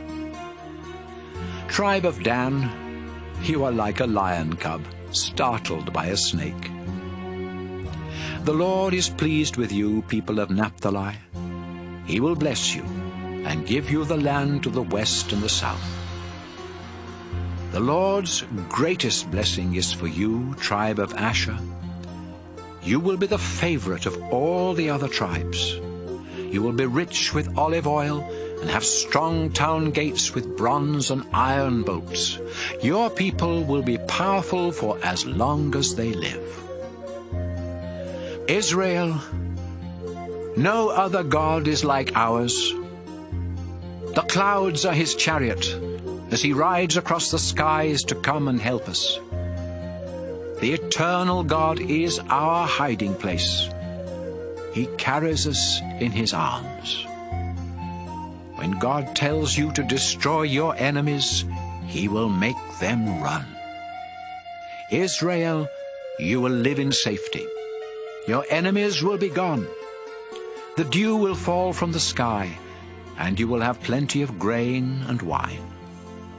The Lord has rescued you and given you more blessings than any other nation. He protects you like a shield and is your majestic sword. Your enemies will bow in fear, and you will trample on their backs. Deuteronomy 34. Sometime later, Moses left the lowlands of Moab. He went up Mount Pisgah to the peak of Mount Nebo, which is across the Jordan River from Jericho. The Lord showed him all the land as far north as Gilead and the town of Dan. He let Moses see the territories that would soon belong to the tribes of Naphtali, Ephraim, Manasseh, and Judah, as far west as the Mediterranean Sea. The Lord also showed him the land in the south, from the valley near the town of Jericho, known as the City of Palm Trees, down to the town of Zoar. The Lord said, Moses, this is the land I was talking about when I solemnly promised Abraham, Isaac, and Jacob that I would give land to their descendants.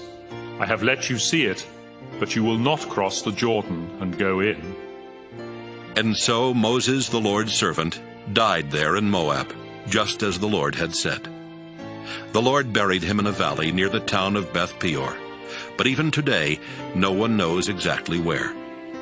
Moses was 120 years old when he died, yet his eyesight was still good, and his body was strong.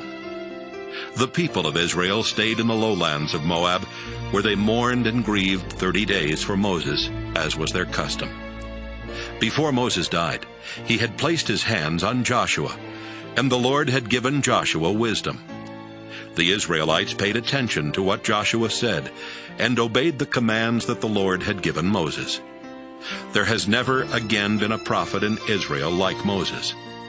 The Lord spoke face to face with him, and sent him to perform powerful miracles in the presence of the king of Egypt and his entire nation. No one else has ever had the power to do such great things as Moses did for everyone to see.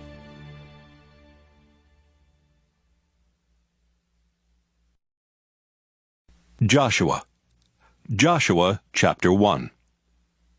Moses, the Lord's servant, was dead. So the Lord spoke to Joshua, son of Nun, who had been the assistant of Moses. The Lord said, My servant Moses is dead. Now you must lead Israel across the Jordan River into the land I am giving to all of you.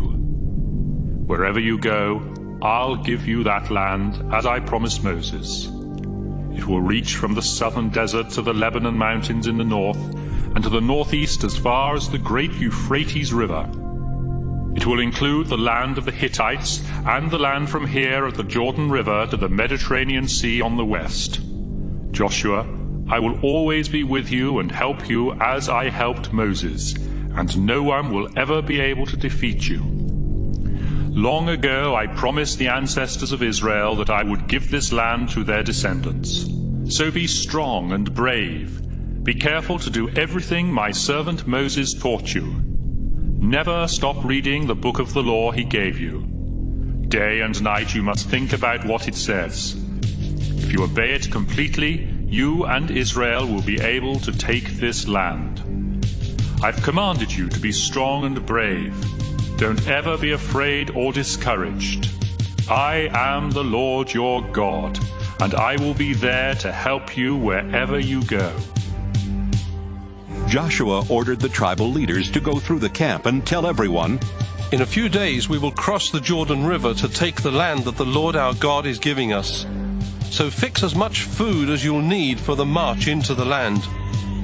Joshua told the men of the tribes of Reuben, Gad, and East Manasseh, The Lord's servant Moses said that the Lord our God has given you land here on the east side of the Jordan River, where you could live in peace. Your wives and children and your animals can stay here in the land Moses gave you. But all of you that can serve in our army must pick up your weapons and lead the men of the other tribes across the Jordan River. They are your relatives, so you must help them conquer the land that the Lord is giving them. The Lord will give peace to them as he has given peace to you, and then you can come back and settle here in the land that Moses promised you. The men answered, We'll cross the Jordan River and help our relatives. We'll fight anywhere you send us. If the Lord our God will help you as he helped Moses, and if you're strong and brave, we will obey you as we obeyed Moses. We'll even put to death anyone who rebels against you or refuses to obey you. Joshua chapter 2. Joshua chose 2 men as spies and sent them from their camp at Acacia with these instructions. Go across the river and find out as much as you can about the whole region, especially about the town of Jericho. The 2 spies left the Israelite camp at Acacia and went to Jericho, where they decided to spend the night at the house of a prostitute named Rahab. But someone found out about them and told the king of Jericho, Some Israelite men came here tonight, and they are spies. So the king sent soldiers to Rahab's house to arrest the spies. Meanwhile, Rahab had taken the men up to the flat roof of her house and had hidden them under some piles of flax plants that she had put there to dry. The soldiers came to her door and demanded, Let us have the men who are staying at your house. They are spies. She answered, Some men did come to my house, but I didn't know where they had come from. They left about sunset, just before it was time to close the town gate. I don't know where they were going, but if you hurry, maybe you can catch them. The guards at the town gate let the soldiers leave Jericho, but they closed the gate again as soon as the soldiers went through. Then the soldiers headed toward the Jordan River to look for the spies at the place where people cross the river. Rahab went back up to her roof. The spies were still awake, so she told them, I know that the Lord has given Israel this land. Everyone shakes with fear because of you. We heard how the Lord dried up the Red Sea so you could leave Egypt. And we heard how you destroyed Sihon and Og, those 2 Amorite kings east of the Jordan River.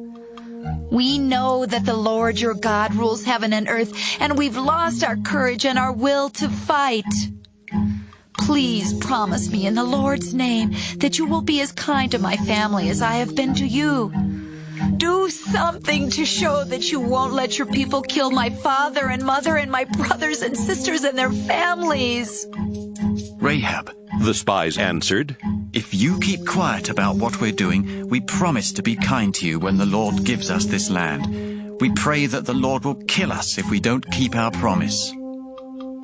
Rahab's house was built into the town wall, and one of the windows in her house faced outside the wall. She gave the spies a rope, showed them the window, and said, Use this rope to let yourselves down to the ground outside the wall. Then hide in the hills. The men who are looking for you won't be able to find you there. They'll give up and come back after a few days, and you can be on your way. The spies said, You made us promise to let you and your family live. We will keep our promise, but you can't tell anyone why we were here. You must tie this red rope on your window when we attack.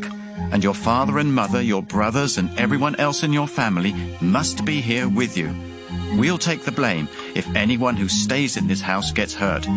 But anyone who leaves your house will be killed, and it won't be our fault. I'll do exactly what you said. Rahab promised. Then she sent them on their way and tied the red rope to the window. The spies hid in the hills for 3 days, while the king's soldiers looked for them along the roads.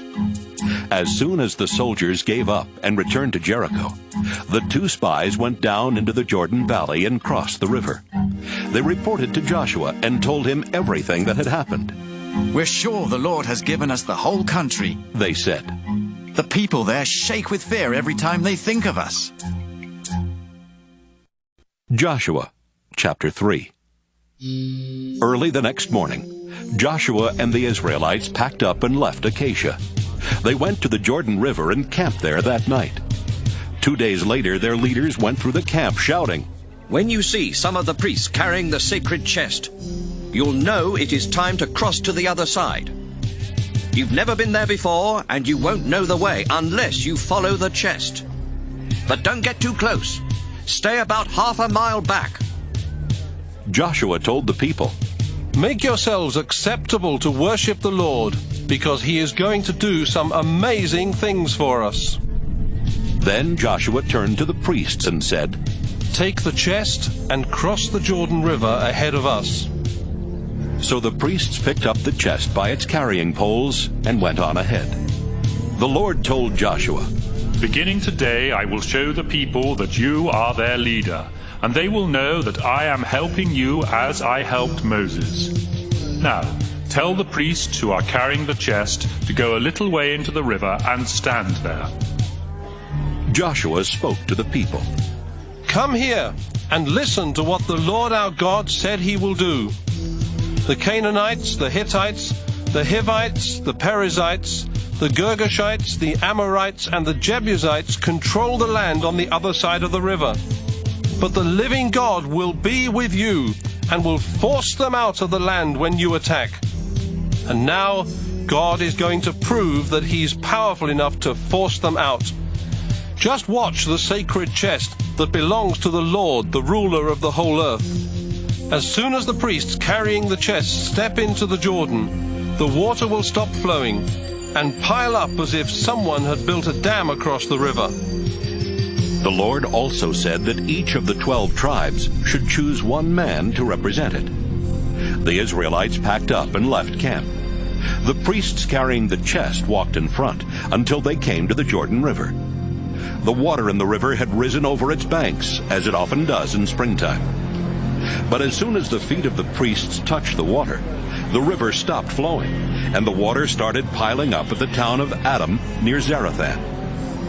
No water flowed toward the Dead Sea, and the priests stood in the middle of the dry riverbed near Jericho while everyone else crossed over. Joshua chapter 4.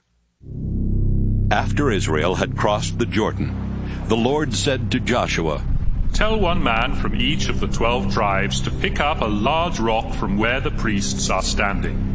Then have the men set up those rocks as a monument at the place where you camp tonight."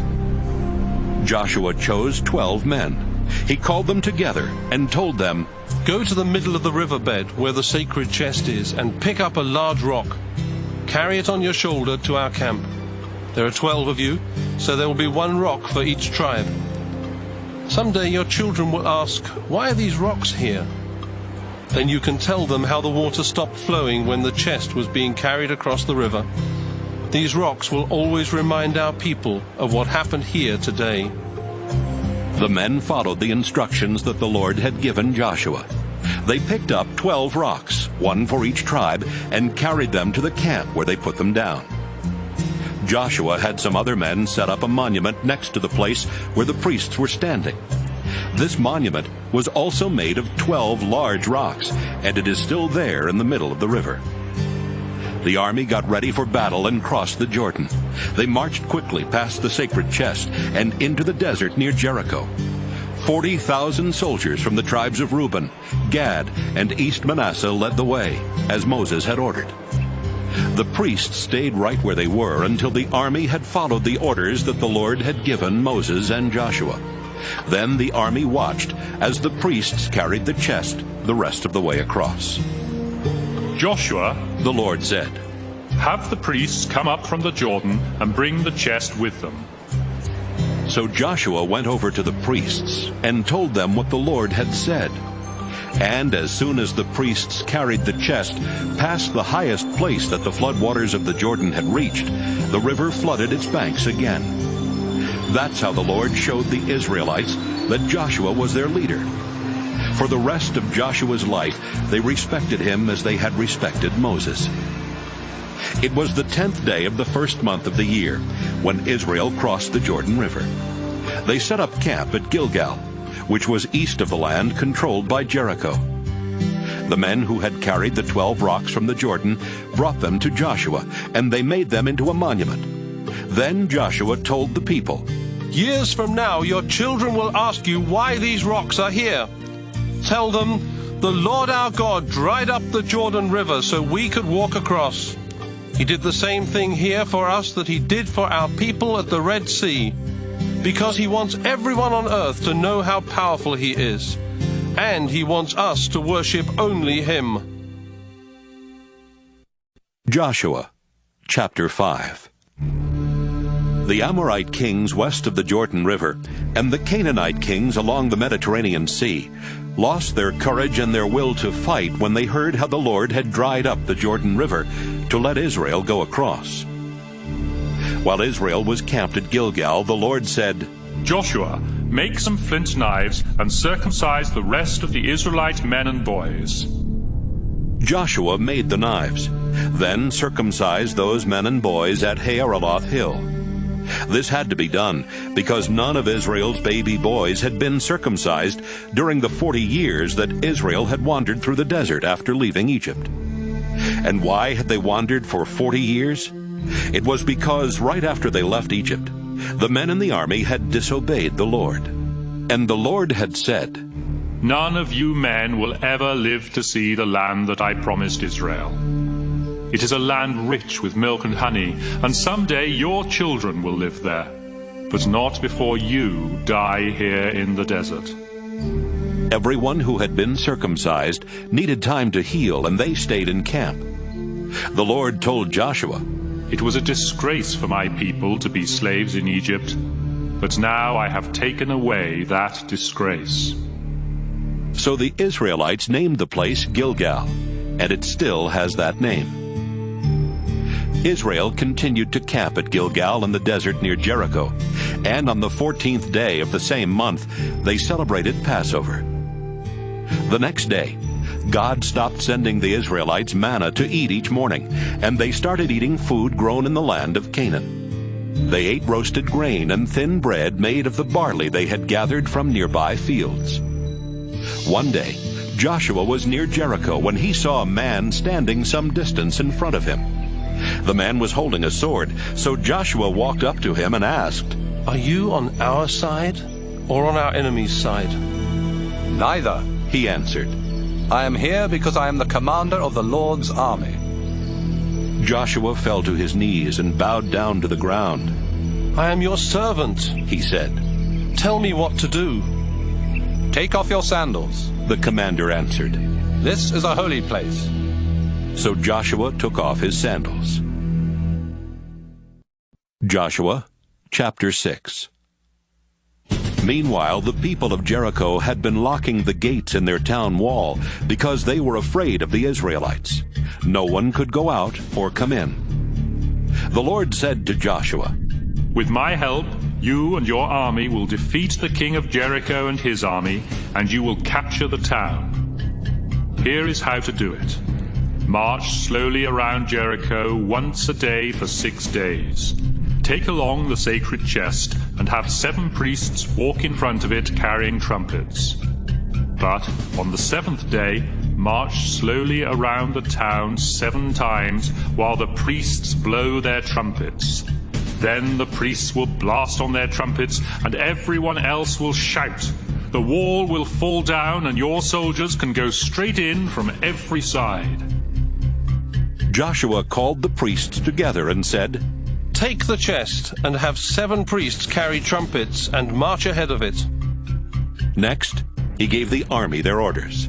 "March slowly around Jericho. A few of you will go ahead of the chest to guard it, but most of you will follow it. Don't shout the battle cry, or yell, or even talk until the day I tell you to. Then let out a shout." As soon as Joshua finished giving the orders, the army started marching.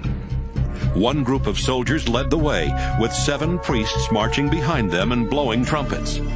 Then came the priests carrying the chest, followed by the rest of the soldiers. They obeyed Joshua's orders and carried the chest once around the town before returning to camp for the night.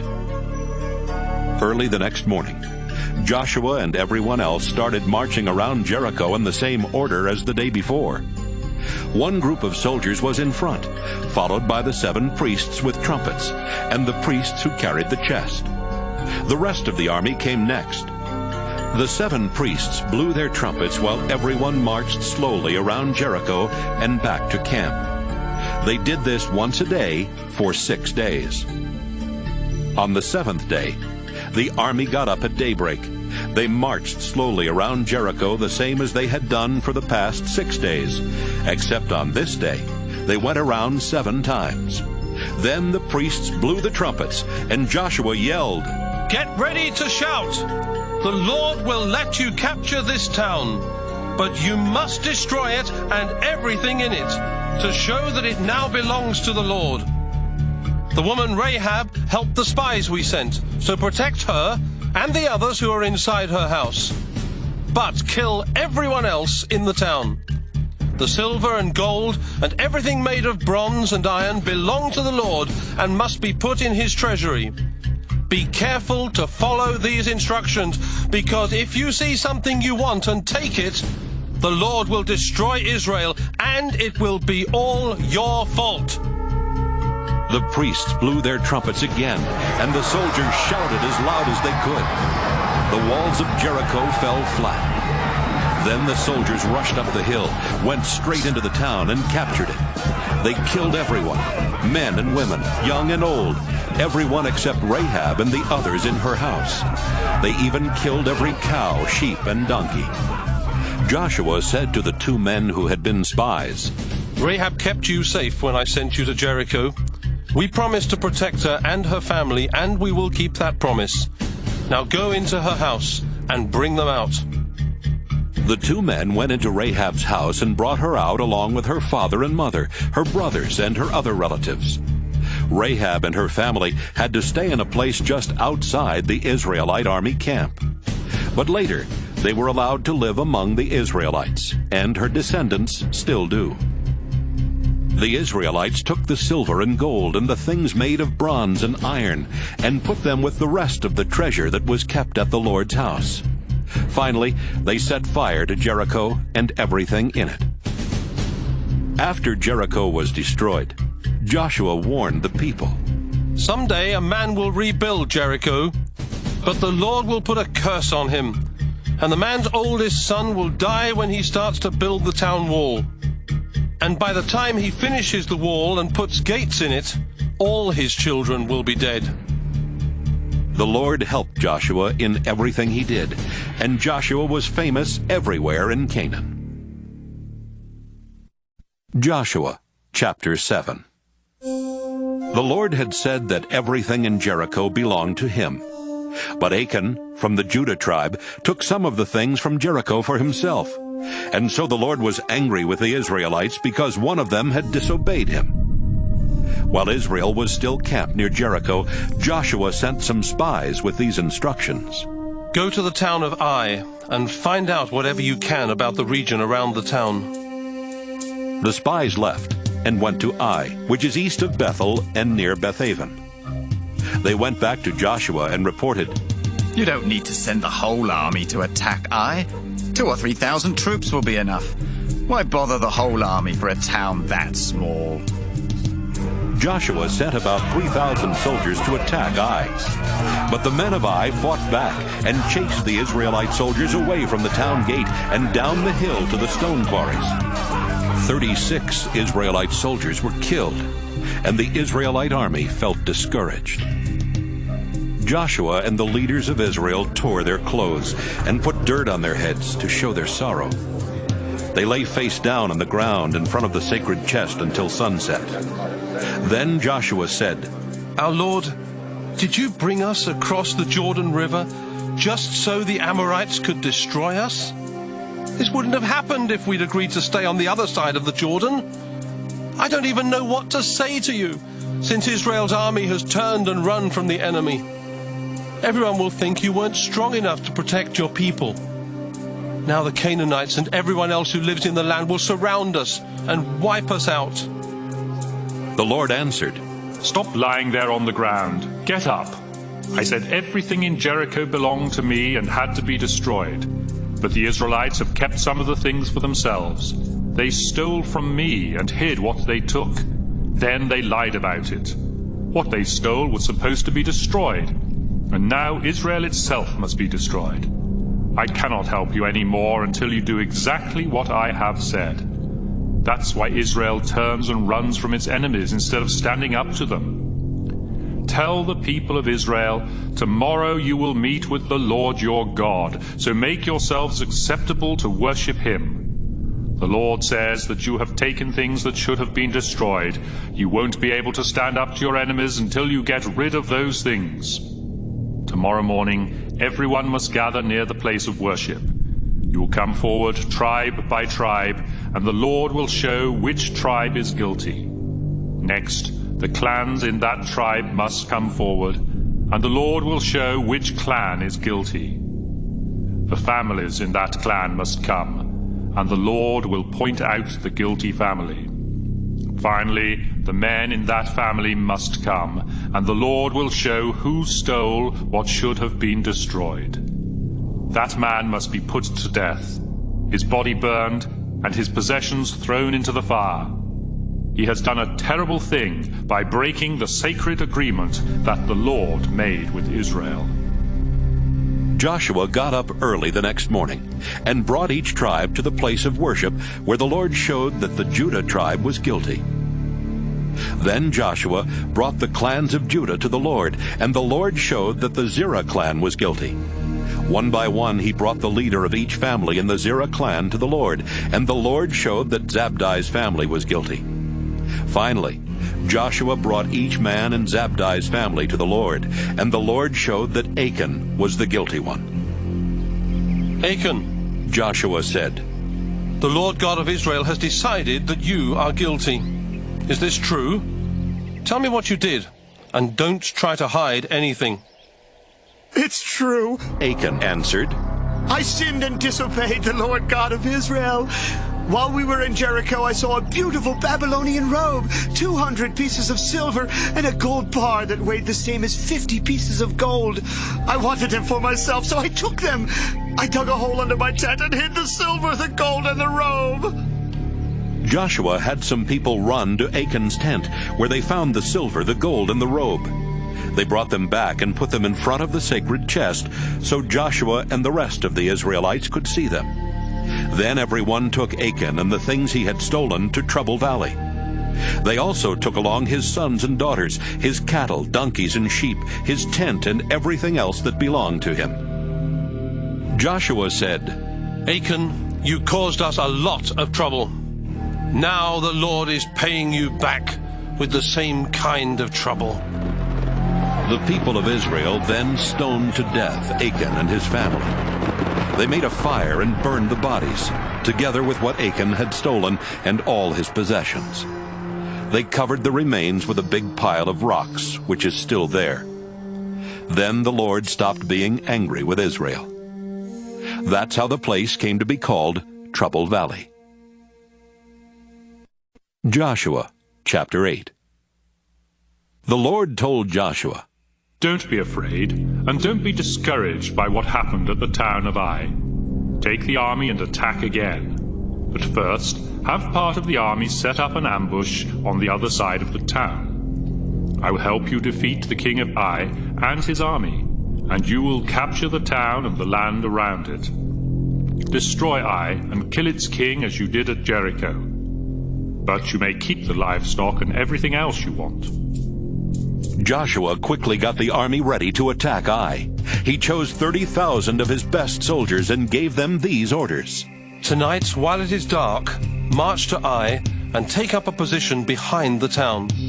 Get as close to the town as you can without being seen, but be ready to attack. The rest of the army will come with me and attack near the gate. When the people of Ai come out to fight, we'll run away and let them chase us. They will think we are running from them just like the first time. But when we've let them chase us far enough away, you come out of hiding. The Lord our God will help you capture the town. Then set it on fire, as the Lord has told us to do. Those are your orders. Now go."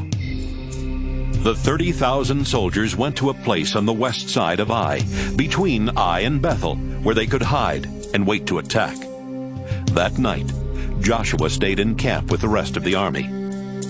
Early the next morning, he got his troops ready to move out, and he and the other leaders of Israel led them to Ai. They set up camp in full view of the town across the valley to the north. Joshua had already sent 5,000 soldiers to the west side of the town to hide and wait to attack. Now all his troops were in place. Part of the army was in the camp to the north of Ai, and the others were hiding to the west, ready to make a surprise attack. That night, Joshua went into the valley. The king of Ai saw Joshua's army, so the king and his troops hurried out early the next morning to fight them. Joshua and his army pretended to be beaten, and they let the men of Ai chase them toward the desert. The king and his army were facing the Jordan Valley as Joshua had planned. The king did not realize that some Israelite soldiers were hiding behind the town. So he called out every man in Ai to go after Joshua's troops. They all rushed out to chase the Israelite army, and they left the town gates wide open. Not one man was left in Ai or in Bethel. Joshua let the men of Ai chase him and his army farther and farther away from Ai. Finally, the Lord told Joshua, "Point your sword at the town of Ai, because now I'm going to help you defeat it." As soon as Joshua pointed his sword at the town, the soldiers who had been hiding got up and ran into the town. They captured it and set it on fire.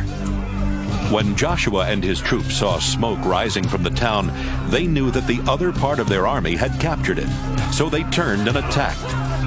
The men of Ai looked back and saw smoke rising from their town, but they could not escape because the soldiers they had been chasing had suddenly turned and started fighting. Meanwhile, the other Israelite soldiers had come from the town and attacked the men of Ai from the rear. The Israelites captured the king of Ai and brought him to Joshua. They also chased the rest of the men of Ai into the desert and killed them. The Israelite army went back to Ai and killed everyone there. Joshua kept his sword pointed at the town of Ai until every last one of Ai's 12,000 people was dead. But the Israelites took the animals and the other possessions of the people of Ai, because this was what the Lord had told Joshua to do. Joshua made sure every building in Ai was burned to the ground. He told his men to kill the king of Ai and hang his body on a tree. Then at sunset, he told the Israelites to take down the body, throw it in the gateway of the town, and cover it with a big pile of rocks. Those rocks are still there, and the town itself has never been rebuilt. One day, Joshua led the people of Israel to Mount Ebal, where he told some of his men, "Build an altar for offering sacrifices to the Lord, and use stones that have never been cut with iron tools, because that is what Moses taught in the book of the law." Joshua offered sacrifices to please the Lord and to ask his blessing. Then, with the Israelites still watching, he copied parts of the book of the law of Moses onto stones. Moses had said that everyone in Israel was to go to the valley between Mount Ebal and Mount Gerizim, where they were to be blessed. So everyone went there, including the foreigners, the leaders, officials, and judges. Half of the people stood on one side of the valley and half on the other side, with the priests from the Levi tribe standing in the middle with the sacred chest. Then, in a loud voice, Joshua read the blessings and curses from the book of the law of Moses. Joshua chapter 9. The kings west of the Jordan River heard about Joshua's victories, and so they got together and decided to attack Joshua and Israel. These kings were from the hill country and from the foothills to the west, as well as from the Mediterranean seacoast as far north as the Lebanon mountains. Some of them were Hittites, others were Amorites or Canaanites, and still others were Perizzites, Hivites, or Jebusites. The people of Gibeon had also heard what Joshua had done to Jericho and Ai. So they decided that some of their men should pretend to be messengers to Israel from a faraway country. The men put worn-out bags on their donkeys and found some old wineskins that had cracked and had been sewn back together. Their sandals were old and patched, and their clothes were worn out. They even took along some dry and crumbly bread. Then they went to the Israelite camp at Gilgal, where they said to Joshua and the men of Israel, "We have come from a country that is far from here. Please make a peace treaty with us." The Israelites replied, "But maybe you really live near us. We can't make a peace treaty with you if you live nearby." The Gibeonites said, "If you make a peace treaty with us, we will be your servants." "Who are you?" Joshua asked. "Where do you come from?" They answered, "We are your servants, and we live far from here. We came because the Lord your God is so famous. We heard what the Lord did in Egypt, and what he did to those 2 Amorite kings on the other side of the Jordan, King Og of Bashan, who lived in Astaroth, and King Sihon of Heshbon. Our leaders and everyone who lives in our country told us to meet with you and tell you that all of us are your servants. They said to ask you to make a peace treaty with our people. They told us to be sure and take along enough food for our journey." "See this dry, crumbly bread of ours? It was hot out of the oven when we packed the food on the day we left our homes. These cracked wineskins were new when we filled them, and our clothes and sandals are worn out because we have traveled so far." The Israelites tried some of the food, but they did not ask the Lord if he wanted them to make a treaty. So Joshua made a peace treaty with the messengers and promised that Israel would not kill their people. Israel's leaders swore that Israel would keep this promise. A couple of days later, the Israelites found out that these people actually lived in the nearby towns of Gibeon, Kephirah, Beeroth, and Kiriath-Jearim. So the Israelites left the place where they had camped and arrived at the 4 towns 2 days later. But they did not attack the towns because the Israelite leaders had sworn in the name of the Lord that they would let these people live. The Israelites complained about their leaders' decision not to attack, but the leaders reminded them, "We promised these people in the name of the Lord God of Israel that we would let them live, so we must not harm them. If we break our promise, God will punish us. We'll let them live, but we'll make them cut wood and carry water for our people." Joshua told some of his soldiers, "I want to meet with the Gibeonite leaders. Bring them here." When the Gibeonites came, Joshua said, "You live close to us. Why did you lie by claiming you live far away? Now you are under a curse, and your people will have to send workers to cut wood and carry water for the place of worship." The Gibeonites answered, "The Lord your God told his servant Moses that you were to kill everyone who lives here and take their land for yourselves. We were afraid you would kill us, and so we tricked you into making a peace treaty. But we agreed to be your servants, and you are strong enough to do anything to us that you want. We just ask you to do what seems right." Joshua did not let the Israelites kill the Gibeonites, but he did tell the Gibeonites that they would have to be servants of the nation of Israel. They would have to cut firewood and bring it for the priests to use for burning sacrifices on the Lord's altar, wherever the Lord decided the altar would be. The Gibeonites would also have to carry water for the priests, and that is still the work of the Gibeonites. Joshua chapter 10. King Adoni-Zedek of Jerusalem heard that Joshua had captured and destroyed the town of Ai, and then killed its king as he had done at Jericho. He also learned that the Gibeonites had signed a peace treaty with Israel. This frightened Adoni-Zedek and his people. They knew that Gibeon was a large town, as big as the towns that had kings, and even bigger than the town of Ai had been. And all of the men of Gibeon were warriors. So Adoni-Zedek sent messages to the kings of 4 other towns: King Hoham of Hebron, King Piram of Jarmuth, King Japhiah of Lachish, and King Deber of Eglon. The messages said, "The Gibeonites have signed a peace treaty with Joshua and the Israelites. Come and help me attack Gibeon." When these 5 Amorite kings called their armies together and attacked Gibeon, the Gibeonites sent a message to the Israelite camp at Gilgal. "Joshua, please come and rescue us. The Amorite kings from the hill country have joined together and are attacking us. We are your servants, so don't let us down. Please hurry." Joshua and his army, including his best warriors, left Gilgal. "Joshua," the Lord said, "don't be afraid of the Amorites. They will run away when you attack, and I will help you defeat them." Joshua marched all night from Gilgal to Gibeon and made a surprise attack on the Amorite camp. The Lord made the enemy panic, and the Israelites started killing them right and left.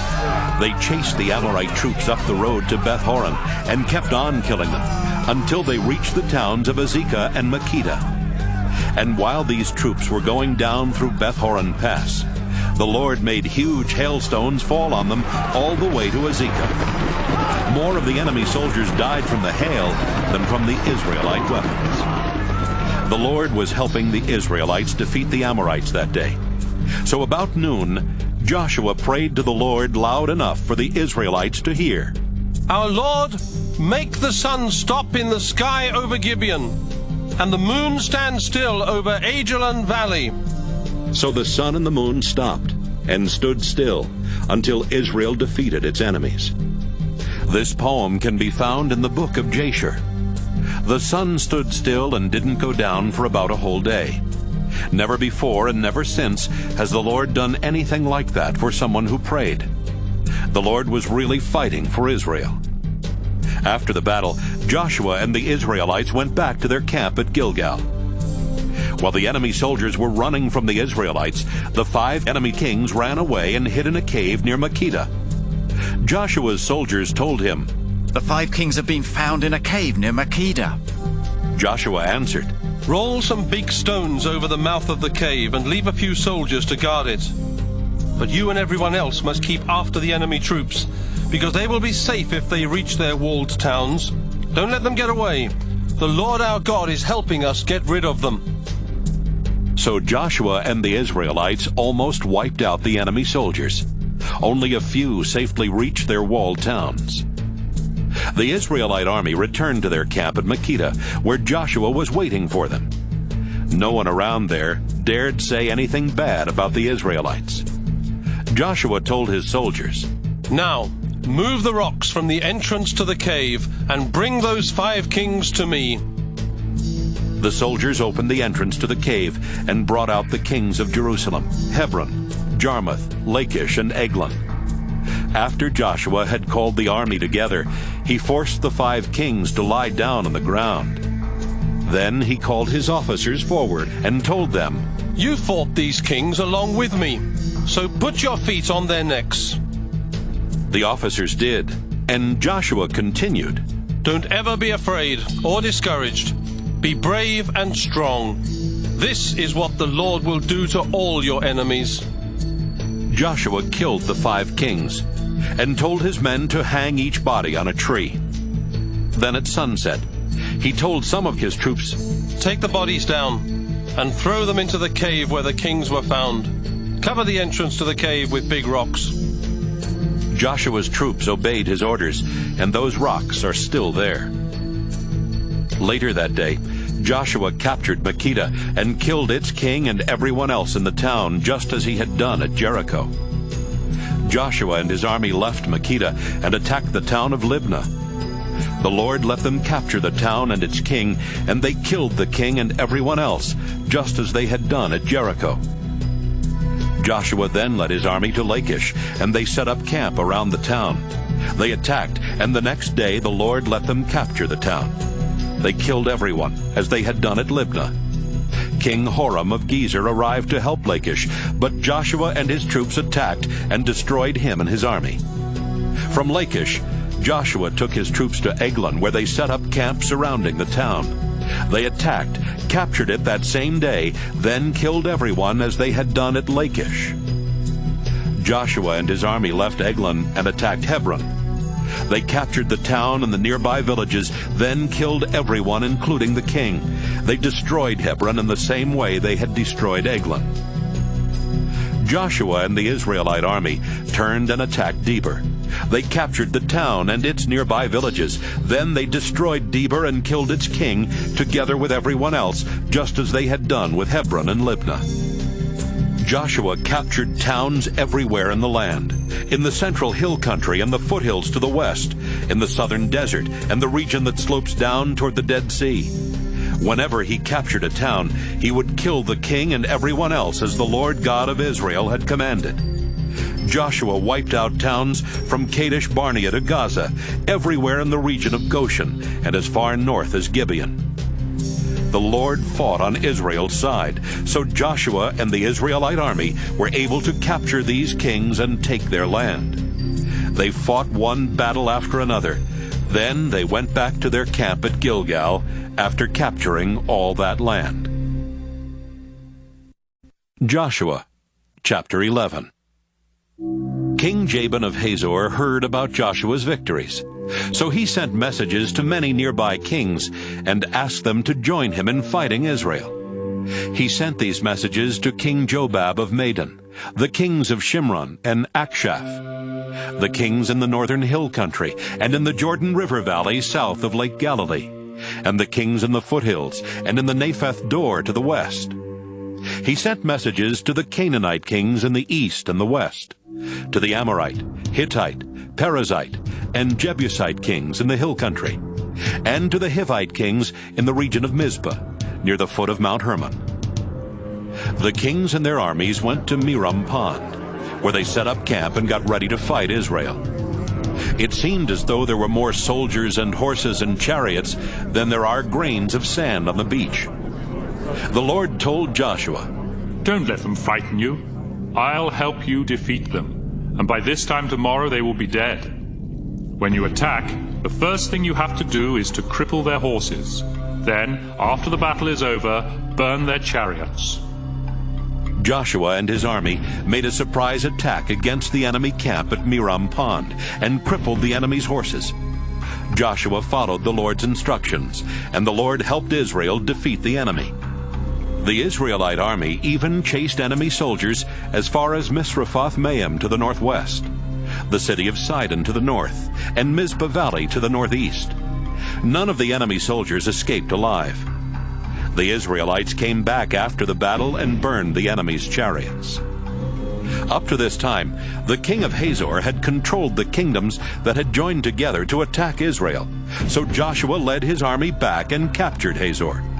They killed its king and everyone else. Then they set the town on fire. Joshua captured all the towns where the enemy kings had ruled. These towns were built on small hills, and Joshua did not set fire to any of these towns except Hazor. The Israelites kept the animals and everything of value from these towns, but they killed everyone who lived in them, including their kings. That's what the Lord had told his servant Moses to do. That's what Moses had told Joshua to do, and that's exactly what Joshua did. Joshua and his army took control of the northern and southern hill country, the foothills to the west, the southern desert, the whole region of Goshen and the Jordan River Valley. They took control of the land from Mount Halak near the country of Edom in the south to Baal-Gad in Lebanon Valley, at the foot of Mount Hermon in the north. Joshua and his army were at war with the kings in this region for a long time, but finally they captured and put to death the last king. The Lord had told Moses that he wanted the towns in this region destroyed and their people killed without mercy. That's why the Lord made the people in the town stubborn and determined to fight Israel. The only town that signed a peace treaty with Israel was the Hivite town of Gibeon. The Israelite army captured the rest of the towns in battle. During this same time, Joshua and his army killed the Anakim from the northern and southern hill country. They also destroyed the towns where the Anakim had lived, including Hebron, Debir, and Anab. There were not any Anakim left in the regions where the Israelites lived, although there were still some in Gaza, Gath, and Ashdod. That's how Joshua captured the land, just as the Lord had commanded Moses, and Joshua divided it up among the tribes. Finally, there was peace in the land. Joshua chapter 12. Before Moses died, he and the people of Israel had defeated 2 kings east of the Jordan River. These kings had ruled the region from the Arnon River Gorge in the south to Mount Hermon in the north, including the eastern side of the Jordan River Valley. The first king that Moses and the Israelites defeated was an Amorite, King Sihon of Heshbon. The southern border of his kingdom ran down the middle of the Arnon River Gorge, taking in the town of Aroer on the northern edge of the gorge. The Jabbok River separated Sihon's kingdom from the Ammonites on the east. Then the Jabbok turned west and became his northern border, so his kingdom included the southern half of the region of Gilead. Sihon also controlled the eastern side of the Jordan River Valley, from Lake Galilee south to Beth Jeshimoth and the Dead Sea. In addition to these regions, he ruled the town called Slopes of Mount Pisgah, and the land south of there at the foot of the hill. Next, Moses and the Israelites defeated King Og of Bashan, who lived in the town of Ashtaroth part of each year and in Edrei the rest of the year. Og was one of the last of the Rapha. His kingdom stretched north to Mount Hermon, east to the town of Salakah, and included the land of Bashan as far west as the borders of the kingdoms of Geshur and Maacah. He also ruled the northern half of Gilead. Moses, the Lord's servant, had led the people of Israel in defeating Sihon and Og. Then Moses gave their land to the tribes of Reuben, Gad, and East Manasseh. Later, Joshua and the Israelites defeated many kings west of the Jordan River, from Baal-Gad in the Lebanon Valley in the north to Mount Halak, near the country of Edom in the south. This region included the hill country and the foothills, the Jordan River Valley and its western slopes, and the southern desert. Joshua and the Israelites took this land from the Hittites, the Amorites, the Canaanites, the Perizzites, the Hivites, and the Jebusites.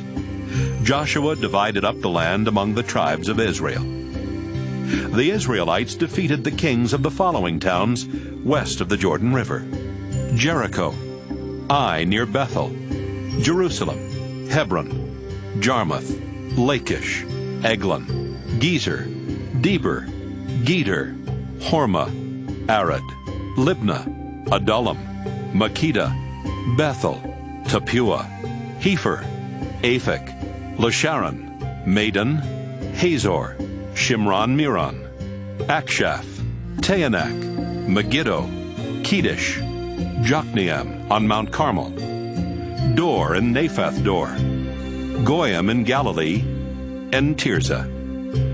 There were 31 of these kings in all. Joshua chapter 13. Many years later, the Lord told Joshua, "Now you are very old, but there is still a lot of land that Israel has not yet taken. First, there is the Canaanite territory that starts at the Shihor River, just east of Egypt, and goes north to Ekron. The southern part of this region belongs to the Avites and the Geshurites, and the land around Gaza, Ashdod, Ashkelon, Gath, and Ekron belongs to the 5 Philistine rulers. The other Canaanite territory is in the north. Its northern border starts at the town of Arah, which belongs to the Sidonians. From there it goes to Aphek, then along the Amorite border to Hamath Pass. The eastern border starts at Hamath Pass and goes south to Baal-Gad at the foot of Mount Hermon, and its southern boundary runs west from there to Misrephoth-Maim. This northern region includes the Lebanon mountains and the land that belongs to the Gebalites and the Sidonians, who live in the hill country from the Lebanon mountains to Misrephoth-Maim. With my help, Israel will capture these Canaanite territories and force out the people who live there.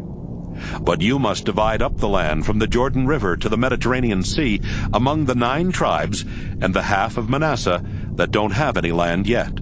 Then each tribe will have its own land. Moses had already given land east of the Jordan River to the tribes of Reuben, Gad, and half of Manasseh. This region stretched north from the town in the middle of the Arnon River Valley and included the town of Aroer on the northern edge of the valley. It covered the flatlands of Medeba north of Dibon and took in the towns that had belonged to Sihon, the Amorite king of Heshbon. Some of these towns were as far east as the Ammonite border. Geshur and Maacah were part of this region, and so was the whole territory that King Og had ruled, that is, Gilead, Mount Hermon, and all of Bashan as far east as Salecah. Og had lived in Ashtaroth part of each year, and he had lived in Edrei the rest of the year. Og had been one of the last of the Rapha, but Moses had defeated Sihon and Og and their people, and had forced them to leave their land. However, the Israelites did not force the people of Geshur and Maacah to leave, and they still lived there among the Israelites. Moses did not give any land to the Levi tribe, because the Lord God of Israel had told them, "Instead of land, you will receive the sacrifices offered at my altar." Moses gave land to each of the clans in the Reuben tribe. Their land started in the south, at the town in the middle of the Arnon River Valley, took in the town of Aroer on the northern edge of the valley, and went as far north as the flatlands around Medeba. The Amorite king Sihon had lived in Heshbon, and had ruled the towns in the flatlands. Now Heshbon belonged to Reuben, and so did the following towns in the flatlands: Dibon, Bamoth Baal, Beth Baal Meon, Jahaz, Kedemoth, Mephaath, Kiriathaim, Sibmah, Zereth Shahar on the hill in the valley, Beth Peor, slopes of Mount Pisgah, and Beth Jeshemoth. Moses defeated Sihon and killed him and the Midianite chiefs who ruled parts of his kingdom for him. Their names were Evi, Rechem, Zur, Hur, and Reba. The Israelites also killed Balaam the son of Beor, who had been a fortune-teller. This region with its towns and villages was the land for the Reuben tribe, and the Jordan River was its western border. Moses also gave land to each of the clans in the Gad tribe. It included the town of Jazer, and in the Gilead region their territory took in the land and towns as far east as the town of Aroer, just west of Rabbah. This was about half of the land that had once belonged to the Ammonites. The land given to Gad stretched from Heshbon in the south to Ramoth Mizpah and Betonim in the north, and even further north to Mahanaim and Lidabur. Gad also received the eastern half of the Jordan River Valley, which had been ruled by King Sihon of Heshbon. This territory stretched as far north as Lake Galilee, and included the towns of Beth Haram, Beth Nimrah, Succoth, and Zaphon. These regions, with their towns and villages, were given to the Gad tribe. Moses gave land east of the Jordan River to half of the clans from the Manasseh tribe. Their land started at Mahanaim, and took in the region that King Og of Bashan had ruled, including Ashtaroth and Edrei, the 2 towns where he had lived. The villages where the Jair clan settled were part of Manasseh's land, and so was the northern half of the region of Gilead. The clans of this half of Manasseh had 60 towns in all. The Manasseh tribe is sometimes called the Maker tribe, after Manasseh's son Maker. That was how Moses divided up the Moab plains to the east of Jericho on the other side of the Jordan River, so these 2.5 tribes would have land of their own. But Moses did not give any land to the Levi tribe, because the Lord had promised that he would always provide for them. Joshua chapter 14. 9.5 tribes still did not have any land, although 2.5 tribes had already received land east of the Jordan River. Moses had divided that land among them, and he had also said that the Levi tribe would not receive a large region like the other tribes. Instead, the people of Levi would receive towns and the nearby pastures for their sheep, goats, and cattle. And since the descendants of Joseph had become the 2 tribes of Ephraim and Manasseh, there were still 9.5 tribes that needed land. The Lord had told Moses that he would show those tribes how to divide up the land of Canaan. When the priest Eleazar, Joshua, and the leaders of the families and tribes of Israel met to divide up the land of Canaan, the Lord showed them how to do it. One day, while the Israelites were still camped at Gilgal, Caleb, the son of Jephunneh, went to talk with Joshua. Caleb belonged to the Kenaz clan, and many other people from the Judah tribe went with Caleb. He told Joshua, "You know that back in Kadesh Barnea the Lord talked to his prophet Moses about you and me. I was 40 years old at the time Moses sent me from Kadesh Barnea into Canaan as a spy. When I came back and told him about the land, everything I said was true. The other spies said things that made our people afraid, but I completely trusted the Lord God. The same day I came back, Moses told me, 'Since you were faithful to the Lord God, I promise that the places where you went as a spy will belong to you and your descendants forever.'"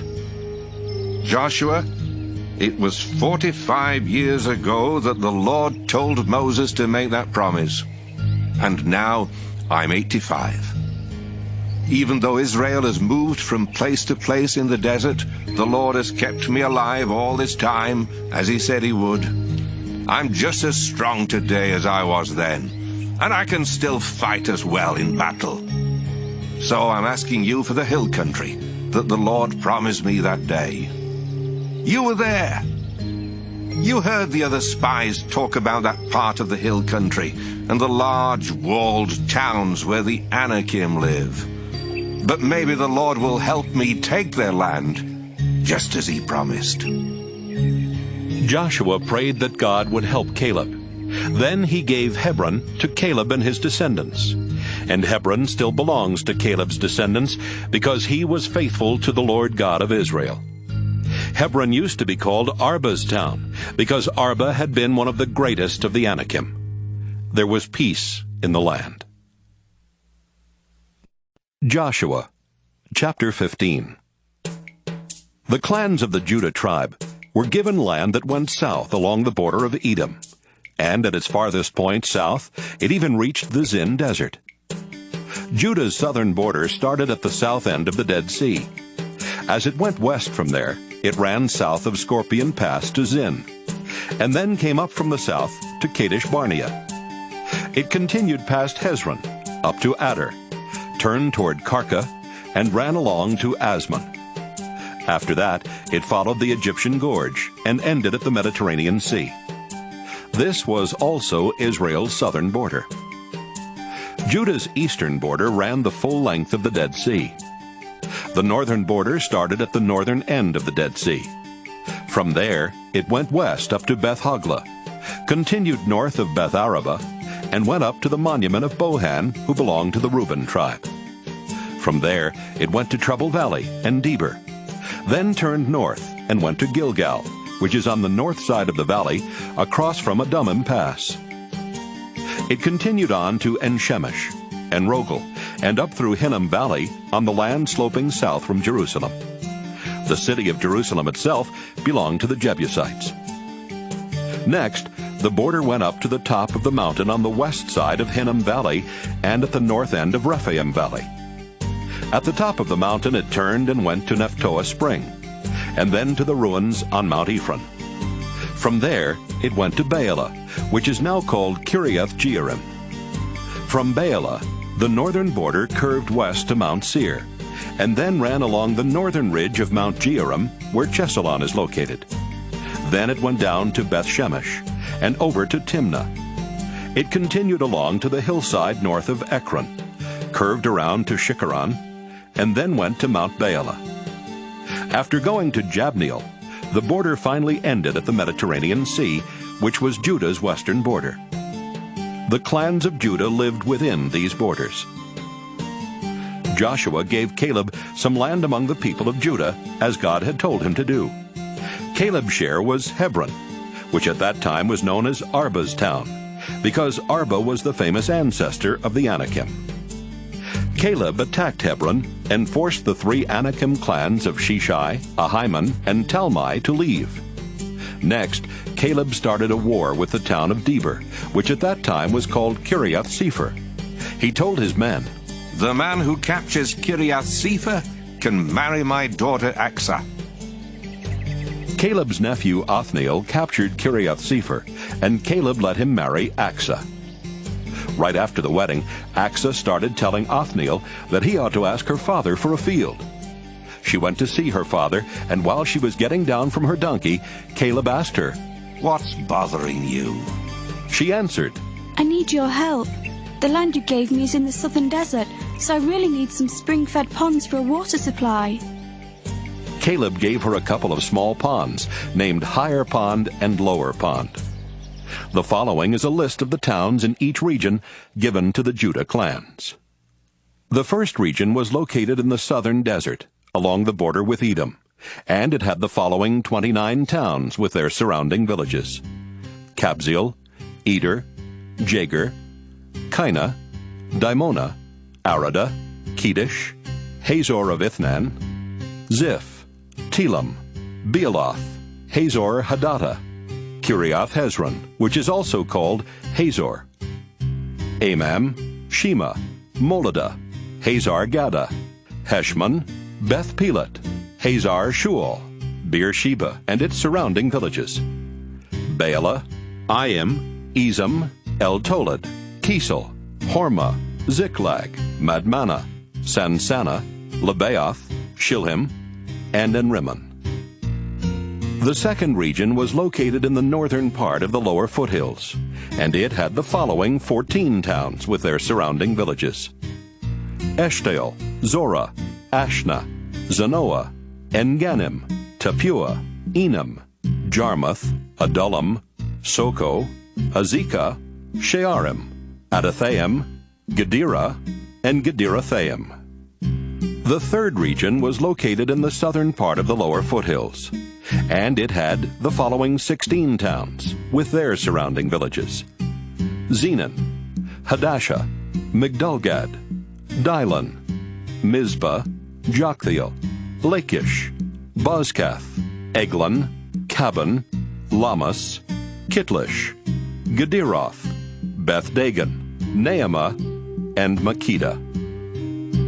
The fourth region was located in the central part of the lower foothills, and it had the following 9 towns with their surrounding villages: Libnah, Ether, Ashan, Iftah, Ashna, Nezib, Keilah, Achzib, and Mareshah. The fifth region was located along the Mediterranean seacoast, and it had the following towns with their surrounding settlements and villages: Ekron and the towns between there and the coast, Ashdod and the larger towns nearby, Gaza, the towns from Gaza to the Egyptian Gorge, and the towns along the coast of the Mediterranean Sea. The sixth region was in the southwestern part of the hill country, and it had the following 11 towns with their surrounding villages: Shamer, Jattir, Soko, Dana, Kiriath Sanah, which is now called Debir, Anab, Eshtemoh, Anim, Goshen, Holon, and Gilo.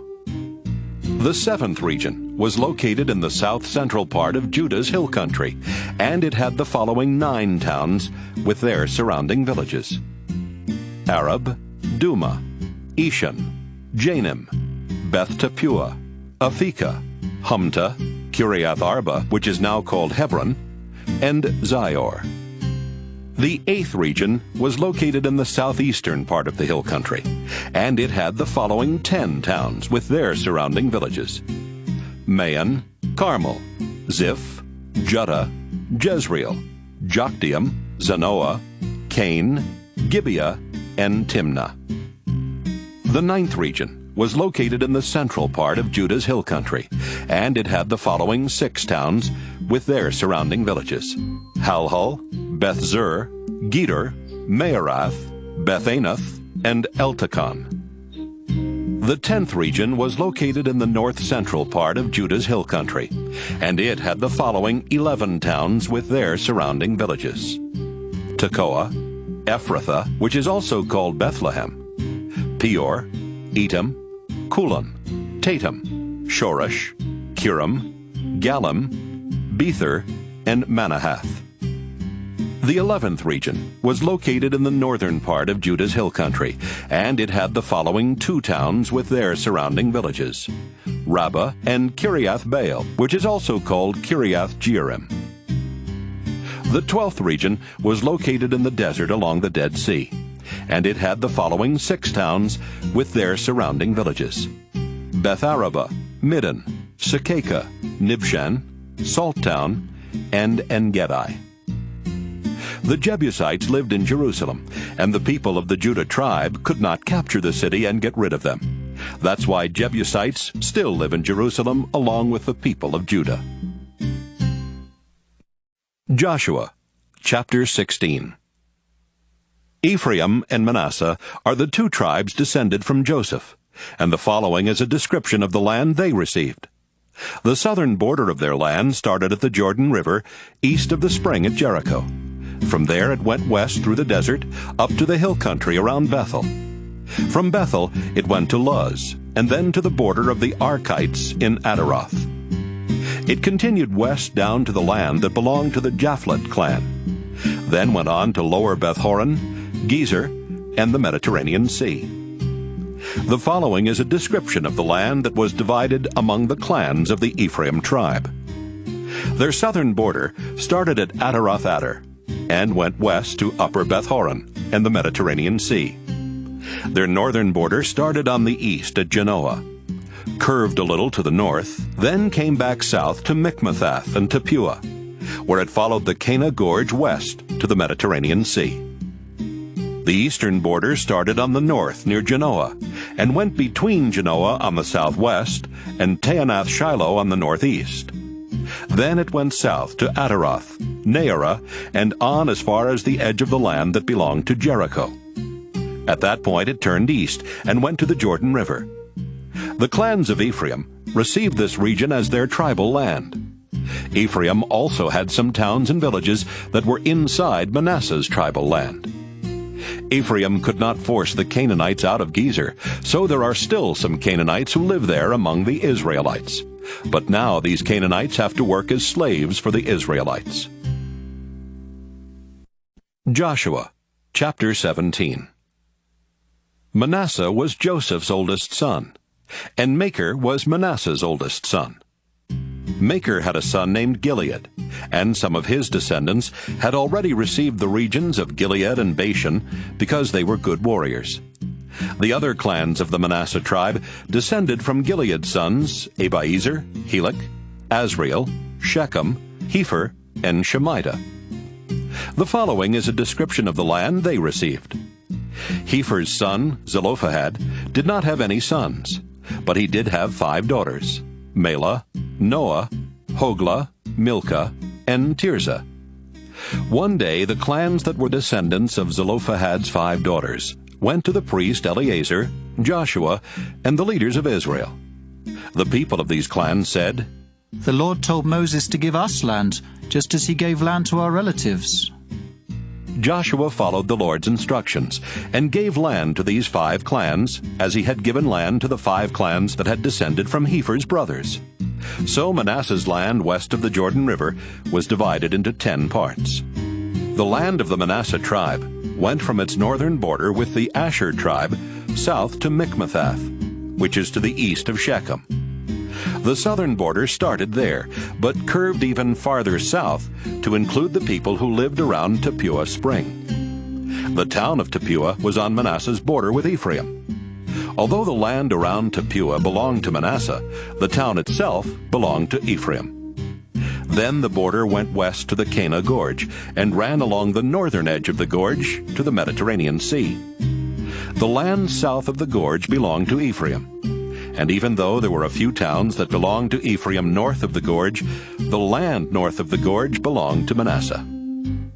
The western border of Manasseh was the Mediterranean Sea, and the tribe shared a border with the Asher tribe on the northwest, and with the Issachar tribe on the northeast. Manasseh was supposed to have the following towns with their surrounding villages inside the borders of Issachar's and Asher's tribal lands: Beth-shean, Ibleam, Endor, Taanach, Megiddo, Endor, which is also called Naphath.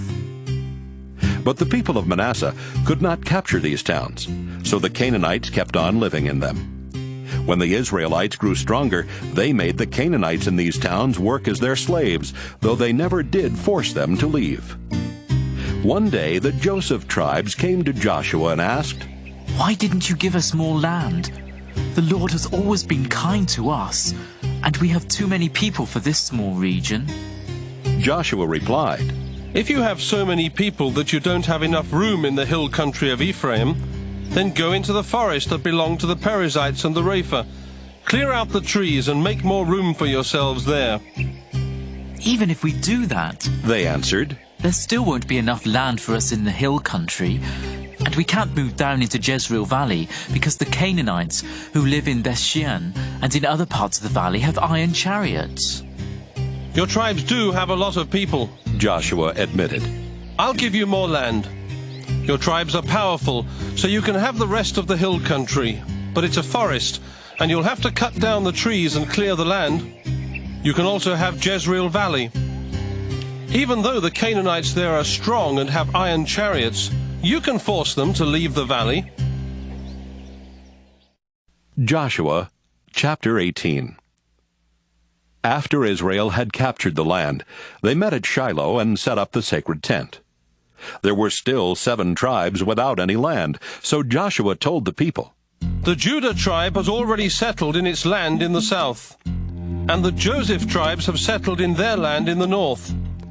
The tribes of Gad, Reuben, and East Manasseh already have the land that the Lord's servant Moses gave them east of the Jordan River. And the people of Levi won't get a single large region of the land like the other tribes. Instead, they will serve the Lord as priests. But the rest of you haven't done a thing to take over any land. The Lord God who was worshipped by your ancestors has given you the land, and now it's time to go ahead and settle there. 7 tribes still don't have any land. Each of these tribes should choose 3 men, and I'll send them to explore the remaining land. They will divide it into 7 regions, write a description of each region, and bring these descriptions back to me. I will find out from the Lord our God what region each tribe should get." Just before the men left camp, Joshua repeated their orders. "Explore the land and write a description of it. Then come back to Shiloh, and I will find out from the Lord how to divide the land." The men left and went across the land, dividing it into 7 regions. They wrote down a description of each region, town by town, and returned to Joshua at the camp at Shiloh. Joshua found out from the Lord how to divide the land, and he told the tribes what the Lord had decided. Benjamin was the first tribe chosen to receive land. The region for its clans lay between the Judah tribe on the south and the Joseph tribes on the north. Benjamin's northern border started at the Jordan River and went up the ridge north of Jericho, then on west into the hill country as far as the Beth-aven desert. From there it went to Luz, which is now called Bethel. The border ran along the ridge south of Luz, then went to Ataroth-orek, and on as far as the mountains south of Lower Beth-horon. At that point it turned south and became the western border. It went as far south as Kiriath-baal, a town in Judah now called Kiriath-jearim. Benjamin's southern border started at the edge of Kiriath-jearim and went east to the ruins and on to Nephtoah spring. From there it went to the bottom of the hill at the northern end of Rephaim Valley. The other side of this hill faces Hinnom Valley, which is on the land that slopes south from Jerusalem. The border went down through Hinnom Valley until it reached En-rogel. At En-rogel, the border curved north, and went to En-Shemesh, and on east to Gilaloth, which is across the valley from Adummim Pass. Then it went down to the monument of Bohan, who belonged to the Reuben tribe. The border ran along the hillside, north of Beth Araba, then down into the Jordan River Valley. Inside the valley it went south as far as the northern hillside of Beth Hogla. The last section of the border went from there to the northern end of the Dead Sea, at the mouth of the Jordan River. The Jordan River itself was Benjamin's eastern border. These were the borders of Benjamin's tribal land, where the clans of Benjamin lived. One region of Benjamin's tribal land had 12 towns with their surrounding villages. Those towns were Jericho, Beth Hogla, Emek Keziz, Beth Araba, Zemaraim, Bethel, Avim, Perah, Ophrah, Kephar Ammoni, Ophni, and Geba. In the other region there were the following 14 towns with their surrounding villages: Gibeon, Ramah, Beeroth, Mizpah, Kephirah, Moza, Rechem, Irpeel, Tarala, Zelah, Haeleph, Gibeah, Kiriath Jearim, and Jerusalem, which is also called Jebusite town. These regions are the tribal lands of Benjamin. Joshua chapter 19. Simeon was the second tribe chosen to receive land, and the region for its clans was inside Judah's borders. In one region of Simeon's tribal land, there were the following 13 towns with their surrounding villages: Beersheba, Shema, Moladah, Hazar Shual, Bela, Ezem, El Tolad, Bethuel, Hormah, Ziklag, Beth Markaboth, Hazar Susa, Beth Lebaoth, and Sheruhen.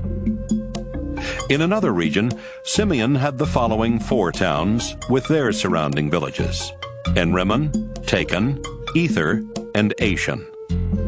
Simeon's land also included all the other towns and villages as far south as Baalath Beer, which is also called Ramah of the south.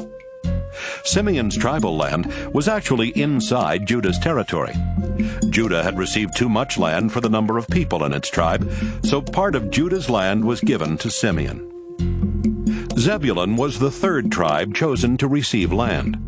The southern border for its clans started in the west at the edge of the gorge near Jokneam. It went east to the edge of the land that belongs to the town of Dabasheth, and continued on to Maralah and Sarid. It took in the land that belongs to Kisloth Tabor, then ended at Daberath. The eastern border went up to Japhiah and continued north to Gath-Hepher, Ethkazin, and Ramona, where it curved toward Neah and became the northern border. Then it curved south around Anathon and went as far west as Iftahel Valley. Zebulun had 12 towns with their surrounding villages. Some of these were Cadath, Nahalal, Shimron, Jerilah, and Bethlehem. This is the tribal land, and these are the towns and villages of the Zebulun clans. Issachar was the 4th tribe chosen to receive land. The northern border for its clans went from Mount Tabor east to the Jordan River. Their land included the following 16 towns with their surrounding villages: Jezreel, Kesoloth, Shunem, Hapharaim, Shion, Anaharath, Debirath, Kishion, Ebez, Remeth, En-Ganim, En-Hada, Beth-Pazzaz, Tabor, Shehazumah, and Beth-Shemesh.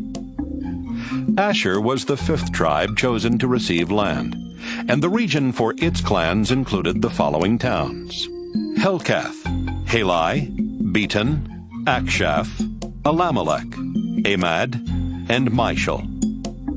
Asher's southern border ran from the Mediterranean Sea southeast along the Shihor-Libnath River at the foot of Mount Carmel, then east to Beth Dagon. On the southeast, Asher shared a border with Zebulun along the Iftahel Valley. On the eastern side, their border ran north to Beth Emek, went east to Cabal, and then on to Naail, Abdon, Rehob, Hammon, Cana, and as far north as the city of Sidon. Then it turned west to become the northern border and went to Ramah and the fortress city of Tyre, Near Tyre, it turned toward Hosa and ended at the Mediterranean Sea. Asher had a total of 22 towns with their surrounding villages, including Mahalab, Akzib, Akko, Aphek, and Rehob. Naphtali was the 6th tribe chosen to receive land. The southern border for its clan started in the west, where the tribal lands of Asher and Zebulun meet near Hukkok. From that point it ran east and southeast along the border with Zebulun as far as Aznoth Tabor. From there, the border went east to Heleph, Adamai Nekeb, Jabneel, then to the town called Oak and Zaananim, and Lacham. The southern border ended at the Jordan River at the edge of the town named Jehudah. Naphtali shared a border with Asher on the west. The Naphtali clans received this region as their tribal land, and it included 19 towns with their surrounding villages. The following towns had walls around them: Ziddim, Zur, Hamath, Rakkath, Kinnereth, Adamah, Ramah, Hazor, Kedesh, Edrei, En-Hazer, Iron, Migdalel, Horam, Beth-Anath, and Beth-Shemesh. Dan was the 7th tribe chosen to receive land, and the region for its clans included the following towns: Zorah, Eshtaol, Ir-Shemesh, Sheel-Laban, Ajalon, Ithla, Elon, Timnah, Ekron, Eltekeh, Gibbethon, Baalath, Jehud, Azor, Beni-Berak, Gath-Rimmon, Mejarkon, and Rakkon. Dan's tribal land went almost as far as Joppa. Its clans received this land and these towns with their surrounding villages. Later, when enemies forced them to leave their tribal land, they went to the town of Leshem. They attacked the town, captured it, and killed the people who lived there.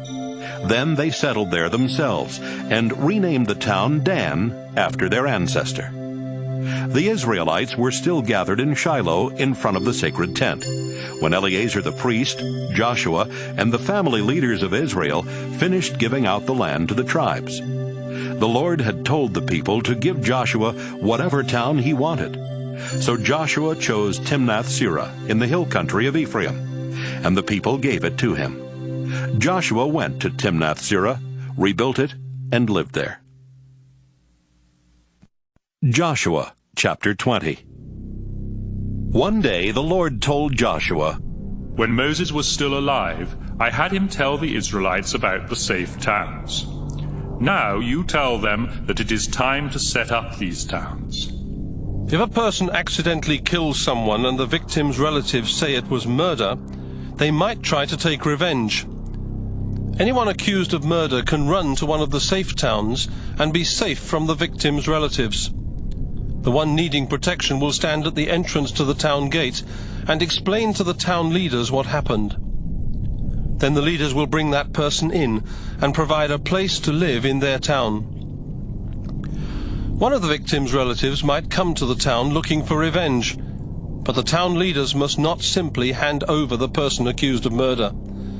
After all, the accused and the victim had been neighbors, not enemies. The citizens of that safe town must come together and hold a trial. They may decide that the victim was killed accidentally and that the accused is not guilty of murder. Everyone found not guilty must still live in the safe town until the high priest dies. Then they can go back to their own towns and their homes that they had to leave behind. The Israelites decided that the following 3 towns west of the Jordan River would be safe towns: Kedesh in Galilee in Naphtali's hill country, Shechem in Ephraim's hill country, and Kiriath Arba in Judah's hill country. Kiriath Arba is now called Hebron. The Israelites had already decided on the following 3 towns east of the Jordan River: Bezer in the desert flatlands of Reuben, Ramoth in Gilead, which was a town that belonged to Gad, and Golan in Bashan, which belonged to Manasseh.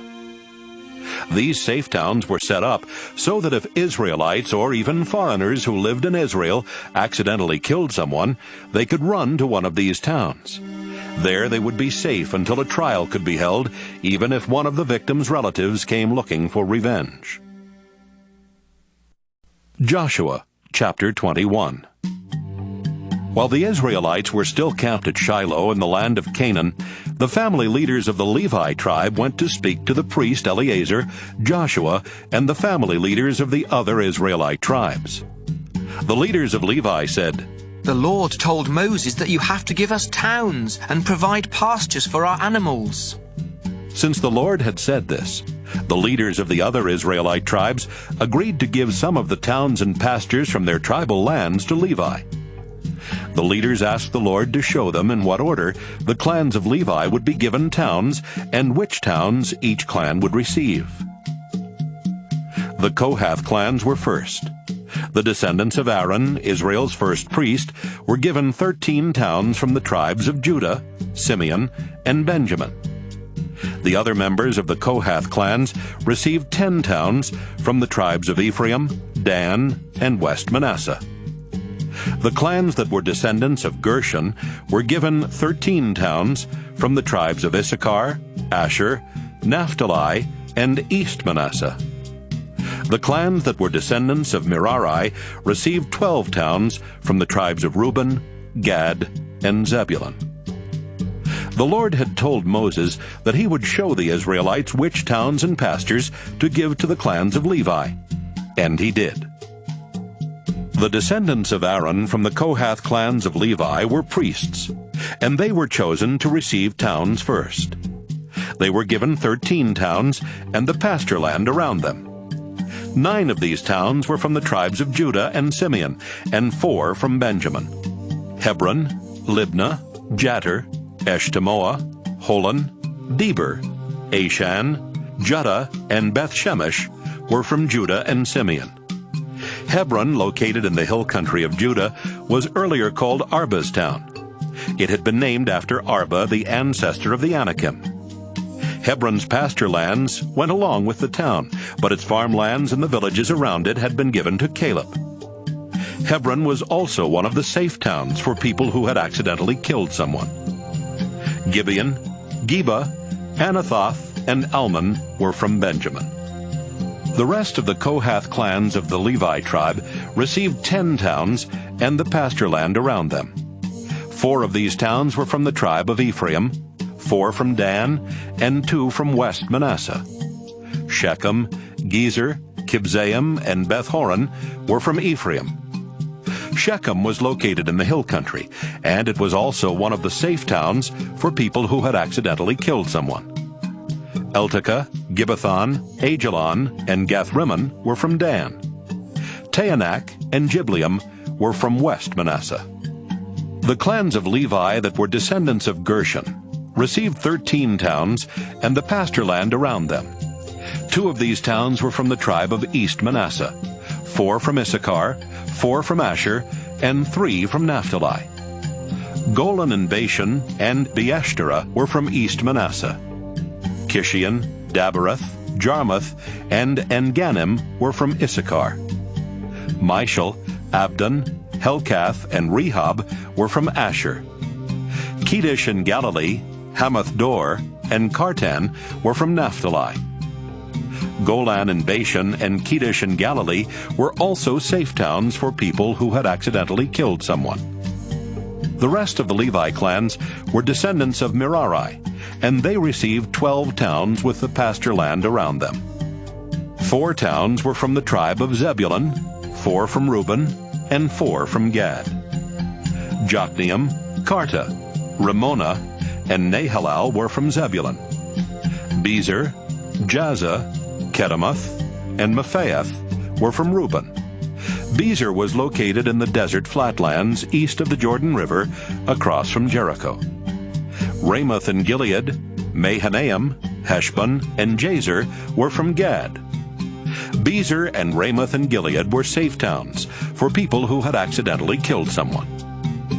The people of the Levi tribe had a total of 48 towns within Israel, and they had pastures around each one of their towns.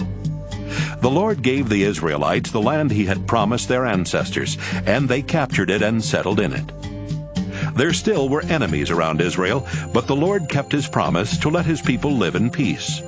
And whenever the Israelites did have to go to war, no enemy could defeat them. The Lord always helped Israel win. The Lord promised to do many good things for Israel, and he kept his promise every time. Joshua chapter 22.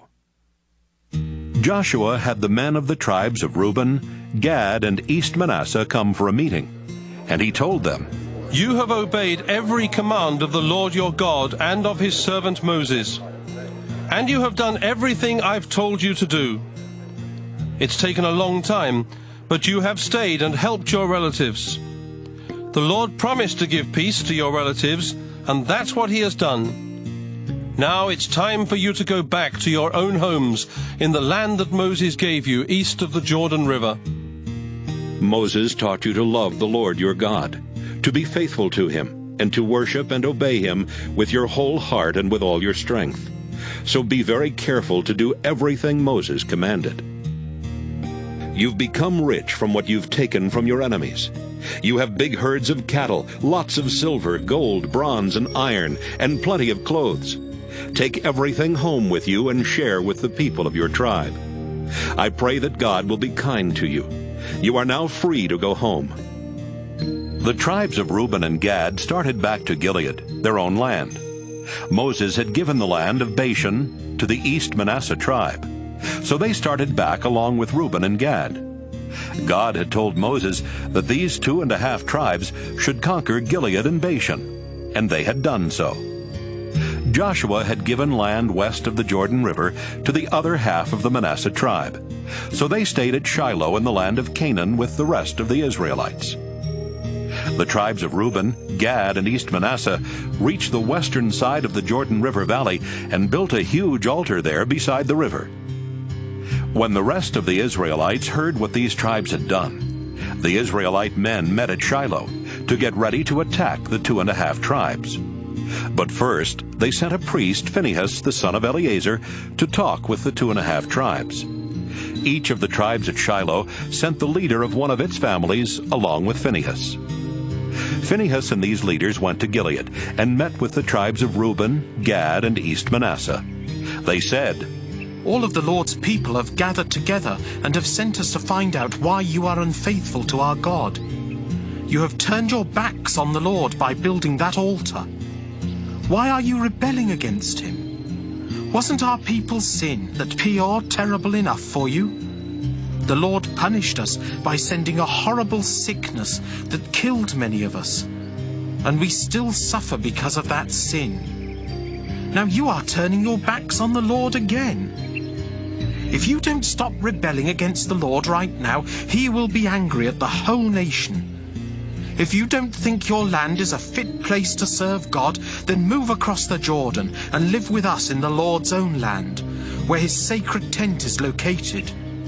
But don't rebel against the Lord our God, or against us by building another altar besides the Lord's own altar. Don't you remember what happened when Achan was unfaithful and took some of the things that belonged to God? This made God angry with the entire nation. Achan died because he sinned, but he also caused the death of many others." The tribes of Reuben, Gad, and East Manasseh answered, "The Lord is the greatest God. We ask him to be our witness, because he knows whether or not we were rebellious or unfaithful when we built that altar. If we were unfaithful, then we pray that God won't rescue us today. Let us tell you why we built that altar. And we ask the Lord to punish us if we're lying. We didn't build it so we could turn our backs on the Lord. We didn't even build it so we could offer animal or grain sacrifices to please the Lord or ask his blessing. We built that altar because we were worried. Someday your descendants might tell our descendants, the Lord made the Jordan River the boundary between us Israelites and you people of Reuben and Gad. The Lord is Israel's God, but you're not part of Israel, so you can't take part in worshipping the Lord. Your descendants might say that and try to make our descendants stop worshipping and obeying the Lord. That's why we decided to build the altar. It isn't for offering sacrifices, not even sacrifices to please the Lord.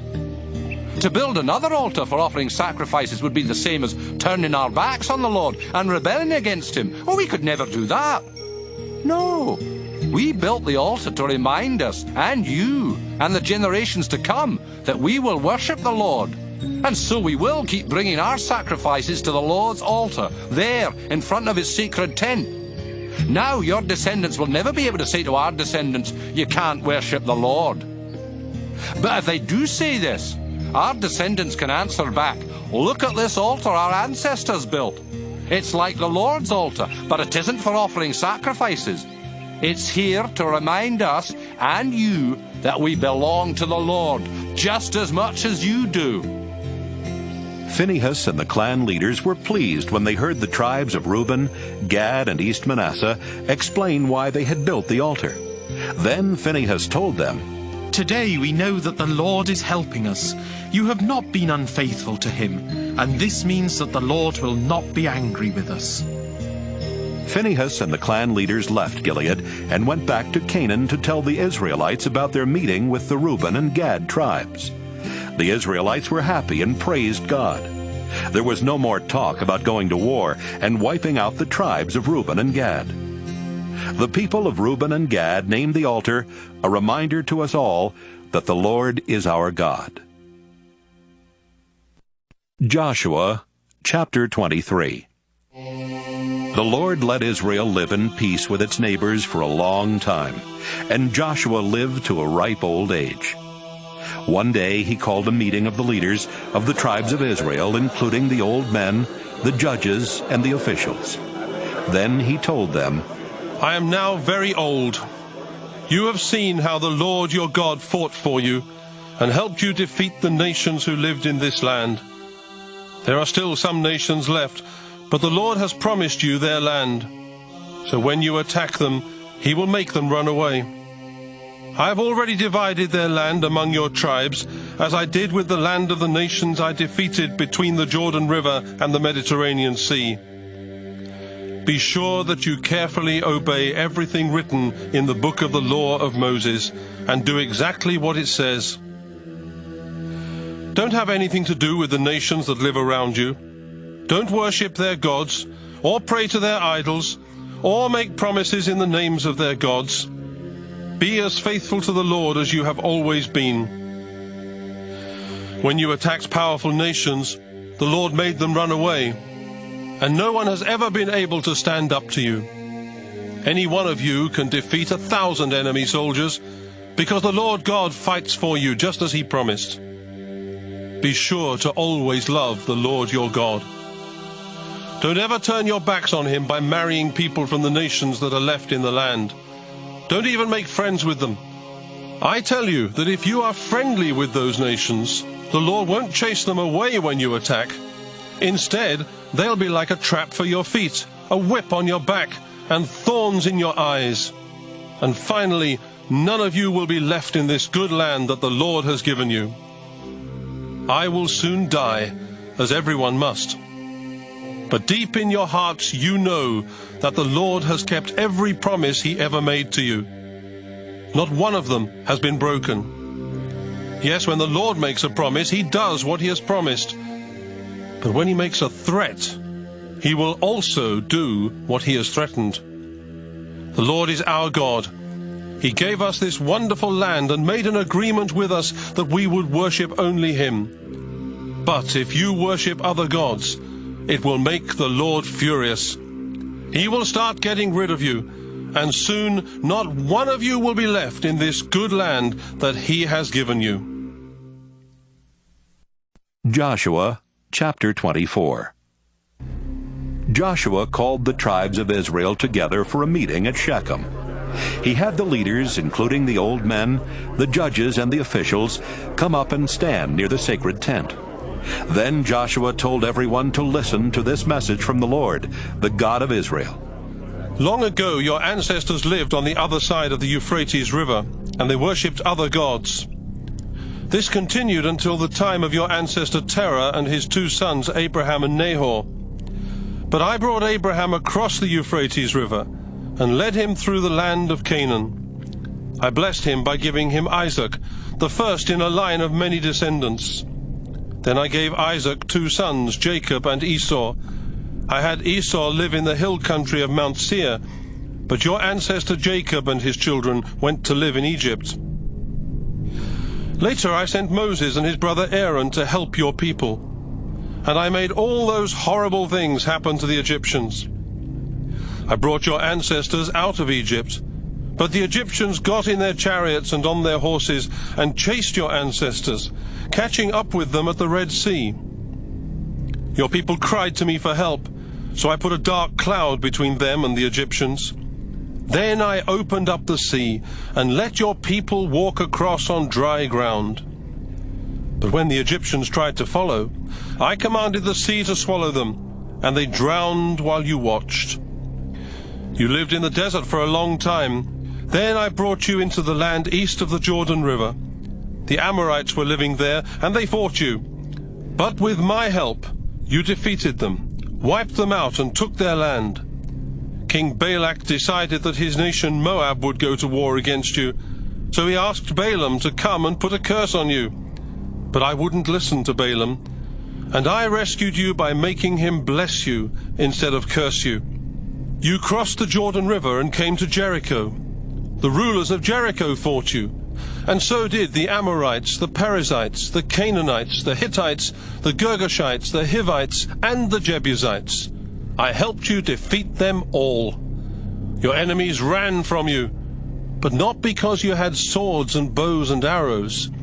I made your enemies panic and run away, as I had done with the 2 Amorite kings east of the Jordan River. You didn't have to work for this land. I gave it to you. Now you live in towns you didn't build, and you eat grapes and olives from vineyards and trees you didn't plant. Then Joshua told the people, Worship the Lord, obey him, and always be faithful. Get rid of the idols your ancestors worshipped when they lived on the other side of the Euphrates River and in Egypt. But if you don't want to worship the Lord, then choose right now. Will you worship the same idols your ancestors did? Or since you're living on land that once belonged to the Amorites, maybe you'll worship their gods. I won't. My family and I are going to worship and obey the Lord. The people answered, We could never worship other gods or stop worshipping the Lord. The Lord is our God. We were slaves in Egypt as our ancestors had been, but we saw the Lord work miracles to set our people free and to bring us out of Egypt. Even though other nations were all around us, the Lord protected us wherever we went. And when we fought the Amorites and the other nations that lived in this land, the Lord made them run away. Yes, we will worship and obey the Lord, because the Lord is our God. Joshua said, The Lord is fearsome. He is the one true God, and I don't think you are able to worship and obey him in the ways he demands. You would have to be completely faithful, and if you sin or rebel, he won't let you get away with it. If you turn your backs on the Lord and worship the gods of other nations, the Lord will turn against you. He will make terrible things happen to you and wipe you out, even though he had been good to you before. But the people shouted, We won't worship any other gods. We will worship and obey only the Lord. Joshua said, You have heard yourselves say that you will worship and obey the Lord. Isn't that true? Yes, it's true, they answered. Joshua said, But you still have some idols, like those the other nations worship. Get rid of your idols. You must decide once and for all that you really want to obey the Lord God of Israel. The people said, The Lord is our God, and we will worship and obey only him. Joshua helped Israel make an agreement with the Lord that day at Shechem. Joshua made laws for Israel and wrote them down in the book of the law of God. Then he set up a large stone under the oak tree at the place of worship in Shechem and told the people, Look at this stone. It has heard everything that the Lord has said to us. Our God can call this stone as a witness if we ever reject him. Joshua sent everyone back to their homes. Not long afterward, the Lord's servant Joshua died at the age of 110. The Israelites buried him in his own land at Timnath-Serah, north of Mount Gaash, in the hill country of Ephraim. As long as Joshua lived, Israel worshipped and obeyed the Lord. There were other leaders old enough to remember everything that the Lord had done for Israel. And for as long as these men lived, Israel continued to worship and obey the Lord. When the people of Israel left Egypt, they brought the bones of Joseph along with them. They took the bones to the town of Shechem and buried them in the field that Jacob had bought for 100 pieces of silver from Hamor, the founder of Shechem. The town and the field both became part of the land belonging to the descendants of Joseph. When Eleazar the priest died, he was buried in the hill country of Ephraim, on a hill that belonged to his son Phinehas.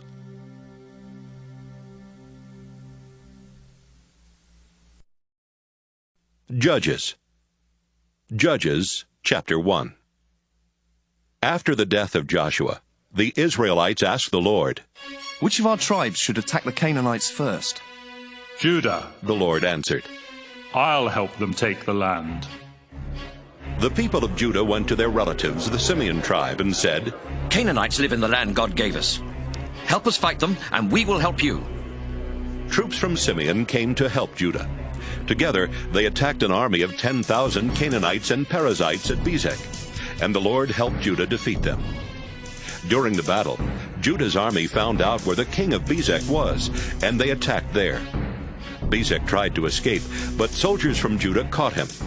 They cut off his thumbs and big toes, and he said, "I've cut off the thumbs and big toes of 70 kings, and made those kings crawl around under my table for scraps of food. Now God is paying me back." The army of Judah took the king of Bezek along with them to Jerusalem, where he died. They attacked Jerusalem, captured it, killed everyone who lived there, and then burned it to the ground. Judah's army fought the Canaanites who lived in the hill country, the southern desert, and the foothills to the west. After that, they attacked the Canaanites who lived at Hebron, defeating the 3 clans called Sheshai, Ahiman, and Talmai. At that time, Hebron was called Kiriath Arba. From Hebron, Judah's army went to attack Debir, which at that time was called Kiriath Sepher. Caleb told his troops, "The man who captures Kiriath Sepher can marry my daughter Aksah."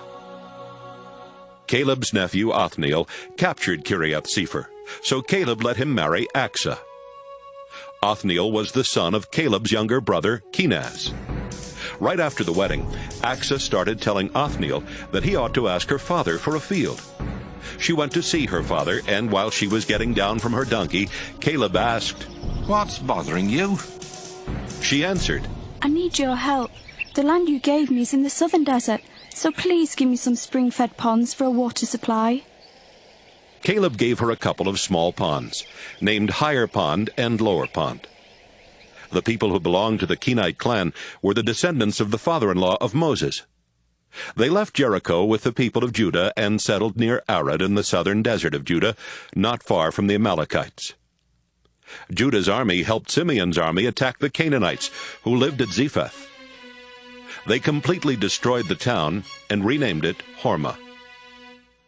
The Lord helped the army of Judah capture Gaza, Ashkelon, Ekron, and the land near those towns. They also took the hill country. But the people who lived in the valleys had iron chariots, so Judah was not able to make them leave or to take their land.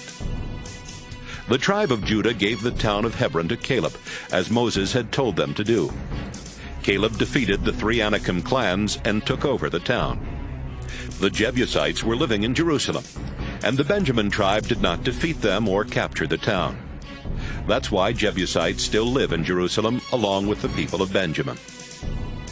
The Ephraim and Manasseh tribes were getting ready to attack Bethel, which at that time was called Luz. And the Lord helped them when they sent spies to find out as much as they could about Bethel. While the spies were watching the town, a man came out and told them, "If you show us how our army can get into the town, we'll make sure that you aren't harmed." The man showed them, and the 2 Israelite tribes attacked Bethel, killing everyone except the man and his family. The 2 tribes made the man and his family leave. So they went to the land of the Hittites, where he built a town. He named the town Luz, and that is still its name. Canaanites lived in the towns of Bethshean, Taanach, Dor, Ibleam, Megiddo, and all the villages nearby.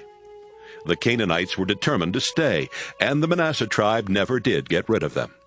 But later on, when the Israelites grew more powerful, they made slaves of the Canaanites.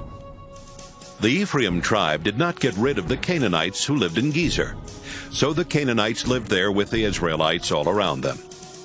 The Zebulun tribe did not get rid of the Canaanites who lived in Kitron and Nahalal, and the Canaanites stayed there with Israelites around them. But the people of Zebulun did force the Canaanites into slave labor.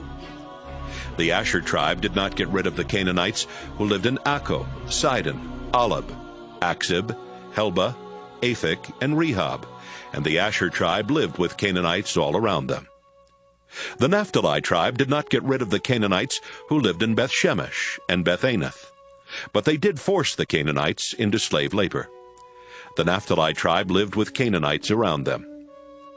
The Amorites were strong enough to keep the tribe of Dan from settling in the valleys, so Dan had to stay in the hill country. The Amorites on Mount Heres and in Ajalon and Shaalbim were also determined to stay. Later on, as Ephraim and Manasseh grew more powerful, they forced those Amorites into slave labor. The old Amorite-Edomite border used to go from Selah through Scorpion Pass into the hill country. Judges chapter 2. The Lord's angel went from Gilgal to Bochim, and gave the Israelites this message from the Lord. I promised your ancestors that I would give this land to their families, and I brought your people here from Egypt. We made an agreement that I promised never to break, and you promised not to make any peace treaties with the other nations that live in the land. Besides that, you agreed to tear down the altars where they sacrificed to their idols, but you didn't keep your promise. And so, I'll stop helping you defeat your enemies. Instead, they will be there to trap you into worshipping their idols.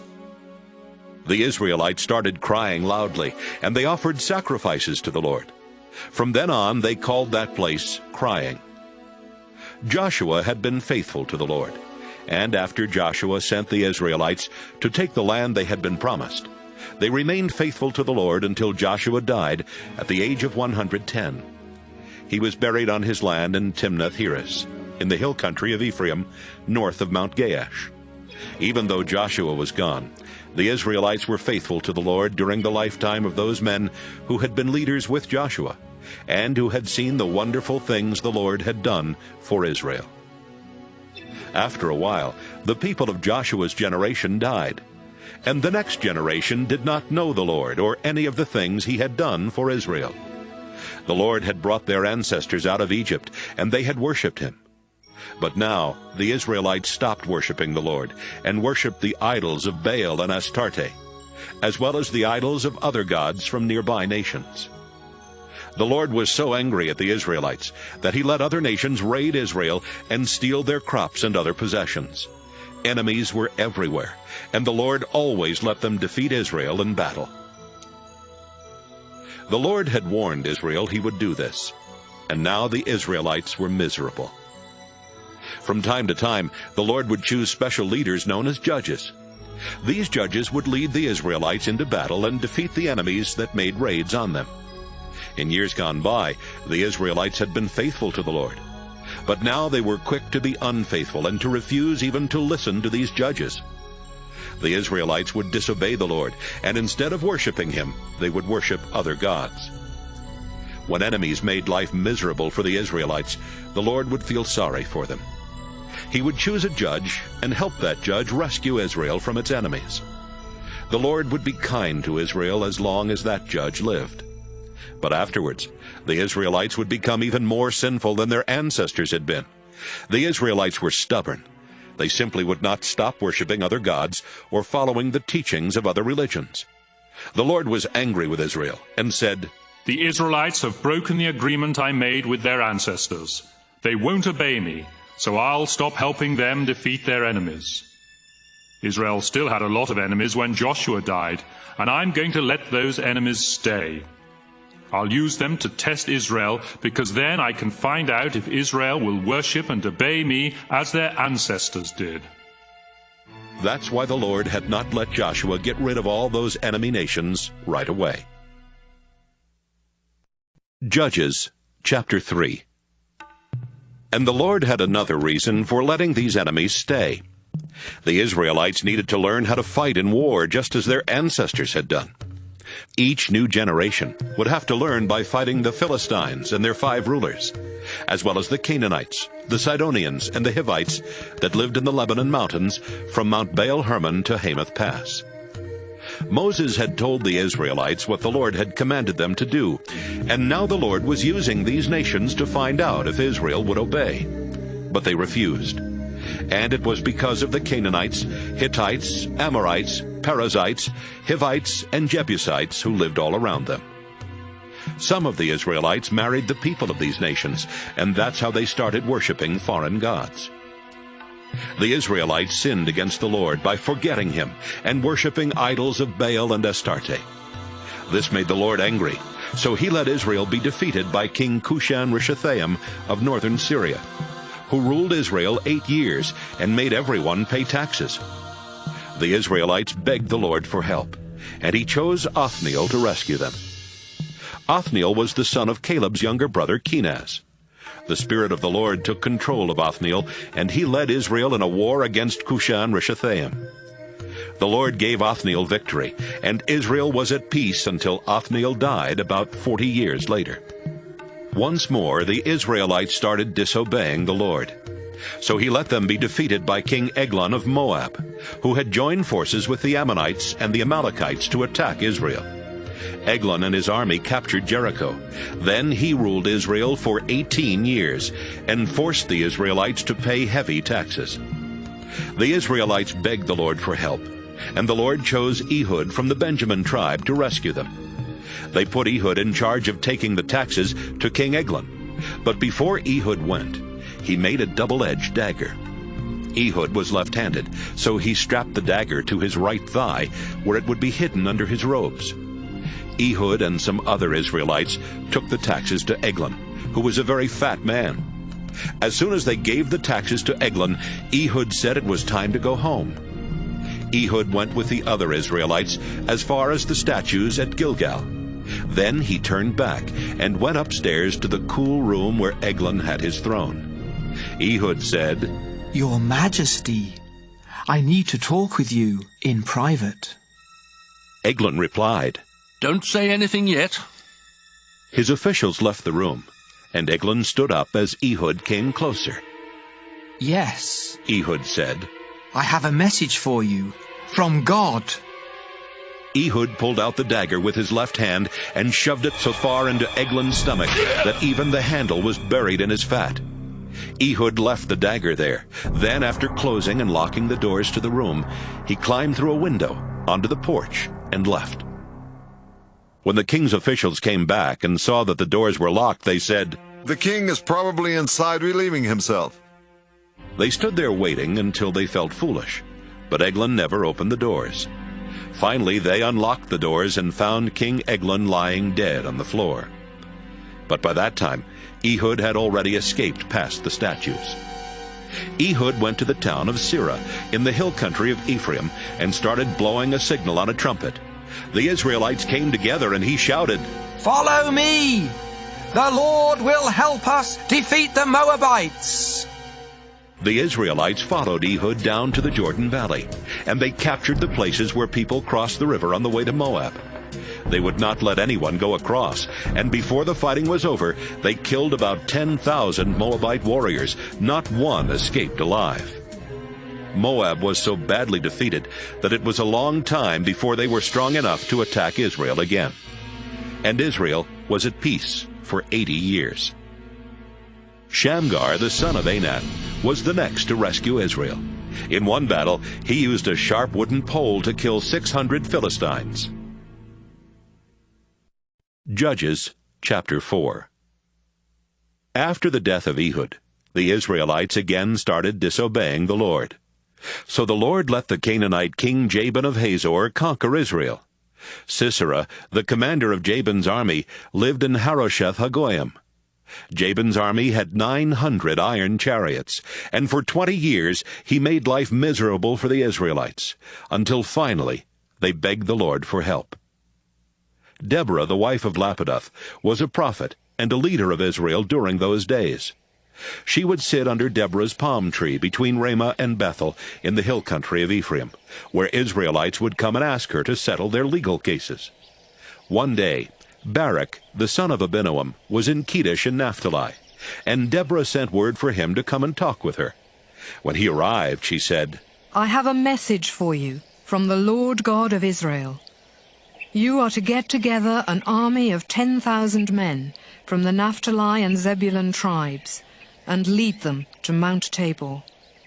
The Lord will trick Sisera into coming out to fight you at the Kishon River. Sisera will be leading King Jabin's army as usual, and they will have their chariots. But the Lord has promised to help you defeat them." "I'm not going unless you go," Barak told her. "All right, I'll go," she replied.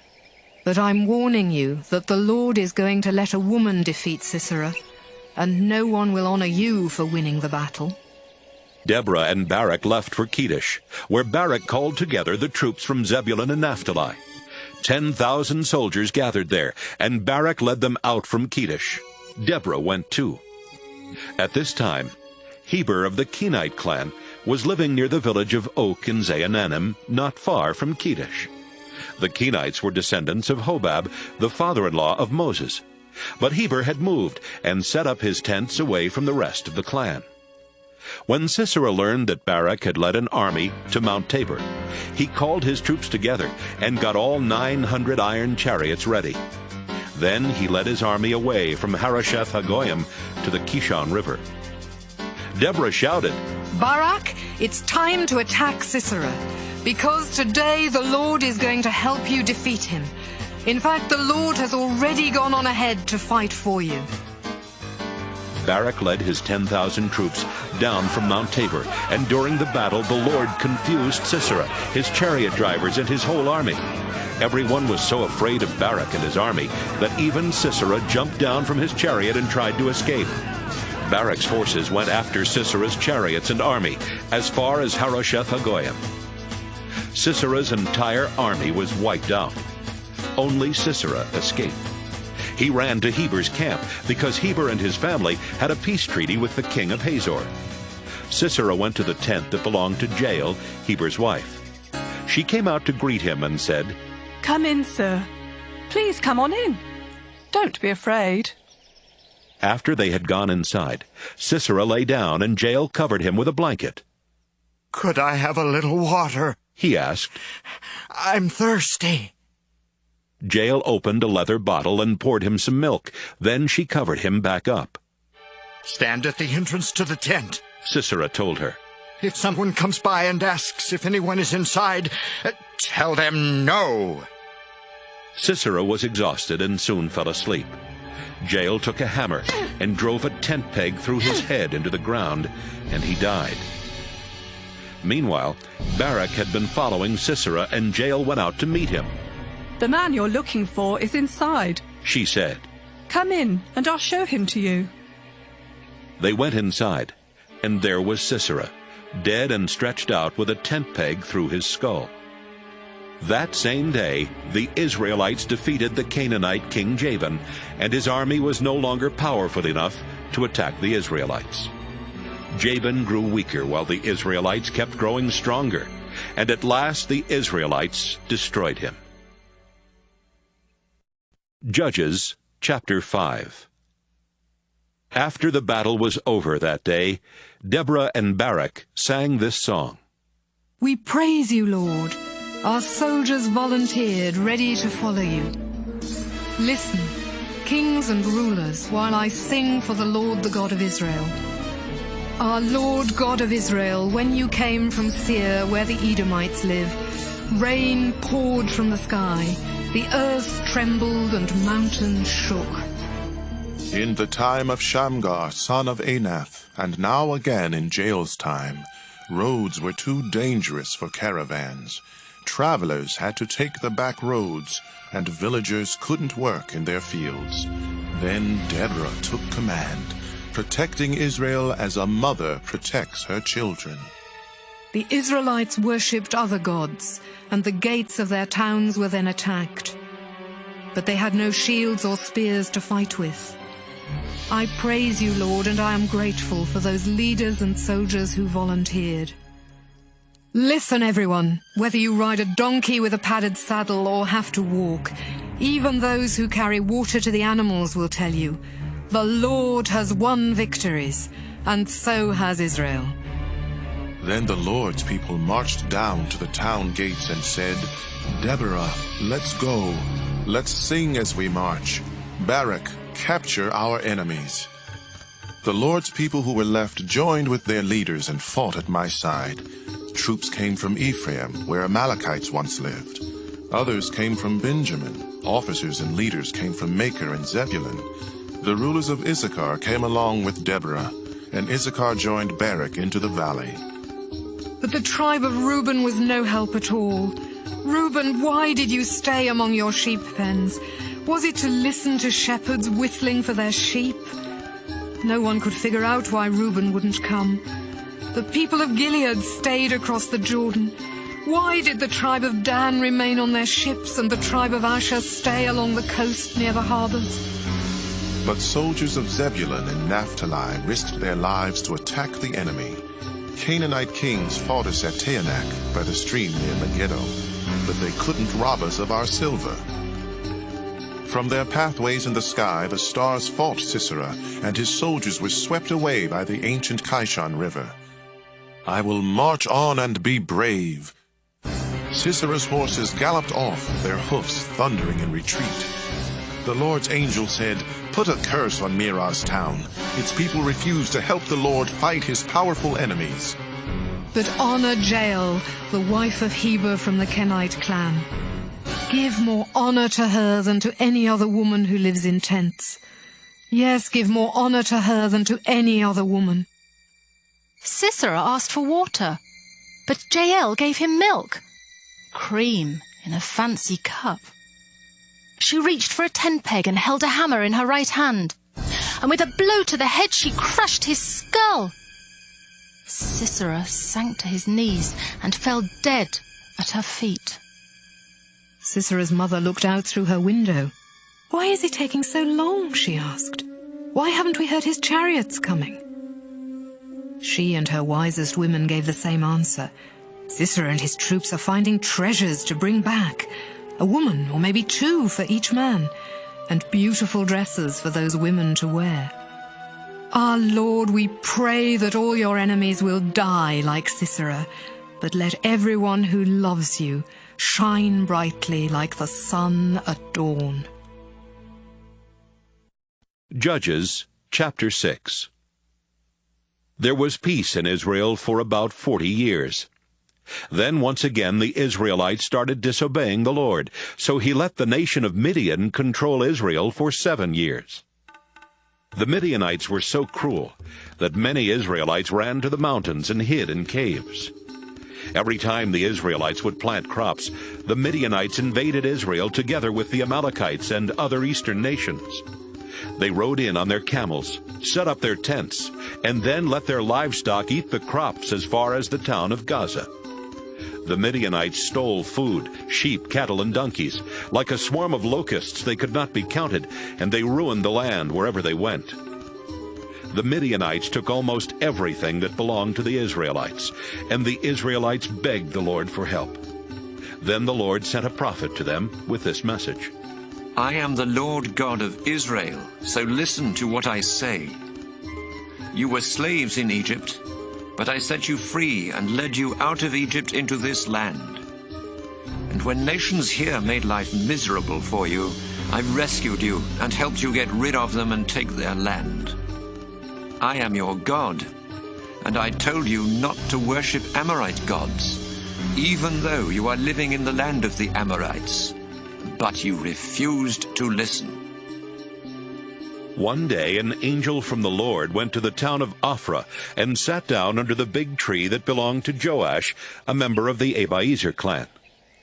Joash's son Gideon was nearby, threshing grain in a shallow pit where he could not be seen by the Midianites.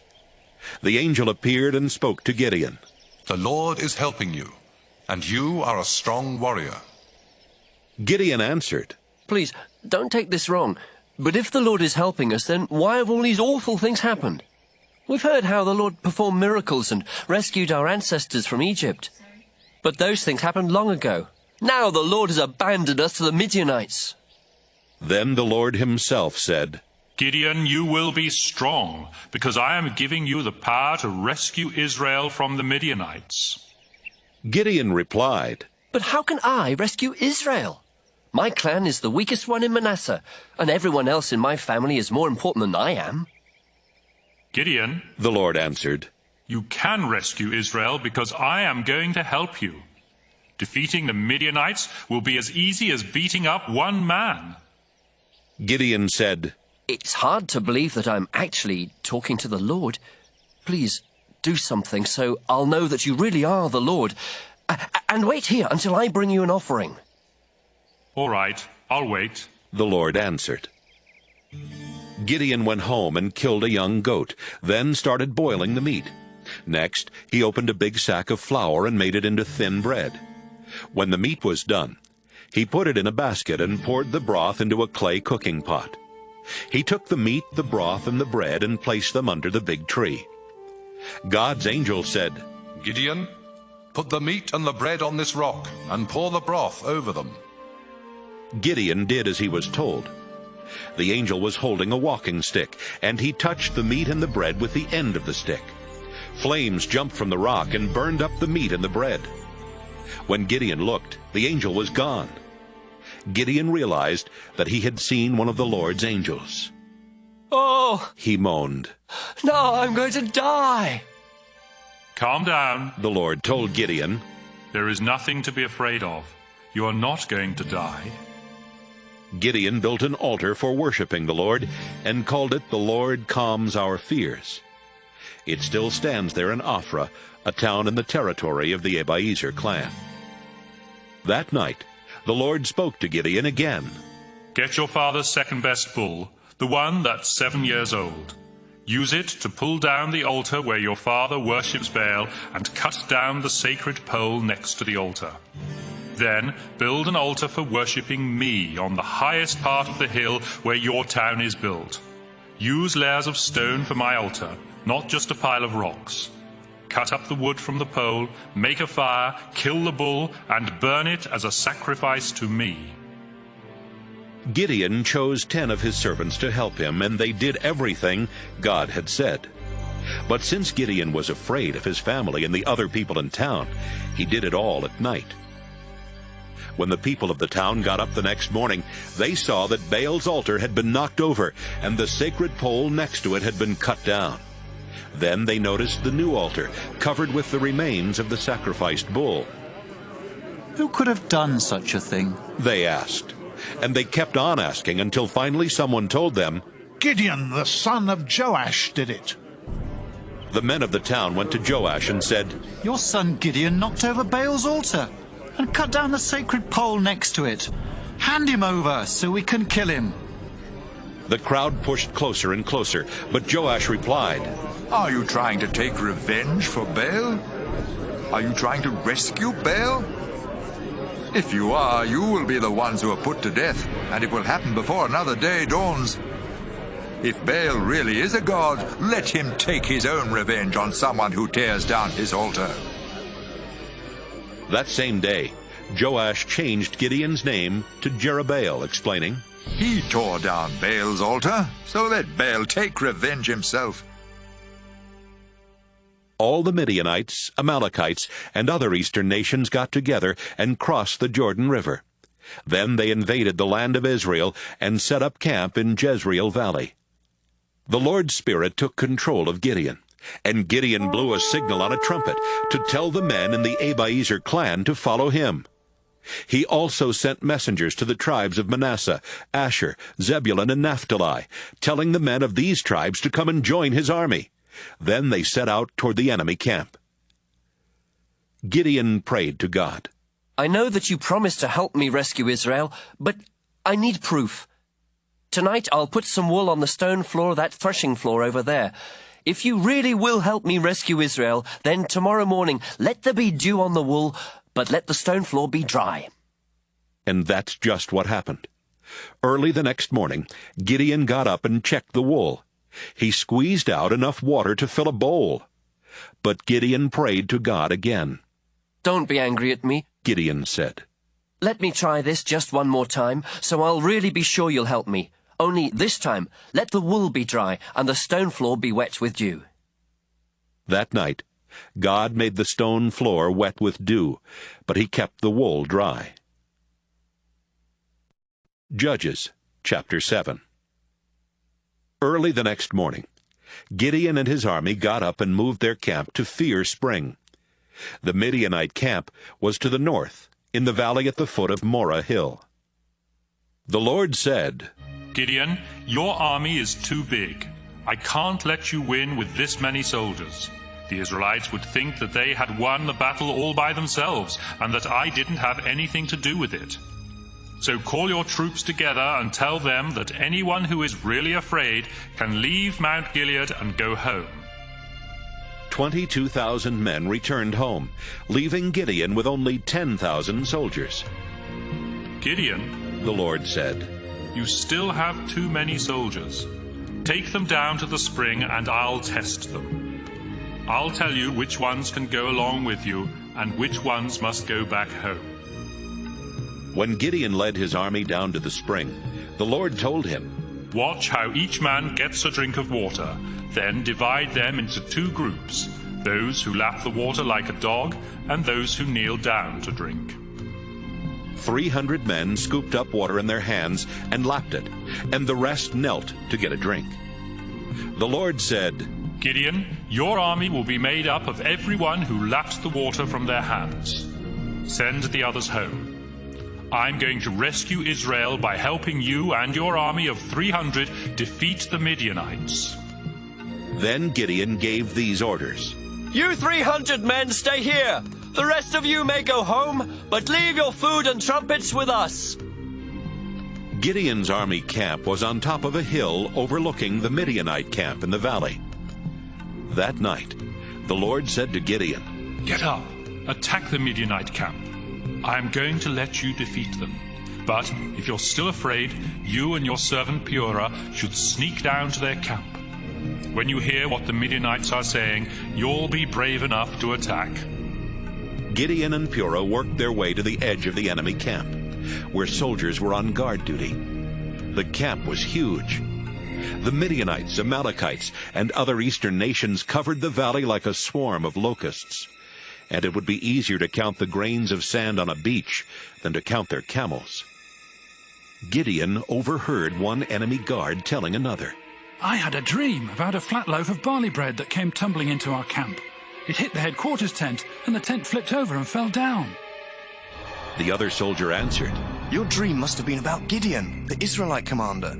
It means God will let him and his army defeat the Midianite army and everyone else in our camp. As soon as Gideon heard about the dream and what it meant, he bowed down to praise God. Then he went back to the Israelite camp and shouted, let's go! The Lord is going to let us defeat the Midianite army! Gideon divided his little army into 3 groups of 100 men. And he gave each soldier a trumpet and a large clay jar with a burning torch inside. Gideon said, when we get to the enemy camp, spread out and surround it. Then wait for me to blow a signal on my trumpet. As soon as you hear it, blow your trumpets and shout, fight for the Lord! Fight for Gideon! Gideon and his group reached the edge of the enemy camp a few hours after dark, just after the new guards had come on duty. Gideon and his soldiers blew their trumpets and smashed the clay jars that were hiding the torches. The rest of Gideon's soldiers blew the trumpets they were holding in their right hands. Then they smashed the jars and held the burning torches in their left hands. Everyone shouted, fight with your swords for the Lord and for Gideon! The enemy soldiers started yelling and tried to run away. Gideon's troops stayed in their positions, surrounding the camp, and blew their trumpets again. As they did, the Lord made the enemy soldiers pull out their swords and start fighting each other. The enemy army tried to escape from the camp. They ran to Acacia Tree Town, toward Zereda, and as far as the edge of the land that belonged to the town of Abel-Meholah near Tabbath. Gideon sent word for more Israelite soldiers to come from the tribes of Naphtali, Asher, and both halves of Manasseh to help fight the Midianites. He also sent messengers to tell all the men who lived in the hill country of Ephraim, "Come and help us fight the Midianites. Put guards at every spring, stream, and well as far as Beth-Bera before the Midianites can get to them. And guard the Jordan River." Troops from Ephraim did exactly what Gideon had asked, and they even helped chase the Midianites on the east side of the Jordan River. These troops captured Raven and Wolf, the two Midianite leaders. They killed Raven at a large rock that has come to be known as Raven Rock, and they killed Wolf near a wine pit that has come to be called Wolf Wine Pit. The men of Ephraim brought the heads of the two Midianite leaders to Gideon. Judges chapter 8. But the men were really upset with Gideon and complained. "When you went to war with Midian, you didn't ask us to help. Why did you treat us like that?" Gideon answered, "Don't be upset. Even though you came later, you were able to do much more than I did. It's just like the grape harvest. The grapes your tribe doesn't even bother to pick are better than the best grapes my family can grow. Besides, God chose you to capture Raven and Wolf. I didn't do a thing compared to you." By the time Gideon had finished talking, the men of Ephraim had calmed down and were no longer angry at him. After Gideon and his 300 troops had chased the Midianites as far as the Jordan River, they were exhausted. The town of Succoth was nearby, so he went there and asked, "Please give my troops some food. They are worn out, but we have to keep chasing Zebah and Zalmunna, the two Midianite kings." The town leaders of Succoth answered, "Why should we feed your army? We don't know if you really will defeat Zebah and Zalmunna." "Just wait," Gideon said. "After the Lord helps me defeat them, I'm coming back here. I'll make a whip out of thorns and rip the flesh from your bones." After leaving Succoth, Gideon went to Penuel and asked the leaders there for some food, but he got the same answer as he had gotten at Succoth. "I'll come back safe and sound," Gideon said. "But when I do, I'm gonna tear down your tower." Zebah and Zalmunna were in Karkor, with an army of 15,000 troops.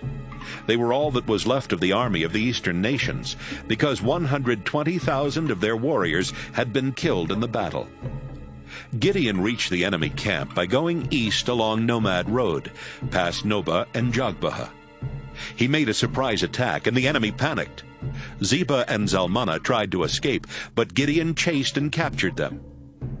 After the battle, Gideon set out for home. As he was going through Heres Pass, he caught a young man who lived in Succoth. Gideon asked him who the town officials of Succoth were, and the young man wrote down 77 names. Gideon went to the town officials and said, "Here are Zebah and Zalmunna. Remember how you made fun of me?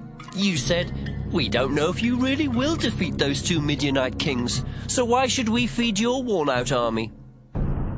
Gideon made a whip from thorn plants and used it to beat the town officials. Afterwards, he went to Penuel, where he tore down the tower and killed all the town officials there. Then Gideon said, "Zebah and Zalmunna, tell me about the men you killed at Tabor." "They were a lot like you," the two kings answered. "They were dignified, almost like royalty." "They were my very own brothers," Gideon said. "I swear by the living Lord that if you had let them live, I would let you live." Gideon turned to Jether, his oldest son. "Kill them," Gideon said. But Jether was young, and he was too afraid to even pull out his sword. "What's the matter, Gideon?" Zebah and Zalmunna asked. "Do it yourself if you're not too much of a coward." Gideon jumped up and killed them both. Then he took the fancy gold ornaments from the necks of their camels. After the battle with the Midianites, the Israelites said, "Gideon, you rescued us. Now we want you to be our king. Then after your death, your son and then your grandson will rule." No. Gideon replied, I won't be your king, and my son won't be king either. Only the Lord is your ruler, but I will ask you to do one thing. Give me all the earrings you took from the enemy. The enemy soldiers had been Ishmaelites, and they wore gold earrings. The Israelite soldiers replied, Of course, we'll give you the earrings.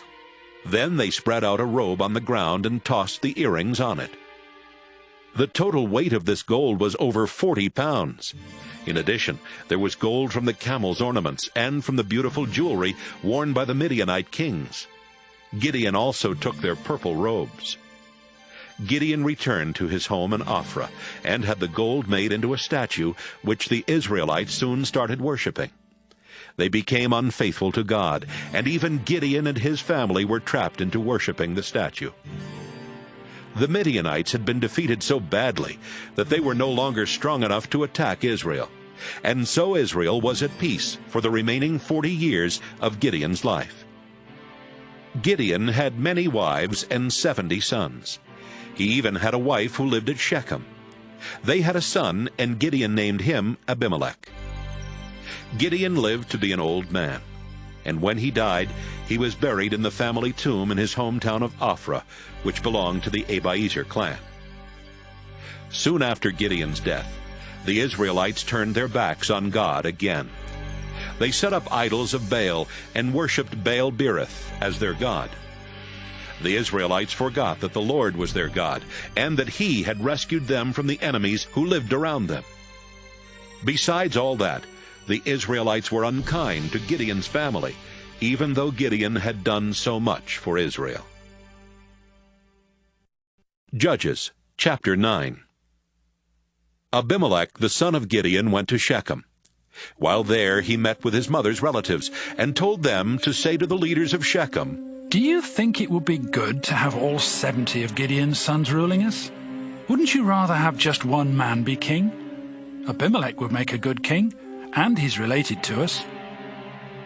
Abimelech's uncles talked it over with the leaders of Shechem, who agreed.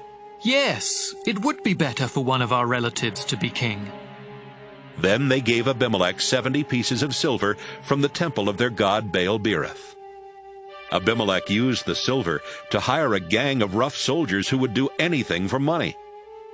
Abimelech and his soldiers went to his father's home in Ophrah and brought out Gideon's other sons to a large rock, where they murdered all 70. Gideon's youngest son Jotham hid from the soldiers, but he was the only one who escaped. The leaders of Shechem, including the priests and the military officers, met at the tree next to the sacred rock in Shechem to crown Abimelech king. Jotham heard what they were doing, so he climbed to the top of Mount Gerizim and shouted down to the people who were there at the meeting, Leaders of Shechem, listen to me, and maybe God will listen to you. Once the trees searched for someone to be king. They asked the olive tree, Will you be our king?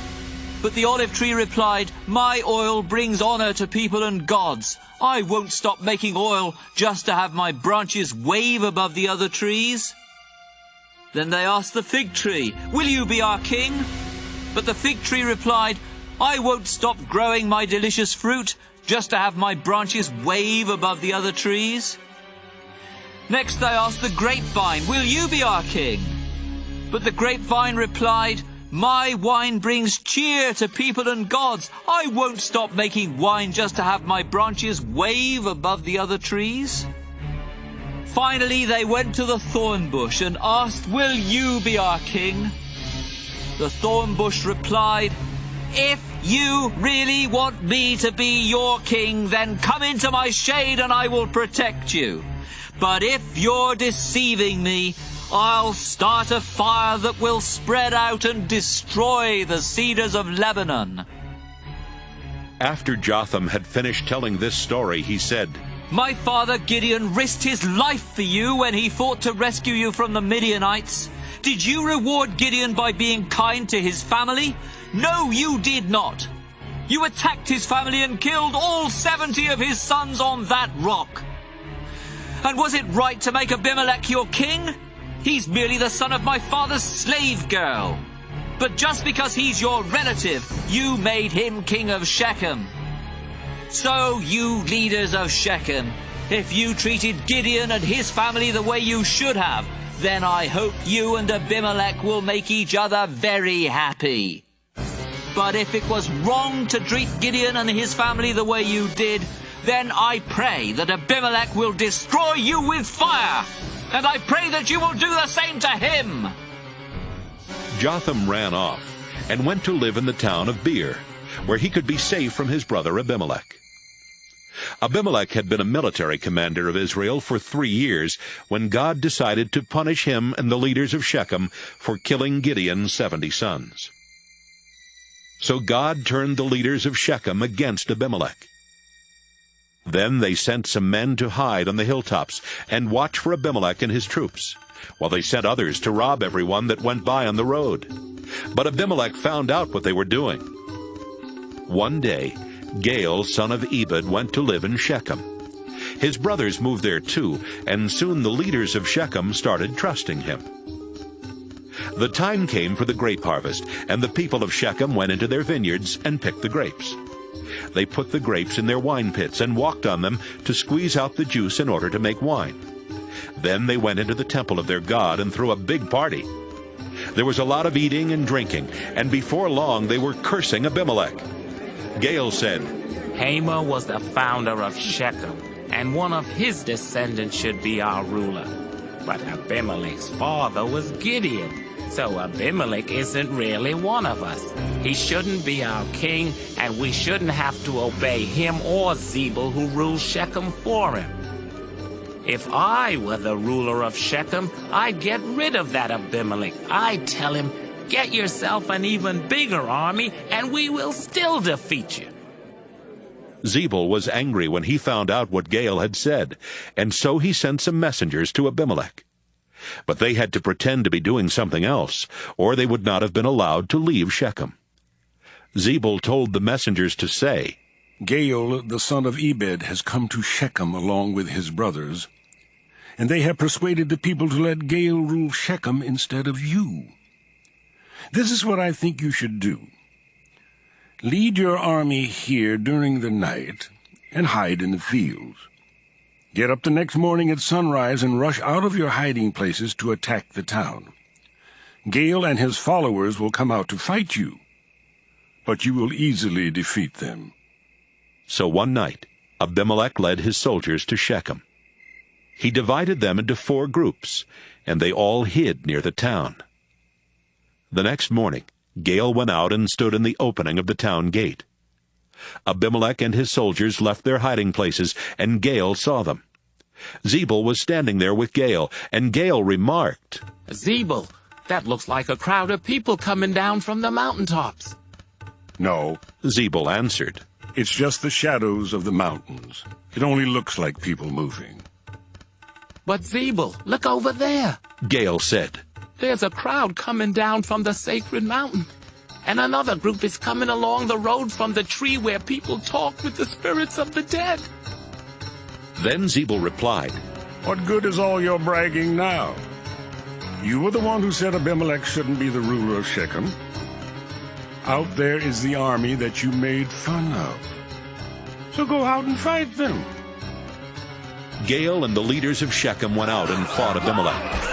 Soon the people of Shechem turned and ran back into the town. However, Abimelech and his troops were close behind and killed many of them along the way. Abimelech stayed at Arumah, and Zebul forced Gaal and his brothers out of Shechem. The next morning, the people of Shechem were getting ready to work in their fields as usual, but someone told Abimelech about it. Abimelech divided his army into 3 groups and set up an ambush in the fields near Shechem. When the people came out of the town, he and his army rushed out from their hiding places and attacked. Abimelech and the troops with him ran to the town gate and took control of it, while 2 other groups attacked and killed the people who were in the fields. He and his troops fought in Shechem all day until they had killed everyone in town. Then he and his men tore down the houses and buildings and scattered salt everywhere. Earlier that day, the leaders of the temple of El-Berith at Shechem had heard about the attack. So they went into the temple fortress. But Abimelech found out where they were. He led his troops to Mount Zalmon, where he took an axe and chopped off a tree branch. He lifted the branch onto his shoulder and shouted, "Hurry! Cut off a branch just as I did!" When they all had branches, they followed Abimelech back to Shechem. They piled the branches against the fortress and set them on fire, burning down the fortress and killing about 1,000 men and women. After destroying Shechem, Abimelech went to Thebez. He surrounded the town and captured it. But there was a tall fortress in the middle of the town, and the town leaders and everyone else went inside. Then they barred the gates and went up to the flat roof. Abimelech and his army rushed to the fortress and tried to force their way inside. Abimelech himself was about to set the heavy wooden doors on fire when a woman on the roof dropped a large rock on his head and cracked his skull. The soldier who carried his weapons was nearby, and Abimelech told him, "Take out your sword and kill me. I don't want people to say that I was killed by a woman." So the soldier ran his sword through Abimelech. And when the Israelite soldiers saw that their leader was dead, they went back home. That's how God punished Abimelech for killing his brothers and bringing shame on his father's family. God also punished the people of Shechem for helping Abimelech. Everything happened just as Jotham's curse said it would. Judges chapter 10. Tola was the next person to rescue Israel. He belonged to the Issachar tribe, but he lived in Shamer, a town in the hill country of Ephraim. His father was Puah, and his grandfather was Dodo. Tola was a leader of Israel for 23 years. Then he died and was buried in Shamer. The next leader of Israel was Jair, who lived in Gilead. He was a leader for 22 years. He had 30 sons, and each son had his own mule and was in charge of one town in Gilead. Those 30 towns are still called the settlements of Jair. When he died, he was buried in the town of Kaman. Before long, the Israelites began disobeying the Lord by worshipping Baal, Astarte, and gods from Syria, Sidon, Moab, Ammon, and Philistia.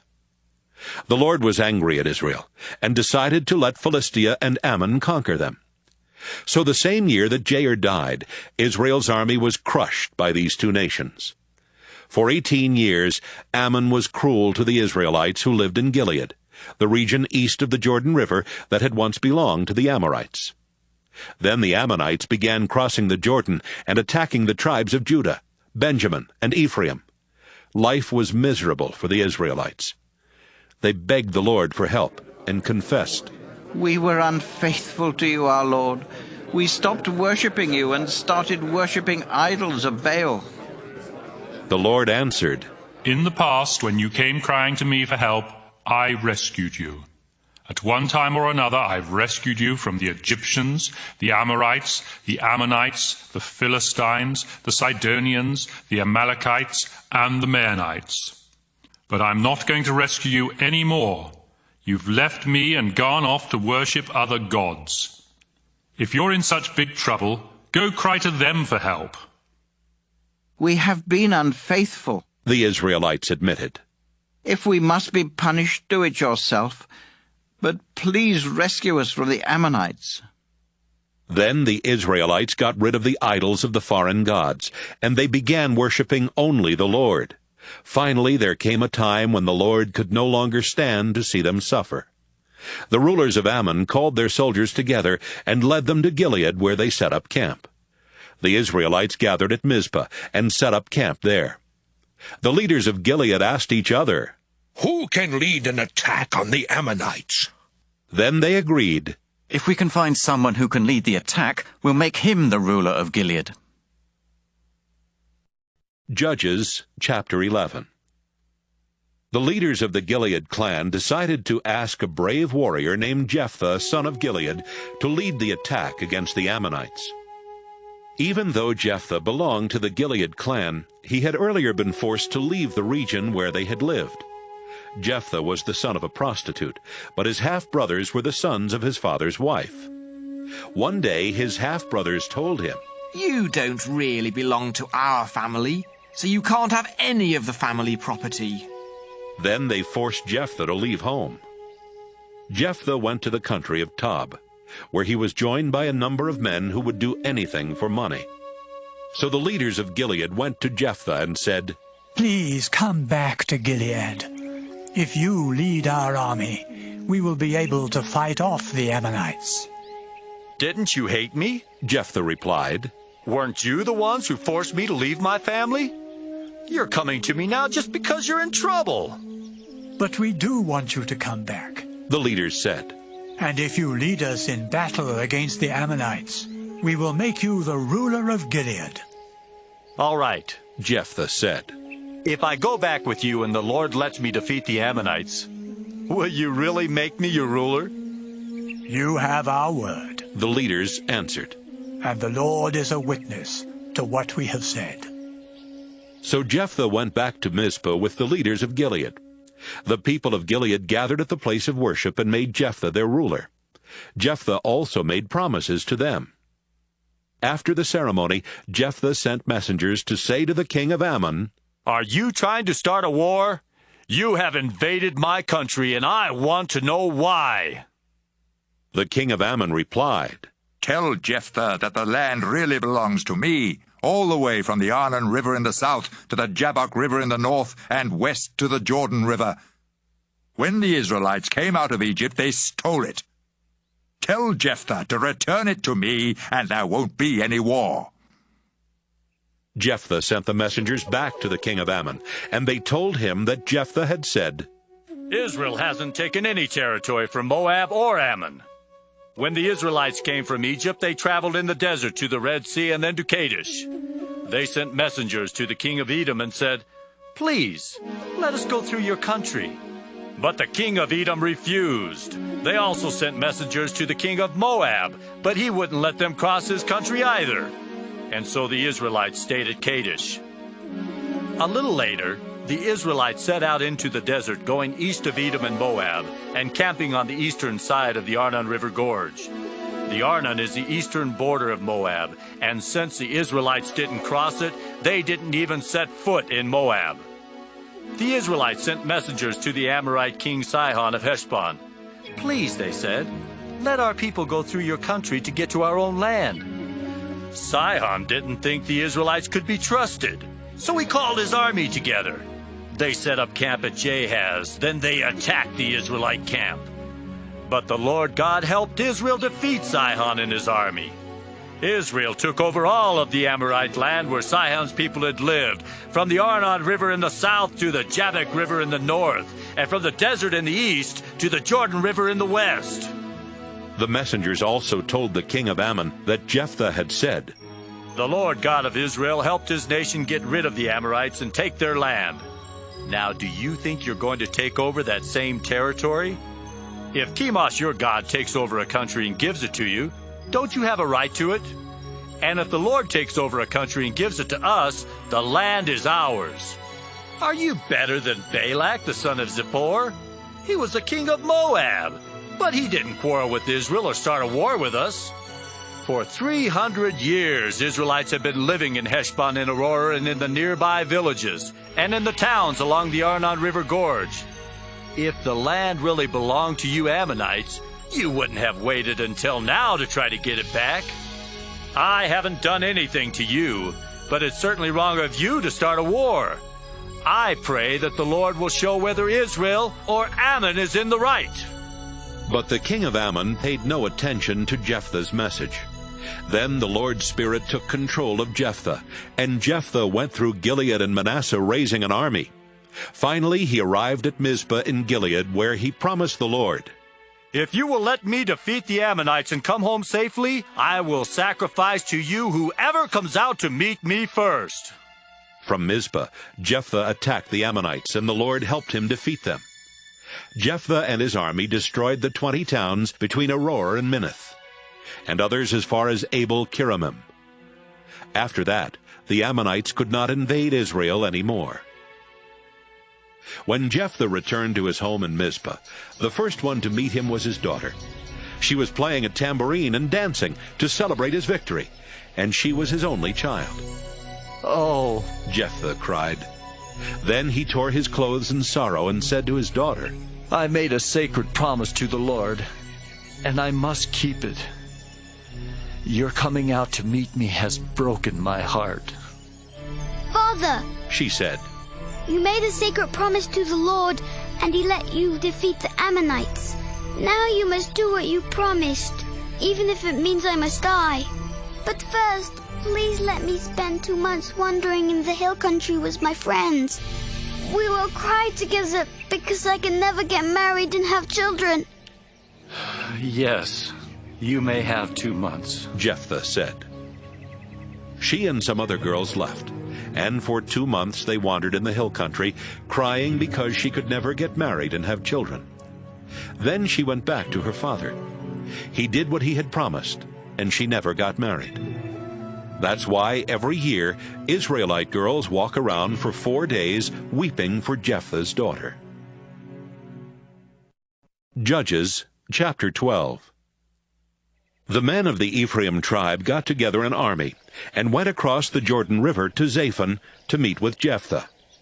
They said, Why did you go to war with the Ammonites without asking us to help? Just for that, we're going to burn down your house with you inside. But I did ask for your help, Jephthah answered. That was back when the people of Gilead and I were having trouble with the Ammonites, and you wouldn't do a thing to help us. So, when we realized you weren't coming, we risked our lives and attacked the Ammonites, and the Lord let us defeat them. There's no reason for you to come here today to attack me. But the men from Ephraim said, You people of Gilead are nothing more than refugees from Ephraim. You even live on land that belongs to the tribes of Ephraim and Manasseh. So Jephthah called together the army of Gilead. Then they attacked and defeated the army from Ephraim. The army of Gilead also posted guards at all the places where the soldiers from Ephraim could cross the Jordan River to return to their own land. Whenever one of the men from Ephraim would try to cross the river, the guards would say, Are you from Ephraim? No, the man would answer, I'm not from Ephraim. The guards would then tell them to say Shibboleth, because they knew that people of Ephraim could say Sibboleth, but not Shibboleth. If the man said Sibboleth, the guards would grab him and kill him right there. Altogether, 42,000 men from Ephraim were killed in the battle and at the Jordan. Jephthah was a leader of Israel for 6 years before he died and was buried in his hometown Mizpah in Gilead. Ibzan, the next leader of Israel, came from Bethlehem. He had 30 daughters and 30 sons, and he let them all marry outside his clan. Ibzan was a leader for 7 years before he died and was buried in Bethlehem. Elon from the Zebulun tribe was the next leader of Israel. He was a leader for 10 years before he died and was buried in Ajalon that belonged to the Zebulun tribe. Abdon, the son of Hillel, was the next leader of Israel. He had 40 sons and 30 grandsons, and each one of them had his own donkey. Abdon was a leader for 8 years before he died and was buried in his hometown of Pirathon, which is located in the part of the hill country of Ephraim where Amalekites used to live. Judges chapter 13. Once again the Israelites started disobeying the Lord, so he let the Philistines take control of Israel for 40 years. Manoah from the tribe of Dan lived in the town of Zorah.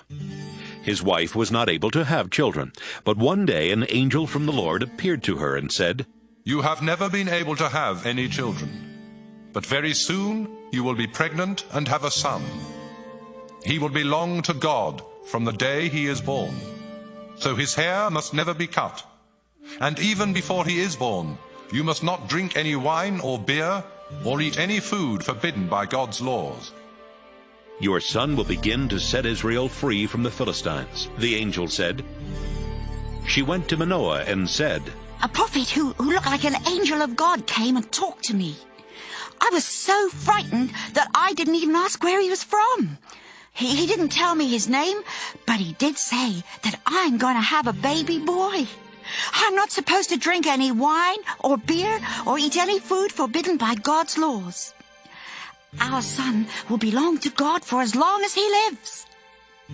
Then Manoah prayed, Our Lord, please send that prophet again, and let him tell us what to do for the son we are going to have. God answered Manoah's prayer, and the angel went back to Manoah's wife while she was resting in the fields. Manoah wasn't there at the time, so she found him and said, That same man is here again. He's the one I saw the other day. Manoah went with his wife and asked the man, Are you the one who spoke to my wife? Yes, I am, he answered. Manoah then asked, When your promise comes true, what rules must he obey, and what will be his work? Your wife must be careful to do everything I told her. The Lord's angel answered, She must not eat or drink anything made from grapes. She must not drink wine or beer or eat anything forbidden by God's laws. I told her exactly what to do.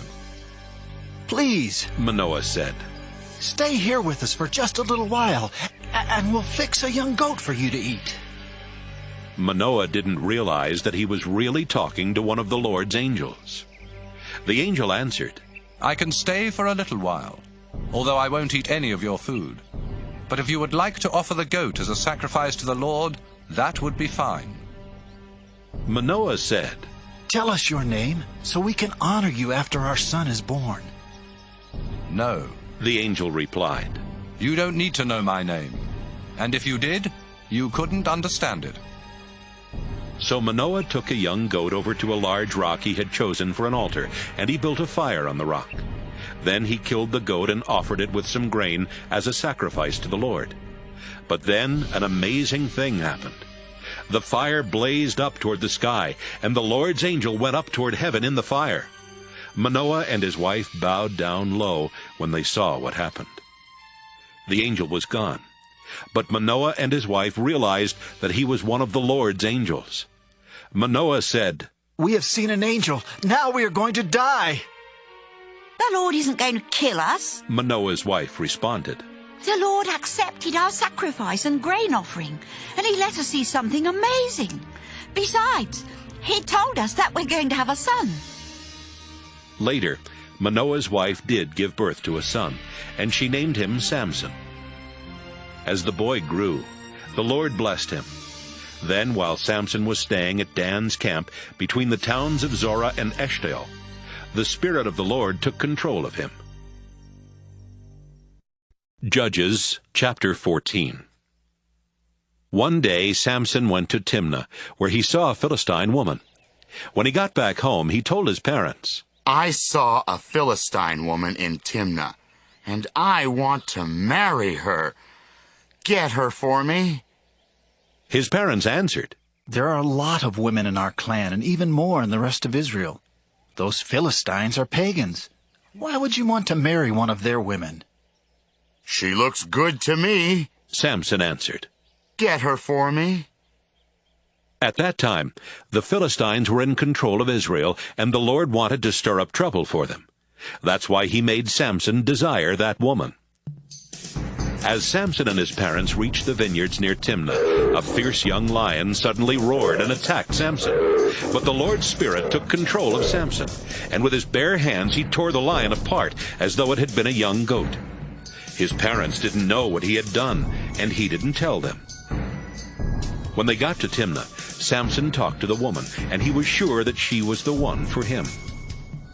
Later, Samson returned to Timnah for the wedding, and when he came near the place where the lion had attacked, he left the road to see what was left of the lion. He was surprised to see that bees were living in the lion's skeleton, and that they had made some honey. He scooped up the honey in his hands and ate some of it as he walked along. When he got back to his parents, he gave them some of the honey, and they ate it too. But he didn't tell them he had found the honey in the skeleton of a lion.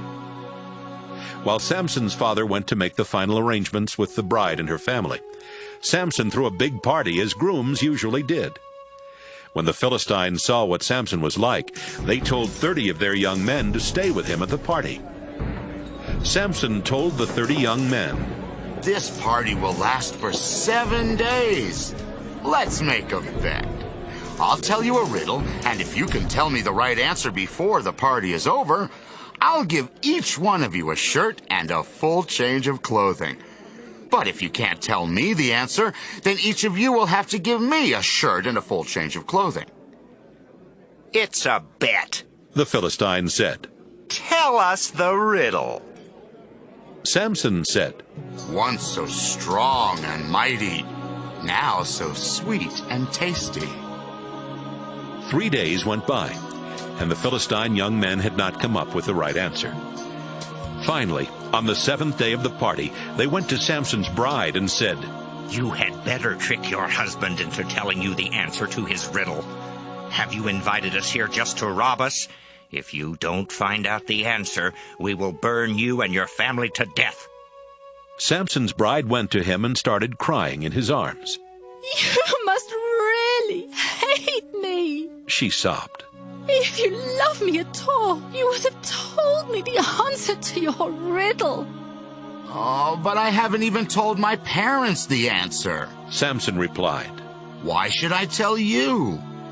For the entire 7 days of the party, she had been whining and trying to get the answer from him. But that 7th day, she put so much pressure on Samson that he finally gave in and told her the answer. She went straight to the young men and told them. Before sunset that day, the men of the town went to Samson with this answer.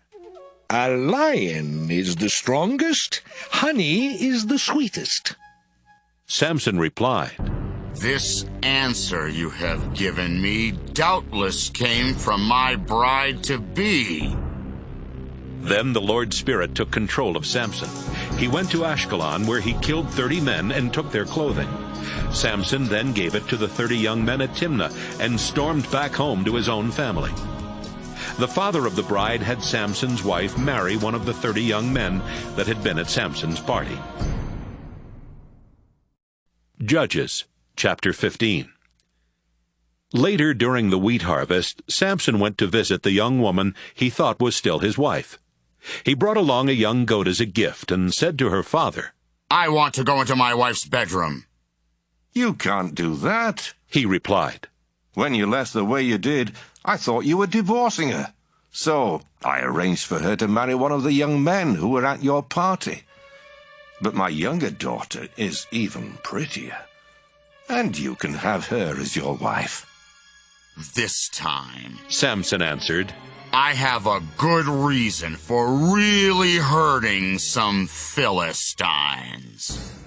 Samson went out and caught 300 foxes and tied them together in pairs with oil-soaked rags around their tails.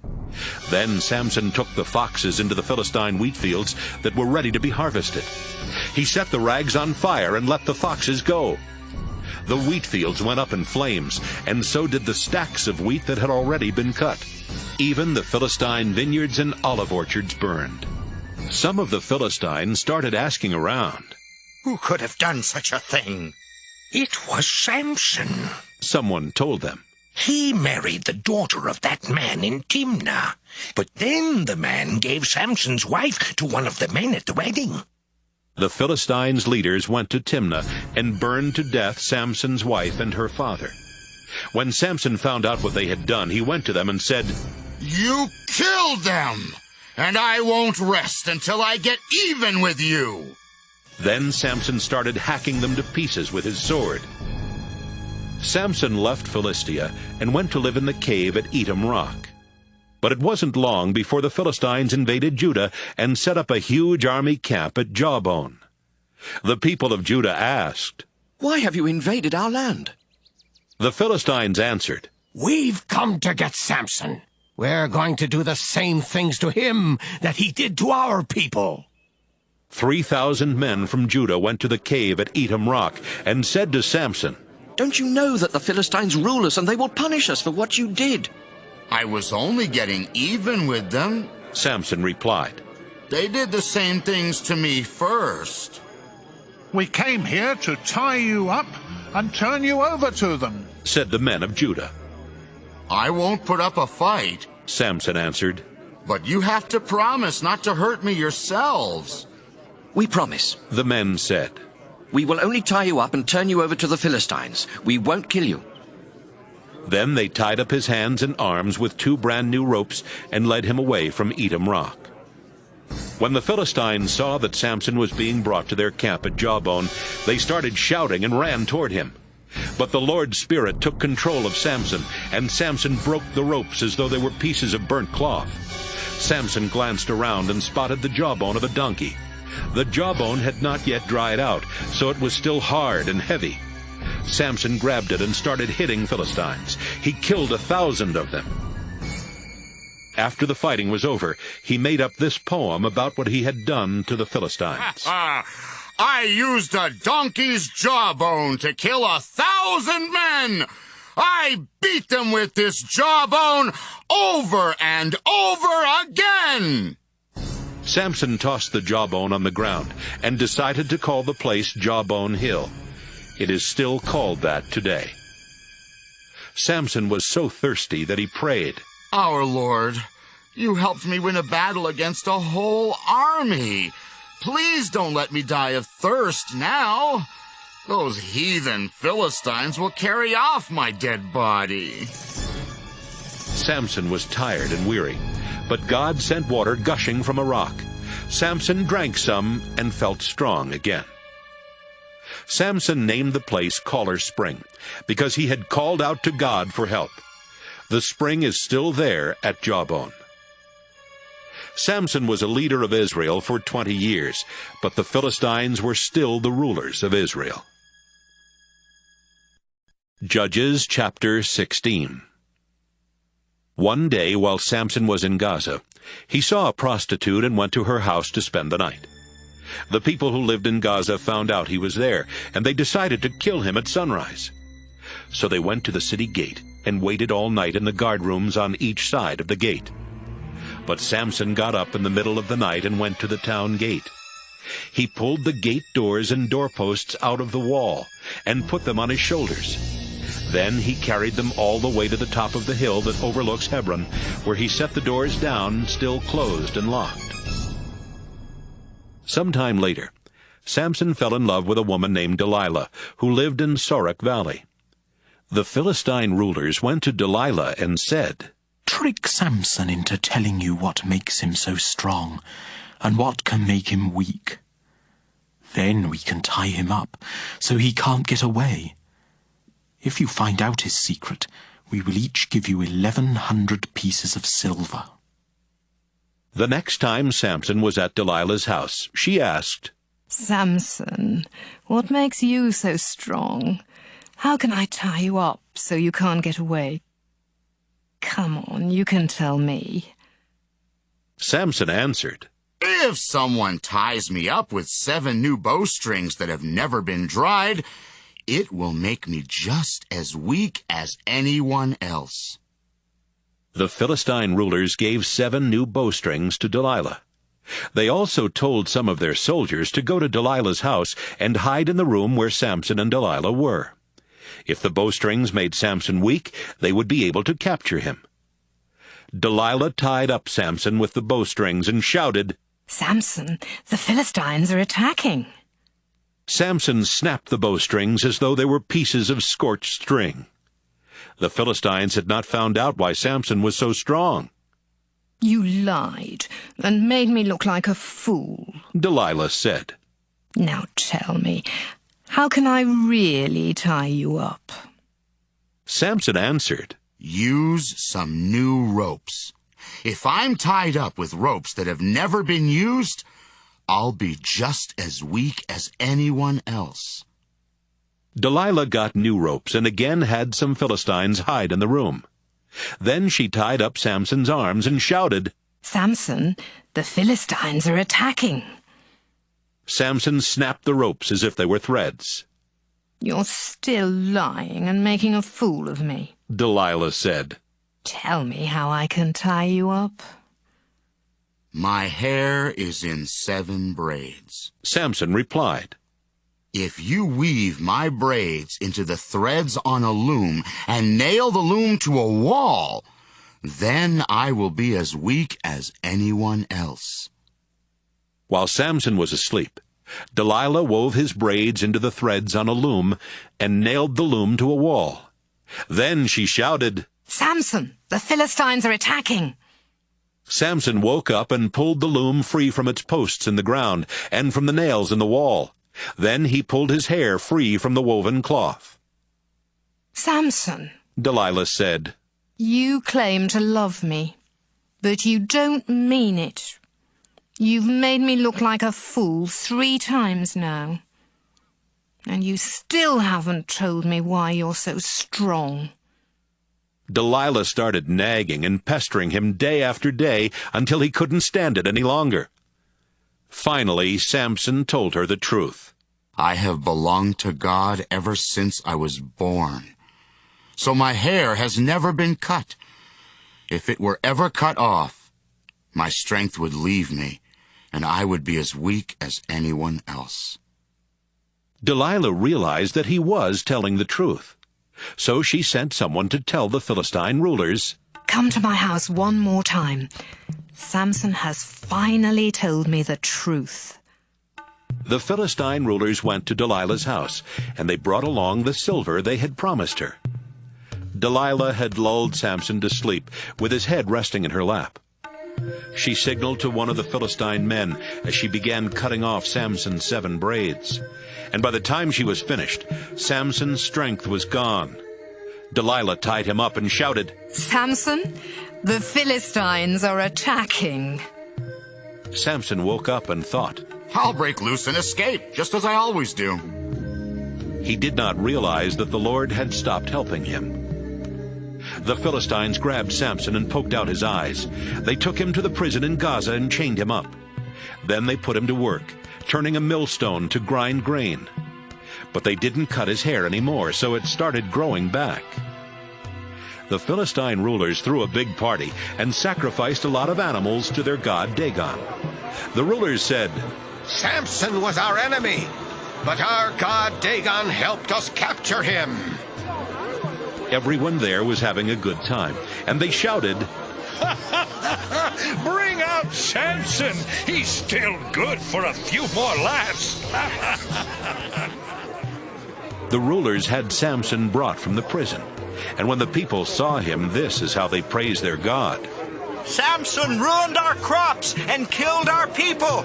He was our enemy, but our God helped us capture him. They made fun of Samson for a while. Then they told him to stand near the columns that supported the roof. A young man was leading Samson by the hand, and Samson said to him, I need to lean against something. Take me over to the columns that hold up the roof. The Philistine rulers were celebrating in a temple packed with people and with 3,000 more on the flat roof. They had all been watching Samson and making fun of him. Samson prayed, Please remember me, Lord God. The Philistines poked out my eyes, but make me strong one last time so I can take revenge for at least one of my eyes. Samson was standing between the 2 middle columns that held up the roof.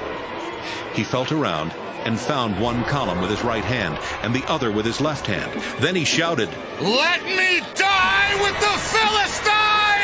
He pushed against the columns as hard as he could, and the temple collapsed with the Philistine rulers and everyone else still inside. Samson killed more Philistines when he died than he had killed during his entire life. His brothers and the rest of his family went to Gaza and took his body back home. They buried him in his father's tomb, which was located between Zorah and Eshtaol. Samson was a leader of Israel for 20 years. Judges chapter 17. Micah belonged to the Ephraim tribe and lived in the hill country. One day he told his mother, Do you remember those 1,100 pieces of silver that were stolen from you? I was there when you put a curse on whoever stole them. Well, I'm the one who did it. His mother answered, I pray that the Lord will bless you, my son. Micah returned the silver to his mother, and she said, I give this silver to the Lord so my son can use it to make an idol. Turning to her son, she said, Micah, now the silver belongs to you. But Micah handed it back to his mother. She took 200 pieces of the silver and gave them to a silver worker who made them into an idol. They kept the idol in Micah's house. He had a shrine for worshiping God there at his home, and he had made some idols and a sacred priestly vest.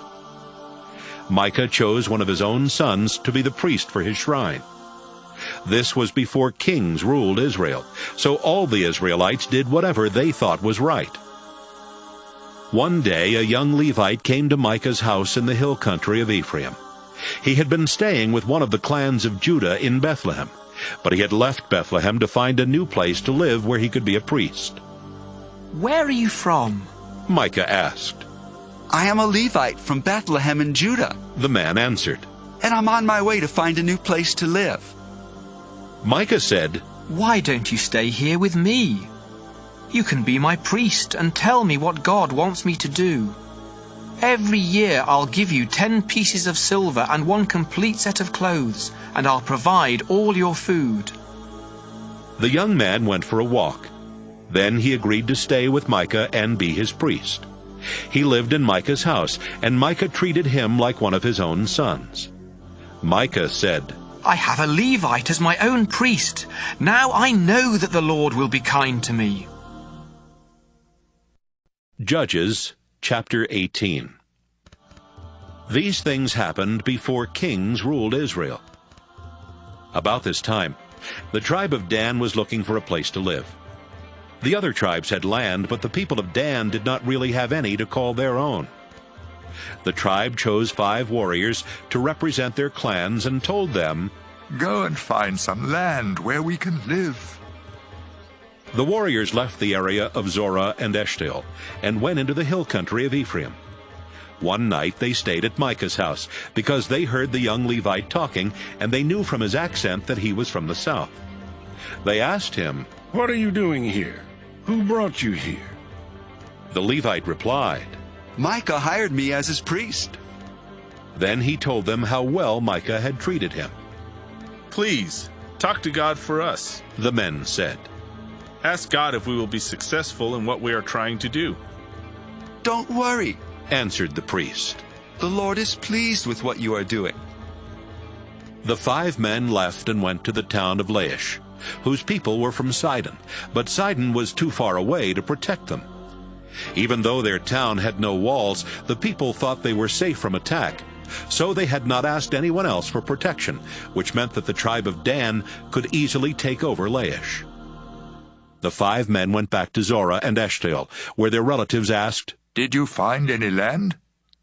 Let's go, the 5 men said. We saw some very good land with enough room for all of us, and it has everything we'll ever need. What are you waiting for? Let's attack and take it. You'll find that the people think they're safe, but God is giving the land to us. 600 men from the tribe of Dan strapped on their weapons and left Zorah and Eshtaol with their families.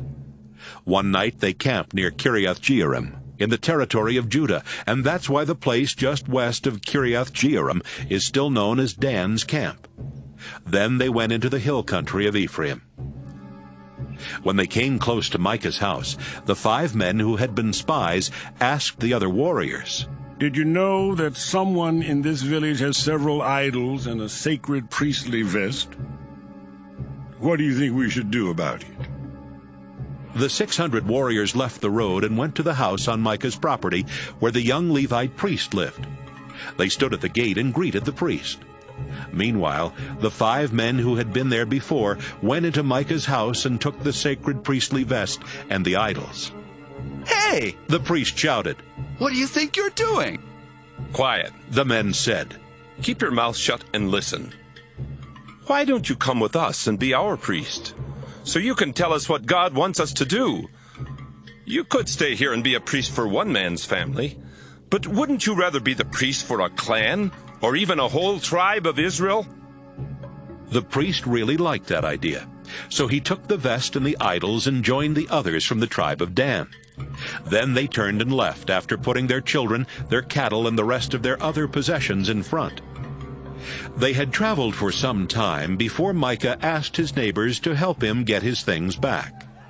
He and his men caught up with the people of Dan and shouted for them to stop. They turned to face him and asked, What's wrong? Why did you bring all these men? Micah answered, You know what's wrong. You stole the gods I made, and you took my priest. I don't have anything left. We don't want to hear any more about it. The people of Dan said, And if you make us angry, you'll only get yourself and your family killed.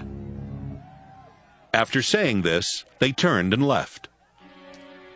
Micah realized there was no way he could win a fight with them, and so he went back home. The tribe of Dan took Micah's priest and the things Micah had made and headed for Laish, which was located in a valley controlled by the town of Beth-rehob. Laish was defenseless because it had no walls and was too far from Sidon for the Sidonians to help defend it. The leaders of Laish had not even asked nearby towns to help them in case of an attack. The warriors from Dan made a surprise attack on Laish, killing everyone and burning it down. Then they rebuilt the town and settled there themselves. But they named it Dan after one of Israel's sons, who was the ancestor of their tribe. Even though the place of worship was in Shiloh, the people of Dan set up the idol Micah had made. They worshipped the idol, and the Levite was their priest. His name was Jonathan, and he was a descendant of Gershom the son of Moses. His descendants served as priests for the tribe of Dan until the people of Israel were taken away as prisoners by their enemies. Judges chapter 19. Before kings ruled Israel, a Levite was living deep in the hill country of the Ephraim tribe. He married a woman from Bethlehem in Judah, but she was unfaithful and went back to live with her family in Bethlehem. 4 months later, her husband decided to try and talk her into coming back. So he went to Bethlehem, taking along a servant and 2 donkeys. He talked with his wife, and she invited him into their family's home. Her father was glad to see him and did not want him to leave. So the man stayed 3 days, eating and drinking with his father-in-law. When everyone got up on the 4th day, the Levite started getting ready to go home. But his father-in-law said, Don't leave until you have a bite to eat. You'll need strength for your journey. The 2 men sat down together and ate a big meal. Come on, the man's father-in-law said. Stay tonight and have a good time. The Levite tried to leave, but his father-in-law insisted, and he spent 1 more night. The 5th day, the man got up early to leave, but his wife's father said, You need to keep up your strength. Why don't you leave right after lunch? So the 2 of them started eating. Finally, the Levite got up from the meal so he and his wife and servant could leave. Look, his father-in-law said, It's already late afternoon, and if you leave now, you won't get very far before dark. Stay with us 1 more night and enjoy yourself. Then you can get up early tomorrow morning and start home. But the Levite decided not to spend the night there again. He had the saddles put on his 2 donkeys. Then he and his wife and servant traveled as far as Jebus, which is now called Jerusalem. It was beginning to get dark, and the man's servant said, Let's stop and spend the night in this town where the Jebusites live. No, the Levite answered. They aren't Israelites, and I refuse to spend the night there. We'll stop for the night at Gibeah, because we can make it to Gibeah, or maybe even to Ramah before dark. They walked on and reached Gibeah in the territory of Benjamin just after sunset. They left the road and went into Gibeah, but the Levite couldn't find a house where anyone would let them spend the night, and they sat down in the open area just inside the town gates. Soon an old man came in through the gates on his way home from working in the fields. Most of the people who lived in Gibeah belonged to the tribe of Benjamin, but this man was originally from the hill country of Ephraim. He noticed that the Levite was just in town to spend the night. Where are you going? The old man asked. Where did you come from? We've come from Bethlehem in Judah, the Levite answered. We went there on a visit. Now we're going to the place where the Lord is worshipped, and later we will return to our home in the hill country of Ephraim. But no one here will let us spend the night in their home. We brought food for our donkeys and bread and wine for ourselves, so we don't need anything except a place to sleep. The old man said, You are welcome to spend the night in my home and to be my guest, but don't stay out here. The old man brought them into his house and fed their donkeys. Then he and his guests washed their feet and began eating and drinking. They were having a good time when some worthless men of that town surrounded the house and started banging on the door and shouting, "A man came to your house tonight. Send him out so we can have sex with him."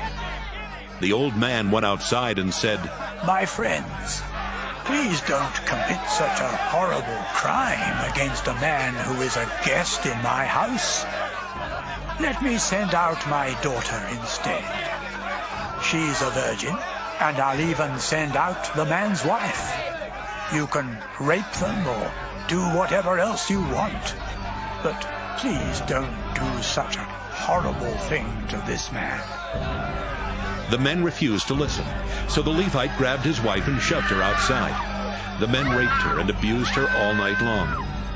Finally, they let her go just before sunrise. And it was almost daybreak when she went back to the house where her husband was staying. She collapsed at the door and lay there until sunrise. About that time, her husband woke up and got ready to leave.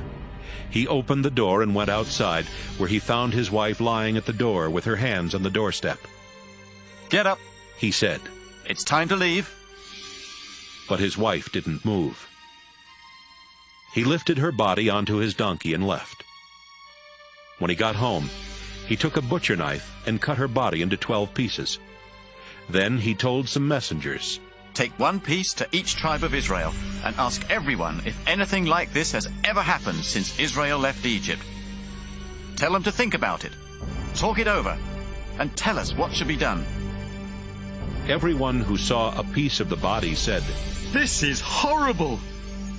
Nothing like this has ever happened since the day Israel left Egypt." Judges chapter 20. The Israelites called a meeting of the nation, and since they were God's people, the meeting was held at the place of worship in Mizpah. Men who could serve as soldiers came from everywhere in Israel, from Dan in the north, Beersheba in the south, and Gilead east of the Jordan River. 400,000 of them came to Mizpah, and they each felt the same about what those men from the tribe of Benjamin had done. News about the meeting at Mizpah reached the tribe of Benjamin. As soon as the leaders of the tribes of Israel took their places, the Israelites said, "How could such a horrible thing happen?" The husband of the murdered woman answered, "My wife and I went into the town of Gibeah in Benjamin to spend the night. Later that night, the men of Gibeah surrounded the house. They wanted to kill me, but instead they raped and killed my wife. It was a terrible thing for Israelites to do, so I cut up her body and sent pieces everywhere in Israel. You are the people of Israel, and you must decide today what to do about the men of Gibeah." The whole army was in agreement, and they said, "None of us will go home. We'll send 1/10 of the men from each tribe to get food for the army. And we'll ask God who should attack Gibeah, because those men deserve to be punished for committing such a horrible crime in Israel." Everyone agreed that Gibeah had to be punished. The tribes of Israel sent messengers to every town and village in Benjamin, and wherever the messengers went, they said, "How could those worthless men in Gibeah do such a disgusting thing? We can't allow such a terrible crime to go unpunished in Israel. Hand the men over to us, and we will put them to death." But the people of Benjamin refused to listen to the other Israelites. Men from towns all over Benjamin's territory went to Gibeah and got ready to fight Israel. The Benjamin tribe had 26,000 soldiers, not counting the 700 who were Gibeah's best warriors. In this army there were 700 left-handed experts who could sling a rock at a target the size of a hair and hit it every time. The other Israelite tribes organized their army and found they had 400,000 experienced soldiers. So they went to the place of worship at Bethel and asked God, "Which tribe should be the first to attack the people of Benjamin?" "Judah," the Lord answered. The next morning, the Israelite army moved its camp to a place near Gibeah. Then they left their camp and got into position to attack the army of Benjamin. Benjamin's soldiers came out of Gibeah and attacked, and when the day was over, 22,000 Israelite soldiers lay dead on the ground. The people of Israel went to the place of worship and cried until sunset. Then they asked the Lord, "Should we attack the people of Benjamin again, even though they are our relatives?" "Yes," the Lord replied. "Attack them again." The Israelite soldiers encouraged each other to be brave and to fight hard. Then the next day they went back to Gibeah and took up the same positions as they had before. That same day, Benjamin's soldiers came out of Gibeah and attacked, leaving another 18,000 Israelite soldiers dead on the battlefield. The people of Israel went to the place of worship at Bethel, where the sacred chest was being kept. They sat on the ground crying and not eating for the rest of the day. Then, about sunset, they offered sacrifices to please the Lord and to ask his blessing. Phinehas the priest then prayed, "Our Lord, the people of Benjamin are our relatives. Should we stop fighting or attack them again?" "Attack," the Lord answered. "Tomorrow I will let you defeat them." The Israelites surrounded Gibeah, but stayed where they could not be seen. Then the next day, they took the same positions as twice before. But this time they had a different plan. They said, "When the men of Benjamin attack, we will run off and let them chase us away from the town and into the country roads." The soldiers of Benjamin attacked the Israelite army and started pushing it back from the town. They killed about 30 Israelites in the fields and along the road between Gibeah and Bethel. The men of Benjamin were thinking, "We're mowing them down like we did before." The Israelites were running away, but they headed for Baal Tamar, where they regrouped. They had set an ambush, and they were sure it would work. 10,000 of Israel's best soldiers had been hiding west of Gibeah, and as soon as the men of Benjamin chased the Israelites into the countryside, these 10,000 soldiers made a surprise attack on the town gates. They dashed in and captured Gibeah, killing everyone there. Then they set the town on fire, because the smoke would be the signal for the other Israelite soldiers to turn and attack the soldiers of Benjamin. The fighting had been so heavy around the soldiers of Benjamin that they did not know the trouble they were in. But then they looked back and saw clouds of smoke rising from the town. They looked in front and saw the soldiers of Israel turning to attack. This terrified them, because they realized that something horrible was happening. And it was horrible. Over 25,000 soldiers of Benjamin died that day, and those who were left alive knew that the Lord had given Israel the victory. The men of Benjamin headed down the road toward the desert, trying to escape from the Israelites. But the Israelites stayed right behind them, keeping up their attack. Men even came out of the nearby towns to help kill the men of Benjamin, who were having to fight on all sides. The Israelite soldiers never let up their attack. They chased and killed the warriors of Benjamin as far as a place directly east of Gibeah, until 18,000 of these warriors lay dead. Some other warriors of Benjamin turned and ran down the road toward Rimmon Rock in the desert. The Israelites killed 5,000 of them on the road, then chased the rest until they had killed 2,000 more. 25,000 soldiers of Benjamin died that day, all of them experienced warriors. Only 600 of them finally made it into the desert to Rimmon Rock, where they stayed for 4 months. The Israelites turned back and went to every town in Benjamin's territory, killing all the people and animals and setting the towns on fire. Judges chapter 21. When the Israelites had met at Mizpah before the war with Benjamin, they had made this sacred promise. "None of us will ever let our daughters marry any man from Benjamin." After the war with Benjamin, the Israelites went to the place of worship at Bethel and sat there until sunset. They cried loudly and bitterly and prayed, "Our Lord, you are the God of Israel. Why did you let this happen? Now one of our tribes is almost gone." Early the next morning, the Israelites built an altar and offered sacrifices to please the Lord and to ask his blessing. Then they asked each other, Did any of the tribes of Israel fail to come to the place of worship? We made a sacred promise that anyone who didn't come to the meeting at Mizpah would be put to death. The Israelites were sad about what had happened to the Benjamin tribe. And they said, "One of our tribes was almost wiped out. Only a few men of Benjamin weren't killed in the war. We need to get wives for them, so that the tribe won't completely disappear. But how can we do that after promising in the Lord's name that we wouldn't let them marry any of our daughters?"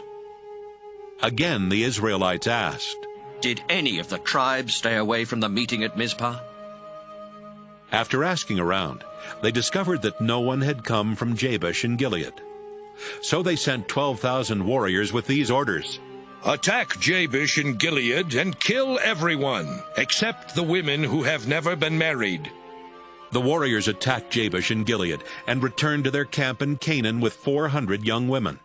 The Israelites met and sent messengers to the men of Benjamin at Rimmon Rock, telling them that the Israelites were willing to make peace with them.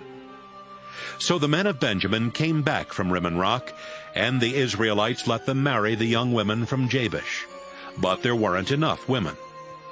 The Israelites were very sad, because the Lord had almost wiped out one of their tribes. Then their national leaders said, "All the women of the Benjamin tribe were killed. How can we get wives for the men of Benjamin who are left? If they don't have children, one of the Israelite tribes will die out. But we can't let the men of Benjamin marry any of our daughters. We made a sacred promise not to do that, and if we break our promise, we will be under our own curse." Then someone suggested, "What about the Lord's festival that takes place each year in Shiloh? It's held north of Bethel, south of Lebonah, and just east of the road that goes from Bethel to Shechem." The leaders told the men of Benjamin who still did not have wives, "Go to Shiloh and hide in the vineyards near the festival. Wait there for the young women of Shiloh to come out and perform their dances. Then rush out and grab one of the young women. Then take her home as your wife. If the fathers or brothers of these women complain about this, we'll say, 'Be kind enough to let those men keep your daughter.' After all, we couldn't get enough wives for all the men of Benjamin in the battle of Jabesh. And because you didn't give them permission to marry your daughters, you won't be under the curse we earlier agreed on." The men of Benjamin went to Shiloh and hid in the vineyards.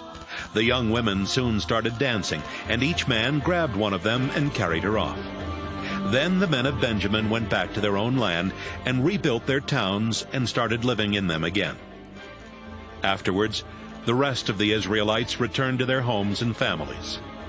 In those days, Israel wasn't ruled by a king, and everyone did what they thought was right.